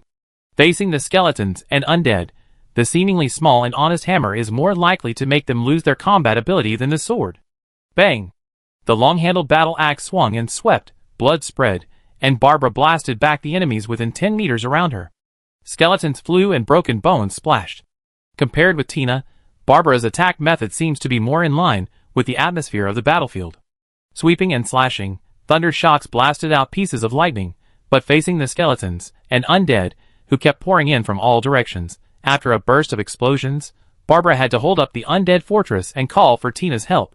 The Abyss Island that Mu Hua said belonged to him. Although this space had magical powers that made Barbara marvel, she never expected that there would be so many wild undead here. Earlier, she was confident that she would protect Tibesha's safety, but now, when she called for Tina's help, Tibesha was already protecting her with a shield. Barbara, I told you a long time ago that you should seriously strengthen your body. You are just like the boss. You only have strength, but it will only waste your physical strength. You can't use half of your combat power, but you still have to make big moves. Just stay at home and do alchemy. The kinetic energy rushed to the side of the skeletons and repelled the undead.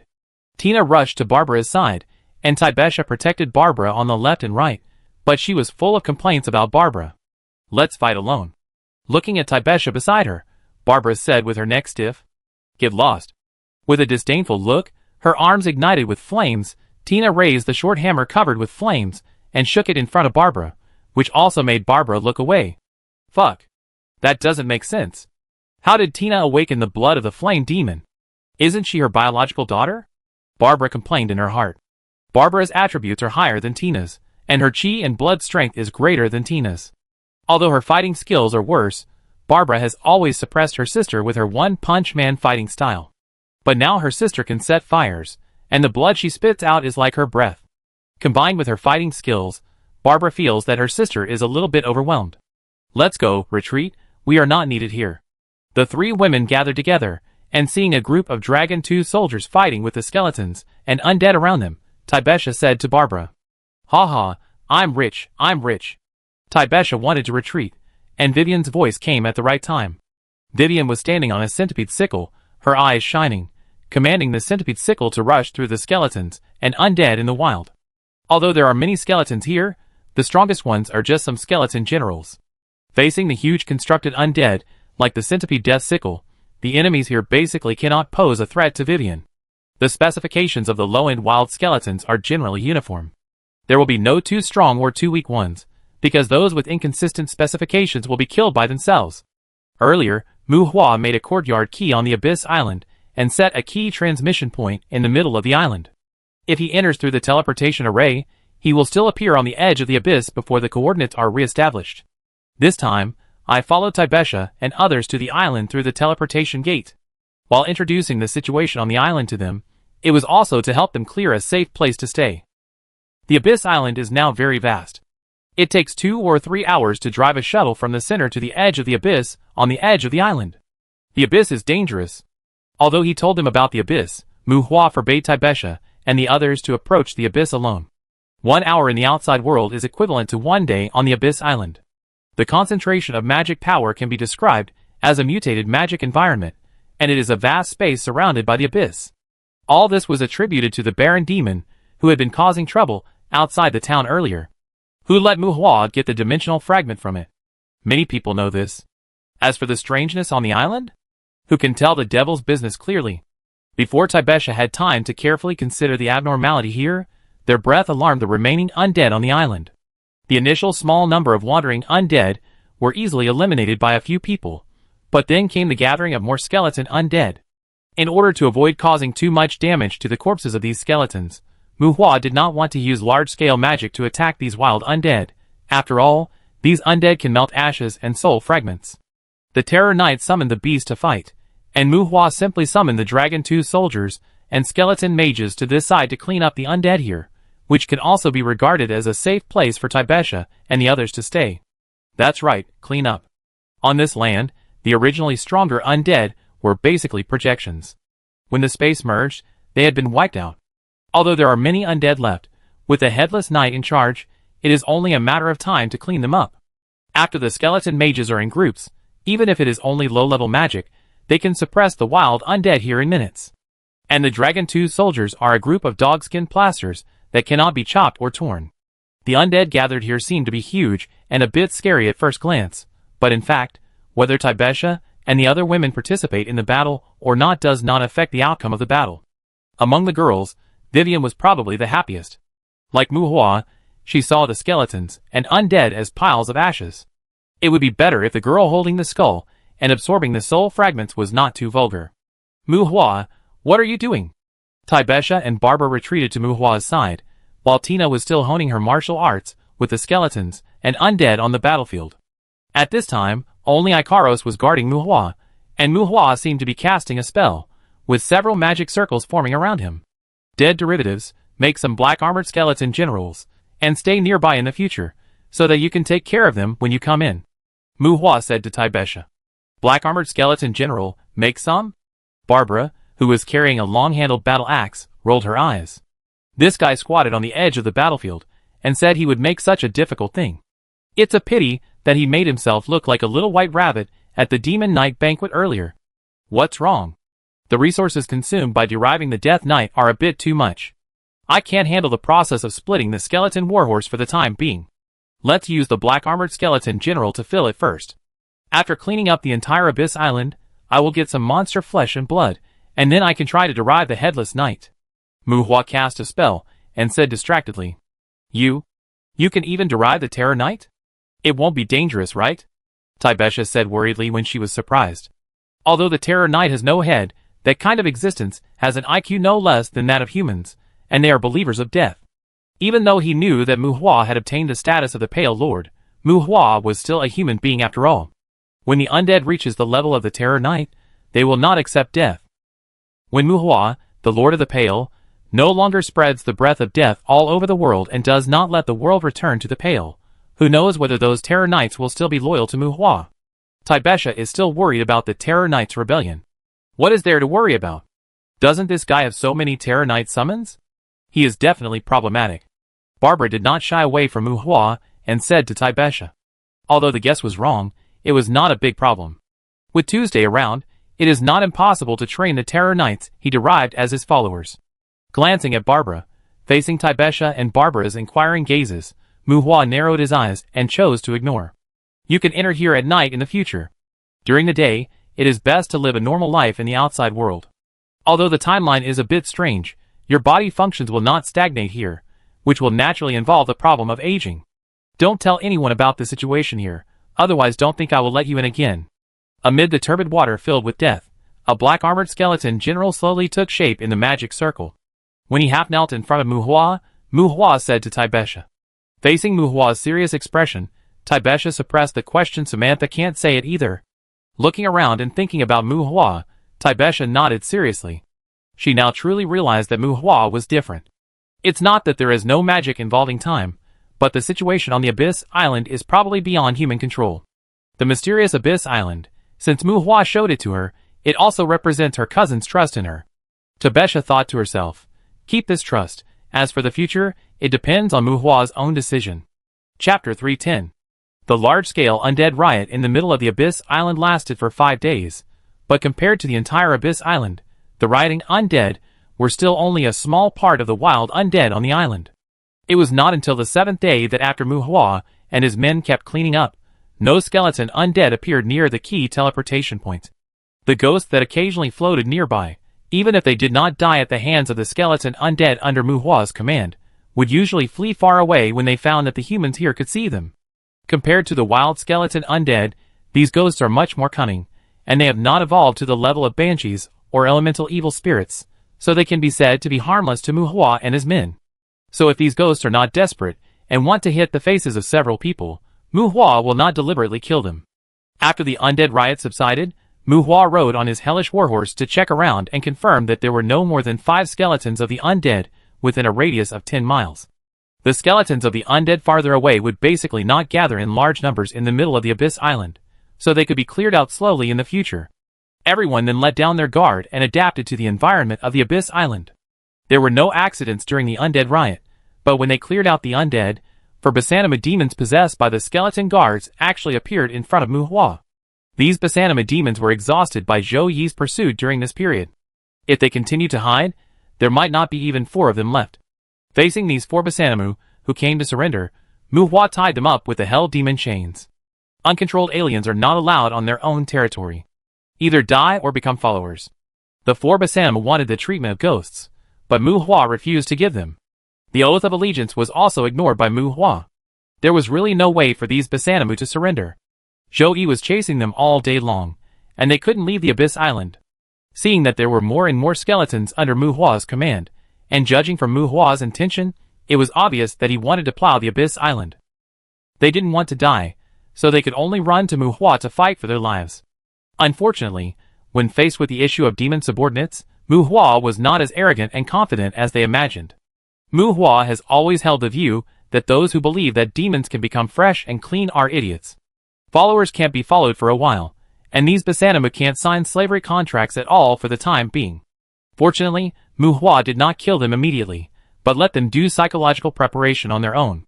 As for how much time he would give them, it probably depends on Mu Hua's mood. With the 4 Basanama captured, the island is completely free of unstable factors. Mu Hua's skeleton wizards practiced in their homes, while other skeletons, led by the Dragon Tea soldiers and the contractor, dragged carts and scattered around to clean up the wild undead on the island. Mu Hua, don't you have a space prop with a large storage space?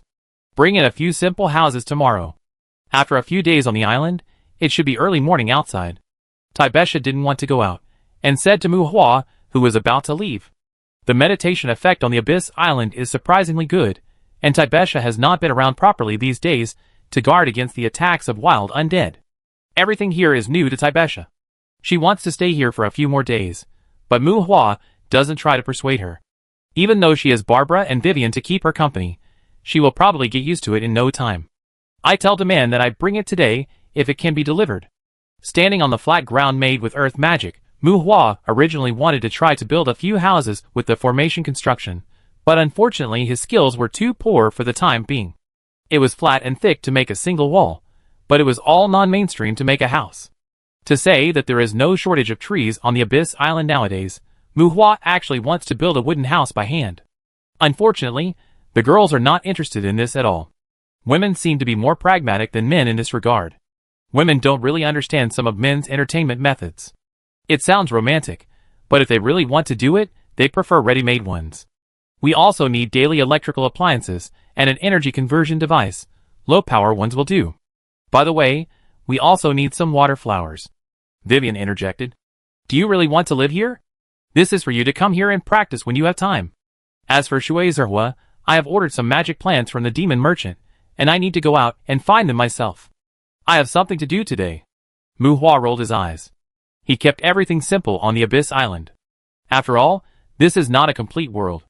There is no alternation of day and night, no stars, sun and moon, and even the concept of time is vague. At this stage, it can be said that there are almost no renewable resources here, and it is not suitable for long-term stay. It doesn't matter if you stay a few more days, but at least you shouldn't give up the outside world because of this place, otherwise it will inevitably be more trouble than gain. One day outside, several days here. Even if you practice, you need daily necessities. Not only Vivian, but also Taibesha expressed support when it comes to daily life. Well, although I didn't say it when I came alone with Muhua earlier, the people present at this time, including Tina, seemed to disapprove of Muhua's makeshift approach. Judging from the attitudes of the girls, they needed a house, household appliances, and energy conversion devices. The girls chattered about what else needed to be added, and finally even a fireplace came out. In the meantime, Muhua also agreed with farm tools and Mizuzawa, but the other side had more people and more power, and Muhua was defeated by the enthusiasm of the girls, and directly called Tina and Ikaros to leave. As for the other three girls? Anyway, Taibesha has the key, so if you want something, go out and buy it yourself. After leaving the Abyss Island through the portal opened by Taibesha, I appeared in the hotel suite again. Clark and Eve were no longer there. They had gone to the training ground early to train with the logistics team. As for the members of the logistics team, although they didn't have much combat power, their resilience even shocked Gravisi secretly. However, there are two weak girls among them. As Gravisi said, they make mistakes when they are nervous, and they get more nervous when they make mistakes. If they get weapons in their hands, who knows who they will hit?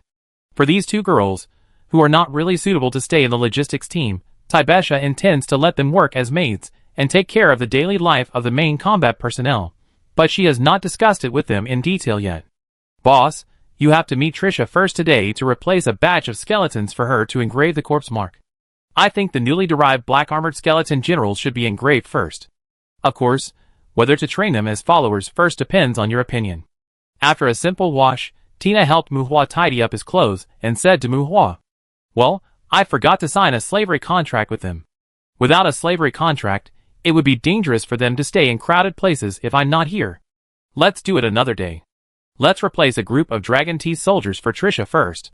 The courses in the academy must also be carried out. You still need to meet with Vice Dean Caroline. Afterwards, I will communicate with Mr. Nick about the courtyard of Yongye territory and try to understand the safety of that courtyard. I won't accompany you to the academy," Tina said slowly.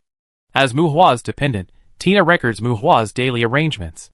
Compared with Barbara, who has been clamoring to build an alchemy workshop near the hotel, Tina is obviously more like a competent secretary. Saying goodbye to Tina, for some time, the number of people staying in the hotel has increased day by day.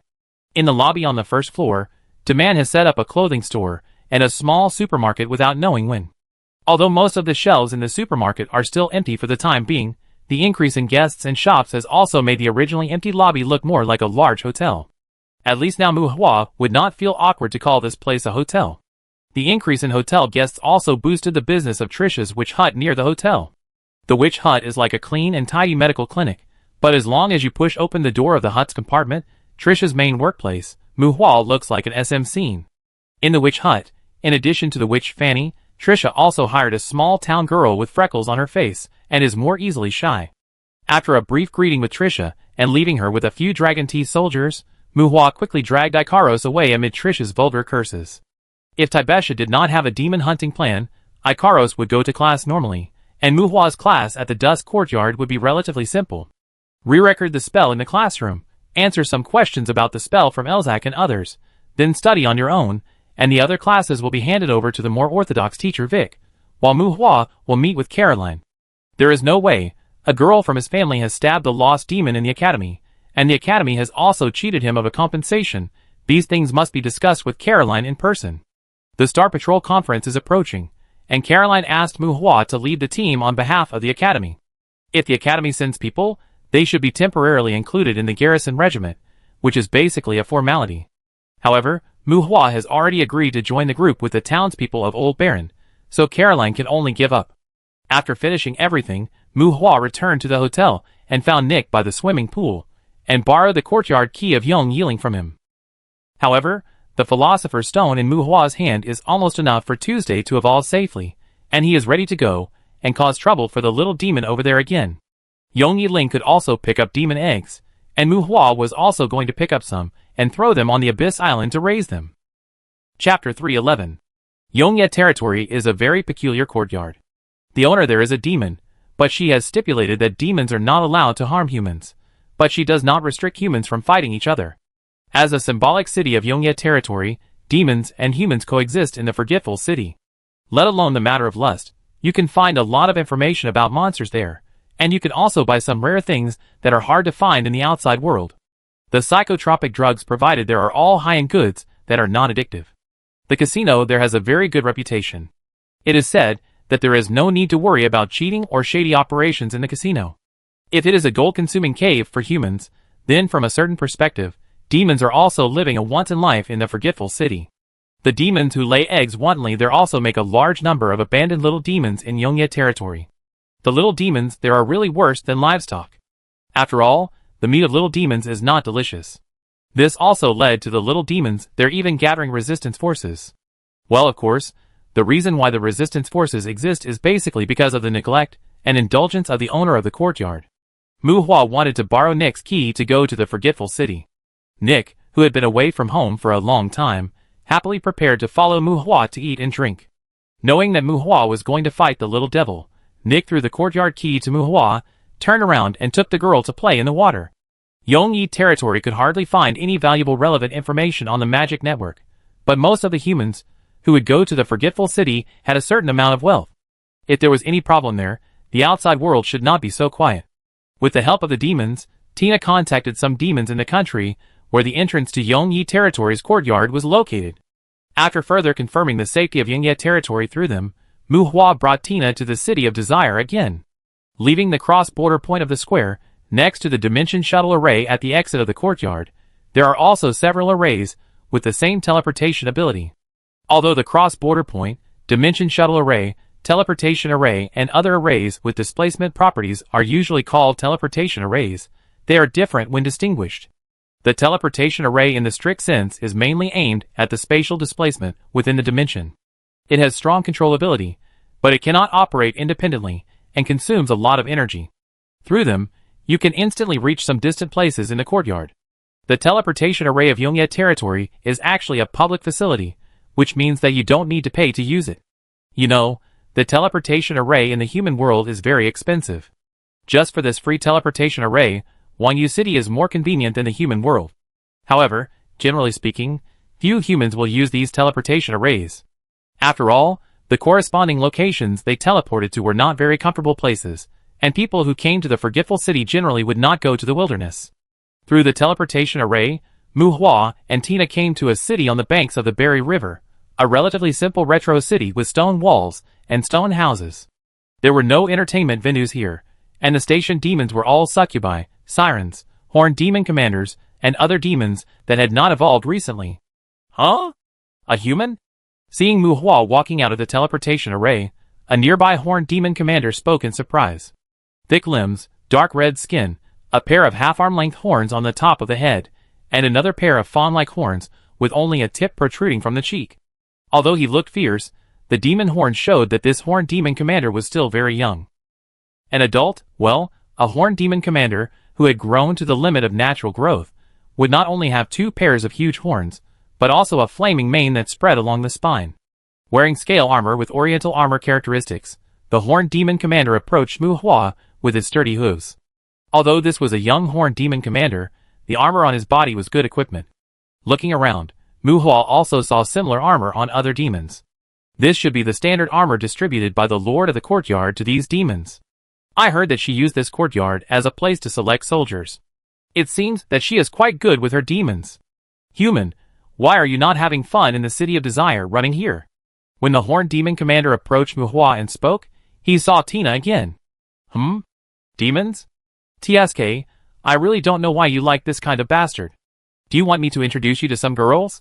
They can teach you how to be truly liberated, ha ha ha. The horned demon commander laughed strangely, attracting the attention of some demons in the distance. The demons here seemed to be soldiers stationed here, but even the horned demon commander in front of him, who spoke vulgarly, actually had no hostility towards Mu Hua. The vulgar words seemed to be just a simple greeting to relieve boredom. It regarded Mu Hua as a human young master who came here by mistake. It wanted to intimidate him, but had no intention of killing him. So demons hate demons more than humans.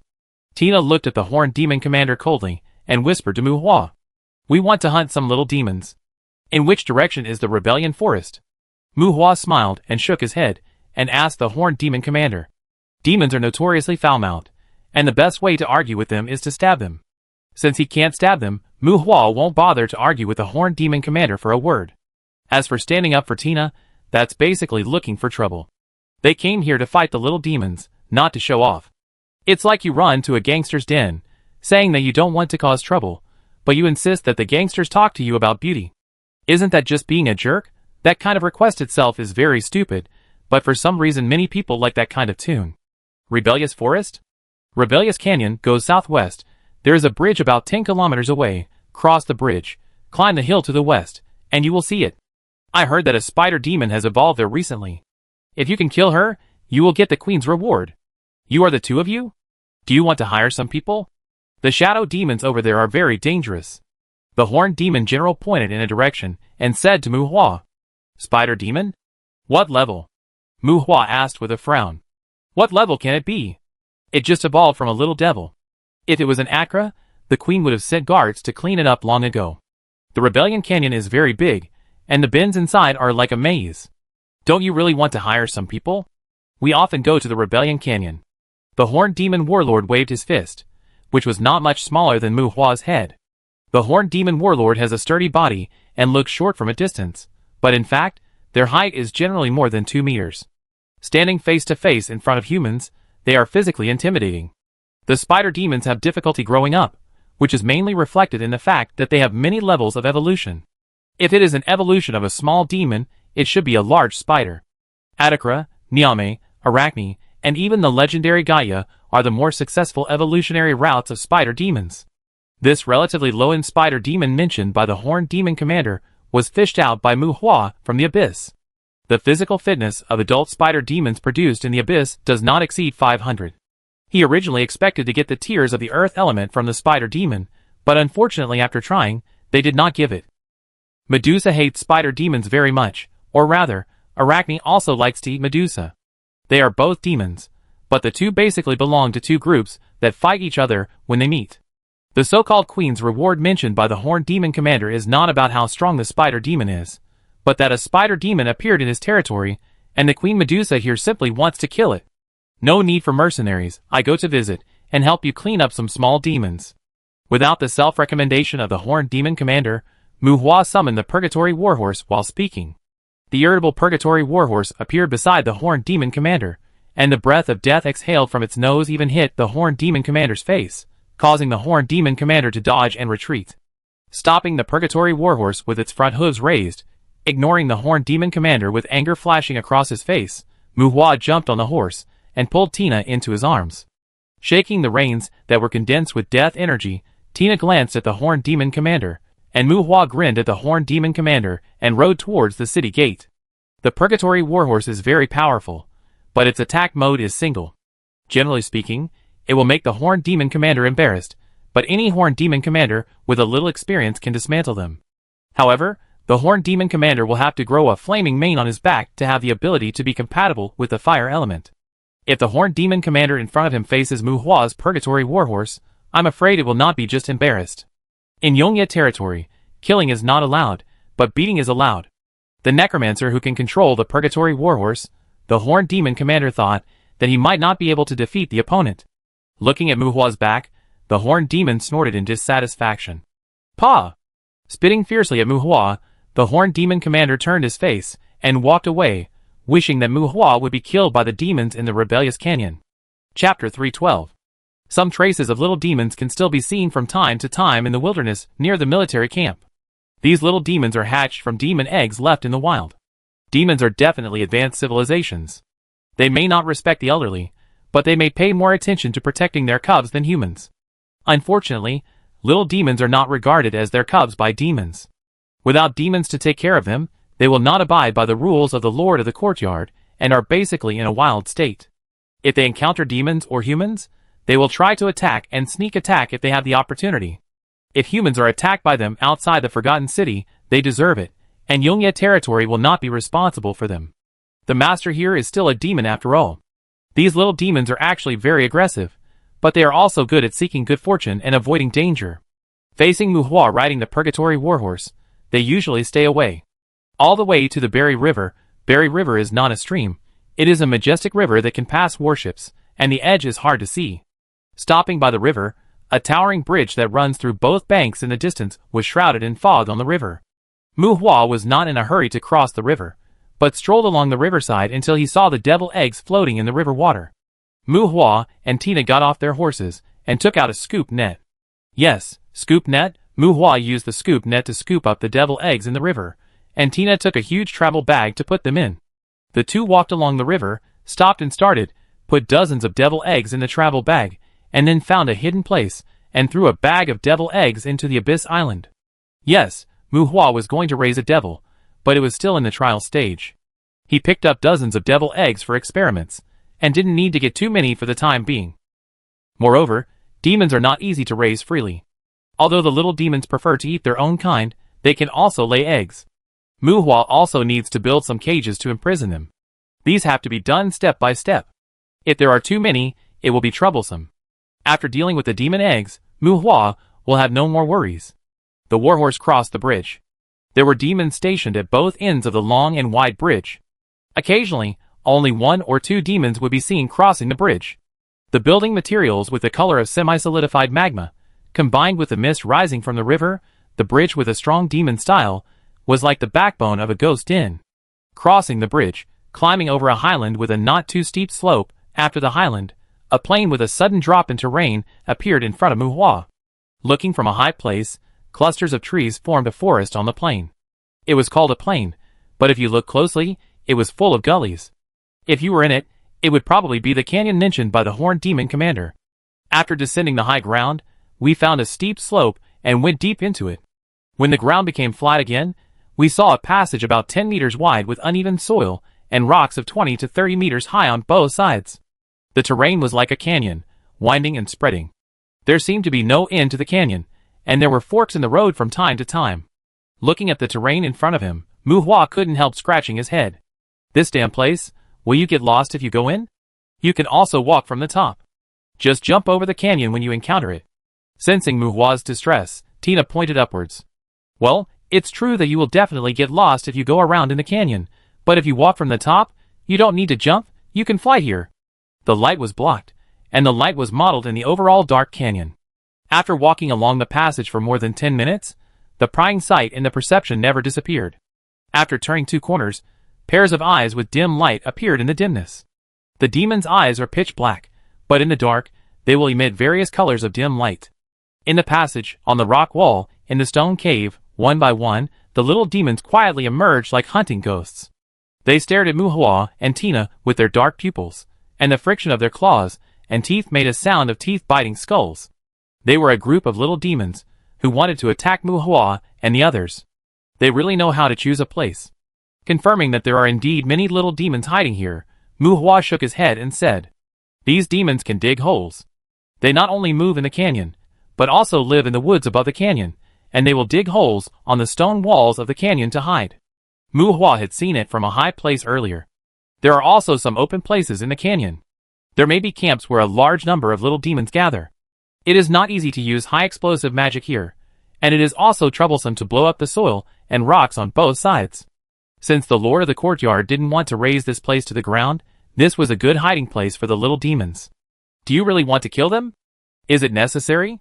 Looking at the little demons that were surrounding them like hyenas, Tina hesitated. It was obvious that Tina didn't think highly of Mu Hua coming here to kill the little demons. Her original non-committal attitude turned into questioning in the complex terrain environment in front of her. Or, Tina didn't know what was the point of killing these little demons. The quantity is large, and the benefits are great. Even if it's just for the high-level dead bones, it's necessary to deal with them. Mu Hua said casually. Boss, if you really want to kill the little demons, why don't we go somewhere else, the wild? Even the forest is worse than here. Facing Mu Hua's casualness, Tina found that some of the little demons actually had weapons in their hands, and said helplessly, "But there are not as many in those places as here." Mu Hua pursed his lips, and held up a strange object in his palm. "Look, I call it a pine cone." He shook the bone-white object shaped like a pine cone in front of Tina, and before he finished speaking, Mu Hua threw the object to the little devil. Perhaps because they did not feel the violent breath on the pine cone, some little devils even tilted their heads and looked at Mu Hua with doubtful eyes. Little devils are also devils, and their IQ is not low. They know that what Mu Hua threw out must not be a good thing, so the little devils stopped cautiously. And the next moment, the thrown pine cone suddenly exploded and turned into a series of bone teeth that shot out. Bone teeth! A little devil screamed to remind, and the shout was still echoing in the canyon, but a bone tooth had already penetrated its head. As a relatively elementary undead magic, in order to deal with the low-level monsters that gather in groups, Muhua had already upgraded the bone teeth to the maximum level long ago. The bone teeth at the maximum level have no special effect except that the number of individuals becomes larger when casting at the limit, but according to the soul strength of the caster, its growth potential cannot be ignored. Muhua did not let them scatter in pieces, but condensed them into a group and threw them out, which is what he called pine cones. The bone teeth, like flowers scattered by a fairy, set off a scream among the little demons, and black and purple blood sprayed everywhere, instantly infecting the ground and stone walls. The bone teeth shot down from a high place produced a covering effect, like the steel nails in a cluster bomb, and a group of little demons that gathered were killed and injured instantly. This is a bone tooth? Tina was stunned. You must be lying. She had read the magic summary, and bone teeth were not like this. Well, for now, it's equivalent to a level 4 or 5 exorcist bullet. To be honest, I like this magic very much, Muhua said with a smile. Quiet, low consumption, simple and direct attack effect. Muhua really likes Bone Fang. The key is that this thing does not cause much damage to the corpse, and is extremely suitable for bullying and collecting corpses. Is it a question of training level? Tina guessed that the number of times Muhua used Bone Fang was a little excessive. Well, the training level is relatively high, Muhua admitted dutifully. How high? Tina questioned. Very high, very high. Muhua gestured with his palms, and a group of skeleton warriors were summoned to his side. Although she knew that Muhua was teasing her, Tina believed that the very high he mentioned must be really high. While Tina was silent, those skeleton warriors had already finished off the little devil's body and dragged it to Muhua. The soul fire was swayed, and the corpses turned into dust one by one. Muhua didn't care much about the mage's hand skill stone, the philosopher's stone, and the occasional crystal of intelligence. He was just looking for trouble with the little demons for the first two things. 20 or 30 little demons can make up a unit of philosopher's stone. Although the philosopher's stone given by these little demons is relatively low in weight, it is still very cost-effective to kill them compared to the value of the philosopher's stone. He casually slapped a mage's hand skill stone on Tina, which also made Tina fall into a sluggish state. Summoning the Terror Rider. The little demons in the rebellious canyon are not afraid of the Terror Rider. Well, it can't be said that they are not afraid. The main reason is that this place is regarded as their base camp, or it can be said that there is no place to retreat. The little demons here dare to challenge the Lord of the Courtyard, and will be cleaned up regularly. After a long period of time without being evaporated by the Lord of the Courtyard, they have a kind of blind bravery. The Terror Riders did not summon war horses. They held knives and forks in their hands, climbed high and jumped low, and began to set off a bloody storm in the rebellious canyon with complex terrain. After the black dog and the goblin, Muhua fell in love with the little devils who gathered together. Chapter 313. The rain of arrows attacked in groups. In the limited space of the canyon, the rain of arrows covered Muhua and Tina, leaving them no room to dodge. In the canyon, including the foothold set up in the middle of the rock wall, a large number of little demons used bows and arrows to block Muhua and the others. Unlike Muhua, although Tina has good combat power, her body does not have any special defensive characteristics, and these arrows made of magic materials can still cause her harm. Fire the crossbow! The little demon hiding behind the bunker screamed. Buzz! The sound was like a swarm of bees, and the momentum was like a black cloud. A large number of thick arrows shot at Tina. But Muhua flashed in front of Tina, grabbed the hem of his clothes with one hand, and used his open windbreaker to block the rain of arrows. The little demons are not beasts. They know how to use tools. They can mine and smelt, and they can also figure out the skills of forging. Muhua hunted the little demons in the rebellious canyon, and the little demons in the canyon also organized to fight back against him. The little demons here seemed to be accustomed to facing individuals stronger than them. As long as they hid near the bunker, they would not flee even if they saw the Terror Knight. The little demons were very brave. Of course, it might be because they really had nowhere to escape, so they became brave. Groups of little demons were killed and scattered by Muhua, and the fleeing little demons would join the next group of little demons, running around, and after a few times, a larger group of little demons would often gather. It seemed to be a regular cycle. The little demons, who ambushed Muhua here were another one of them gathering strength. Put it on. It's made of dragon skin and feels good. The arrows kept attacking, and Mu Hua took off his windbreaker and put it on Tina's head. Defensive magic? There is no need for it for now. Mu Hua did not apply it again after the bone shield was broken. Tina's physique is not weak, and she has a good ability to resist blows. Her body just cannot resist the cutting of sharp weapons. Because of the height problem, Mu Hua's windbreaker looks like a rogue cloak on Tina. Tina is covered tightly from head to toe by the windbreaker, which also makes it difficult for the arrows shot by the little demons to hurt her. As for Mu Hua, he and the Terror Rider both have low-level impact immunity. Although this ability is usually not very noticeable, the arrows of these little demons in the rebellious canyon cannot cause him any harm. The arrows stagnate and fall when they come into contact with Mu Hua's body, whether it is a bow or a crossbow.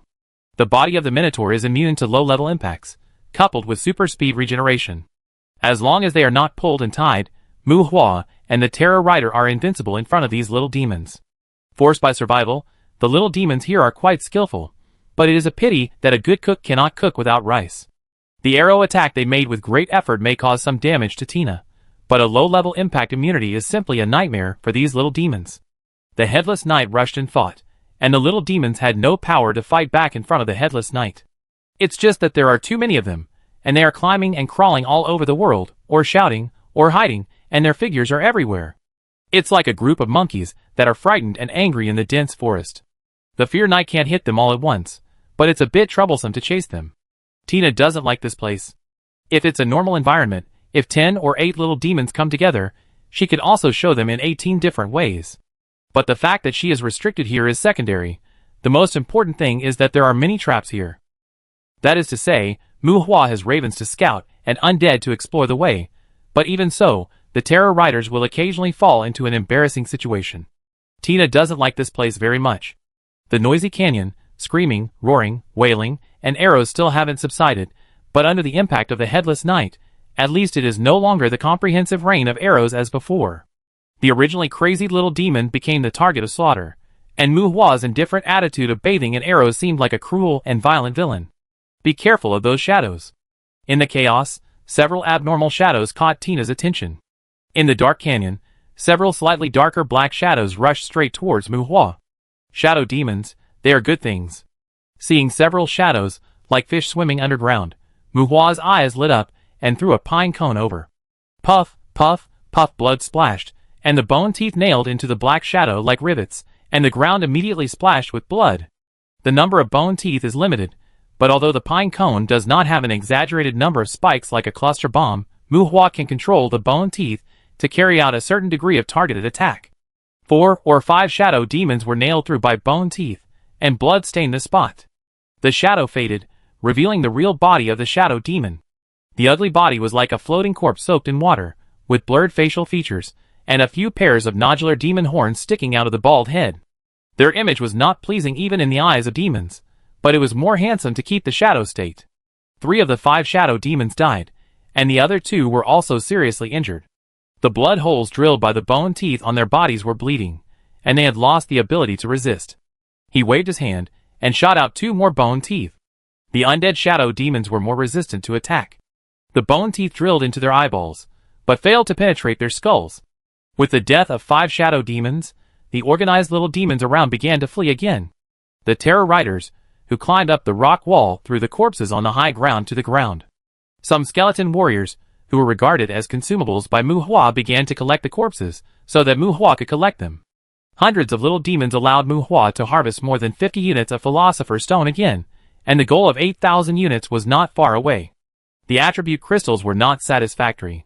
3 physical crystals, and 5 intelligence crystals were directly absorbed by Mu Hua. 200 refining secret stones. This is the result of superposition smelting. More than 20 new Magician's Hand skill stones were added. Mu Hua finally kryptonized the Magician's Hand to LV60. At this level of practice, the cost of using skill stones to increase the level is too high. Mu Hua is not going to use the skill stones himself. He will first equip his own skeleton wizards with this skill.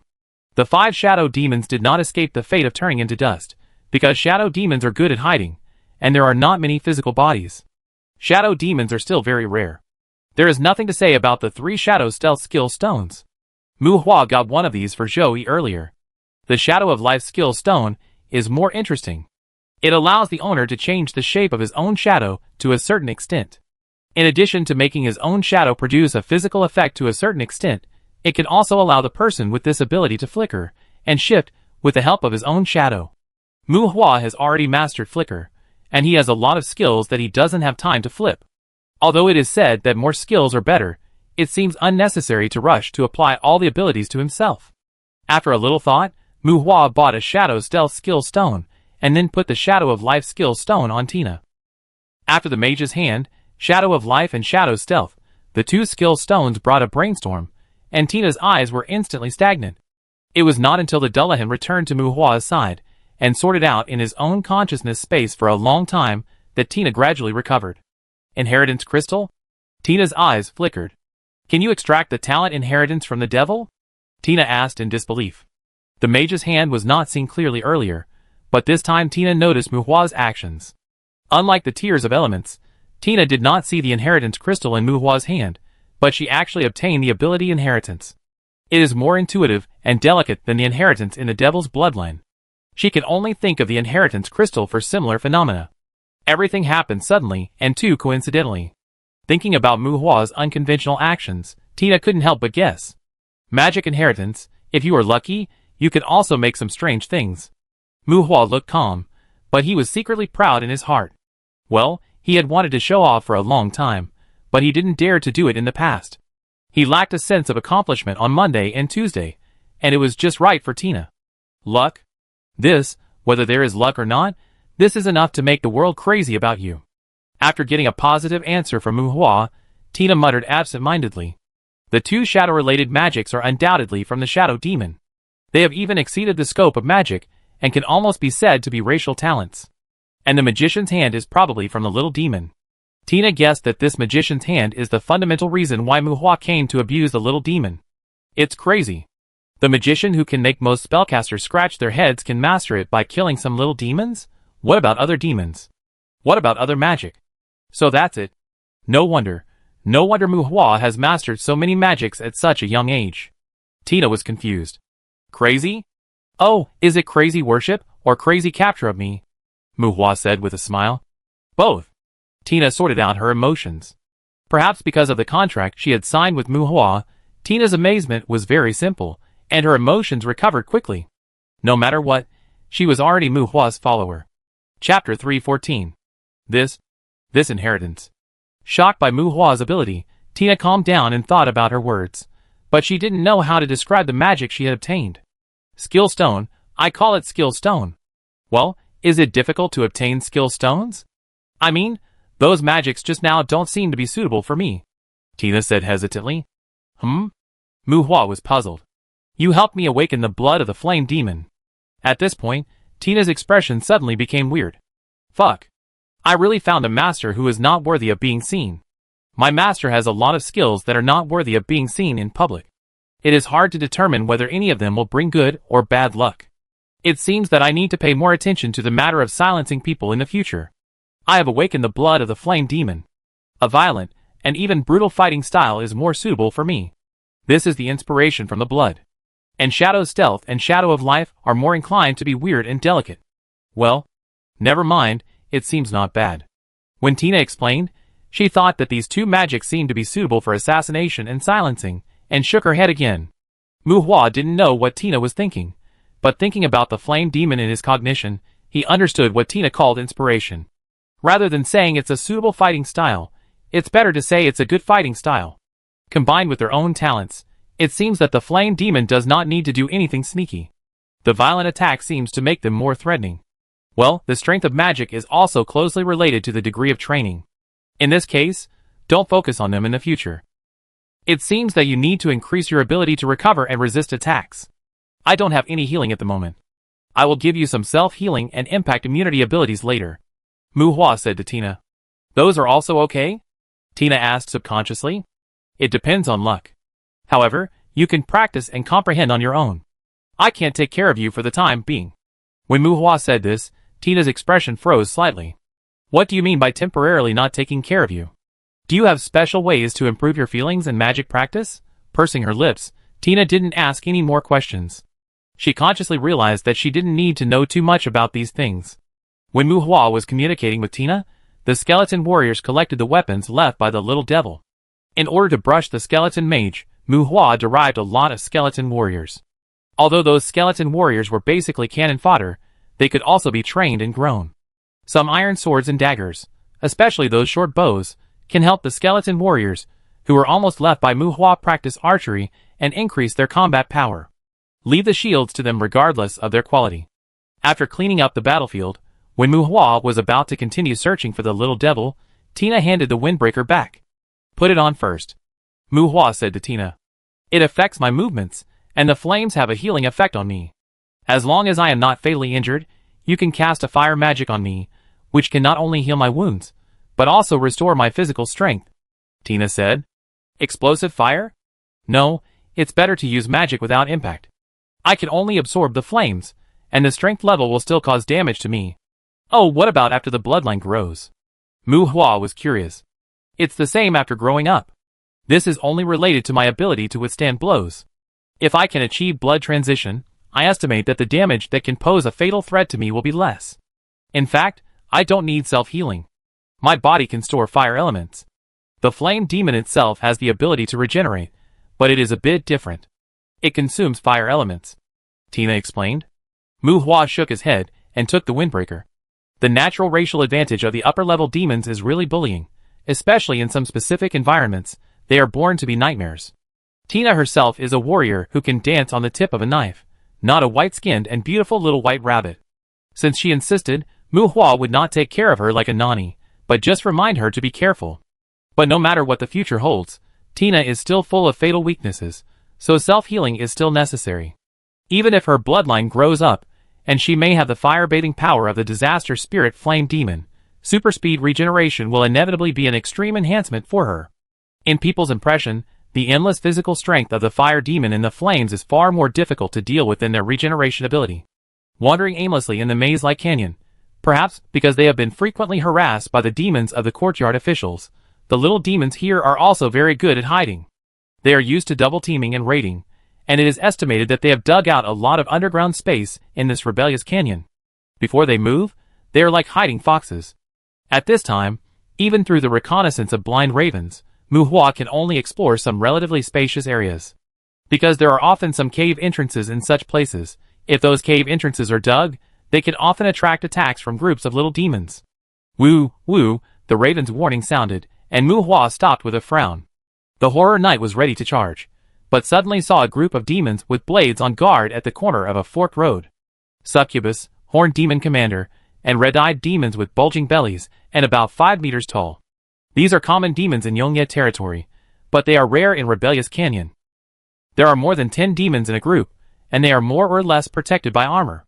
On the fat body of the red-eyed demon, some nodules with facial contours are wriggling, which makes people feel very uncomfortable, as if the face is shouting, giving people a very evil feeling.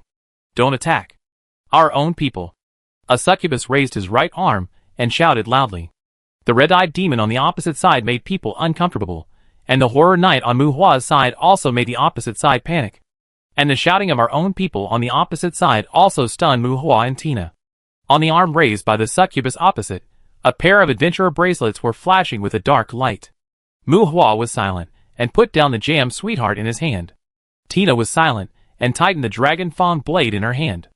The adventurer badge of the follower demon would emit black light, and it seemed easy to understand that the demon was wearing an adventurer bracelet, and the black light on the bracelet seemed to be quite understandable. But you are holding such a bracelet, and catching us two beautiful humans to call your own people, which seems a bit inappropriate, right? Mu Hua and Tina looked at their respective adventurer bracelets, which were very good, clean, and shining white. By the way, if we don't fight them now, they won't be counted as follower demons, right? The two sides looked at each other, and Mu Hua knew that they were not enemies. Although the lord of the courtyard of Yongye territory was a demon, it had some intersections with the adventurer guild, so some demons in Yongye territory could also get adventurer bracelets. Many demons like to fight. If they can't kill humans, it doesn't matter if they kill demons. These demons with adventurer bracelets are mainly to distinguish themselves from wild demons in the courtyard, not only to avoid conflicts with humans in the wild, but also to avoid being attacked by official colleagues in the wild. This team of demons is probably similar to the patrol team that Mu Hua encountered before. They are probably cleaning up the little demons in the rebellious canyon. In this case, it doesn't seem too much to say one of us when you bump into Mu Hua. But Mu Hua really doesn't have the courage to respond to them. He is afraid that his bracelet will emit black light. An encounter, both sides confirm that they are one of us, and they will not shoot. However, after that, Mu Hua did not say anything, but simply ordered the Terror Riders to make way. Mu Hua's attitude is very clear. Are you going to leave? If you don't leave, we will leave. This guy shouting one of us with black light is a bit scary. The two sides are friendly, but no meeting is formed. Although he saw Mu Hua's thoughts, the fact that Mu Hua had a pair of cavalrymen also prevented the other party from making random scornful comments. The meeting ended without any communication, and both parties left.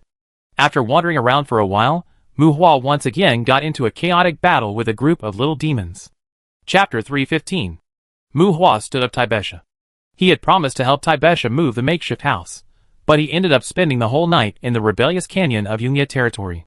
There was no other way. The task of 8,000 units of Philosopher's Stone was about to be completed. There was no fixed number for fishing in the abyss. There were little demons to kill right now.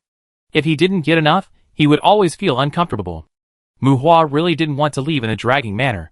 Now Mu Hua had no pressure in killing little demons. Hundreds of units of Philosopher's Stone, and tens of thousands of little demons. Even if it was killing chickens and geese, it would be quite time-consuming. It was the Dullahan who started it first, and then Mu Hua and Tina also took up their knives. They fought all night until noon the next day. When Mu Hua and Tina looked at each other, their eyes would involuntarily look at each other's vital parts.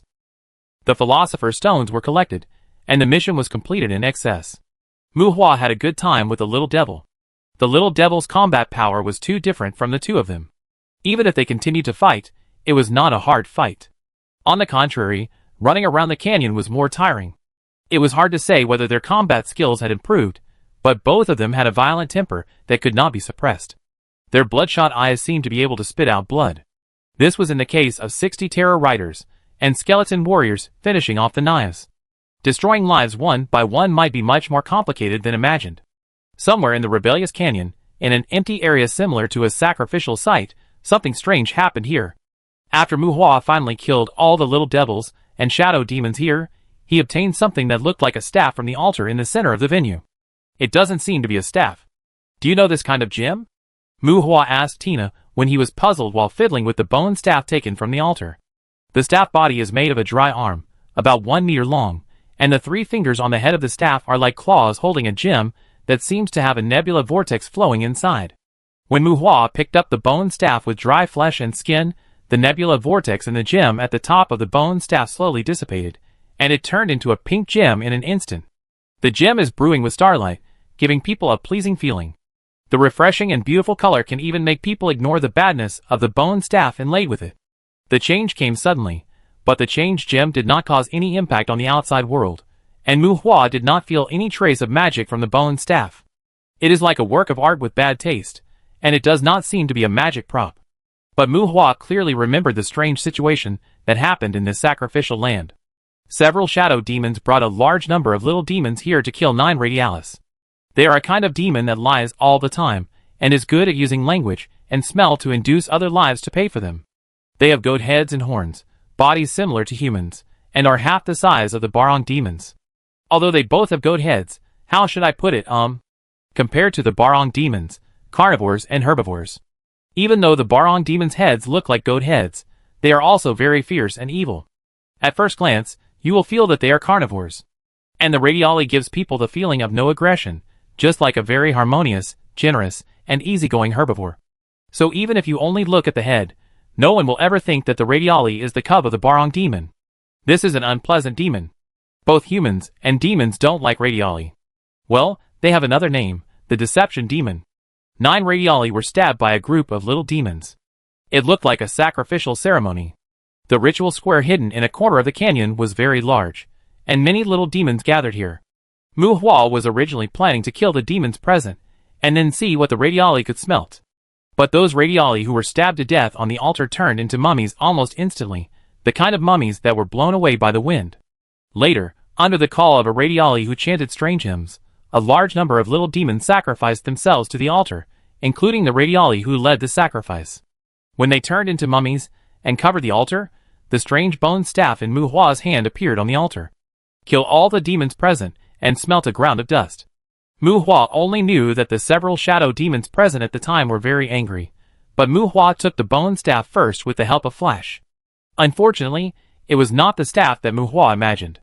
Until the skeleton warriors cleaned up the battlefield, Mu Hua didn't know what this bone staff was. Tina didn't know, and Tuesday didn't know either. The gem was very beautiful, and the bad staff seemed to be to further highlight the beauty of the gem. It seemed to be a beautiful gem. He smashed the identification spell with the bone staff, but unfortunately Mu Hua's identification skills were not very advanced, and he still couldn't tell what it was for a long time. Maybe you can ask the demon merchants. They have a wide range of knowledge, and know a lot of strange things. Tuesday's voice sounded in Mu Hua's mind. Mu Hua nodded helplessly, waved the bone staff in front of his eyes, and complained in his heart, if I paint the staff pink, maybe it can pretend to be a magic girl's wand? He didn't tell Tuesday that he had collected enough philosopher's stones for her evolution. Mu Hua was going to go back to the Abyss Island to tell her. He threw a cleansing spell on Tina to remove the blood stains on her body. Suddenly, a strange feeling came over him, and Mu Hua looked around, but he didn't know when an elegant and cold woman appeared on the altar. A soft and flowing white dress, a tall figure, a delicate face, and long wavy hair full of texture. Pure, charming, gentle, majestic, the woman's temperament gives people a lot of contradictory feelings, not the kind of blend, but changing from time to time, which makes people feel moved, but always brings disappointment and regret. A feeling that makes people even unable to tell whether they like it or not. So there are no spider demons, huh? These ridiculous little bastards. The woman walked around the altar, with a sneer on her lips. Mu Hua's heart was throbbing. This woman had a charming aura, and he couldn't tell whether this woman was a projection or a real person. This situation often meant that this was an existence he couldn't afford to offend. At this time, Tina's face was covered with sweat. She leaned over and panted, and stared at the woman with a look of struggle and hatred. Mu Hua hurriedly threw a blessing of courage at Tina. Looking back and frowning, when Mu Hua gave Tina the blessing of courage, the mysterious woman glanced at Mu Hua from a high position. The woman's eyes were very cold, exuding a sense of indifference to life. If there was a hard-to-conceal cruelty in Mu Hua and Tina's eyes at this time, then in the eyes of this woman, life seemed to have no meaning at all. It was not until she found out that Mu Hua was a human that a trace of disdain flashed across her lips. She looked at Tina and spoke coldly. Human? Demon, giving up your hostility towards me will make you feel better. Yes, disdain. She didn't seem to want to talk to Mu Hua at all, but because Mu Hua was a human, she reluctantly spoke. Human, why did you come to the rebellious canyon? The woman's eyes turned to Mu Hua, and the blessing of courage made Tina's eyes disappear. Tina glared at the woman. Charm? This woman has a very strong charm. It is difficult for ordinary people to restrain their desire for her body. If there is no strong enough mental defense line, the best way to resist is to suppress the desire with the hostility to kill her. Charm, plus the name of human, this should definitely be a monster, right? Mu Hua's heart was alarmed. His mental stability was not low, but he still couldn't help but throb in front of this woman. He had only experienced this feeling with Ericone. This is the Knight of Song's territory. If Ericone appeared, there would have been war. Could this woman be a Medusa? I heard that killing spider demons in the rebellious canyon can get rewards. Thinking about the woman's muttering when she first appeared, Mu Hua used the spider demon as a cover. Without spider demons, where are the things here? The woman shook her head and pointed to the altar. When asking, she didn't look at Mu Hua carefully, but just glanced at the surrounding terror riders and skeleton warriors, as if she didn't bother to look at Mu Hua at all. Raising her arm lightly, without any gesture, the woman's fingers gently touched in front of her. A breeze blew, like a gentle breeze blowing on the face. The next moment, except for Mu Hua and Tina, the terror riders and skeleton warriors present were covered with dust and gravel, and in a moment, they were all petrified. Fuck! Mu Hua's eyelids fluttered, and Tina dodged and blocked in front of Mu Hua. This is not a proper petrification magic. Medusa, it's confirmed. This woman must be a Medusa. Chapter 316. Where are the things here? What happened? A petrified sculpture seemed to be looking up at the altar in eternal silence, and the mysterious woman asked Mu Hua again. Mu Hua shouted in his heart, what happened? What else could have happened except that I met a seemingly awesome Medusa? With the increase of his own strength, Mu Hua had been thinking earlier whether he should also take care of his energy, but in the end, bullshit. The demons here sacrificed radially, and seemed to have made this. No matter how much he quarreled in his heart, Mu Hua still honestly held up the bone staff in his hand, and said to the woman in front of him with an attitude of big boss, "Please accept it." Holding the bone staff in one hand, he pulled away Tina in front of him with the other hand. His sister was murderous. Although the woman in front of him was quite scary, this was Yongye territory. It was agreed that humans and demons could live together, right? Combined with the performance of this woman earlier, Mu Hua felt that if he spoke nicely, the other party should not kill him. Raid? Desperate reversal? Don't be ridiculous. We really can't do it. We can't rely on the magic potion with added ingredients. We don't even have a low-level earth element affinity now. If she raises her hand, we will become terracotta warriors, right? The prerequisite for fighting Medusa is to be able to prevent her petrification. It is rumored that you need to use human wave tactics to deal with them. If you can't kill them, try to tire them to death. But we have 60 terror riders, and hundreds of skeleton warriors. The woman in front of us petrified them all with a raise of her hand. Mu Hua thinks the rumors are nonsense. To deal with Medusa, you have to fight hard. Yes, that's right, fight hard. Those who can fight hard, go up and fight. Mu Hua can't fight hard for the time being, so he can only accept it. Seemingly satisfied with Mu Hua's attitude, the mysterious woman nodded slightly, and looked at the bone staff in Mu Hua's hand. But the next moment, a strange look flashed across the face of the originally cold and arrogant woman. A look of disdain and taboo, although it flashed by, was still noticed by Mu Hua, who was staring at her. This emotion is wrong? Is there something wrong with the bone staff? This thing doesn't seem to be a serious thing. Secretly shocked, Mu Hua wanted to throw the bone staff to the woman. Well, if he wasn't afraid that the woman would beat him, Mu Hua would have thrown it away.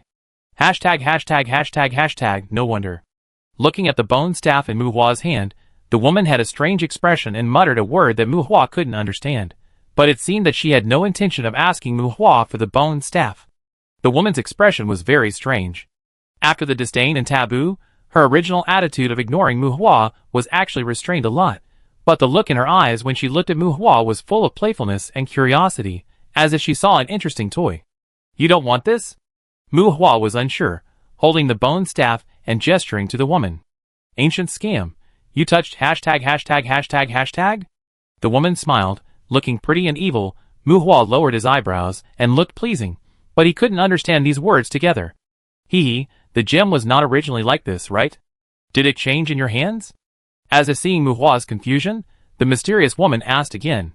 Well, what is it? The woman's attitude suddenly changed, and she became much kinder to Mu Hua. Mu Hua asked tentatively. Nothing, you can also understand it as a blessing. You are a human, right?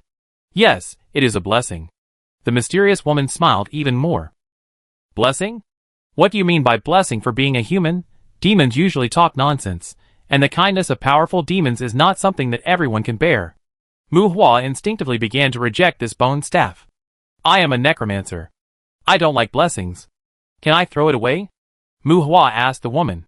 That's your problem. The woman spread her hands, and actually showed a little mischievousness. Mu Hua didn't understand, and the woman in front of him obviously didn't intend to help Mu Hua resolve his doubts. Looking at the bone staff in his hand, and glancing at the mysterious woman, Mu Hua casually threw the bone staff to the ground beside him. Seeing that the woman didn't dislike it, he quietly breathed a sigh of relief. The bone staff fell to the ground, but it didn't seem to be as strong as imagined. Not only did the staff body break into several sections, but the gem on the top of the staff was shattered like glass. Not only did it break, but with a series of crackling sounds, the gem eventually shattered and dissipated. Mu Hua cautiously pulled Tina away a few steps, and checked his own situation in his mind. He looked at the mysterious woman again, until he confirmed that there was nothing abnormal. This is broken, is it okay? Mu Hua asked carefully. Nothing, I told you, it's yours. Human, what do you want? The woman had a playful look on her face, and the sudden question made Mu Hua puzzled. Young human, welcome to Yongye territory, my Yongye territory. This is the rebellious canyon. You don't enjoy yourself in the city, but come here to hunt spider demons. What do you want? As if she had regained her arrogance, the mysterious woman asked Mu Hua. Are you Queen Medusa? Mu Hua asked to confirm. As far as Mu Hua knew, the lord of the courtyard of Yongye territory was a Medusa. If it was the lord of the courtyard here, He shouldn't have harmed him casually, right? Queen? I prefer to be called a goddess by humans, although I haven't decided what kind of goddess I want to be, Queen Medusa said calmly. Mu Hua was stunned. Goddess? A cold joke? Is this narcissism or middle school? Mu Hua did not feel the contrast was cute, but his embarrassed expression made him look very strange. Why, it's strange. Where did your headless knight come from? Has no one ever told you about gods? Glancing at Mu Hua, Queen Medusa frowned slightly. Not strange, Mu Hua said insincerely. Faith is a very interesting energy. It is a power that can create something out of nothing. Some monsters regard themselves as gods and obtain the power of faith from other creatures, while humans are more likely to produce the power of faith. I am also interested in faith, but it is troublesome to establish my own faith. I am not sure what kind of god I want to be. Queen Medusa seemed to be stating the facts and said calmly, as if she didn't care about Mu Hua's attitude. As for Mu Hua, he didn't know what to say except that he felt it was impressive. Mu Hua knew that the power of faith could be created out of nothing. This was what the Holy Empire was mainly doing. In addition, Monday had told Mu Hua about the situation of arrogance, so Mu Hua was not too surprised by what Queen Medusa said, but felt that the god she said seemed a bit cheap. What? Do you think God is really supreme? Without Mu Hua asking more, Queen Medusa showed a little contempt at the corner of her mouth. Whether it is magic, magic guide, or racial power, if you want to interfere with reality, it essentially requires energy and transformation. Following Queen Medusa's words, Mu Hua nodded as if he understood. Just like the fireball magic, if you want to cast a fireball, you must have the fire element involved. No matter how proficient in magic, no matter how strong your magic power is, it is impossible to generate flames without fire elements. In other words, although magic looks magical, it cannot create something out of nothing. But the power of faith is different. It can materialize matter out of thin air, and can simply and crudely interfere with reality with fantasy. It's magical, but it's just magical. Queen Medusa's words suddenly reversed. It can produce earth elements out of thin air. I can also store earth elements in my cells, and even allow myself to obtain the life characteristics of elemental spirits. Even in an environment without earth elements, I can derive earth elements, and the consumption is much lower than the so-called faith. Don't you humans also have great magicians? Queen Medusa shook her head, and Mu Hua was stunned.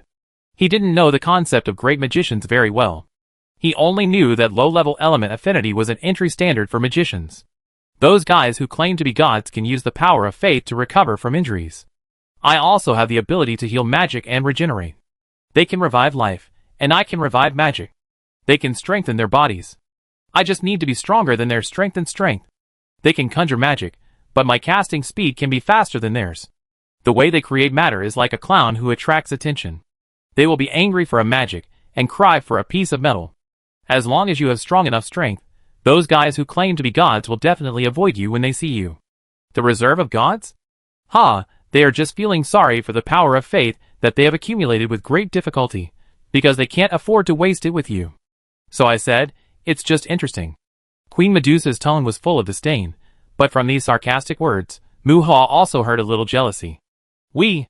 Them? It's so clear. From her voice, it seems that she wants the power of faith, but she can't get it. Chapter 317. Yong Yiling is here to help you collect the power of faith? Have you mastered the power of faith? After Queen Medusa's venting narration, the scene was a little quiet, and Queen Medusa did not leave, so Mu Hua asked tentatively. As for the topic of what Medusa asked him to want, Mu Hua did not respond. The woman in front of him was a demon, and he was not familiar with this demon. Mu Hua did not dare to ask her for anything. Even if there was any need, it was better not to let her know. This is not what you should ask. Facing Mu Hua's inquiry, Queen Medusa said coldly. Well, needless to say, the so-called power of faith was not handled by Medusa herself. Medusa's description of the power of faith sounded fine. It was a high-end energy from creatures other than demons, and no one could deny its magic. Just like you are fighting in a trench, even if you are holding a machine gun, who would mind putting a few more grenades around you? But now it seems that the so-called power of faith is not so easy to get, but Mu Hua is curious about what the divine arts of the Holy Empire are. What are those priests on the street? Priests will believe in some illusory gods. The faith that Queen Medusa is talking about here should not be the kind of power of faith that priests use when performing divine arts. Priests use the power of faith to perform divine arts. So where does the power of faith they use come from? Pray? Borrow? Go online or offline? Although he is curious, Muhua does not intend to ask Medusa more. He hopes that this demon will say goodbye to him quickly. Unfortunately, Muhua did not wait for Medusa to leave. It seems that he has sorted out his mood. Medusa turned the topic to him again. Human, you ruined the pranks of these little bastards, and saved me some trouble. As a reward, this is for you. As long as you show it, you will get a 20% discount on all your consumption in Yongye territory in the future. Medusa threw something to Muhua, talking to herself, and Muhua's opinion seemed to be irrelevant to her. Catching the object thrown by Medusa, it felt heavy in his hand. Muhua looked at it, and found that it was a courtyard key, and its exquisite workmanship was much more beautiful than Nick's key. Can you tell me what the trouble is? Receive special treatment and a 20% discount. Is it so trendy? Muhua didn't feel any joy in his heart. What can make Medusa, who is suspected to be a demon lord, call trouble is probably not that simple. Although it was a sacrifice made by a group of not-so-streamed demons, there is no fixed number for demons. It involves mystery, and many things cannot be measured by common sense. Don't be nervous, it's just a boring prank, and it's solved, isn't it? Medusa obviously didn't mean to explain in detail. She seemed to enjoy teasing Muhua, and a playful smile appeared on her lips again. When Muhua wanted to ask again, she had disappeared from the altar. Medusa left, came quietly, and left capriciously. Muhua was a little confused. Under Tina's worried gaze, Muhua carefully checked his own condition, and there was indeed nothing unusual, so he could only give up the investigation temporarily. Demons like Medusa are very fierce, and people's perception of them is more cruel, indifferent, strong, arrogant, and so on. Perhaps in the eyes of humans, their personalities are a little distorted, but generally speaking, Medusa is a naturally strong demon, and cunning and evil qualities are not prominent in them. Since Medusa gave him the so-called preferential treatment before leaving, it seems that he should not be worried about his life. Maybe it is really a prank against Medusa? Unable to figure out the truth, Muhua remembered the word ancient scam in his heart. Thinking about the things that a group of inferior little demons did, maybe there is no need to scare himself. Let go of the anxiety in his heart. If there is no abnormality afterwards, summon the demon merchant in a few days to ask. With the departure of Medusa, the area near the altar fell into a dead silence. Looking around, Muhua shook his head helplessly at the petrified statues around. Medusa's petrification will not cause the recipient to die instantly, that is to say, the summoned terror riders and skeleton warriors on the scene have become statues, but they are still alive. That Medusa does not seem to have any ill will towards Muhua, but unlike the purification method of ordinary petrification magic, it is obvious that she will not use her body fluids to help Muhua's undead to remove the petrification. A typical way of killing without burying, it seems that she does not take Muhua seriously. After all, after talking for so long, Medusa didn't even ask Muhua's name, let alone her own name. Bang, bang, the wizard's hand swept across, and the statues were smashed into pieces of rubble. Medusa's petrification is very terrifying. Ordinary petrification magic will not weaken the defense of the recipient, and even has a certain enhancement effect. But if you are petrified by Medusa, the recipient will become a very fragile stone statue. No matter if you are a minotaur or a black dragon, you will become a pottery jar that will break at the touch if you are petrified by Medusa. Moreover, Medusa's petrification is the absolute nemesis of regeneration and resurrection magic. If you are smashed without removing the petrification, it will be a pile of dirt. You can try to regenerate one. To deal with Medusa, sufficient affinity with the earth element is crucial. Muhua has been thinking about where to get the tears of the earth element. Unable to remove the petrification, Muhua could not let the summoned terror knight remain in the state of stone statues. After smashing them, letting them die and return to the summoning space is also an alternative way to remove them. As for those skeleton warriors, there is nothing to say. They will be dead after being broken. Even the soul will not be left. Smash the terror knight, and summon it again. Very good, another lively headless knight. Did not use the courtyard key to leave Yongye territory directly. The courtyard key given by Medusa did not have the cross-border coordinates of the outside world. The cross-border point of Nick's key was in Wangyu City. If the coordinates of Nick's key were not changed, Muhua would need to return to Wangyu City. Raven explored the way from high altitude and found a way to leave the rebellious canyon. Muhua fought all the way out of the canyon. Killing the little devil and collecting some philosopher's stones is secondary. Muhua also wants to try whether the battle with the little devil will trigger some curses and bad luck. But after turning left and right, Muhua rushed out of the rebellious canyon covered in blood, and it seems that he did not encounter any abnormal situation. Could it be that Medusa's performance was a deliberate maze to scare him? Or maybe it was just a prank of Medusa? With doubts and speculations, Muhua took out his anger on the little devil all the way, returned to the barracks, and took the teleportation array back to the Forgotten City. He found a Colosseum in Forgotten City. In addition to gambling, the Colosseum here also sells some magic beasts. He found a stall selling dragon eggs, and Muhua tried to take out the courtyard key given to him by Queen Medusa, wanting to see if there was a discount effect as Medusa said.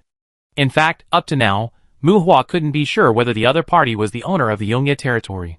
When Muhua took out the exquisite key, the effect was surprisingly good.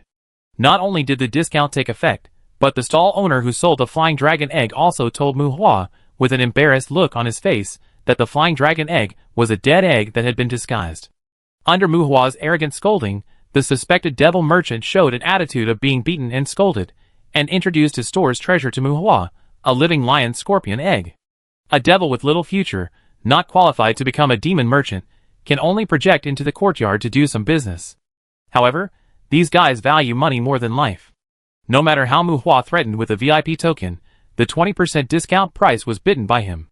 After all this time, Muhua didn't have much demon gold left. The lion scorpion eggs were very expensive. In the end, Muhua cursed to cover up the embarrassment of being short of money, and got rid of the money-grubbing stall owner. Well, he didn't really want to sell the monster eggs, but just wanted to try out the new key. Since the key was fine, if you really want monster eggs, you can go back to Basero to buy them. Origin. Buying goods should be cheaper than here. Leaving Yongye territory, returning to Demand Hotel, stuffing the several simple houses that Demand got into the furnace space. Full-function terrain vehicles, various household appliances, and even the multifunctional tow truck. At Taibesha's request, Muhua loaded a bunch of messy things. The storage space of the burning source furnace is not small, but after a lot of stuffing, the storage space doesn't seem to be able to withstand the tossing. The storage magic and the space magic has greater potential. Chapter 318. On the edge of the abyss, for Basanima demons in the form of black smoke were chained to the edge of the abyss. Lord, this guy has never seen such a thing before. A human actually took a fishing rod to fish for monsters in the abyss. Although they have been tied here for several days, the 4 Basanima demons looked closely at the skeleton squatting on the edge of the abyss to fish for monsters, and they still couldn't help but sigh that they had never seen such a thing before. After a period of observation, several Basanimas saw that fishing on the edge of the abyss has certain rules, such as some specific areas can catch relatively fixed types of monsters. Sirens, hellhounds, skeletons, and dozens of skeleton warriors holding fishing rods are concentrated in 3 locations. Recently, the human named Muhua seems to be mainly catching these kinds of monsters. Siren will turn into dust in his hands. Every time he catches a skeleton, he always complains about not seeing the headless knight. There were several Naga's bodies frozen nearby. If I'm right, these Nagas should be the food prepared by the human. Yes, food for a demon that was evolving to a higher level. In the distance, a huge foreign object shaped like a demon egg was absorbing the magic power from the outside world. The abnormal absorption speed formed a magic vortex with it as the center. Damn, the island in the abyss, there is a magic environment that even hell doesn't have, and the magic vortex didn't affect the surrounding area. If there wasn't this damn human, if he hadn't been caught by this human. Oh, forget it. Even if he wasn't caught, it wouldn't be good. Seeing that a higher level demon is about to evolve here, no matter how good the magic environment is, can we still catch up with this human's minions? Damn it, succumbing to lower creatures, a group of spineless demons, nearly 5 meters high, like a dark red giant egg. The rough eggshell is like the rough skin of a dragon beast, and as the magic power is poured in, the eggshell flashes with complex and exquisite magic inscriptions. The rough but exquisite lines exude a solemn atmosphere, which is the phenomenon formed after Tuesday absorbs enough philosopher's stones. Tuesday seems to have fallen into a deep sleep because of evolution. This level of evolution is much more complicated than her earlier evolution, like a new egg. The big demon is actually evolved directly from the little demon, but the gap between the two in all aspects is too big, so even if the blood of the big demon is activated, very few little demons can complete the process of evolution to the big demon. And the big demon group is more dependent on normal reproduction. Perhaps this is also the reason why this group is more decent than most demon groups. Muhua had never seen the evolution of the great demon, and he could only sense that Tuesday in the dome was not in danger. As for the specific situation, he did not know. Siren Demon. The low voice of the horror knight came, and it was a skeleton warrior who caught a siren. Because the affinity of the water element can absorb the tears of the water element after reaching a high level, Mu Hua wanted to see what would happen after the affinity of the water element was further improved, so he temporarily concentrated all the fishing rods in his hand to the fishing spots where sirens and undead were easy to appear. As for fishing for the undead, it was purely for the very practical skill stones that the headless knight could melt. Unfortunately, it was not known whether it was because the undead did not have normal reproduction ability, or because the skeleton undead had a higher moral integrity. The frequency of fishing out low and medium-level skeletons from the abyss is very low, let alone the headless knight. At this time, Mu Hua did not squat with the skeleton warriors. He was trying to fish for the new valley worm. The new valley worm can melt out the purgatory armor. The effect of this ability is also outstanding. Not only is the rank of the big worm quite high, but as long as you act quickly, it is much easier to kill than the monsters of the same rank. However, Mu Hua has never seen the new valley worm again. He even suspected that the one he caught earlier was out of print. In fact, Mu Hua has always been fishing at this fishing spot, but except for a few times when he threw the fishing rod because of catching a big demon, there has been no big worm. Retracting the fishing rod, at this fishing spot, Mu Hua dared not stick the fishing rod on the stake and leave. If a big demon climbed up, it would be troublesome. A siren demon was thrown onto the island. When Mu Hua walked to the siren that was thrown ashore, the siren had been locked by several terror riders and pressed to the ground. In order to prevent it from screaming, one terror rider even covered its mouth. Mu Hua waved his hand to signal, and a terror rider pulled the siren's hair, and a Dragon 2 soldier cut the siren's throat. The siren, unable to break free from the pressure, died a moment later. Collected the corpse and refined it, and harvested several items, including a water elemental tear that had a relatively high probability of being shipped by the siren. For the siren, this slaughter action has become a common operation for Mu Hua. There was no change on Tuesday. Throwing the elemental tear in one hand and instructing the upgraded Dragon 2 soldier to strengthen his physical attributes, Mu Hua walked to the side of several Basanamu. Sir. Several wandering smoke columns greeted Mu Hua obediently. How is it? Is there anyone who can sign a contract? As you can see, I have the Philosopher's Stone. It's not easy to find a master like me. You don't even dare to occupy the body of a middle-level demon now. Follow me, and you will become stronger. Medusa, Barus, Ahriman, Arachne, don't you want their bodies? Standing next to several black smoke-like Basanamu demons, Mu Hua asked in a persuasive tone. Demon contract, the black smoke wrapped the demon contract, and several Basanamu demons each had a demon contract in their hands. The demon contract itself is nothing special. The skin scroll made of the demon's skin and the document recorded by the demon's blood have their fixed formats for different types of contracts. Ordinary humans can make various contract scrolls. As for the slavery contract, when the names of both parties can appear on the contract document and the demon contract is burned out, it also symbolizes the completion of the contract. But this name has to come from the heart, and the actions and traces cannot be filled in with a pen. My lord, master, how about we sign a servant contract first? We are willing to be loyal, and not all loyal servants of mankind can sign a slavery contract. We can confuse Medusa. The Medusa in the abyss has no mind, and our illusion can affect them. We can become your servant first, so you don't have to lose your precious fishing rod because of Medusa anymore. Yes, yes, such a treasure should not be thrown away easily. Several Basanamu demons said to Mu Hua one after another. Use illusion to confuse Medusa? Don't be ridiculous. After the abyss Medusa opens her eyes, she will be petrified indiscriminately. No matter whether it is an illusion or not, she will be swept by her vision. No matter living or dead, they can't escape. However, Basanamu has a special life form. They are cleaner than ghosts after death. Not to mention corpses, even magic cores will not be left. Speaking of which, the reason why Mu Hua didn't rush to kill a few Basanamu demons after catching them is that he really values their ability to create illusions.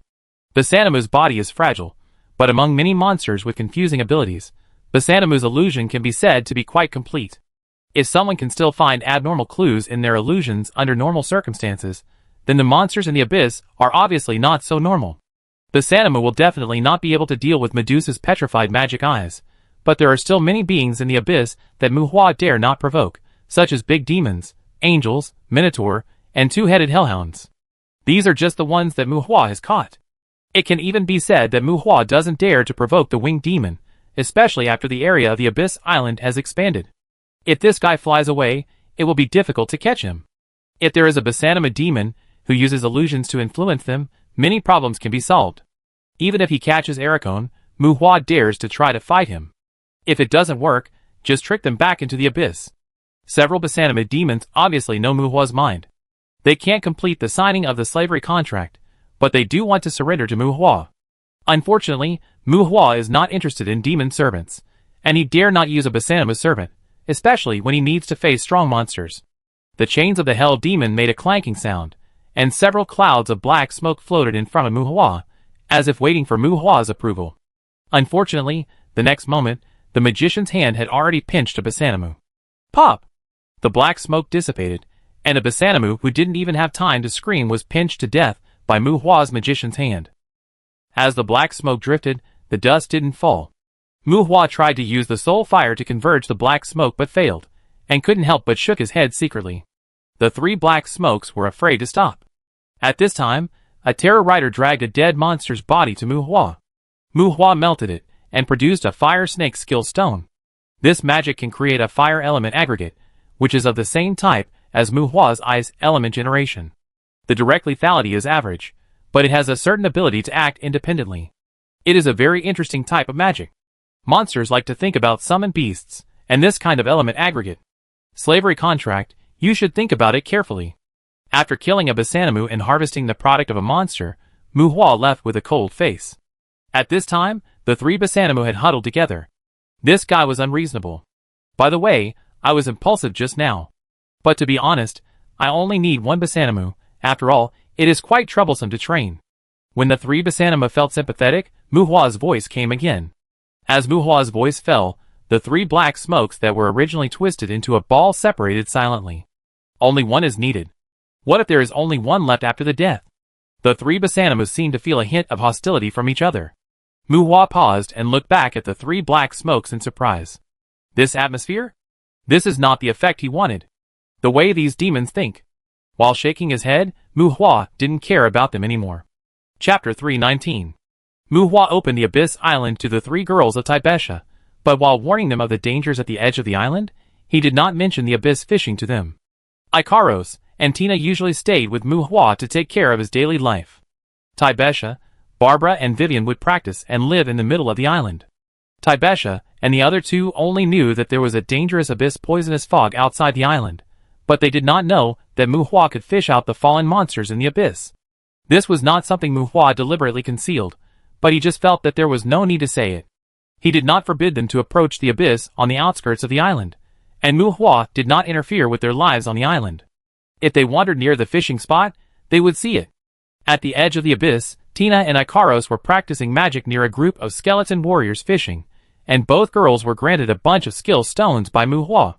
Regardless of whether they are useful or not, Muhua will give them a copy of the extra skill stones he has as long as they can spend money. Muhua does not have that many hundred refining secret stones to improve their skill training for the time being, so he will take care of their self-healing skills to a certain extent, and they will also have the choice to carry out the refinement of magic. Muhua has also been thinking about the skills he will focus on improving recently, and he plans to give some magic that he will not turn over to his family members for the time being. Unless it is a life-saving ability like self-healing, Muhua will not give the 100 refining secret stones to his subordinates for the time being. But if he gets the same skill stone, he can selectively give it to Ikaros and Tina, so that they can have a few high-level magic when they go hunting with Taibesha in the future. As for the divine arts that Angel should practice, Muhua has no idea because he has never had a skill stone. Divine arts can only be figured out by Ikaros himself. Anyway, angels seem to be able to practice both magic and divine arts. Under normal circumstances, Muhua would not go hunting monsters with Taibesha and the others, and Taibesha would not like to follow Muhua. When it comes to skill improvement, the 100 refining secret stones have become a huge gap. If you want to get more 100 refining secret stones, it is most convenient to brush magic stones, and it is also necessary to fight against stronger monsters. In fact, since the fusion of the Abyss Island, Muhua has not been fishing much. He has been busy cleaning up the wild undead on the island. It is obviously too inappropriate to have a bunch of undead squatting on their own territory, howling and grabbing knives when they see living things, and Muhua is also planning to plant and breed on the island, so those wild undead must be cleaned up. After not purchasing magic stones for a while, Muhua's fishing rods began to decrease. These days, I went fishing with a group of skeleton warriors, but in fact, I was more concerned with taking care of Tuesday, who was evolving, and preparing some evolved food for her. Well, monsters do not need to eat, and can rely on absorbing magic power to maintain their lives, but that kind of maintenance cannot eliminate their hunger. The feeling of hunger will make them painful and irritable, especially after evolution or a significant increase in strength. If they cannot get enough food supplements, they will become very cruel and irritable. For his own followers to evolve, Muhua would not use some goblin or devil meat to feed her unless it was absolutely necessary. Although he was not sure whether it would help her growth, Muhua tried his best to prepare some siren tendons and naga corpses for her. If nothing else, at least the taste should be better. On Tuesday, there was no sign of shells breaking out. Muhua held the fishing rod, and the magic power absorbed by the breath of death was transformed into purgatory weapons by him. It is difficult to detect and distinguish the various elements in the atmosphere on the Abyss Island, but if necessary, they can be called upon at any time, including the breath of death. It seems that there are endless natural elements and dead air hidden here. Even if you don't meditate, the breath of death can absorb magic power from the breath of death, but it will no longer work after the sea of magic power is saturated. Muhua continuously puts his own magic power into the purgatory armor, and restores his own magic power through the breath of death, repeating the cycle. In this continuous transformation, the magic power constantly washes his body, but Muhua has a strange feeling. In a hazy feeling, the boundary between magic power and the flesh and blood of the body is becoming more and more blurred. Penetration, the magic power seems to penetrate into the muscles and blood vessels, as if it has penetrated into the bones, the blood vessels, the flesh and blood, and even tries to penetrate into the cells. Joy, every inch of the skin and every strand of blood in the body seemed to be active in this flushing. When this strange feeling came, Muhua couldn't help but be distracted, and the practice of purgatory arms also stopped immediately, and that feeling suddenly appeared and disappeared without a trace in an instant. Muhua was puzzled. The practice of purgatory arms required concentration, but he didn't need to fall into emptiness like meditation. He didn't even need to put down the fishing rod in his hand. At most, he was distracted. The full and thirsty feeling in his body just now was not an illusion, but that feeling faded too quickly, and it appeared and disappeared, which was inconsistent with the physiological characteristics of flesh and blood. The physical attributes did not increase, and the intellectual attributes did not increase. The full feeling earlier was somewhat similar to the feeling of improving one's own attributes through meditation. But Muhua sensed his own situation, and found that his physique and intelligence had not changed. In a moment of surprise, he felt that his magic sea seemed to be a little strange. The purgatory armor attached a keratinous hard skin along Muhua's spine, which did not affect his activities, but also provided some protection for his spine.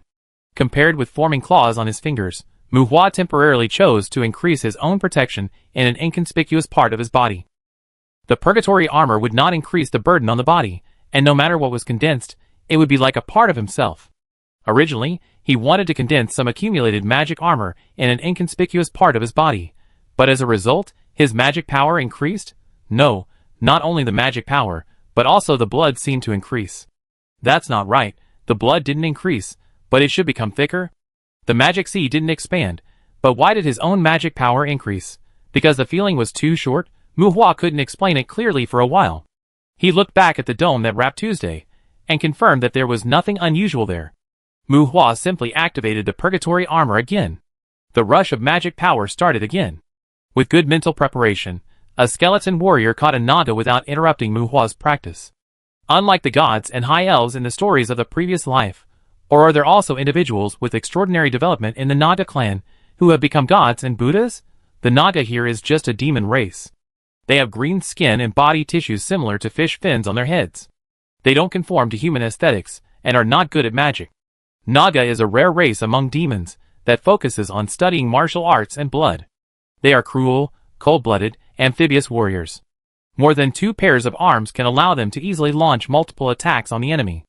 Nagas are good at close combat and group attacks, but due to the influence of bloodline shackles, it is difficult for them to break through the high-level combat power, and even crossing the 7th level is not easy. While being bloodthirsty and good at fighting, Nagas have serious flaws in their own defense capabilities. They have a thick snake tail, but the scales on the snake tail are as fragile as the scales of sirens. At the same time, Naga's skin is a very comfortable clothing material. Yes, the main focus is comfort. Demons like to use Naga's skin as the close-fitting lining of armor. Naga's skin is soft and breathable, and stretches very well, but facing knives and axes, it can't stand the tossing. When Mu Hua first caught Nagas, he was also amazed by them for a while, but then he found that the Nagas here are a kind of monster between intermediate and advanced levels. Although relying on equipment can greatly improve combat power, it is still very far from the altar. A Naga summoning Terror Rider can handle it, and the Naga is not small. Although the upper body is human-like, the snake tail in the lower body is very thick and long. Mu Hua temporarily regards them as food for Tuesday, and there is no need to smelt them. The magic power washed over his body, and Mu Hua felt his own situation. It was strange. The magic sea expanded, and the magic power penetrated his body, contaminated with some blood and magic power to wash the cells. In the process of this washing, the cells seemed to be contaminated with a little blood and magic power, and a subtle change occurred. It was as if his cells became stronger, or that the functions of all aspects of his body were strengthened. And all this seemed to stimulate the growth of his own blood and stimulate the boiling of the magic sea. Not only that, blood and magic power remained in Mu Hua's cells that were washed by magic power, and they seemed to be more pure than those genuine blood and magic power. Although there is no change in his own attributes, does this mean that he will not need to cultivate blood and magic sea when meditating in the future? A violent and blue perpetual motion machine? Mu Hua was delighted.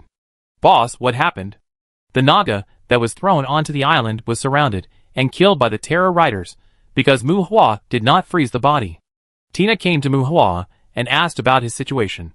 Delighted with his own changes and proud of his discovery of a new cultivation method, Mu Hua told Tina about his own situation. Isn't your physique over 500? You haven't undergone critical cultivation? Mu Hua's expected surprise did not appear, but Tina asked in a puzzled manner. Critical? Mu Hua was puzzled. Yes, after personal attributes exceed 500, they must undergo critical transformation through meditation, otherwise it will be difficult for the attributes to grow through cultivation. Don't you know? Tina explained. Of course I know. Mu Hua answered stubbornly. Well, he really didn't know what critical transformation was.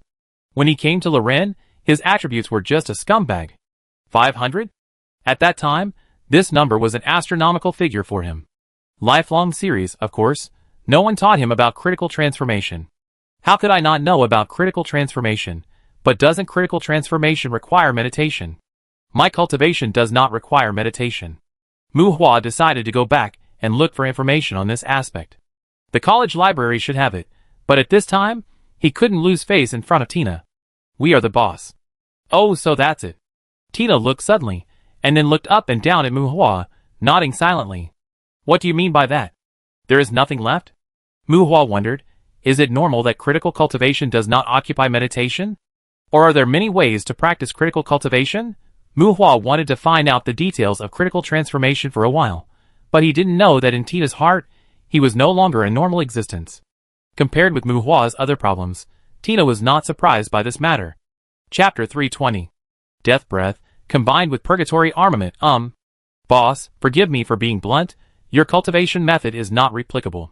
On the edge of the abyss, after knowing Mu Hua's newly discovered cultivation method, Tina let out a weak breath and said to Mu Hua, the so-called critical metamorphosis is a cultivation step after the attributes of a life form reach a certain limit. The essential purpose is to allow oneself to store more magic power, or to make one's own blood more vigorous, so as to cope with the consumption needs of those advanced combat skills and magic. When the metamorphosis is completed, the critical person becomes the achiever, which also indicates that the life form can move towards a higher level of power through its own cultivation. This is almost a cultivation step that the strong must go through. As Tina said, magic academies, and even some universities for the residents will teach this knowledge. Mu Hua secretly complained about this. As a professor at a magic academy, it seems that no one has ever told him. This is too bullying. Are college students so great? Purgatory arms are complex and profound, and the prerequisite for your practice method is a sufficiently strong magic flush. In other words, not only does the death breathing need to be practiced to a sufficient degree, but it also requires a sufficient supply of magic. But death breathing is not about absorbing magic, but about transforming dead air. What kind of environment do you think will have enough dead air after leaving the Abyss Island, so that the death breathing with sufficient practice can transform enough magic? Tina analyzed. Well, I didn't say I wanted to promote it. Mu Hua shook his head. He didn't want to continue discussing this topic. Yes, the practice requirements for death breathing are difficult to estimate. Anyway, he directly cripped on death breathing into the Lord of Paleness. As for magic power, well, as Tina said, under normal circumstances, critical training and meditation also require a large amount of magic stones and magic cores until critical transformation is completed and one becomes an arrival. The most important thing is that this kind of training is not only needed by humans, but also by adult demons. It is no wonder that there are countless demons in hell, but the number of strong ones born among the lower and middle demons is so small. As for adult demons, they are actually demons that have reached the limit of natural growth. Because demons will take care of their offspring, those demons born through viviparity are considered adults when they reach their natural growth limit. This definition is basically extended to all demons. The natural growth limit of demons varies, and this critical transformation cannot be used as a measure of strength, so people usually don't bring it up. Muhua's self-satisfied new discovery is not universal, and the operating conditions are too harsh. However, through communication with Tina, he also discovered a serious problem that Tina had always thought he knew. I swear to God, his physique was basically earned through Kryptonian training. He really didn't know. He thought that what Tina said about training was more sparring, more actual combat, and more fighting with big knives. Critical transformation is absolutely necessary. If the transformation is not completed, in addition to the difficulty in improving the attributes, it will probably be like him and Barbara. Compared with Tina, the difference between the two is like the difference between a bodybuilder and a martial artist. Especially in close combat, even if the combat skills are not considered, they can burst out for half an hour on the battlefield. Put it on Muhua, he will probably start to breathe heavily after fighting at full strength for 3 to 5 minutes. And before, no one really told Muhua about this. As for the burst, isn't it normal for it to start to weaken after bursting for 3 to 5 minutes, when the amount is equal? Muhua just thought that he was exerting enough strength and bursting hard enough. If everyone exerted as much strength as he did, everyone should be like this. Purgatory armor with highly trained death breath, TSK, I don't know how many demons can meet this condition. Not knowing what Muhua was thinking, Tina brought the topic back. Boss, everyone first focuses on improving attributes and honing their own combat qualities, and then delving into magic training, which is what you call improving skill levels. As far as I know, some brigades main battle mages, who are good at fire magic, their fireballs are only the size of a fist. The majestic sea of magic, the intelligence that despises dragon power, the top magic that commands elements, and then selectively delving into magic training, this is the standard growth process for spellcasters, even for demons. I tried to hone the training of the 2 shadow magics you gave me, because they are suitable for assassination. But even so, in terms of my current growth, this is actually very cost-effective. Your skill level is abnormal. Do you know what abnormal is? Tina seemed to complain. Muhua glared at her unhappily. There was no need to emphasize abnormal 3 times, right? Muhua was bored with Tina, so he simply turned his face away and ignored her, raised his hand to lift the rod, and then threw the fishing rod into the abyss. Tina, who was standing by, looked at Muhua's awkward expression and chuckled and shook her head. After a brief silence, a thought flashed through Tina's eyes. By the way, boss, I need to remind you that you lack common sense. Tina's voice sounded behind Muhua. Huh? Muhua was surprised. Isn't it just that he doesn't know about critical transformation? Is it too much to say that he lacks common sense? Common sense? A person like me who has been in the black market since childhood lacks common sense? Then what about critical transformation can't be considered common sense, right? Yes, you are not cautious enough to treat adventurers. Tina explained, and Muhua was puzzled. You have no problem getting along with the residents in the town, but adventurers. Tina thought briefly, as if she was thinking about her words. Well, there is no need to talk about Barbara and me. You must know that no matter Tabitha, Vivian, including the blood werewolves in the Dusk Courtyard, and the witch Trisha, we are all special. Tina looked serious, and Muhua hesitated, not sure what she wanted to say. I must remind you that adventurers are not all like us. Normally, there are not many human adventurers of our age with a physical attribute of more than 200. Compared to you, they are very fragile, especially since you like to call yourself a mage. I'm afraid adventurers, who are not familiar with you may not know this. So you need to be cautious when dealing with them, and you need to keep a good distance to avoid accidental injuries. Tina explained seriously. Muhua was stunned. He seemed to have really ignored this issue. It's not that he thinks all adventurers are very strong. After all, he was still a weakling half a year ago. The main reason is that the attributes of the people he usually contacts are not low, and they don't know that Mu Hua's attributes have soared in a short period of time, so it's more natural for them to get along with Mu Hua. Even if he had sex with older sisters earlier, he didn't mind them riding him. After getting used to it, Mu Hua didn't think that adventurers were naturally strong, but he ignored his excessive strength. It was also because the townspeople were used to not having physical contact with adventurers, and he didn't make any moves with the adventurers in the hotel. By the way, if he really had a passionate arm-in-arm with an adventurer in the hotel. TSK, a bloody picture flashed through Mu Hua's mind, and he couldn't help but suck his teeth. In this case, is it murder or accidental injury? Okay, I know, I'd be careful next time. Shaking his head, to get rid of the weird picture in his mind, Mu Hua said to Tina. Also, please don't summon demons in this city casually, including your skeletons and undead. They have not been recorded and certified. Tina nodded with satisfaction, but continued to add. I was certified at the Adventurers Union on Monday and Tuesday, and the summoned beasts will not trigger the alarm. Mu Hua muttered. When you certified, they were hellhounds and dead souls. Tina retorted. Monster warnings don't collect information through images. Mu Hua continued to mutter. Oh okay, as long as you like it. But boss, look at that, who knows what it will become?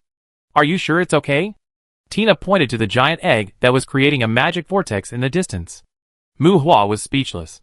The egg was a little big, and he was not sure what Tuesday would look like after it came out. However, even if it evolved, Tuesday had a double body, so it should still be able to hide in his body, right? Under Tina's questioning gaze, Mu Hua was defeated. This girl was a bit annoying. Call her Tina Mom from now on.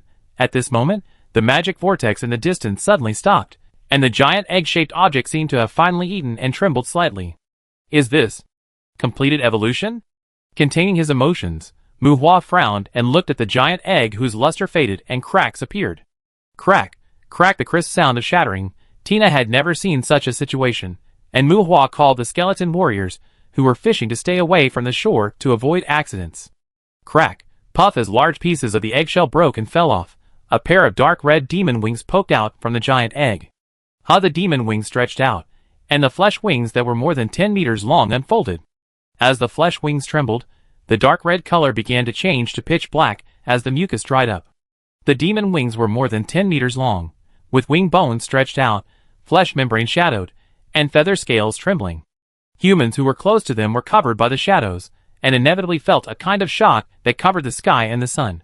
This thing is probably not suitable for posing in human cities. The flesh wings flapped, stirring up a strong wind. Looking at the demon wings that quickly turned from tender to hideous, Mu Hua muttered absent-mindedly. Chapter 321. A pair of wide wings covered with the luster of the dark night. The deep black seems to absorb all the light around, and this illusion makes it appear even wider. Under the dark coating, it exudes an ominous breath. The wing bones are thick, with thorns on them, not just a simple flesh membrane. The pair of demon wings in front of him is fuller and heavier than the demon wings that Mu Hua has seen. The demon wings have feather-like scales, but they cannot give people a sense of softness. Instead, they are like a substance condensed with dark energy. Each feather scale contains magic power, and complex magic patterns emerge under these feather scales. The symmetrical patterns on the wings are like ancient runes, and they also leak out a trace of unknown magic from time to time. The bones on the wing joints are claws, and there are 3 pairs of claws symmetrically on the edges of the wing bones on both wings. The sharp 3-fingered bone claws reflect a metallic luster under the light. The devil's wings are a symbol of mystery and fear, representing control, temptation and power. And the devil's wings in front of us are definitely in line with the devil's aesthetics. Demons do not value big breasts and beautiful buttocks, fleshy wings, horns, or even tails and hooves. These have a very high score in their judgment of beauty and ugliness. By the way, can you believe it? The claw demon is actually a young and handsome demon. Of course, unlike human behavior patterns, for demons, young and handsome demons are generally eaten after playing. As the devil's wings solidified, a ghost hand poked out from the dome. The ghost hand, which seemed to be covered with keratin armor, was slender overall, but Mu Hua estimated that the seemingly slender wrist would not be much thinner than his waist. This was a very long arm. The slender fingers formed a well-proportioned big hand, yes, well-proportioned. If you ignore the big when the fingers are stretched, it will be a palm full of power and beauty. Just like the caged hand worn by the berserker, it is fierce, tough, and full of power. It is a protective gear and a weapon. A fawn-like bone spur protruded from the elbow, and behind the elbow, the upper arm finally saw the delicate white skin. The palm tore open the eggshell, and a pair of huge horns that bent forward appeared in Mu Hua's side again. Flame-like red hair, 2 blood and tears marks on the delicate face. The root of the thick demon horn extended outward, just like putting a mighty horn helmet on the feminine head. The female demon, more than 8 meters tall, escaped from the giant egg. The black keratin structure extending to the thigh was like putting on a pair of long combat boots with fine barbs. Crack! Crack! The demon's shovel-like feet crushed the eggshells under his feet. Her upper body was naked, revealing a pair of plump breasts, but under the cover of the magic patterns on her body, it was difficult for people to have a blasphemous heart. Tuesday? Looking at the huge female demon in front of him, Mu Hua asked tentatively. The big demon, the female big demon, was quite different from the male. Her appearance was more slender and sharper. If the male big demon was like a heavy hammer and axe, then the female big demon gave people the feeling of a rapier and a guillotine. Of course, this was just a feeling between the two sexes of the big demon. After all, their appearance had nothing to do with goodness. As for the female big demon in front of him, who was more than 8 meters tall, if she swung the bone dragon breaker, it would probably not make people feel abrupt at all. Yes, master, I am the great demon who is always loyal to you. Half kneeling in front of Mu Hua, Tuesday replied in a hoarse voice. Hoarse, but not unpleasant, like the murmur of a tired mature woman. After confirming Tuesday's identity, Mu Hua took out a pile of siren tendons, and let her eat first. But Tuesday took the lead in chewing the eggshells that wrapped her earlier. Name, Tuesday, race, demon/death, alien, level 83. Life, 100%. Magic, 10%. Constitution, 900. Intelligence, 900. Spirit, 900. Magic adaptability, SSS. Checking Tuesday's attributes, personal attributes have increased in all directions, and the unified value seems to imply that she is a newborn child. If so, this value is not low. There was a death in the original race, and Mu Hua felt strange in his heart. This term looks so awesome. There is no change in skills, and there are 2 more talents, spatial perception and death distributor. Mu Hua knew that the great demon was good at teleportation, and the literal meaning of spatial perception was also easy to understand. However, Mu Hua, the death collector, was not clear about what it meant, so he could only ask Tuesday. Tuesday gnawed the eggshells with a crunch, and in the process, her various attributes increased by more than 10 or 20 points to varying degrees. She did not take the tendons of the siren, but cracked the ice, grabbed the nagas frozen by Mu Hua, and began to gnaw. Tuesday ate very elegantly. Well, there was no blood splattering, and no meat flying. But this kind of elegance, in the eyes of most humans, is probably a little unacceptable. After sucking on the neck with a small bite to ensure that no blood would splash out, the corners of her mouth were stretched to a terrifying degree, and she bit off the head in one bite. Mu Hua estimated that the slit-mouthed woman was a little fresh in front of her. Perhaps because the naga was originally half snake-shaped, Tuesday ate naga just like eating spicy strips. Biting, chewing, swallowing, and repeating this cycle, a naga disappeared from her mouth in a moment. Her thumb gently rubbed the corner of her mouth, and her manners were elegant, so elegant that Mu Hua and Tina's eyelids jumped, and Ikaros? Well, Ikaros was already vomiting on the side, and he was still an angel. Probably realizing that Mu Hua and the others were uncomfortable, when Tuesday pulled another naga over, the demon wings behind her opened and embraced herself, covering her body. Mu Hua couldn't see Tuesday wrapped in the demon wings, but judging from the sound, the frequency of chewing seemed to be a little higher than before. Naga and siren tendons are of little help to Tuesday's attribute growth. The quality of these flesh and blood is too low. The so-called natural growth, even if you don't have to eat stronger monsters, but eating monsters with much lower attributes than yourself will not work. After eating the food prepared by Mu Hua for her, Tuesday seemed to be a little unsatisfied, but the red light in her pupils earlier also dissipated.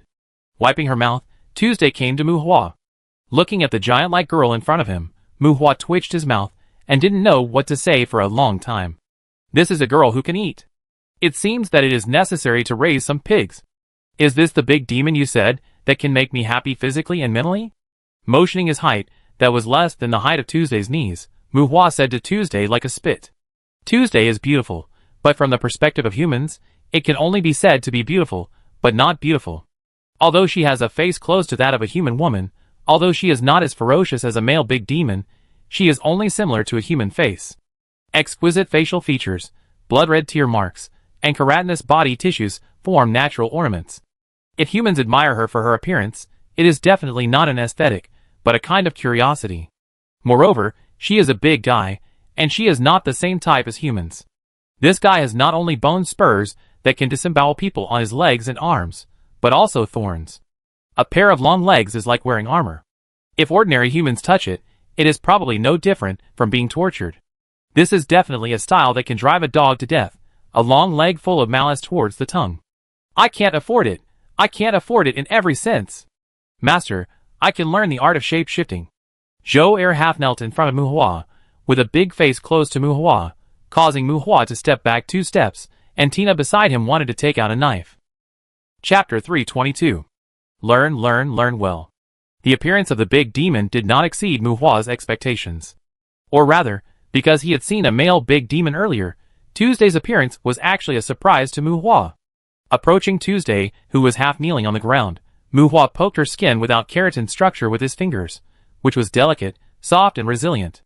Well, of course, this softness is for strength above a certain level, otherwise the touch may become fluorinated rubber. Speaking of which, if I use a big demon as a medium for keratin skin, can I get wings like yours? After touching Tuesday's body, Muhua reached out to touch Tuesday's wings. Hard, bones like steel, feather scales tough.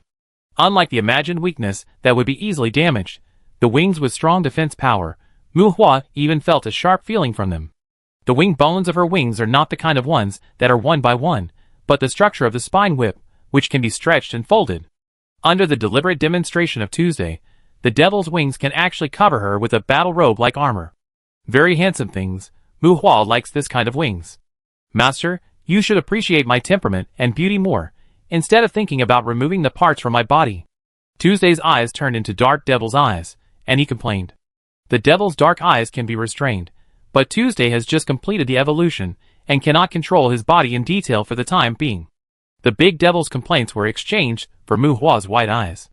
Tuesday had no choice but to confirm that if he wanted his master to be impatient on him, he might still have to learn the shape-shifting technique well. Muhua just casually mentioned the devil's wings. After all, he didn't get the devil's horns from the Minotaur. In fact, Muhua is not obsessed with the human form. Even from the perspective of his previous life, he thinks some human-like demons are quite handsome. Of course, this may be more of a man's perspective, a recognition of power. With a burst of illusory distortion, the huge demon slowly dissipated, and a woman in a black gauze mist robe appeared in front of Muhua. Is this death? Muhua asked softly, stretching his palm to the woman's cheek. A waterfall-like black hair, cherry lips, and a raised nose, well-proportioned facial features, except for the eyes, are beautiful women. This is another form of Tuesday, that is, death evolved from the cursed spirit. This form of Tuesday is completely human, mysterious, quiet, and a bit like Vivian's temperament. The only flaw is probably that she has a pair of lifeless, drooping eyes. The palm touched the cheek, delicate and cold. Muhua curled his lips. Yes, it was still cold. Tuesday's form should still belong to the category of the dead. Yes, our existence is very special. Strictly speaking, we should be the god of death in human stories. As he spoke, Tuesday floated behind Muhua, put his arms around Muhua's neck, and put his cheek on Muhua's face. Tuesday on his back was almost weightless. Although he could touch Muhua and feel real, it was actually a spiritual state. Although he could still switch between the physical body and the spiritual body as before, after Tuesday transformed into a physical body, he looked like a big devil just now. Death? Is it related to the death in Apocalypse? Not paying attention to Tuesday's behavior, Muhua called the skeleton warriors back to the edge of the abyss to fish. The mother body that gave birth to us also determines our strength and survival ability to a large extent. It should be a similar existence. Tuesday said. Without Muhua asking in detail, he began to explain his situation. I can collect the death of living beings. For example, if you shoot a bamboo pig to death, I can collect its death, and I can also apply it to another living being, so that he will suffer the same intensity of death. Equal intensity? Death, injury? Tuesday's statement was very general, and Muhua didn't quite understand. No, it probably involves the law of cause and effect, and it could be a car accident, a fall, an illness, etc. It's not an injury, but a death of the same intensity. Can it be purified? No, death is the end point. Once it's contaminated, it's inevitable. Well, enough power of faith should be able to imagine the power of immunity from death. Maybe it can be possible. Power of faith? Muhua doesn't understand that thing. It feels like playing with that thing requires self-hypnosis and self-brainwashing. It can't distort one's own cognition and values. It's basically impossible to touch it. However, even if the power of faith is not magic, immunity from death seems to be something that ordinary charlatans can't substitute. I think it also requires a very high level of divine art. Thinking about Tuesday's ability, in addition to collecting death, her ability is a bit like the death is coming, which seems a bit invincible. Of course, the death that can kill a bamboo pig may not necessarily kill a human. When Muhua sighed, he heard Tuesday continue to say, "Collect? How to collect?" Muhua frowned. This probably refers to the intensity of death. It's complicated and gives me a headache. Why not just not collect the deaths of weak creatures? To bear the death of a high-level monster, ordinary humans will die no matter how hard they try. Even the protagonist's halo may not be able to withstand it. It's very simple. Just be near the dead. Master, it only takes one war, just one war, and I can collect a large number of deaths. I can indiscriminately release the doom of death within a radius of 1 kilometer. Every kilometer, we can destroy a city without anyone noticing. We can make all humans tremble in the fear of the unknown. Well, here it comes again. Muhua rolled his eyes again. It seems that he hasn't heard the argument of large-scale destruction like Tuesday for a long time. All humans? Unknown fear? Are you sure it's unknown? There has long been a shadow of the existence of death in human legends. Muhua doesn't believe that no one can detect the clues of large-scale disasters. You need to collect death, which means it's not a skill that can be used freely. Before Muhua could speak, Tina interrupted, but her focus was a bit wrong. It's no different from free use. Don't forget that the lives destroyed by death will bring new death. Muhua complained. Although he didn't know the concept of death, Muhua roughly understood its meaning. That is, if you hang around more places where people die, you will get the so-called death.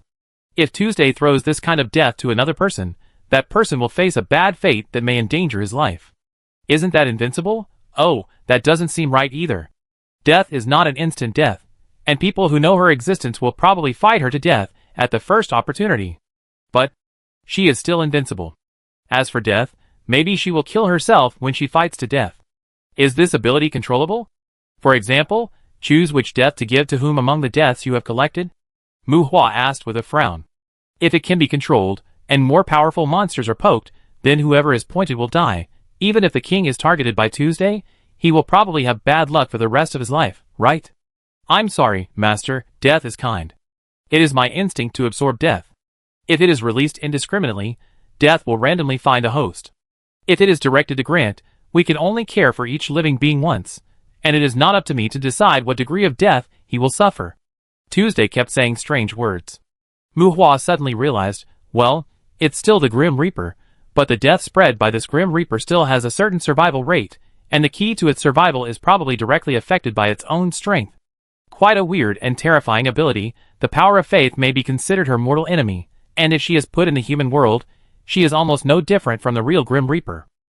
As long as she wants to cause trouble, as long as no one knows her background, this droopy-eyed girl may really cause a mass extinction of species, right? Didn't you hear her say? A death from being stabbed may also cause a car accident, a serious illness, a fire, etc. It's not surprising that this pick kills a person and causes some other adverse effects, right? Looking at Tuesday in surprise, Muhua took a breath of cold air. Although he had never seen the Demon Lord, in Muhua's opinion, in terms of the ability to cause trouble, Tuesday might be more dangerous than the Demon Lord. How many death gods like you are there? Ikaros, who had been squatting beside him, and acting as a little transparent, suddenly asked. Well, this is also a question that Muhua wants to ask again. The existence of Tuesday is a bit scary. There is no inevitability in our birth. There shouldn't be many, at least I haven't seen any of my kind so far. Tuesday shook his head. It's hard to say about the cursed spirit, but I don't think those who evolve into your type will live long. Resurrection, well, the substitute amulet should also work, right? After enduring the death doom you bring once, you can be exempted from your ability. As long as you survive the death you bring once, it would be strange if I don't chase you to the ends of the earth. Muhua sighed. Compared to Tuesday's state of the god of death, several people seem to have ignored her state of the great demon, but it must be said that she is also a death distributor, which is what Tuesday said. The mother body that gave birth to them determines their strength. After all, A fraud demon that distributes death is not the same as a great demon that distributes death. No, Muhua, what I want to ask is, if she brings death to you now, will you not be afraid of them in the future? Ikaros interrupted the conversation. Huh? As Ikaros asked, Muhua and Tina were stunned. When they looked at each other, Muhua reached out and pulled Tuesday from behind to the front. Yes, Tuesday's death is more random, but it is also random from the death she absorbs. She is still a pink and tender baby, and she has not collected any death on her body. If we catch a mouse and kill it in front of her, and then let her transfer this death to us, and bear this death, we can ignore their terrifying ability when we see Tuesday in the future. Didn't they say that they can only release death once for each living being? Muhua and Tina looked at Tuesday, only to see that Tuesday curled his lips and gave Ikaros a look of disgust. You are so nosy, these are what I wanted to say, Tuesday said to Ikaros, and Muhua and Tina's eyes suddenly brightened. Okay, now Tuesday, you stay here and don't do anything. Tina, go out and get some mice. By the way, how about insects? Muhua said, and asked the skeleton warriors who were fishing to collect their rods again. Tuesday absorbed death and was out of his control. If he caught a monster again, it would be troublesome to kill it. As for the dead on the island, it doesn't matter. Tuesday is only interested in the living. The dead don't die for Tuesday to collect, and the dead don't accept the doom of death. Now it's best not to let Tuesday die around him. It's best to let a few mice die, and then let the brothers bear the death of these mice. It's best. Ordinary insects won't work. The mice should be adults. I'm not a trash can. Tuesday was a little proud. This is indeed the benefit she can bring to Muhua. She can make Muhua no longer threatened by her own kind in the future. With Tuesday's confirmation, Muhua left Ikaros to guard Tuesday, and he returned to the hotel with Tina. Taking advantage of the night, the two of them searched for the traces of mice in the town. Catch rats, catch more, not only Muhua, but also a rare opportunity, take the opportunity to let everyone around him suffer the death of rats. Drowning, no, the concept of this way of death is too general. If you really put it in the water, it is not certain whether the rats will die first or the people will die first. It is not easy to determine the so-called intensity of death. Death is not so simple. It does not mean that death from rats has no intensity. The measurement standard of death intensity is somewhat vague. Comfortable and low-intensity damage should barely be considered a standard. Headshot and heart penetration are no problem. They are all hits and collisions. Forget it, for safety reasons, let's not do it. To let it die comfortably, for example, give it a dose of medicine that will never kill people, forget it. Just beat it to death with moderate force, that is the most direct. Since Tuesday said that there is a situation where death misfortune can be overcome, there is nothing more direct than it. It was late at night but not peaceful. Nowadays, there were many outsiders in the town. You could see drunk pedestrians on the street from time to time at night, and occasionally you could hear the sirens of police cars. Originally, I wanted to catch mice, but Muhua thought carefully and realized that birds should have weaker survival ability than mice, and their death should be lighter.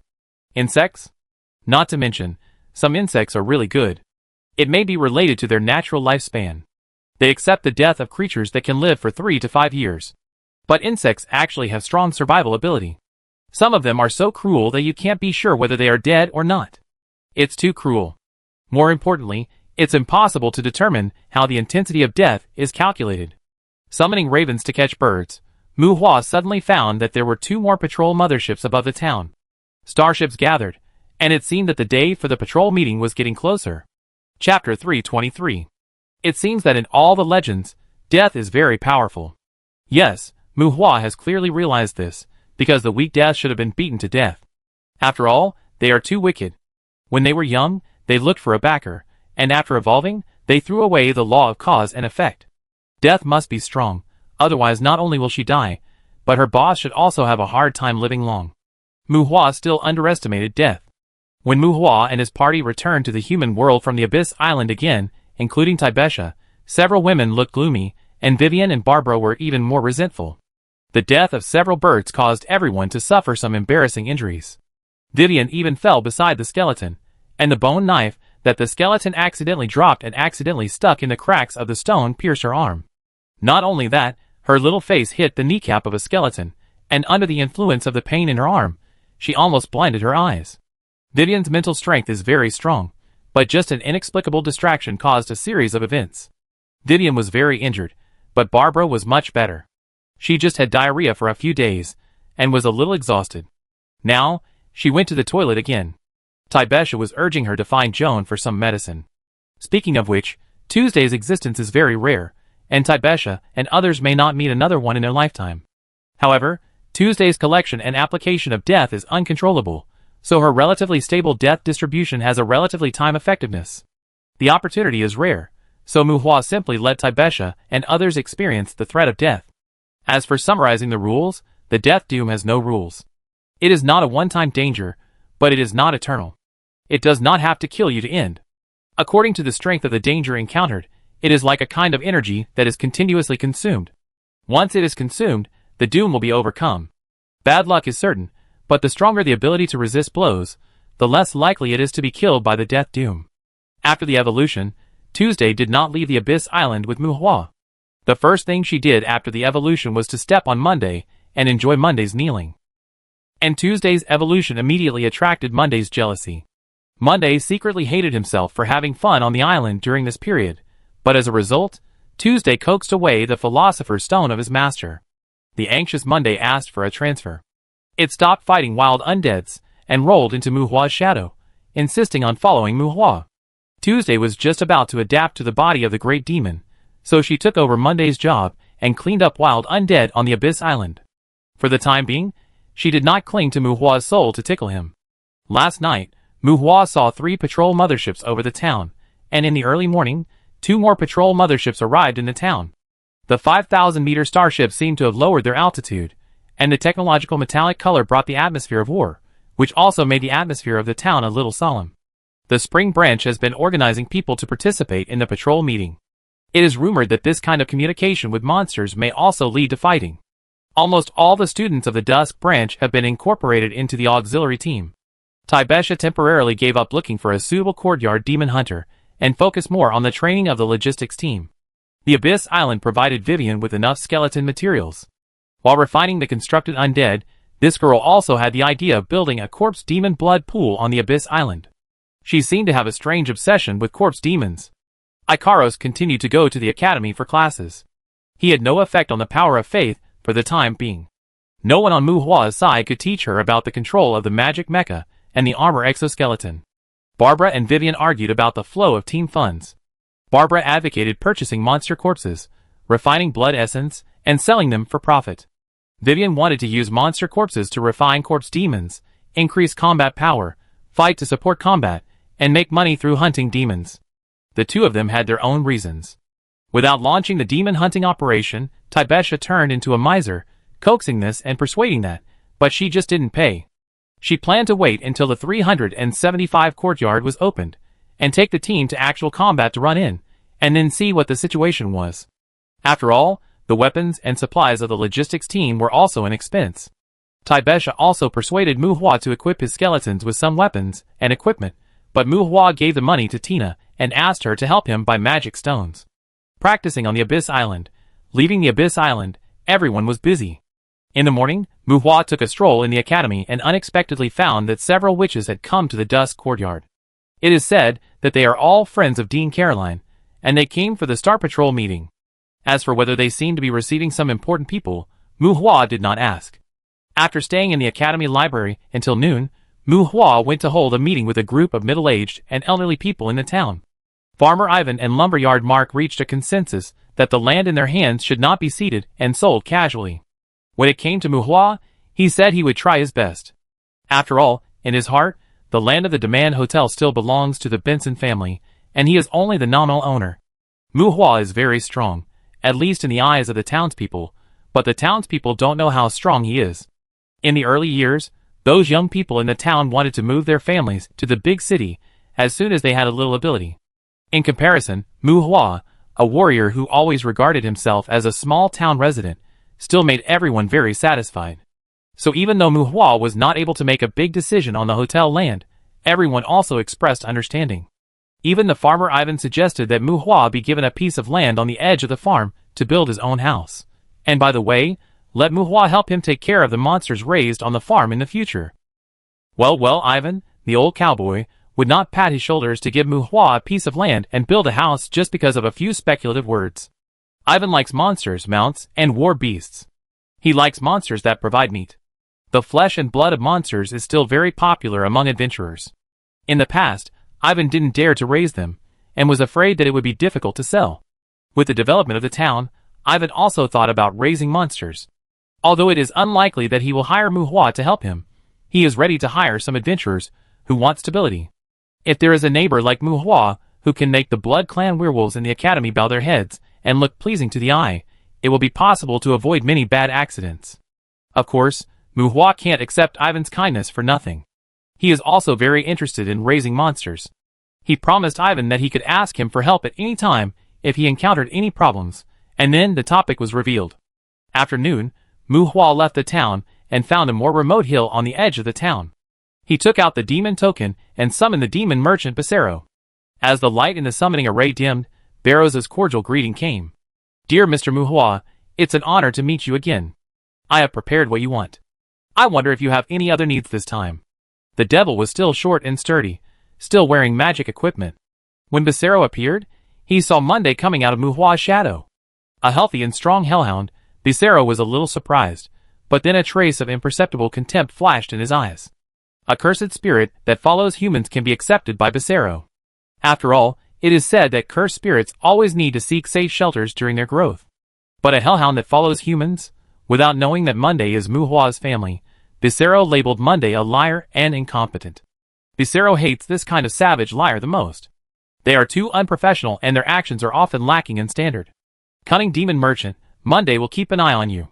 Don't try to deceive the master under Monday's nose. Muhua greeted Becerro, and Monday threatened him immediately. After Tuesday, Monday began to protect Muhua's wealth again. It didn't like Muhua to trade with the demon merchant with the philosopher's stone. However, unlike Tuesday, who could help Muhua strengthen his soul, it is estimated that Monday's words would hardly have much influence on Muhua. Haha, what did I see, a robber? Dear Mr. Muhua, as your friend, I must remind you that hellhounds are not suitable as partners. Although these guys are rude and barbaric, they always show their inexplicable cunning at inappropriate times. If you need, I can help you get rid of it. Becerro was not polite to Monday. While talking, he took out a staff of the same height as it. The magic core at the top of the staff was faintly flickering with lightning. Becerro stared at Monday and pulled a bad smile at the corner of his mouth. Damn, lowly devil you. Becerro's staff exuded a dangerous aura. Monday was angry and bared his teeth, but was kicked by Muhua. Okay, stop making trouble. Becerro, Monday is not only a partner, but also my dependent. Take out the things. Interrupting Monday's roar, Muhua handed the 6 philosopher's stones to Becerro first. Becerro was slightly stunned, then put away the staff, chuckled and shook his head. When he looked at Monday, the expression on his face was much kinder, but there was a hint of playfulness at the corner of his mouth. Nashi gems, double moon tears, blessing spring water, Almori raspberries, and 2 demon eggs that should be laid by the demon ranked. Watching Becerro take out a bunch of bottles and jars, then rubbing his hands, and happily taking the few philosopher's stones handed to him by Muhua, Monday, who was symbolically kicked, was no longer angry. This is a country bumpkin who has never seen the world. A few philosopher's stones are just Mr. Monday's usual snacks. Look at Tuesday, who swallowed 8,000 with just one mouthful. It's too cheap to argue with this country bumpkin. Wait until Mr. Monday becomes Cerberus hum. Monday raised his head, but there was no contempt on his face. He didn't want Becerro to know that Muhua had a lot of philosopher's stones. Chapter 324. I go back and try these. If the things are okay, I buy them from you later. After collecting the materials for refining the youth potion, Muhua used 7 philosopher's stones to exchange for some seeds of help plants from Becerro. There are fruit trees, herbs, and some plants suitable as natural mystical media. Water flowers, magic grains, and some plants that certain magic beasts like to eat. One of the seedlings of the spirit tree asked Muhua for 3 philosopher's stones. It was a plant similar to the terminal of the magic network. If it is planted on the Abyss Island, when it takes root and survives, it will anchor a spirit tree growing in the human world, and the island will also be able to receive signals from the outside world's magic network. This kind of tree has a certain demand for magic power to grow, but the environment of the Abyss Island does not require Muhua to worry about this at all. Muhua plans to exchange the youth potion for money. If the refining is successful, he will inevitably need to continue to buy materials in the future, but he dare not take too many goods from Becerro at one time. Whether it is the Nashi gem or the twin moon tears, It is quite troublesome to obtain them, and the devil eggs of the special devil are no different from ordinary devil eggs when thrown outside, and it is difficult to distinguish the authenticity. Mu Hua is worried that if he wants too much at one time, Becerra will not get enough to adulterate, and even this time, Mu Hua is not sure whether all the purchases are genuine. Of course, dear sir, I will always help you collect these materials. After receiving the Philosopher's Stone again, and confirming that Mu Hua intends to trade with it, with the Philosopher's Stone, Becerra said happily, I have the alchemy records. If there is a problem with the youth potion, I don't want you to attribute the problem to my pharmaceutical level. Mu Hua reminded. Becerra was slightly stunned, then smiled again. Of course, lucky sir. No wonder you want to make a youth potion. It has a big market among humans. I know you are definitely different from Jason. I sincerely hope to cooperate with you for a long time. I can also try to help you acquire the alchemy records. But even if you master the potion formula, there is still a chance of failure in the refining process. Becerra reminded cautiously. At that time I could feel the reason for the failure, and I didn't have to be unreasonable with you. Mu Hua said calmly. Of course. Please forgive my caution. You know, my previous customers are completely incomparable to you. They always give me a headache, which makes Becerra always cautious. Becerra pretended to be pitiful. Ha, devil merchant, your acting really makes me sick. Monday lay on the side, clapping his paws and laughing strangely. Becerra glanced at it, and pretended not to hear it. This dog, apart from its foul mouth, seems to have no knowledge. Becerra secretly thought that there was no need to argue with it. Since it was Mu Hua's dependent, it might also be a potential customer. Of course, it was necessary to observe how much Mu Hua valued it, and perhaps it should pay attention to what the Hellhound liked in the future. Thinking about it, Becerra did not ignore Monday, but instead showed a humble smile to Monday, and turned to look at Mu Hua. Mr. Mu Hua, I have heard of an interesting product these days. I wonder if you are interested. What is it? Mu Hua asked. Active branches of Yggdrasil. Becerra said. World Tree. Mu Hua did not understand what Becerra said, but Monday beside him spoke at the right time, and Mu Hua knew this word. It is somewhat different from the World Tree in Norse mythology. Although both are linked to other worlds, the World Tree in Becerra's mouth will not derive the world, but has a function similar to a courtyard key. It can also grow 9 branches, each of which can lock the dimensional coordinates of a courtyard, and you can freely enter and exit these 9 courtyards through the World Tree. It sounds magical, but in this world where the entrances to courtyards are everywhere, this function is really meaningless compared to its growth difficulty. Demons usually cut off the branches of this World Tree after they grow, and use the wood at the connection between the branches and the trunk to make a shield. It is said that the shield made of the World Tree is indestructible, and it naturally has a permanent protection level of defense, and can even allow the holder to face the forbidden spell to save his life. The World Tree is also called the Barrier of the World, and the shield made of the World Tree is also praised by all walks of life as the strongest shield. That thing has extremely high requirements for magic power. It can't be planted at all. It will take more than a year or 2 to make it take root and grow and supply it with magic power. Monday said with disgust. It may take hundreds of years for Yggdrasil to grow a branch, let alone grow it to a sufficient thickness. Devil merchant, you are cheating. My master doesn't need this kind of goods. Monday swung his tail, blocked in front of Mu Hua, and scolded Becerra. No, so I just said it is an interesting product. Interesting, you know? Becerra, a proud hellhound, never cheats customers. Becerra looked at Mu Hua with a wronged look on his face, and turned to Monday and said, I am a hellhound. Monday was dissatisfied. Ha! Becerra smiled strangely, and the hellhound looked the same to him. As long as they had the same head, Becerra was too lazy to tell them apart. These guys can't be coaxed all the time. Stimulating them from time to time might stimulate their shopping desire? Becerra expected Monday to slap him in the face, preferably with his master's Philosopher's Stone. Don't argue. How much is the World Tree branch? Mu Hua interrupted the quarrel between the two demons and asked Becerra. 300 Philosopher's Stones. Becerra seemed to say unintentionally.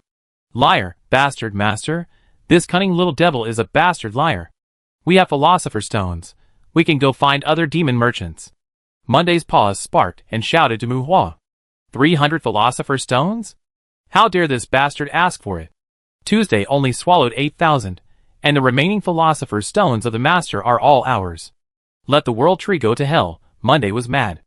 Mu Hua didn't know the price of the branches of the World Tree, and he had never thought that he would plant a World Tree one day. Monday didn't understand the value of this thing either, but one branch might not survive, and after it survives, it will take hundreds or thousands of years to provide it with magic power. It is estimated that not many demons in hell will really plant it. For something like the world tree that is laborious and time-consuming to cultivate, in the eyes of demons, the best way to own it is to rob it. Muhua didn't agree with Monday's words, and just looked at Becerro like a fool. Becerro blinked, and acted cute with Muhua at first, and after a while, the demon merchant scratched his head, with a little embarrassment. Mr. Muhua, you know, no matter what, it is always the source of the strongest, and it is rare. Well, how about 100 philosopher's stones? I can try to help you negotiate, Becerro said. Who said it's rare? Each world tree can take 9 active branches. Monday interrupted. Hellhound, do you think the branches of Yggdrasil are the eggs laid by the High Demon? Have you seen a world tree? Have you seen a world tree with 9 branches? As long as the thickness is enough, in order to avoid withering in the middle, the world tree with 1 branch is often cut down. Plus the low rooting rate, if it's according to what you said, hell would have been full of world trees. Becerro retorted, and the 2 demons were about to quarrel again. 10. Forget it, let's not entangle this thing. 30 philosopher's stones. If it works, it works. If it doesn't, forget it. Muhua shook his head, and quoted a price that he felt was harmless. 30? Becerro looked embarrassed. Forget it if it doesn't work. Don't talk about negotiating. If you don't have it with you, would you sell it so hard? Muhua said indifferently. The name of the world tree is a bit too grand, and Muhua is not sure whether the Abyss Island can grow such a thing. Just as Becerro said, this kind of thing that can only be harvested after at least hundreds of years is just an interesting thing for Muhua for the time being. More importantly, if this thing is easy to sell, it is probably not Becerro's turn to promote it. Seeing that Muhua is not interested in the branches of the world tree, Becerro reluctantly said that he would try his best to help Muhua communicate with the seller. Muhua naturally would not believe its nonsense. No matter whether it was stolen, robbed or planted by himself, he did not believe that the existence in hell that could sell the branches of the world tree would communicate with Becerro. For something as embarrassing as the branches of the world tree, if it was exchanged for demon gold coins, the other party might not necessarily sell it. And it is not impossible to buy it with the Philosopher's Stone. Here we have to sigh at the purchasing power of the Philosopher's Stone among demons. Chapter 325. Muhua summoned Becerro in the remote forest on the edge of the town. After confirming that Becerro could indeed get a lot of things that were difficult to sell in the human world, Muhua no longer haggled with Becerro about the price of the items. The reason why he got the Philosopher's Stone more easily was one aspect, but the main reason was that he could use Becerro more freely in the future. Muhua couldn't help but give him some sweetness. As for the demon merchants, they would only behave well if they got a bargain. The so-called customer is God is basically nonsense. Only when you make a lot of money can you see everyone as God. After some communication, Muhua asked about the price of magic cores. After asking, he found that the price of magic cores in hell was similar to that in the human world, and even slightly more expensive than that in the human world. Although there are countless monsters in hell, and the world is full of fighting and plundering, even adult monsters can directly eat magic cores to assist in cultivation. Magic cores are nutrients that help monsters that have not reached their natural growth limit. Monsters in hell reproduce and die in large numbers, so there are countless monsters in the developmental stage. After a demon war, some are eaten in the battle, and some are eaten when cleaning the battlefield. After that, the bosses give some to their demon soldiers and generals, and finally there are no magic cores left. The consumption of magic cores in hell is much greater than that in the human world, which also leads to the fact that the price of magic cores in hell is almost the same as that in the human world. In this regard, Becerro did not leave Muhua any room for bargaining. At most, he could get some high-level magic cores that were difficult to obtain in the human world more easily from Becerro. For this, Muhua felt a little happy. 1 Philosopher's Stone can be exchanged for 100 level 7 magic cores, but can only be exchanged for 1 level 9 magic core? Muhua asked dissatisfiedly, but he was a little happy in his heart. Sir, the difference between level 7 and level 9 is not just a number. Most level 9 monsters close to the upper level have strong survival ability. Monsters beyond level 7 can no longer be determined by their attributes alone. Level 9 magic cores in your human world are also in short supply. Becerro was not afraid.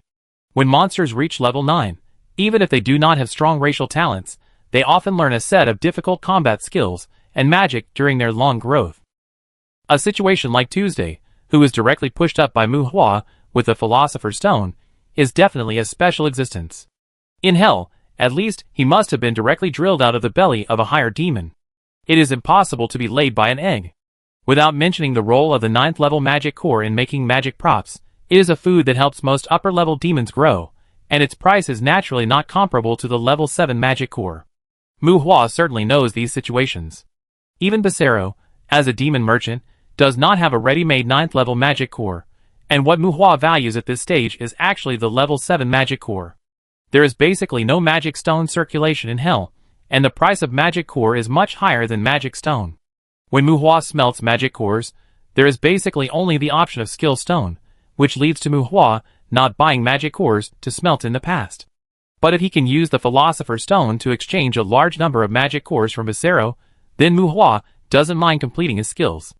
At this stage, it's fine that the 9th level magic core can't produce high-level magic.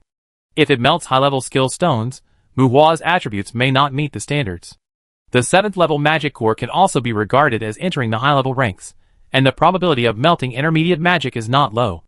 It's just right for Mu Hua now, and the price is just right. Okay, as you said, the 9th level magic core is rare. But the 7th level magic core sold in the human world is only 500 demon gold coins. Your offer is too black. Mu Hua said to Becerro. Sir, what do you think the 7th level monsters that can descend in person are of? Magic cores are not magic stones. The same 7th level magic cores have very different qualities. Becerro shook his head, looking down on the 7th level magic cores in the human world. Mu Hua could understand what Becerro said. Humans generally classify monsters with attributes over 600 as level 7 monsters. Whether it is an armored horned pig, a goblin general, or an Akra, they are all counted as level 7, but these three are obviously not the same. Mu Hua knew that the quality of the magic core had an impact on the refining of the magic stone, but he was not sure what impact the quality of the magic core had on the smelting of the skill stone. After all, some low-level monsters would also give him some abilities, whose effectiveness was difficult to judge. However, if he had a choice, he certainly didn't want Becerro to reduce the quality of the magic core and give him some inferior products. At this time, Mu Hua did not refute Barcelo's statement. In this case, I will trade you the magic core with demon gold coins. Mu Hua said, no longer actively entangled with the price. Becerro was entangled. He didn't want demon gold coins because he could sell the Philosopher's Stone. There was no place where demon gold coins could not be earned. 150. I increased the number of level 7 magic cores to 150. Becerro hesitated. 200. Give me all the level 6 and 7 magic cores you have. I will charge you the price of level 7 this time. In the future, I will exchange 200 level 7 magic cores for 1 Philosopher's Stone. Mu Hua waved his hand generously. For a moment, Becerro could only see the impatient look on Mu Hua's face. He habitually put on a smile on his face, which was considered as accepting Mu Hua's statement. You have made a profit from 200. Don't think I don't know that trading Philosopher's Stone is more beneficial to your growth. Mu Hua reminded him, and Becerro's embarrassment gradually subsided. Of course, respected sir, your generosity is Becerro's greatest motivation. Becerro bowed to Mu Hua, as if jokingly.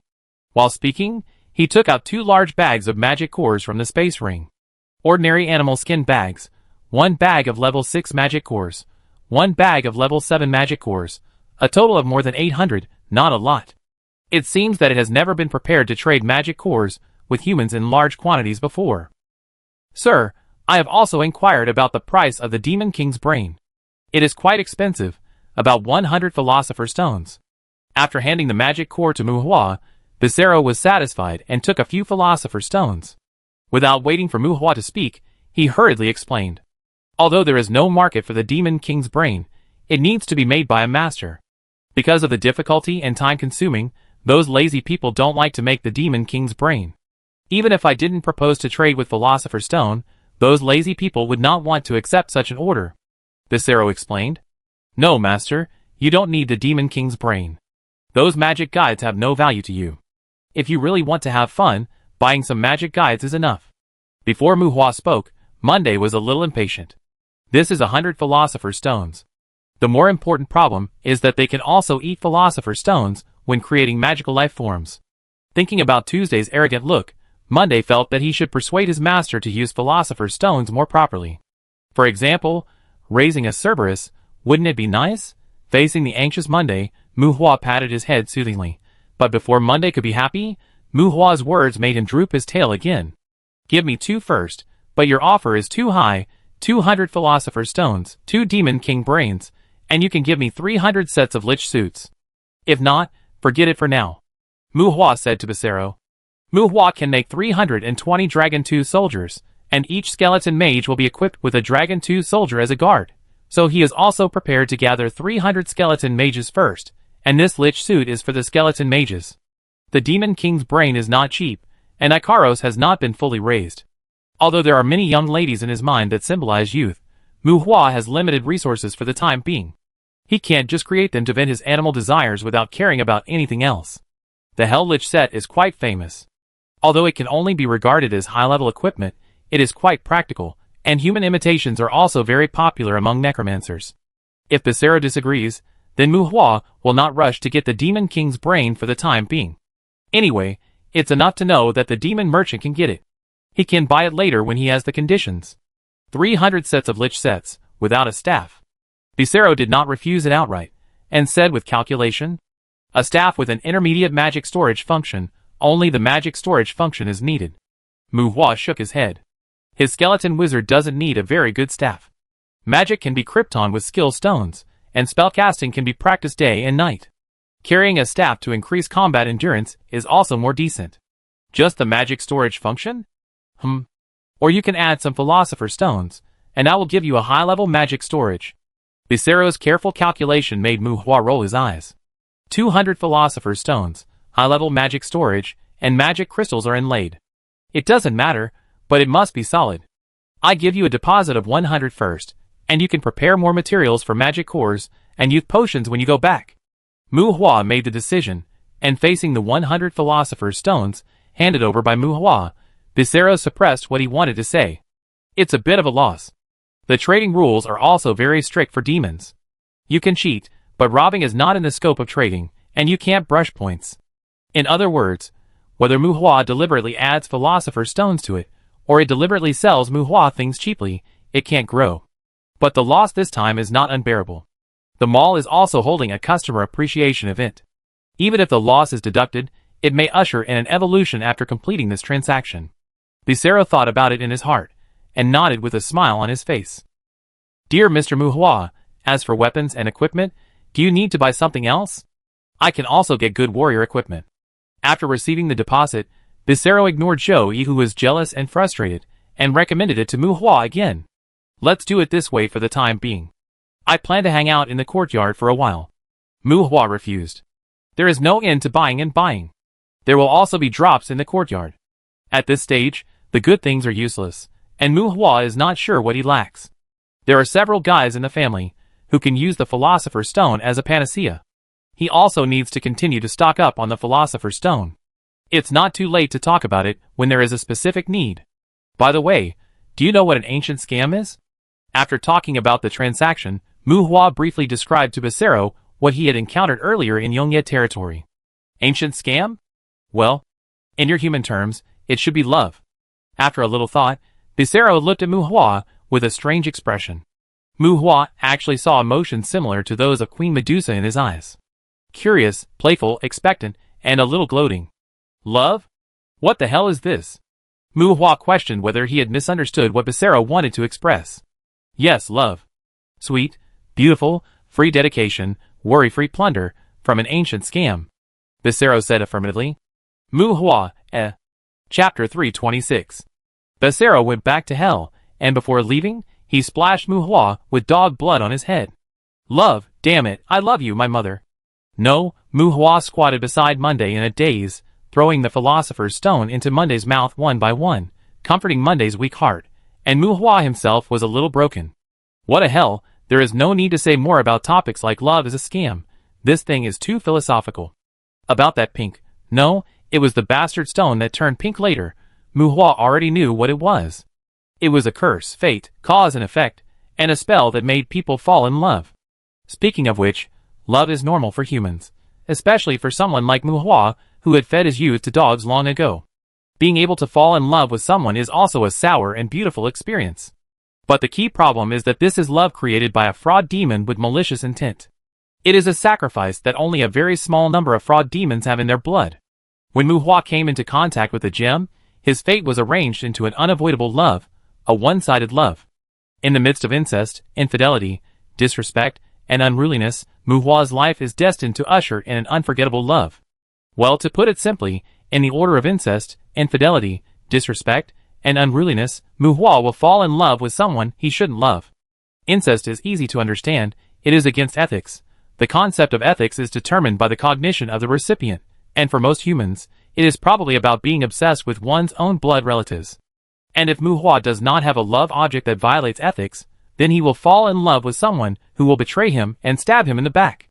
Of course, if there is no such person in Mu Hua's life, then he will fall in love with someone who is rude to him and arrogant in front of him, which is disrespectful. If there is no disrespect, then there will be a dissolute, unruly, and unrestrained person who will be loved to death by Mu Hua. The most terrifying thing is that this love is not necessarily limited to women, or even limited to humans. Walter is so stupid. What a cheapskate. In short, in one sentence, I will do no negotiation. It seems that Mu Hua, who has not yet encountered this love, cannot understand it in various ways. Strictly speaking, this love is not a serious matter.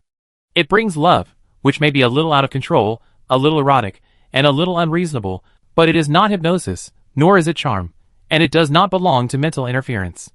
You will be willing to pay for the other person. You will feel sad and heartbroken because of the other person, and you will also be greedy for the other person's body. But these do not prevent you from stabbing the other person. Well, there is no most ridiculous, only more ridiculous. To put it bluntly, you can fall in love with a guy who is not a person. Then, if you don't want to give too much for the other person because of love, don't want to be controlled by the other person, don't want to be harmed by the other person, then just kill it. If you can't do it, it's okay to find someone else to kill it. It's okay to kill her. At most you will suffer for a period of time, sleepless nights, heartbroken, and remorseful. By the way, even if you haven't lost a lover who hasn't been heartbroken, this is not a big deal. In half a year or a year, find more girls to fall in love with, and you will probably recover. It's very simple, right? Just like Queen Medusa said, this is a boring prank, a prank that the fraud demon took out his own life and was about to throw on Queen Medusa, and then it was intercepted by Mu Hua. And Mu Hua, well, Mu Hua thought to himself that he should not be so cheap as to let go of a lover who would stab him in the waist. Well, love is a bit scary, and many things are hard to say. Even if he can't do it himself, even if his family members may be restrained by him, Ikaros can still pick up the knife. That's right, just tell Ikaros in advance, whoever you fall in love with, let Ikaros kill them with a knife. But now the biggest problem is, he can't get over the incest. Although his grandparents are gone, and his cheap father is gone, but his mother went to pursue a new life with a handsome uncle in her early years, and she should still be alive. Why is Mu Hua sure she is still alive? Don't forget, Mu Hua crushed Basanamu on the Abyss Island. If he didn't have an incestuous partner, he wouldn't have killed Basanamu, and he would have fallen in love with some unfaithful black smoke. What to do? Go to my mother and stab her directly? Mu Hua had a mouthful of old blood on his chest, and he wanted to spray it but couldn't. Yes, love doesn't necessarily mean sex, but people's love is different, and not everyone is just like a little fresh who only plays fancy words, but doesn't really do anything. Mu Hua is more self-aware. In his estimation, it is impossible for him not to drag the person he loves to bed. What? Yeah? You think it's none of my business. As for love, I can love better when I am satisfied. If you don't have sex, the young masters in the fairy tale won't play with you. Don't disbelieve it. Let alone all kinds of XXX. Many love fairy tales have to give birth to a baby at the end. If you don't have sex, will you ask Gargamel next door for help? He fed the remaining Philosopher's Stone to the dog. Well, after all, Mu Hua didn't have many Philosopher's Stones after Tuesday evolved. It was to appease Monday, so that the dog wouldn't feel hopeless when he saw Mu Hua shopping a lot. Brother, I don't lack the Philosopher's Stone. Brother, I just don't want to talk about love now. Bringing Joey back to the town, Mu Hua felt complicated. Fortunately, he didn't have many relatives. His biggest hope now was not to see his mother again in this life. This love is a bit heavy. Even if Mu Hua prefers young women, he can't bear it. Mu Hua thought that the best result now would be to outlive his mother, and then fall in love with someone who wants to stab him in the waist. Then everything would be easy. Just stab the other person first. By the way, Tabesha is also his cousin. If he falls in love with Tabesha, is it unethical? If he falls in love with Tabesha, it seems to be a good result. If Tabesha doesn't work, isn't there Samantha? TSK, Muhua sucked his teeth. After returning from Yongyi, he has seen Tabesha a lot. Except for seeing her being tormented by death, she is very happy. Love is not activated at all. It is estimated that it is still in the dog's stomach. Besides Tabitha, Samantha? Muhua's eyes lit up. If it was Samantha, it seemed that it was not unacceptable. The world is broken, let it explode quickly. Thinking about all sorts of things, Muhua wandered back to the hotel and went around to the logistics team's base behind the hotel. Seeing Tabitha and Barbara watching the young people's training at the edge of the training ground from a distance, Muhua approached them with a shameless face. Walking closer, Muhua grabbed Tabitha's shoulders in Tabitha's surprised eyes, and met the girl's eyes as she looked up. Tabitha, I love you. Muhua's face was solemn, and Barbara stared in surprise. Tabitha was startled at first, then blinked a few times, tilted her head, and rolled her eyes at Muhua. Muhua, did you take the wrong medicine? This guy, not to mention that this guy loves big sisters, this bastard was still recommending a little brother in the city of forgetfulness to her this morning. What is he going to do today? I have no money. Tabesha added. TSK, as expected, it's useless. Muhua shook his head disappointedly. Although love is fed to dogs, but I have lived 2 lives, and I am not a person who has never loved. Tabesha and others are not love at all.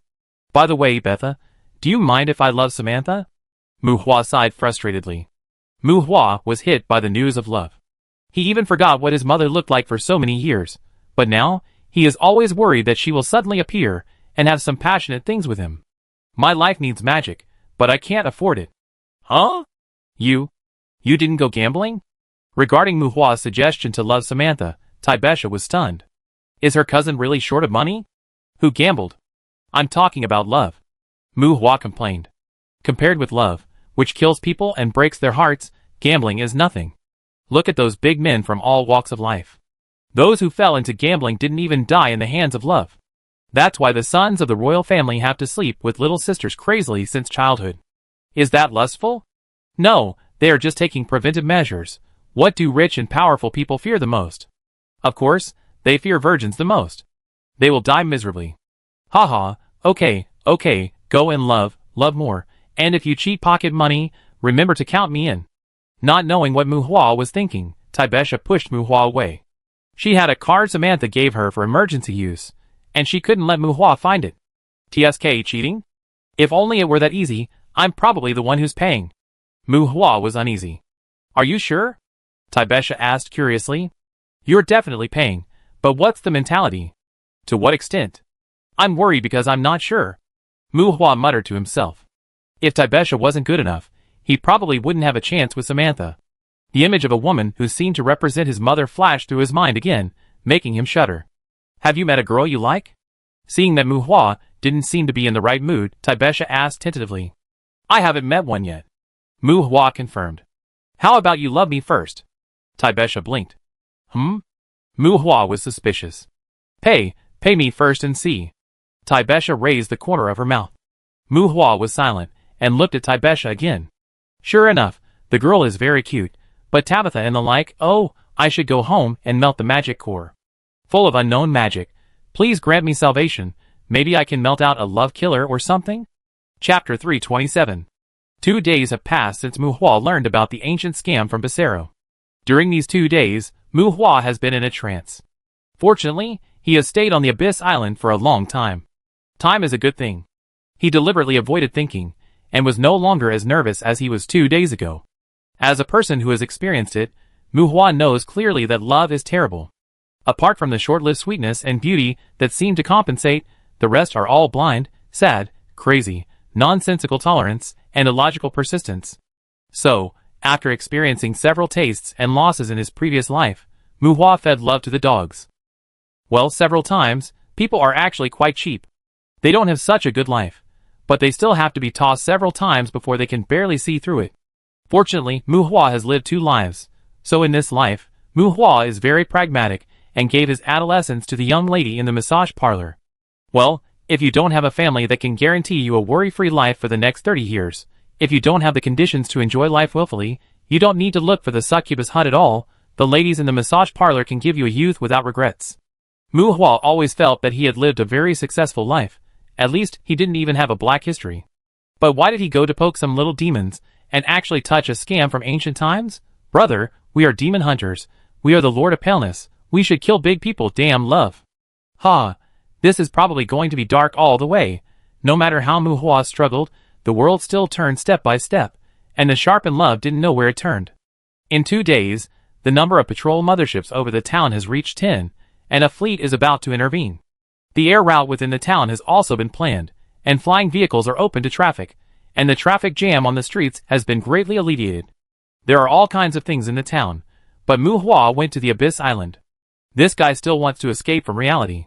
The ancient scam is easy to solve, but it is impossible to crack it. This thing is a bit like Tuesday's death. It is triggered by encounters, and involves the law of cause and effect. If you want to solve it, you must love it once. These 2 days, Mu Hua took a group of skeletons to plant trees and flowers on the Abyss Island and reclaim farmland. A piece of open space was cleared in the middle of the island, with houses, medicinal fields, canals, pools, and no dangerous plants. Although all things have only been planned and laid out for the time being, this camp is already like a farm under construction. Instructing the skeletons to work, Mu Hua has no shortage of labor. Mu Hua also buried the divine tree in this future manner. For the time being, the island cannot be connected to the magic network, and it is estimated that it will take some time to grow.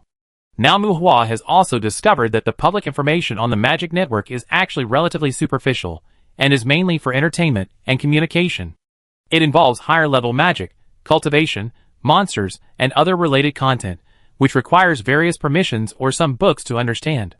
Regarding the cleaning of wild undead on the island, Tuesday's efficiency is not high, mainly because he cannot use heavy hands, and he needs to transport those corpses back to Mu Hua. Mu Hua left the wild undead in the west of the island to Taibesha and others, who can use them for actual combat training or try to train them, and also leave a source of life foundation, ashes, for Vivian. The stars in the outside world were rekindled.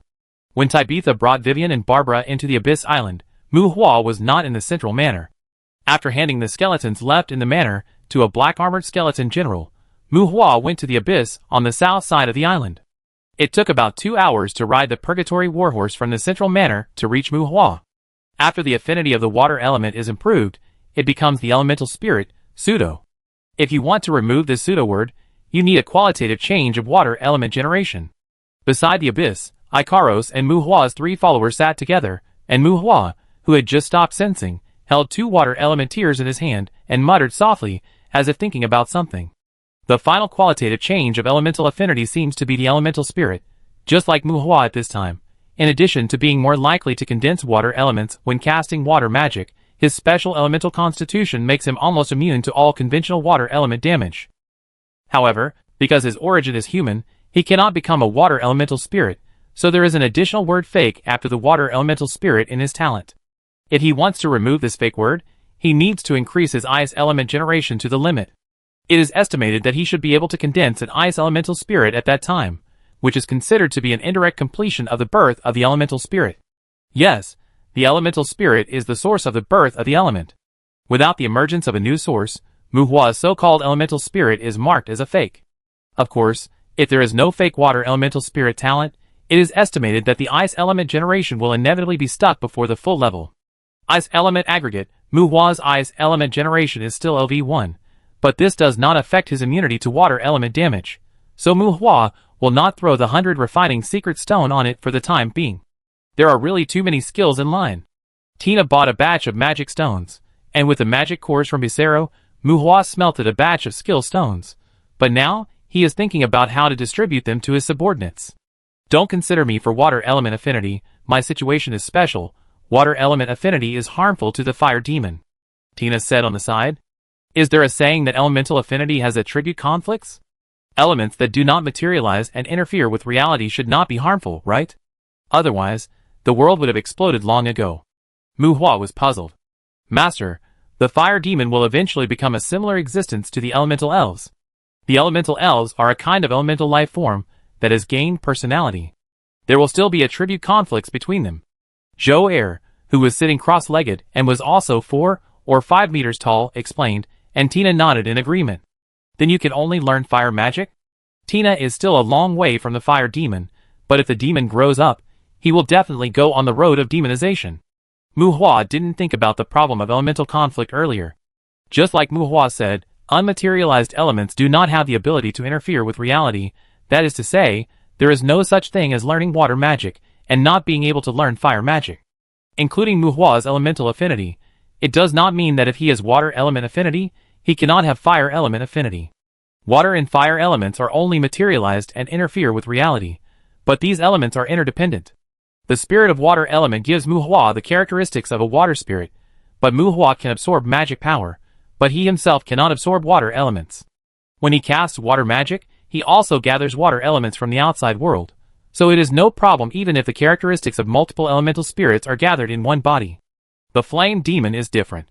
When the flame demon grows to a certain extent, it not only absorbs the fire element, but also brews the fire element in its body, and can generate the fire element itself. They are like the mother of the fire element, and these fire elements will turn into flames according to the mood of the flame demon. But the flame does not like the water element, even if it is a water element that does not interfere in reality. At this time, if you put a water element affinity into the flame demon's body, although it will not explode, it will definitely be harmful to their growth and combat capabilities if some water elements gather around them every day. Then earlier, Mu Hua was entangled. In order to improve Tina's magic affinity earlier, he seemed to have slapped Tina with a tier of water element. Primary element affinity, not much impact. I can wear it out before it turns into a demon. Tina smiled lightly, and Mu Hua was relieved. The water element tiers were no longer useful to Mu Hua. Mu Hua hesitated in his heart. Should he help Monday and the others to get the elemental spirit first? Or should he first give each skeleton mage a primary water element affinity? Unless it is a special race, it is not easy to improve this elemental affinity through practice. The chance of Siren in the Abyss being hooked is relatively high. It is better to focus on strengthening it as much as possible. Mu Hua simply gave the water element tiers to Tuesday, who also has the icy characteristics. The water element tiers are just an appetizer. The subsequent skill stones are a big project. The low-level and intermediate magic stones purchased by Tina allowed Mu Hua to gather a lot of skill stones of various systems, and the magic cores obtained from Becerro allowed Mu Hua to choose some magic that he had never learned. The more troublesome problem is that Mu Hua cannot buy some intermediate and advanced magic, but his own intelligence attribute is not up to standard. Chapter 328. Thanks to the attribute crystals, Mu Hua's physique has improved unknowingly. 683 physique, 501 spirit, and the improvement of spirit attribute is basically due to Tuesday. Mu Hua's intelligence is only 372 now. Not to mention high-level magic. Even intermediate magic such as Thunder Beast and Hurricane Armor cannot be kryptonized by Mu Hua. However, compared with when he first came to Loren, Mu Hua basically does not worry too much about the improvement of his own attributes. The intelligence attribute that cannot keep up with the progress is more because he is obsessed with bullying. After all, low-level monsters don't produce intelligence crystals. Nowadays, Mu Hua basically does not stack the smelting of the 7th level magic core. Even if there is a skill stone that cannot be kryptonized, Mu Hua will keep it for the attribute improvement. I will never feel that everything I see is a once-in-a-lifetime series. Even for some repeated low-level skill stones, there are still 300 skeleton mages squatting there, and the demand for skill stones is greater than the supply. Originally, I wanted to use repeated skill stones to strengthen some lightning magic in addition to black magic and fire magic. But without the affinity of lightning element, many lightning magics may hurt themselves when they are used. Looking at my own ice element generation, according to seniority, it is estimated that water magic will take the lead. As for other skill stones, Mu Hua can only buy LV1 at most, and the others are prepared to be selectively distributed to his subordinates. After all, no matter how complete he is in all kinds of magic, when he really fights, he can only use one or two at the same time without considering the consumption of mana. Tina focuses on fire magic, and chooses another minor. What do you want to choose? After selecting skill stones in the storage space, Mu Hua asked Tina first. Dispel, Condensation, Mage's Hand, Free Casting, these are all must-haves for everyone, not to mention Magic Enhancement and Hidden Casting. Even the most inconspicuous imprinting magic, only a small part of the skeleton mages under Mu Hua have them. Fire Accumulation, Folding Penetration and other magic that enhances the effect of spell casting are equipped. Even if you use Krypton skill stones, it takes a long time to get familiar with and practice, and their impact on the power of magic is very significant. Mental stability is needless to say, and then you must get some defensive magic, and the magic shield is also indispensable. Concentration and fast casting are inconspicuous in name, but Mu Hua has not melted them yet, so let's not talk about it for now. Although it is a major and a minor, the number of necessary white magic is really not small. Of course, Mu Hua's standard is simply to require his subordinates to be pure spellcasters. Tina crouched beside Mu Hua, blinking her eyes. She always thought she was an assassin, and could be a warrior at best. How long has it been since she met Mu Hua? She has already started to choose magic as a secondary subject. Compared to Ikaros and the other two, Tina's bloodline of the fire demon is quite special. Water magic conflicts with her, soul magic easily makes her emotionally unstable, and natural secret arts are twice as effective with half the effort in her hands. Although fire demons have their own unique strengths, they are very lacking in the adaptability of magic. Of course, learning more does not necessarily mean being stronger. Mu Hua is quite special. He has too many skill stones and burns them. There is no need to elaborate on all the things in between. Since she doesn't want the water system, give it to me. I also have a special physique for ice. Tina didn't say anything and Tuesday spoke first. Humans who play magic and combat skills are called magic swordsmen. They are very advanced and can easily ruin themselves. Demons usually think that it is a choice to show off and die. But demons are all magic swordsmen. Well, it's mainly because they don't care about it. It doesn't matter if they are useless or not. As long as they are not killed, they have more time to adjust and adapt than humans. Water magic may be postponed. I also plan to strengthen water magic. You don't have to choose. You have a lot of magic to learn. The ones we can't learn are yours for the time being. Mu Hua shook his head. After Monday followed Mu Hua, he didn't have much chance to swallow ghosts. Now his intelligence is just over 300, Tina and Ikaros are less than 200, and Mu Hua's intelligence is less than 400.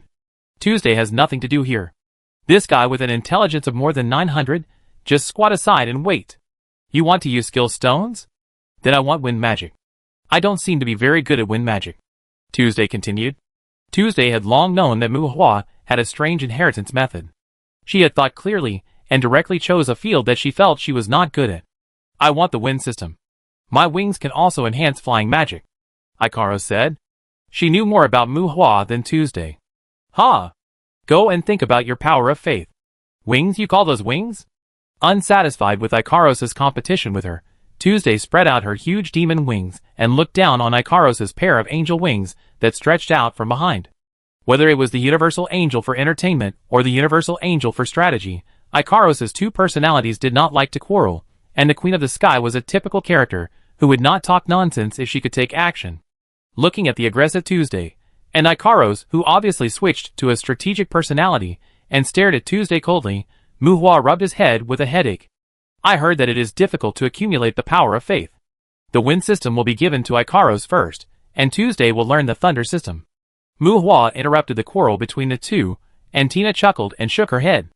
Tina didn't care about the confrontation between Tuesday and Ikaros. She figured out that Mu Hua had something called a skill stone that allowed people to master magic directly.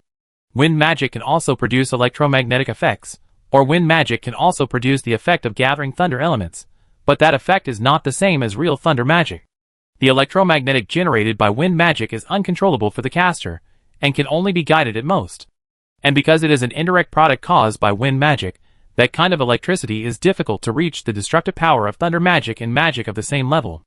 Ikaros has not yet realized the reason for the power of faith. Angels can practice both faith and magic, but unfortunately, with Ikaros' current intelligence, he can't learn many things. In Mu Hua's opinion, Tuesday's argument with her is just looking for trouble. Tina majored in fire magic, supplemented by earth magic. Ikaros practiced wind magic. What she needs to do now is to absorb the free power of faith from the outside world. Mu Hua heard Ikaros say that there is such a thing in the outside world. He has no idea about it, and can only rely on herself.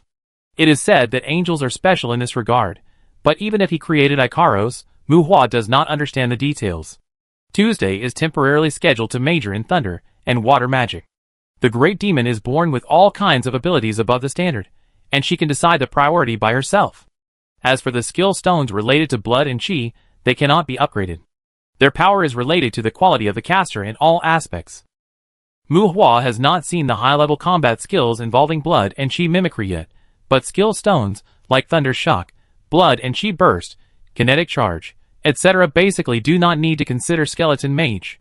Mu Hua has more than enough for everyone, and the extra ones are thrown into the storage space for the time being. Zhou Yi, who was interrupted several times when he opened his mouth, was arranged by Mu Hua to learn black magic and natural secrets. It's okay to let a hellhound learn undead magic, but isn't it a bit weird for a hellhound druid? We are a hellhound, from Cerberus, not a sheepdog. It's also thanks to Mu Hua, who fed it some philosopher's stones earlier. Zhou Yi only complained in his heart. Actually, I don't really need the fire inheritance. The inheritance of the flame demon contains a lot of fire magic. As long as the attributes meet the requirements, I should be able to learn it. Among the group, Tina, who knows the least about Mu Hua, is also the one who wants to help Mu Hua save the most. It's like who doesn't have the inheritance, you know nothing. Since Tuesday evolved, she seems to have developed the bad mouth of the devil, always likes to find faults. Is she looking for magic? No, she wants high-level magic. Mu Hua rubbed his temples. In this family, Tuesday is the best fighter now. Even if Tina faces her provocation, she can only stare. The teamwork ability of his own team is really worrying. Without the psychological construction of being a tyrannical demon king, the demon followers really can't be too many. Mu Hua has seen that he must not call them together to sit in a row and divide the fruits in the future. He should be the one who has the final say and upgrade whoever he wants and how he wants to upgrade. Sitting with the demons to discuss the distribution is just idleness and asking for trouble. Without saying any more nonsense to them, Mu Hua slapped 60 or 70 fireball skill stones on Tina. He had the most of these, and there was still a pile left after allocating them to the skeleton mage. It's hard to say whether there were fireballs as big as casserole pots, but anyway, a bunch of skill stones were thrown down, and Tina was stunned on the spot. Really stunned, brainstorming, information shock. Tina was stunned by the beating. Let her be stunned for a while. Save the burst flames for her, the flame accumulation magic for her, and the continuous fireballs for her. Disperse, condense, and the like will be shot later. If you continue to shoot, you will have a nosebleed. Meteor TSK. Even Meteor can't be Krypton. Tina's intelligence is really not good. Fire snake generation, that is, the aggregation of fire elements. After trying it himself, Mu Hua confirmed that this skill is not to create a fire snake. The term fire snake is just a description. Elemental aggregates are different from elemental spiritual magic. Although they can change their form, the main body of elemental aggregates is usually humanoid. Touch Monday's dog head and give it to him. By the way, also shoot one on Tuesday. Ikaros can't Krypton for the time being. This skill stone was picked out from the 7th level magic core. It is a low-level magic, but this kind of magic that generates elemental aggregates generally has high requirements for attributes. Mu Hua has almost 200 stone crushing bullet skill stones. This time, there are too many of these things in the low-level magic stones that Tina has collected. 100 stone crushing bullets are left for the skeleton wizards to increase their output in addition to fireball. Stone burst, shock, defense enhancement, all of these are left for Tina, and she will shoot them again when she comes back to her senses. At this stage, Tina can learn very few magics. Then Mu Hua threw more than 40 lightning arrow skill stones at Tuesday, who was gloating over the misfortune. Well, he was fine. Chain lightning shot, nothing. Floating mines shot, still okay. Thunder roar cannon, good. Tuesday was a little bit rolling his eyes. Thunder beast, okay. Tuesday was temporarily confused. After dealing with Tuesday, Mu Hua started to shoot Ikaros, and then Monday. After a round, there were a lot of friends who felt the brainstorming. When Monday was in a state of confusion, Tuesday had already recovered by rubbing his head, which made Mu Hua sigh at the endurance of the big devil. He took out 2 wolf summoning skill stones, and saw the summoning skill again, which was a rare commodity for Mu Hua. He took out one, and tried to shoot it on Tuesday. How is it? Can you summon a wolf beast? Mu Hua asked Tuesday. Evil wolf summon? You have to make the summon beast yourself. Tuesday shook his head. Sky-breaking barrier skill stone, slap, not bad, 1 skill stone was used, and Tuesday was stunned again. Unfortunately, the summoning skill did not have matching services on others, so Mu Hua slapped the remaining evil wolf summoning skill stone on himself. The summoning space of the blind raven changed, and a wolf beast with the color of a local dog and a tail that looked like it had been bitten by a cat was curled up in the summoning space. Evil wolf LV1, Constitution 10, Intelligence 10, Spirit 10. Mu Hua was stunned. Okay, This is really a purebred evil wolf. Chapter 329. After returning to the hotel suite from the Abyss Island, Tibesha habitually went to the bathroom to wash up. There was a sound in the bathroom. It seemed that Tina and Ikaros should have returned before them. Tibesha suddenly wanted to take a shower. She opened the door of the bathroom. The water vapor in the bathroom was surprisingly sufficient. Obviously, the bathtub was already filled with water. When Tibesha thought that Tina and Ikaros were enjoying themselves, she saw two graceful figures in the bathtub, floating on the water like floating corpses. Ah! Tibesha let out a short scream in surprise. Besha! The frightened shout made Barbara, in the living room, rush into the bathroom immediately. The floating corpse named Tina glanced at the person who came, and was too lazy to speak. She raised her head, and continued to lie on the water. Hi Tabitha, Barbara, good morning. With long pink hair sticking to his face like spoiled seaweed, Ikaros raised his head, and said hello to Tabitha and Barbara obediently. You, what happened to you? Tabitha asked in surprise after seeing the two people state. Their tired faces were slightly pale, and each of them had a pair of dark circles under their delicate faces. Tina and Ikaros in the pool seemed like girls who had been tortured for months. Was it done by Muhua? Barbara had a strange expression and asked a question that surprised Tabitha again. Tina floated to the edge of the pool, put her arms on the stone platform at the edge of the bath, opened her mouth, but was still too lazy to speak, and continued to lie dead. Yeah. Ikaros nodded, and a rare angry expression appeared on his face. Tsk, he's pretty good. Ikaros is fine, but Tina, you've been made like this by a man. You're so pathetic. Barbara raised the corners of her mouth, and spoke in a weird tone. While teasing, she seemed to glance at Tina with contempt. Tibesha frowned. She heard the hidden meaning of Barbara's words, and was unhappy in her heart. This is too much. How can a bitch be like this? Huh? Tina chuckled in a perfunctory manner. Barbara misunderstood. No? A man can knock a woman down by no, that's storytelling. He is a god of war even if both sides are injured. Barbara knows nothing. However, Tina was too lazy to explain. Seeing Tibesha's expression, she knew that she also misunderstood, but she couldn't help thinking in her heart, sooner or later, you can't escape. Tina knew that Muhua and Tibesha had a good relationship. Although Muhua seemed to regard her as more important than Tibesha, when Muhua got more skill stones, Tibesha would definitely not escape. The world of adventurers is not so kind. It is never that you can walk sideways in the courtyard by killing monsters and leveling up. Monsters are not wild animals. They also have armies. Many adventurers who have lived in the courtyard for many years may never have seen the elite troops under the command of the regional commander in their entire lives. Originally, in Tina's view, Tibesha's desire to build a brigade can be said to be a dream that is basically impossible for her generation to realize, but if her own boss is willing to work hard on her, it seems that there is hope. Well, strictly speaking, Ikaros and Tina's current state has nothing to do with Muhua. They just went through several rounds of all-round brainstorming without dead ends, and they also drank magic potions and released magic in various ways for a few days. Ugh! Tina's face suddenly changed, and she made a retching sound. Uncomfortable, want to vomit. Fuck. What on earth did you do? Demons can't lay eggs that fast, right? Tina's reaction caused Barbara to scream. Although her tone was teasing, Barbara still went to the side of the bathtub and carefully checked Tina's condition. And Tibesha's eyes glanced at Tina's lower abdomen without leaving any trace. The holy mark was still there. It seemed that she thought too much. Tina had a deeper understanding of her boss. It seemed that her boss's understanding of inheritance was not to learn magic, but to improve the magic level by more than 10 or 20 levels. Speaking of which, among the few of them, it was Tuesday who was confused the longest.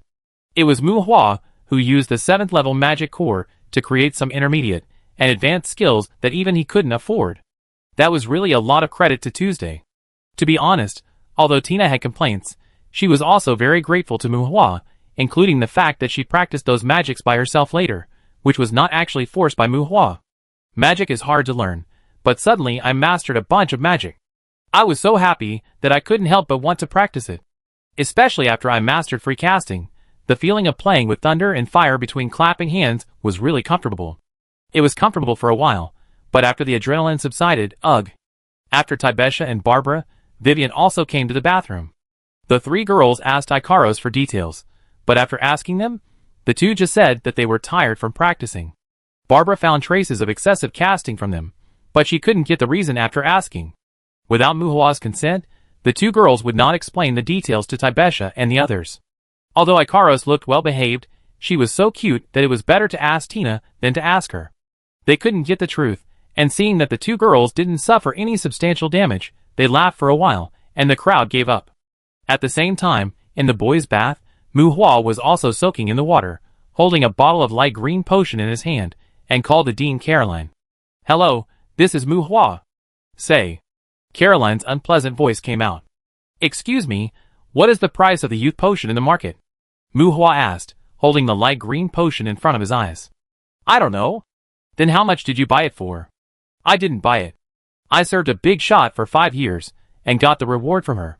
When Caroline said this, she suddenly realized something and asked with interest, "Do you want to buy the youth potion? Or did you make the youth potion?" The essence of the potion is actually alchemy. The so-called alchemy is not to combine several substances together to make them produce certain effects. It is to generate a new substance by refining one or several substances. One of the main media is the alchemist's own magic power, or in other words, the magic power with personal characteristics is the fundamental difference between alchemy and chemistry, and is an indispensable material in the alchemy process. The materials for the youth potion are not easy to obtain, and only a very few alchemists can make the finished product. Although it is very famous in the human world, it is basically difficult to see the real thing for sale in the outside world. It can be regarded as a treasure, and a collection for humans. At the same time, some people like to collect the youth potion and regard it as a high-end gift or a reward for their subordinates. Caroline suddenly realized that Muhua might have made the youth potion, and even if he didn't, he might have it in his hands. Otherwise, why would he, a young man, touch that thing? Even if he cares about his appearance, it's not too late to think about it in another 20 or 30 years. The youth potion is a good thing, but unfortunately, Muhua hung up the phone directly. Caroline called again, but the other side was busy, which made Caroline angry. Well, through the sacrifice of the alchemy record, Muhua successfully refined his first bottle of youth potion. After refining the finished product, it is not only convenient to refine it through the burning source furnace, but there is basically no probability of failure. There are 2 bottles of youth potion in hand, but Muhua does not know the actual price of youth potion. As an old witch who drank the youth potion, Muhua naturally thought of probing Caroline's mouth, but unfortunately, her youth potion seemed to be stolen. "Hello, this is Muhua. Weber, are you busy?" After hanging up Caroline's phone, Muhua found Webster again. Among the people Muhua knows, it is estimated that only Webster and Odysseus may have contact with the youth potion. Loren is much more relaxed than Lanson in interpersonal communication. When it comes to money transactions, the attitudes of friends here are more direct.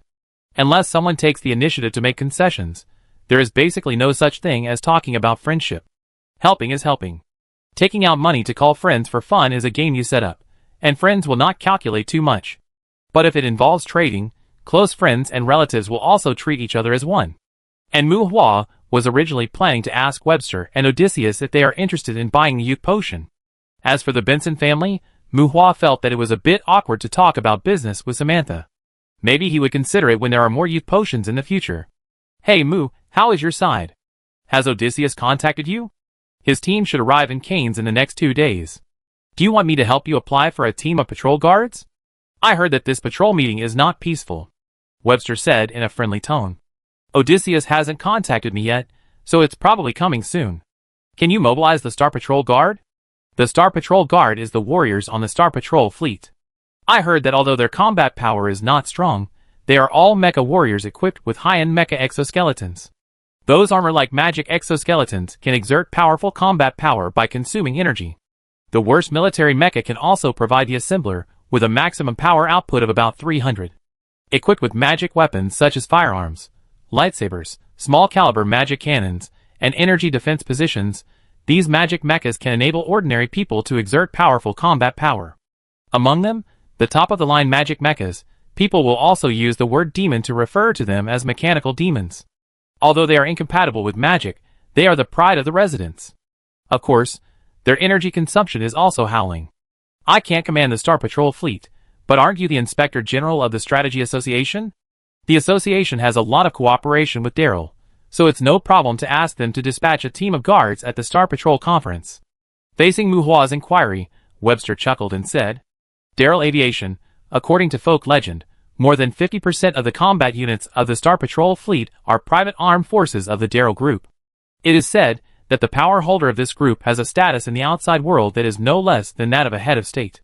For Mu Hua in his early years, Daryl was just a gossip legend during idle chats. But now that Mu Hua has mastered soul creation, it should be easy to go to a company under Daryl's name. Because the transformation and creation of magic puppets and magic life is also Daryl's main business content. Requesting guards?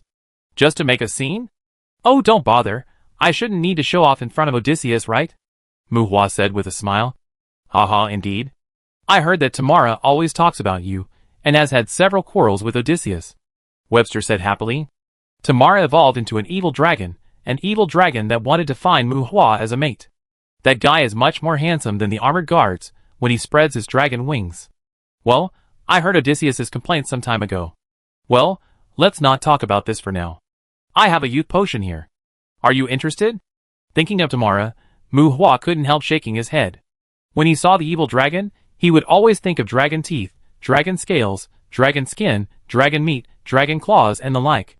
Speaking of which, many of the internal organs of the evil dragon are quite good potion materials. Although Mu Hua may not be able to beat the evil dragon, it is always inevitable to think about it. You have a youth potion? Did you refine it? 5 million, I want it. Webster's voice came out without any hesitation, which also made Mu Hua's heart tremble again and again. Chapter 330. 5 million. The 5 million that Webster mentioned is definitely not 5 million magic iron and secret silver. Although he knew that the youth potion was valuable, the price of 5 million demon gold coins still made Mu Hua's heart tremble. He finally realized that he was really unsophisticated before. To be honest, the youth potion is actually a luxury item. In addition to affecting the user's appearance and physical signs, it has no effect on strength or physical functions. In other words, even if people who take the youth potion can always stay young, they will still have backaches and legs pains, and they will still have to use crutches, and they will still not be able to have children after menopause. But it must be said that this thing is the most crazy luxury for humans, especially for women. And Mu Hua also valued the luxury positioning of the youth potion. This kind of thing, there are really people who will rush to buy it. To be honest, I can't take out 5 million demon coins all at once. Give me some time, or pay it in installments within half a year. How about that? Webster said with some embarrassment after getting excited. Webster should be very rich, but obviously, cash and assets are not the same thing strictly speaking. 5 million demon coins are definitely not a small amount. Maybe Webster can take it out all at once, but it will have some negative impact on his industry. Well, it doesn't necessarily have to be demon coins. Mu Hua replied. Oh, what do you want? Weapons? Armor? Magic props? Or magic mecha? Webster asked. Magic stones, 5 million magic stones. You can send them to the Demand Hotel regularly, and there is no need to rush. Mu Hua said. By the way, Mu Hua's strength has been growing. He is also constantly strengthening himself and even starting to train his subordinates, but in essence, he has never really hunted demons. Except for a few accidents, this guy has actually been bullying noobs. With a personal attribute of 400 or 500, he either kills black dogs or kills little demons. He doesn't forget to broadcast even when he kills a goblin. He thinks he is very stable. He seems to have no demand for equipment at all.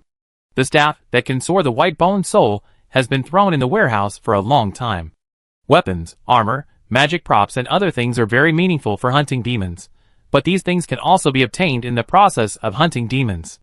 After Krypton increased the attributes and smashed the skills, he should have gone on adventures to hunt demons and obtain spoils.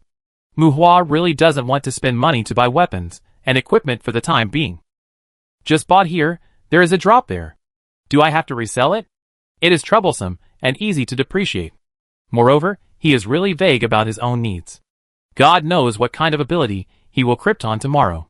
At the same time, Mu Hua really doesn't care about the reselling.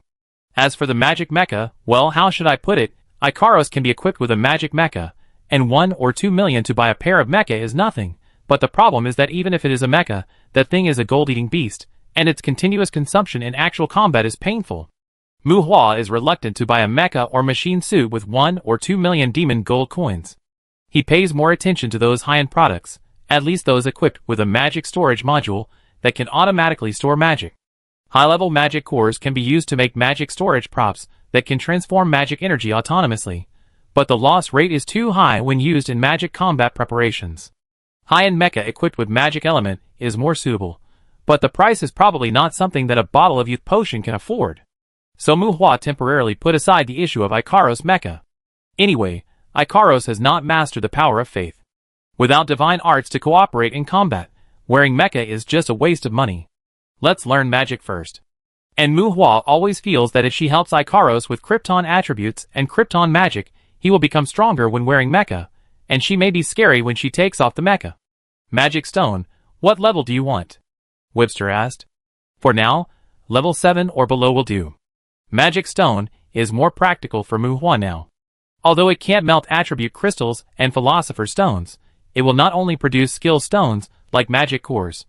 Among them, Muhua's demand for Balian Secret Stone is very large. When the skill level is raised to a certain level, relying on skill stones to improve the training level is no longer sufficient. For example, if Muhua wanted to upgrade his LV60 Mage's Hand by 1 level with skill stones, he would need 60 Mage's Hand skill stones. But with 100 Refinement Secret Stones, he could upgrade it with 600 Refinement Secret Stones have no distinction between different types. No matter whether they are magic stones or corpses, as long as they are available, they are all effective tools for improving the level of training. This also led Muhua to share all the Mage's Hand skill stones he obtained later, and was also the original reason why he wanted to share skill stones with Tina and the others. It is more cost-effective to use 100 Refinement Secret Stones to upgrade high-level skills, and the cost-effectiveness of burning magic stones to obtain 100 Refinement Secret Stones is the highest. Of course, the premise is that you have money in your pocket. Below level 7? Do you have any specific requirements? If so, I can give you magic stones worth 8 million gold coins at the market price. To be honest, if the publicity is done well, it shouldn't be difficult for the youth potion to reach more than 6 million at auction, but I'm not going to sell it, so I can only offer this price. Webster thought. Like the magic core, the price difference of high-level magic stones is also very large. The market price of the 7th level magic stone is 100 demon gold coins, and the 9th level magic stone is 2,000 demon gold coins. Compared with those high-level skills that Muhua can't afford to buy for the time being, although the 100 refining secret stones produced by higher-level magic stones may not be less than those of low-level magic stones, they are not as stable as low-level magic stones, and are more like gambling. Muhua is not interested in playing that kind of heartbeat now. Maybe when his personal attributes are improved to a sufficient level, he will like high-level magic stones, or even magic crystals more. Gambling is a demand that arises when there is a psychological deficiency, with both expectations and passion. Muhua said that he no longer needs that kind of expectation and passion. For magic stones, 20% low-level magic stones, 40% intermediate magic stones, and the other 40% 7th level magic stones. Muhua thought. Although this quota has Muhua's own purpose, there will inevitably be a certain price difference in the intermediate magic stone. Muhua did not haggle with Webster, and Webster could not fail to understand Muhua's concession. He kept it in mind and directly replaced the intermediate magic stone with the 6th level magic stone. As for Muhua, it was just a youth potion. What do you want the youth potion for? This potion can only make the skin better, but it has no effect of rejuvenation. Muhua asked Webster. I don't need it. I can leave it to Paget and Annie. I can't bear to grab this thing even if it is on the market. Webster smiled. Can you organize an auction? Muhua asked. Hey, I'm a noble after all, why can't I? You still have the youth potion. Webster asked tentatively. There's another one. I was going to ask Odysseus if he wanted it. Odysseus was also Muhua's expected client. Give it all to me. I don't know which little bitch the old guy will give it to after he gets it. Webster raised his voice. I don't care. I should be able to refine it in the future. How about giving it to you for auction? How much handling fee? Muhua asked Webster. No handling fee. As a commodity, the youth potion itself has its own attached value. Do you need to ask Benson to enter? Webster patted his shoulders to guarantee, and did not forget to ask Muhua about his attitude towards the Benson family. However, as soon as he finished speaking, Webster thought of something again, and spoke with some worry. But, as far as I know, the success rate of refining magic potions of this level is not high, right? Webster was a little skeptical. Muhua bought the materials for refining the youth potion from Becerro. One portion is one portion, and the share of each material is no more, no less. Even the individual gems and devil eggs are the same. The key is that in addition to the standard potion formula, the magic power of the potion master is also a component of the potion, which means that this part of the magic power will certainly offset some of the other materials. So there will be no shortage of materials for each youth potion. And similarly, because magic power is also a part of the potion, the mood, physical condition, and even the changes in the magic sea of the potion master, even the alchemist, will affect the success or failure of the potion making when refining. The higher the level of the potion, the more detailed the magic condition of the maker is required. This is the fundamental reason why it is said that there is a success rate for potion refining. In addition, although the materials that Becerra helped Mu Hua get to refine the youth potion seem simple, the key is that they use the Philosopher's Stone. Let alone using demon coins to purchase Nashi gems and double moon tears. In fact, the Aomori demons, well, can be understood as tree demons, and the raspberries they cultivate are not easy to buy with demon coins. So, the youth potion, which is basically a complex potion that looks good but is not useful, is still quite rare in both hell and the human world. Since Mu Hua has the youth potion, Webster has no doubt that he has found a way to purchase the materials. As the saying goes, magic swallows gold beasts, and alchemy ruins life. Considering the problem of refining failure, Webster is a little worried that Mu Hua will lose his family fortune. Playing with this kind of magic potion, getting excited, is much more harmful than gambling.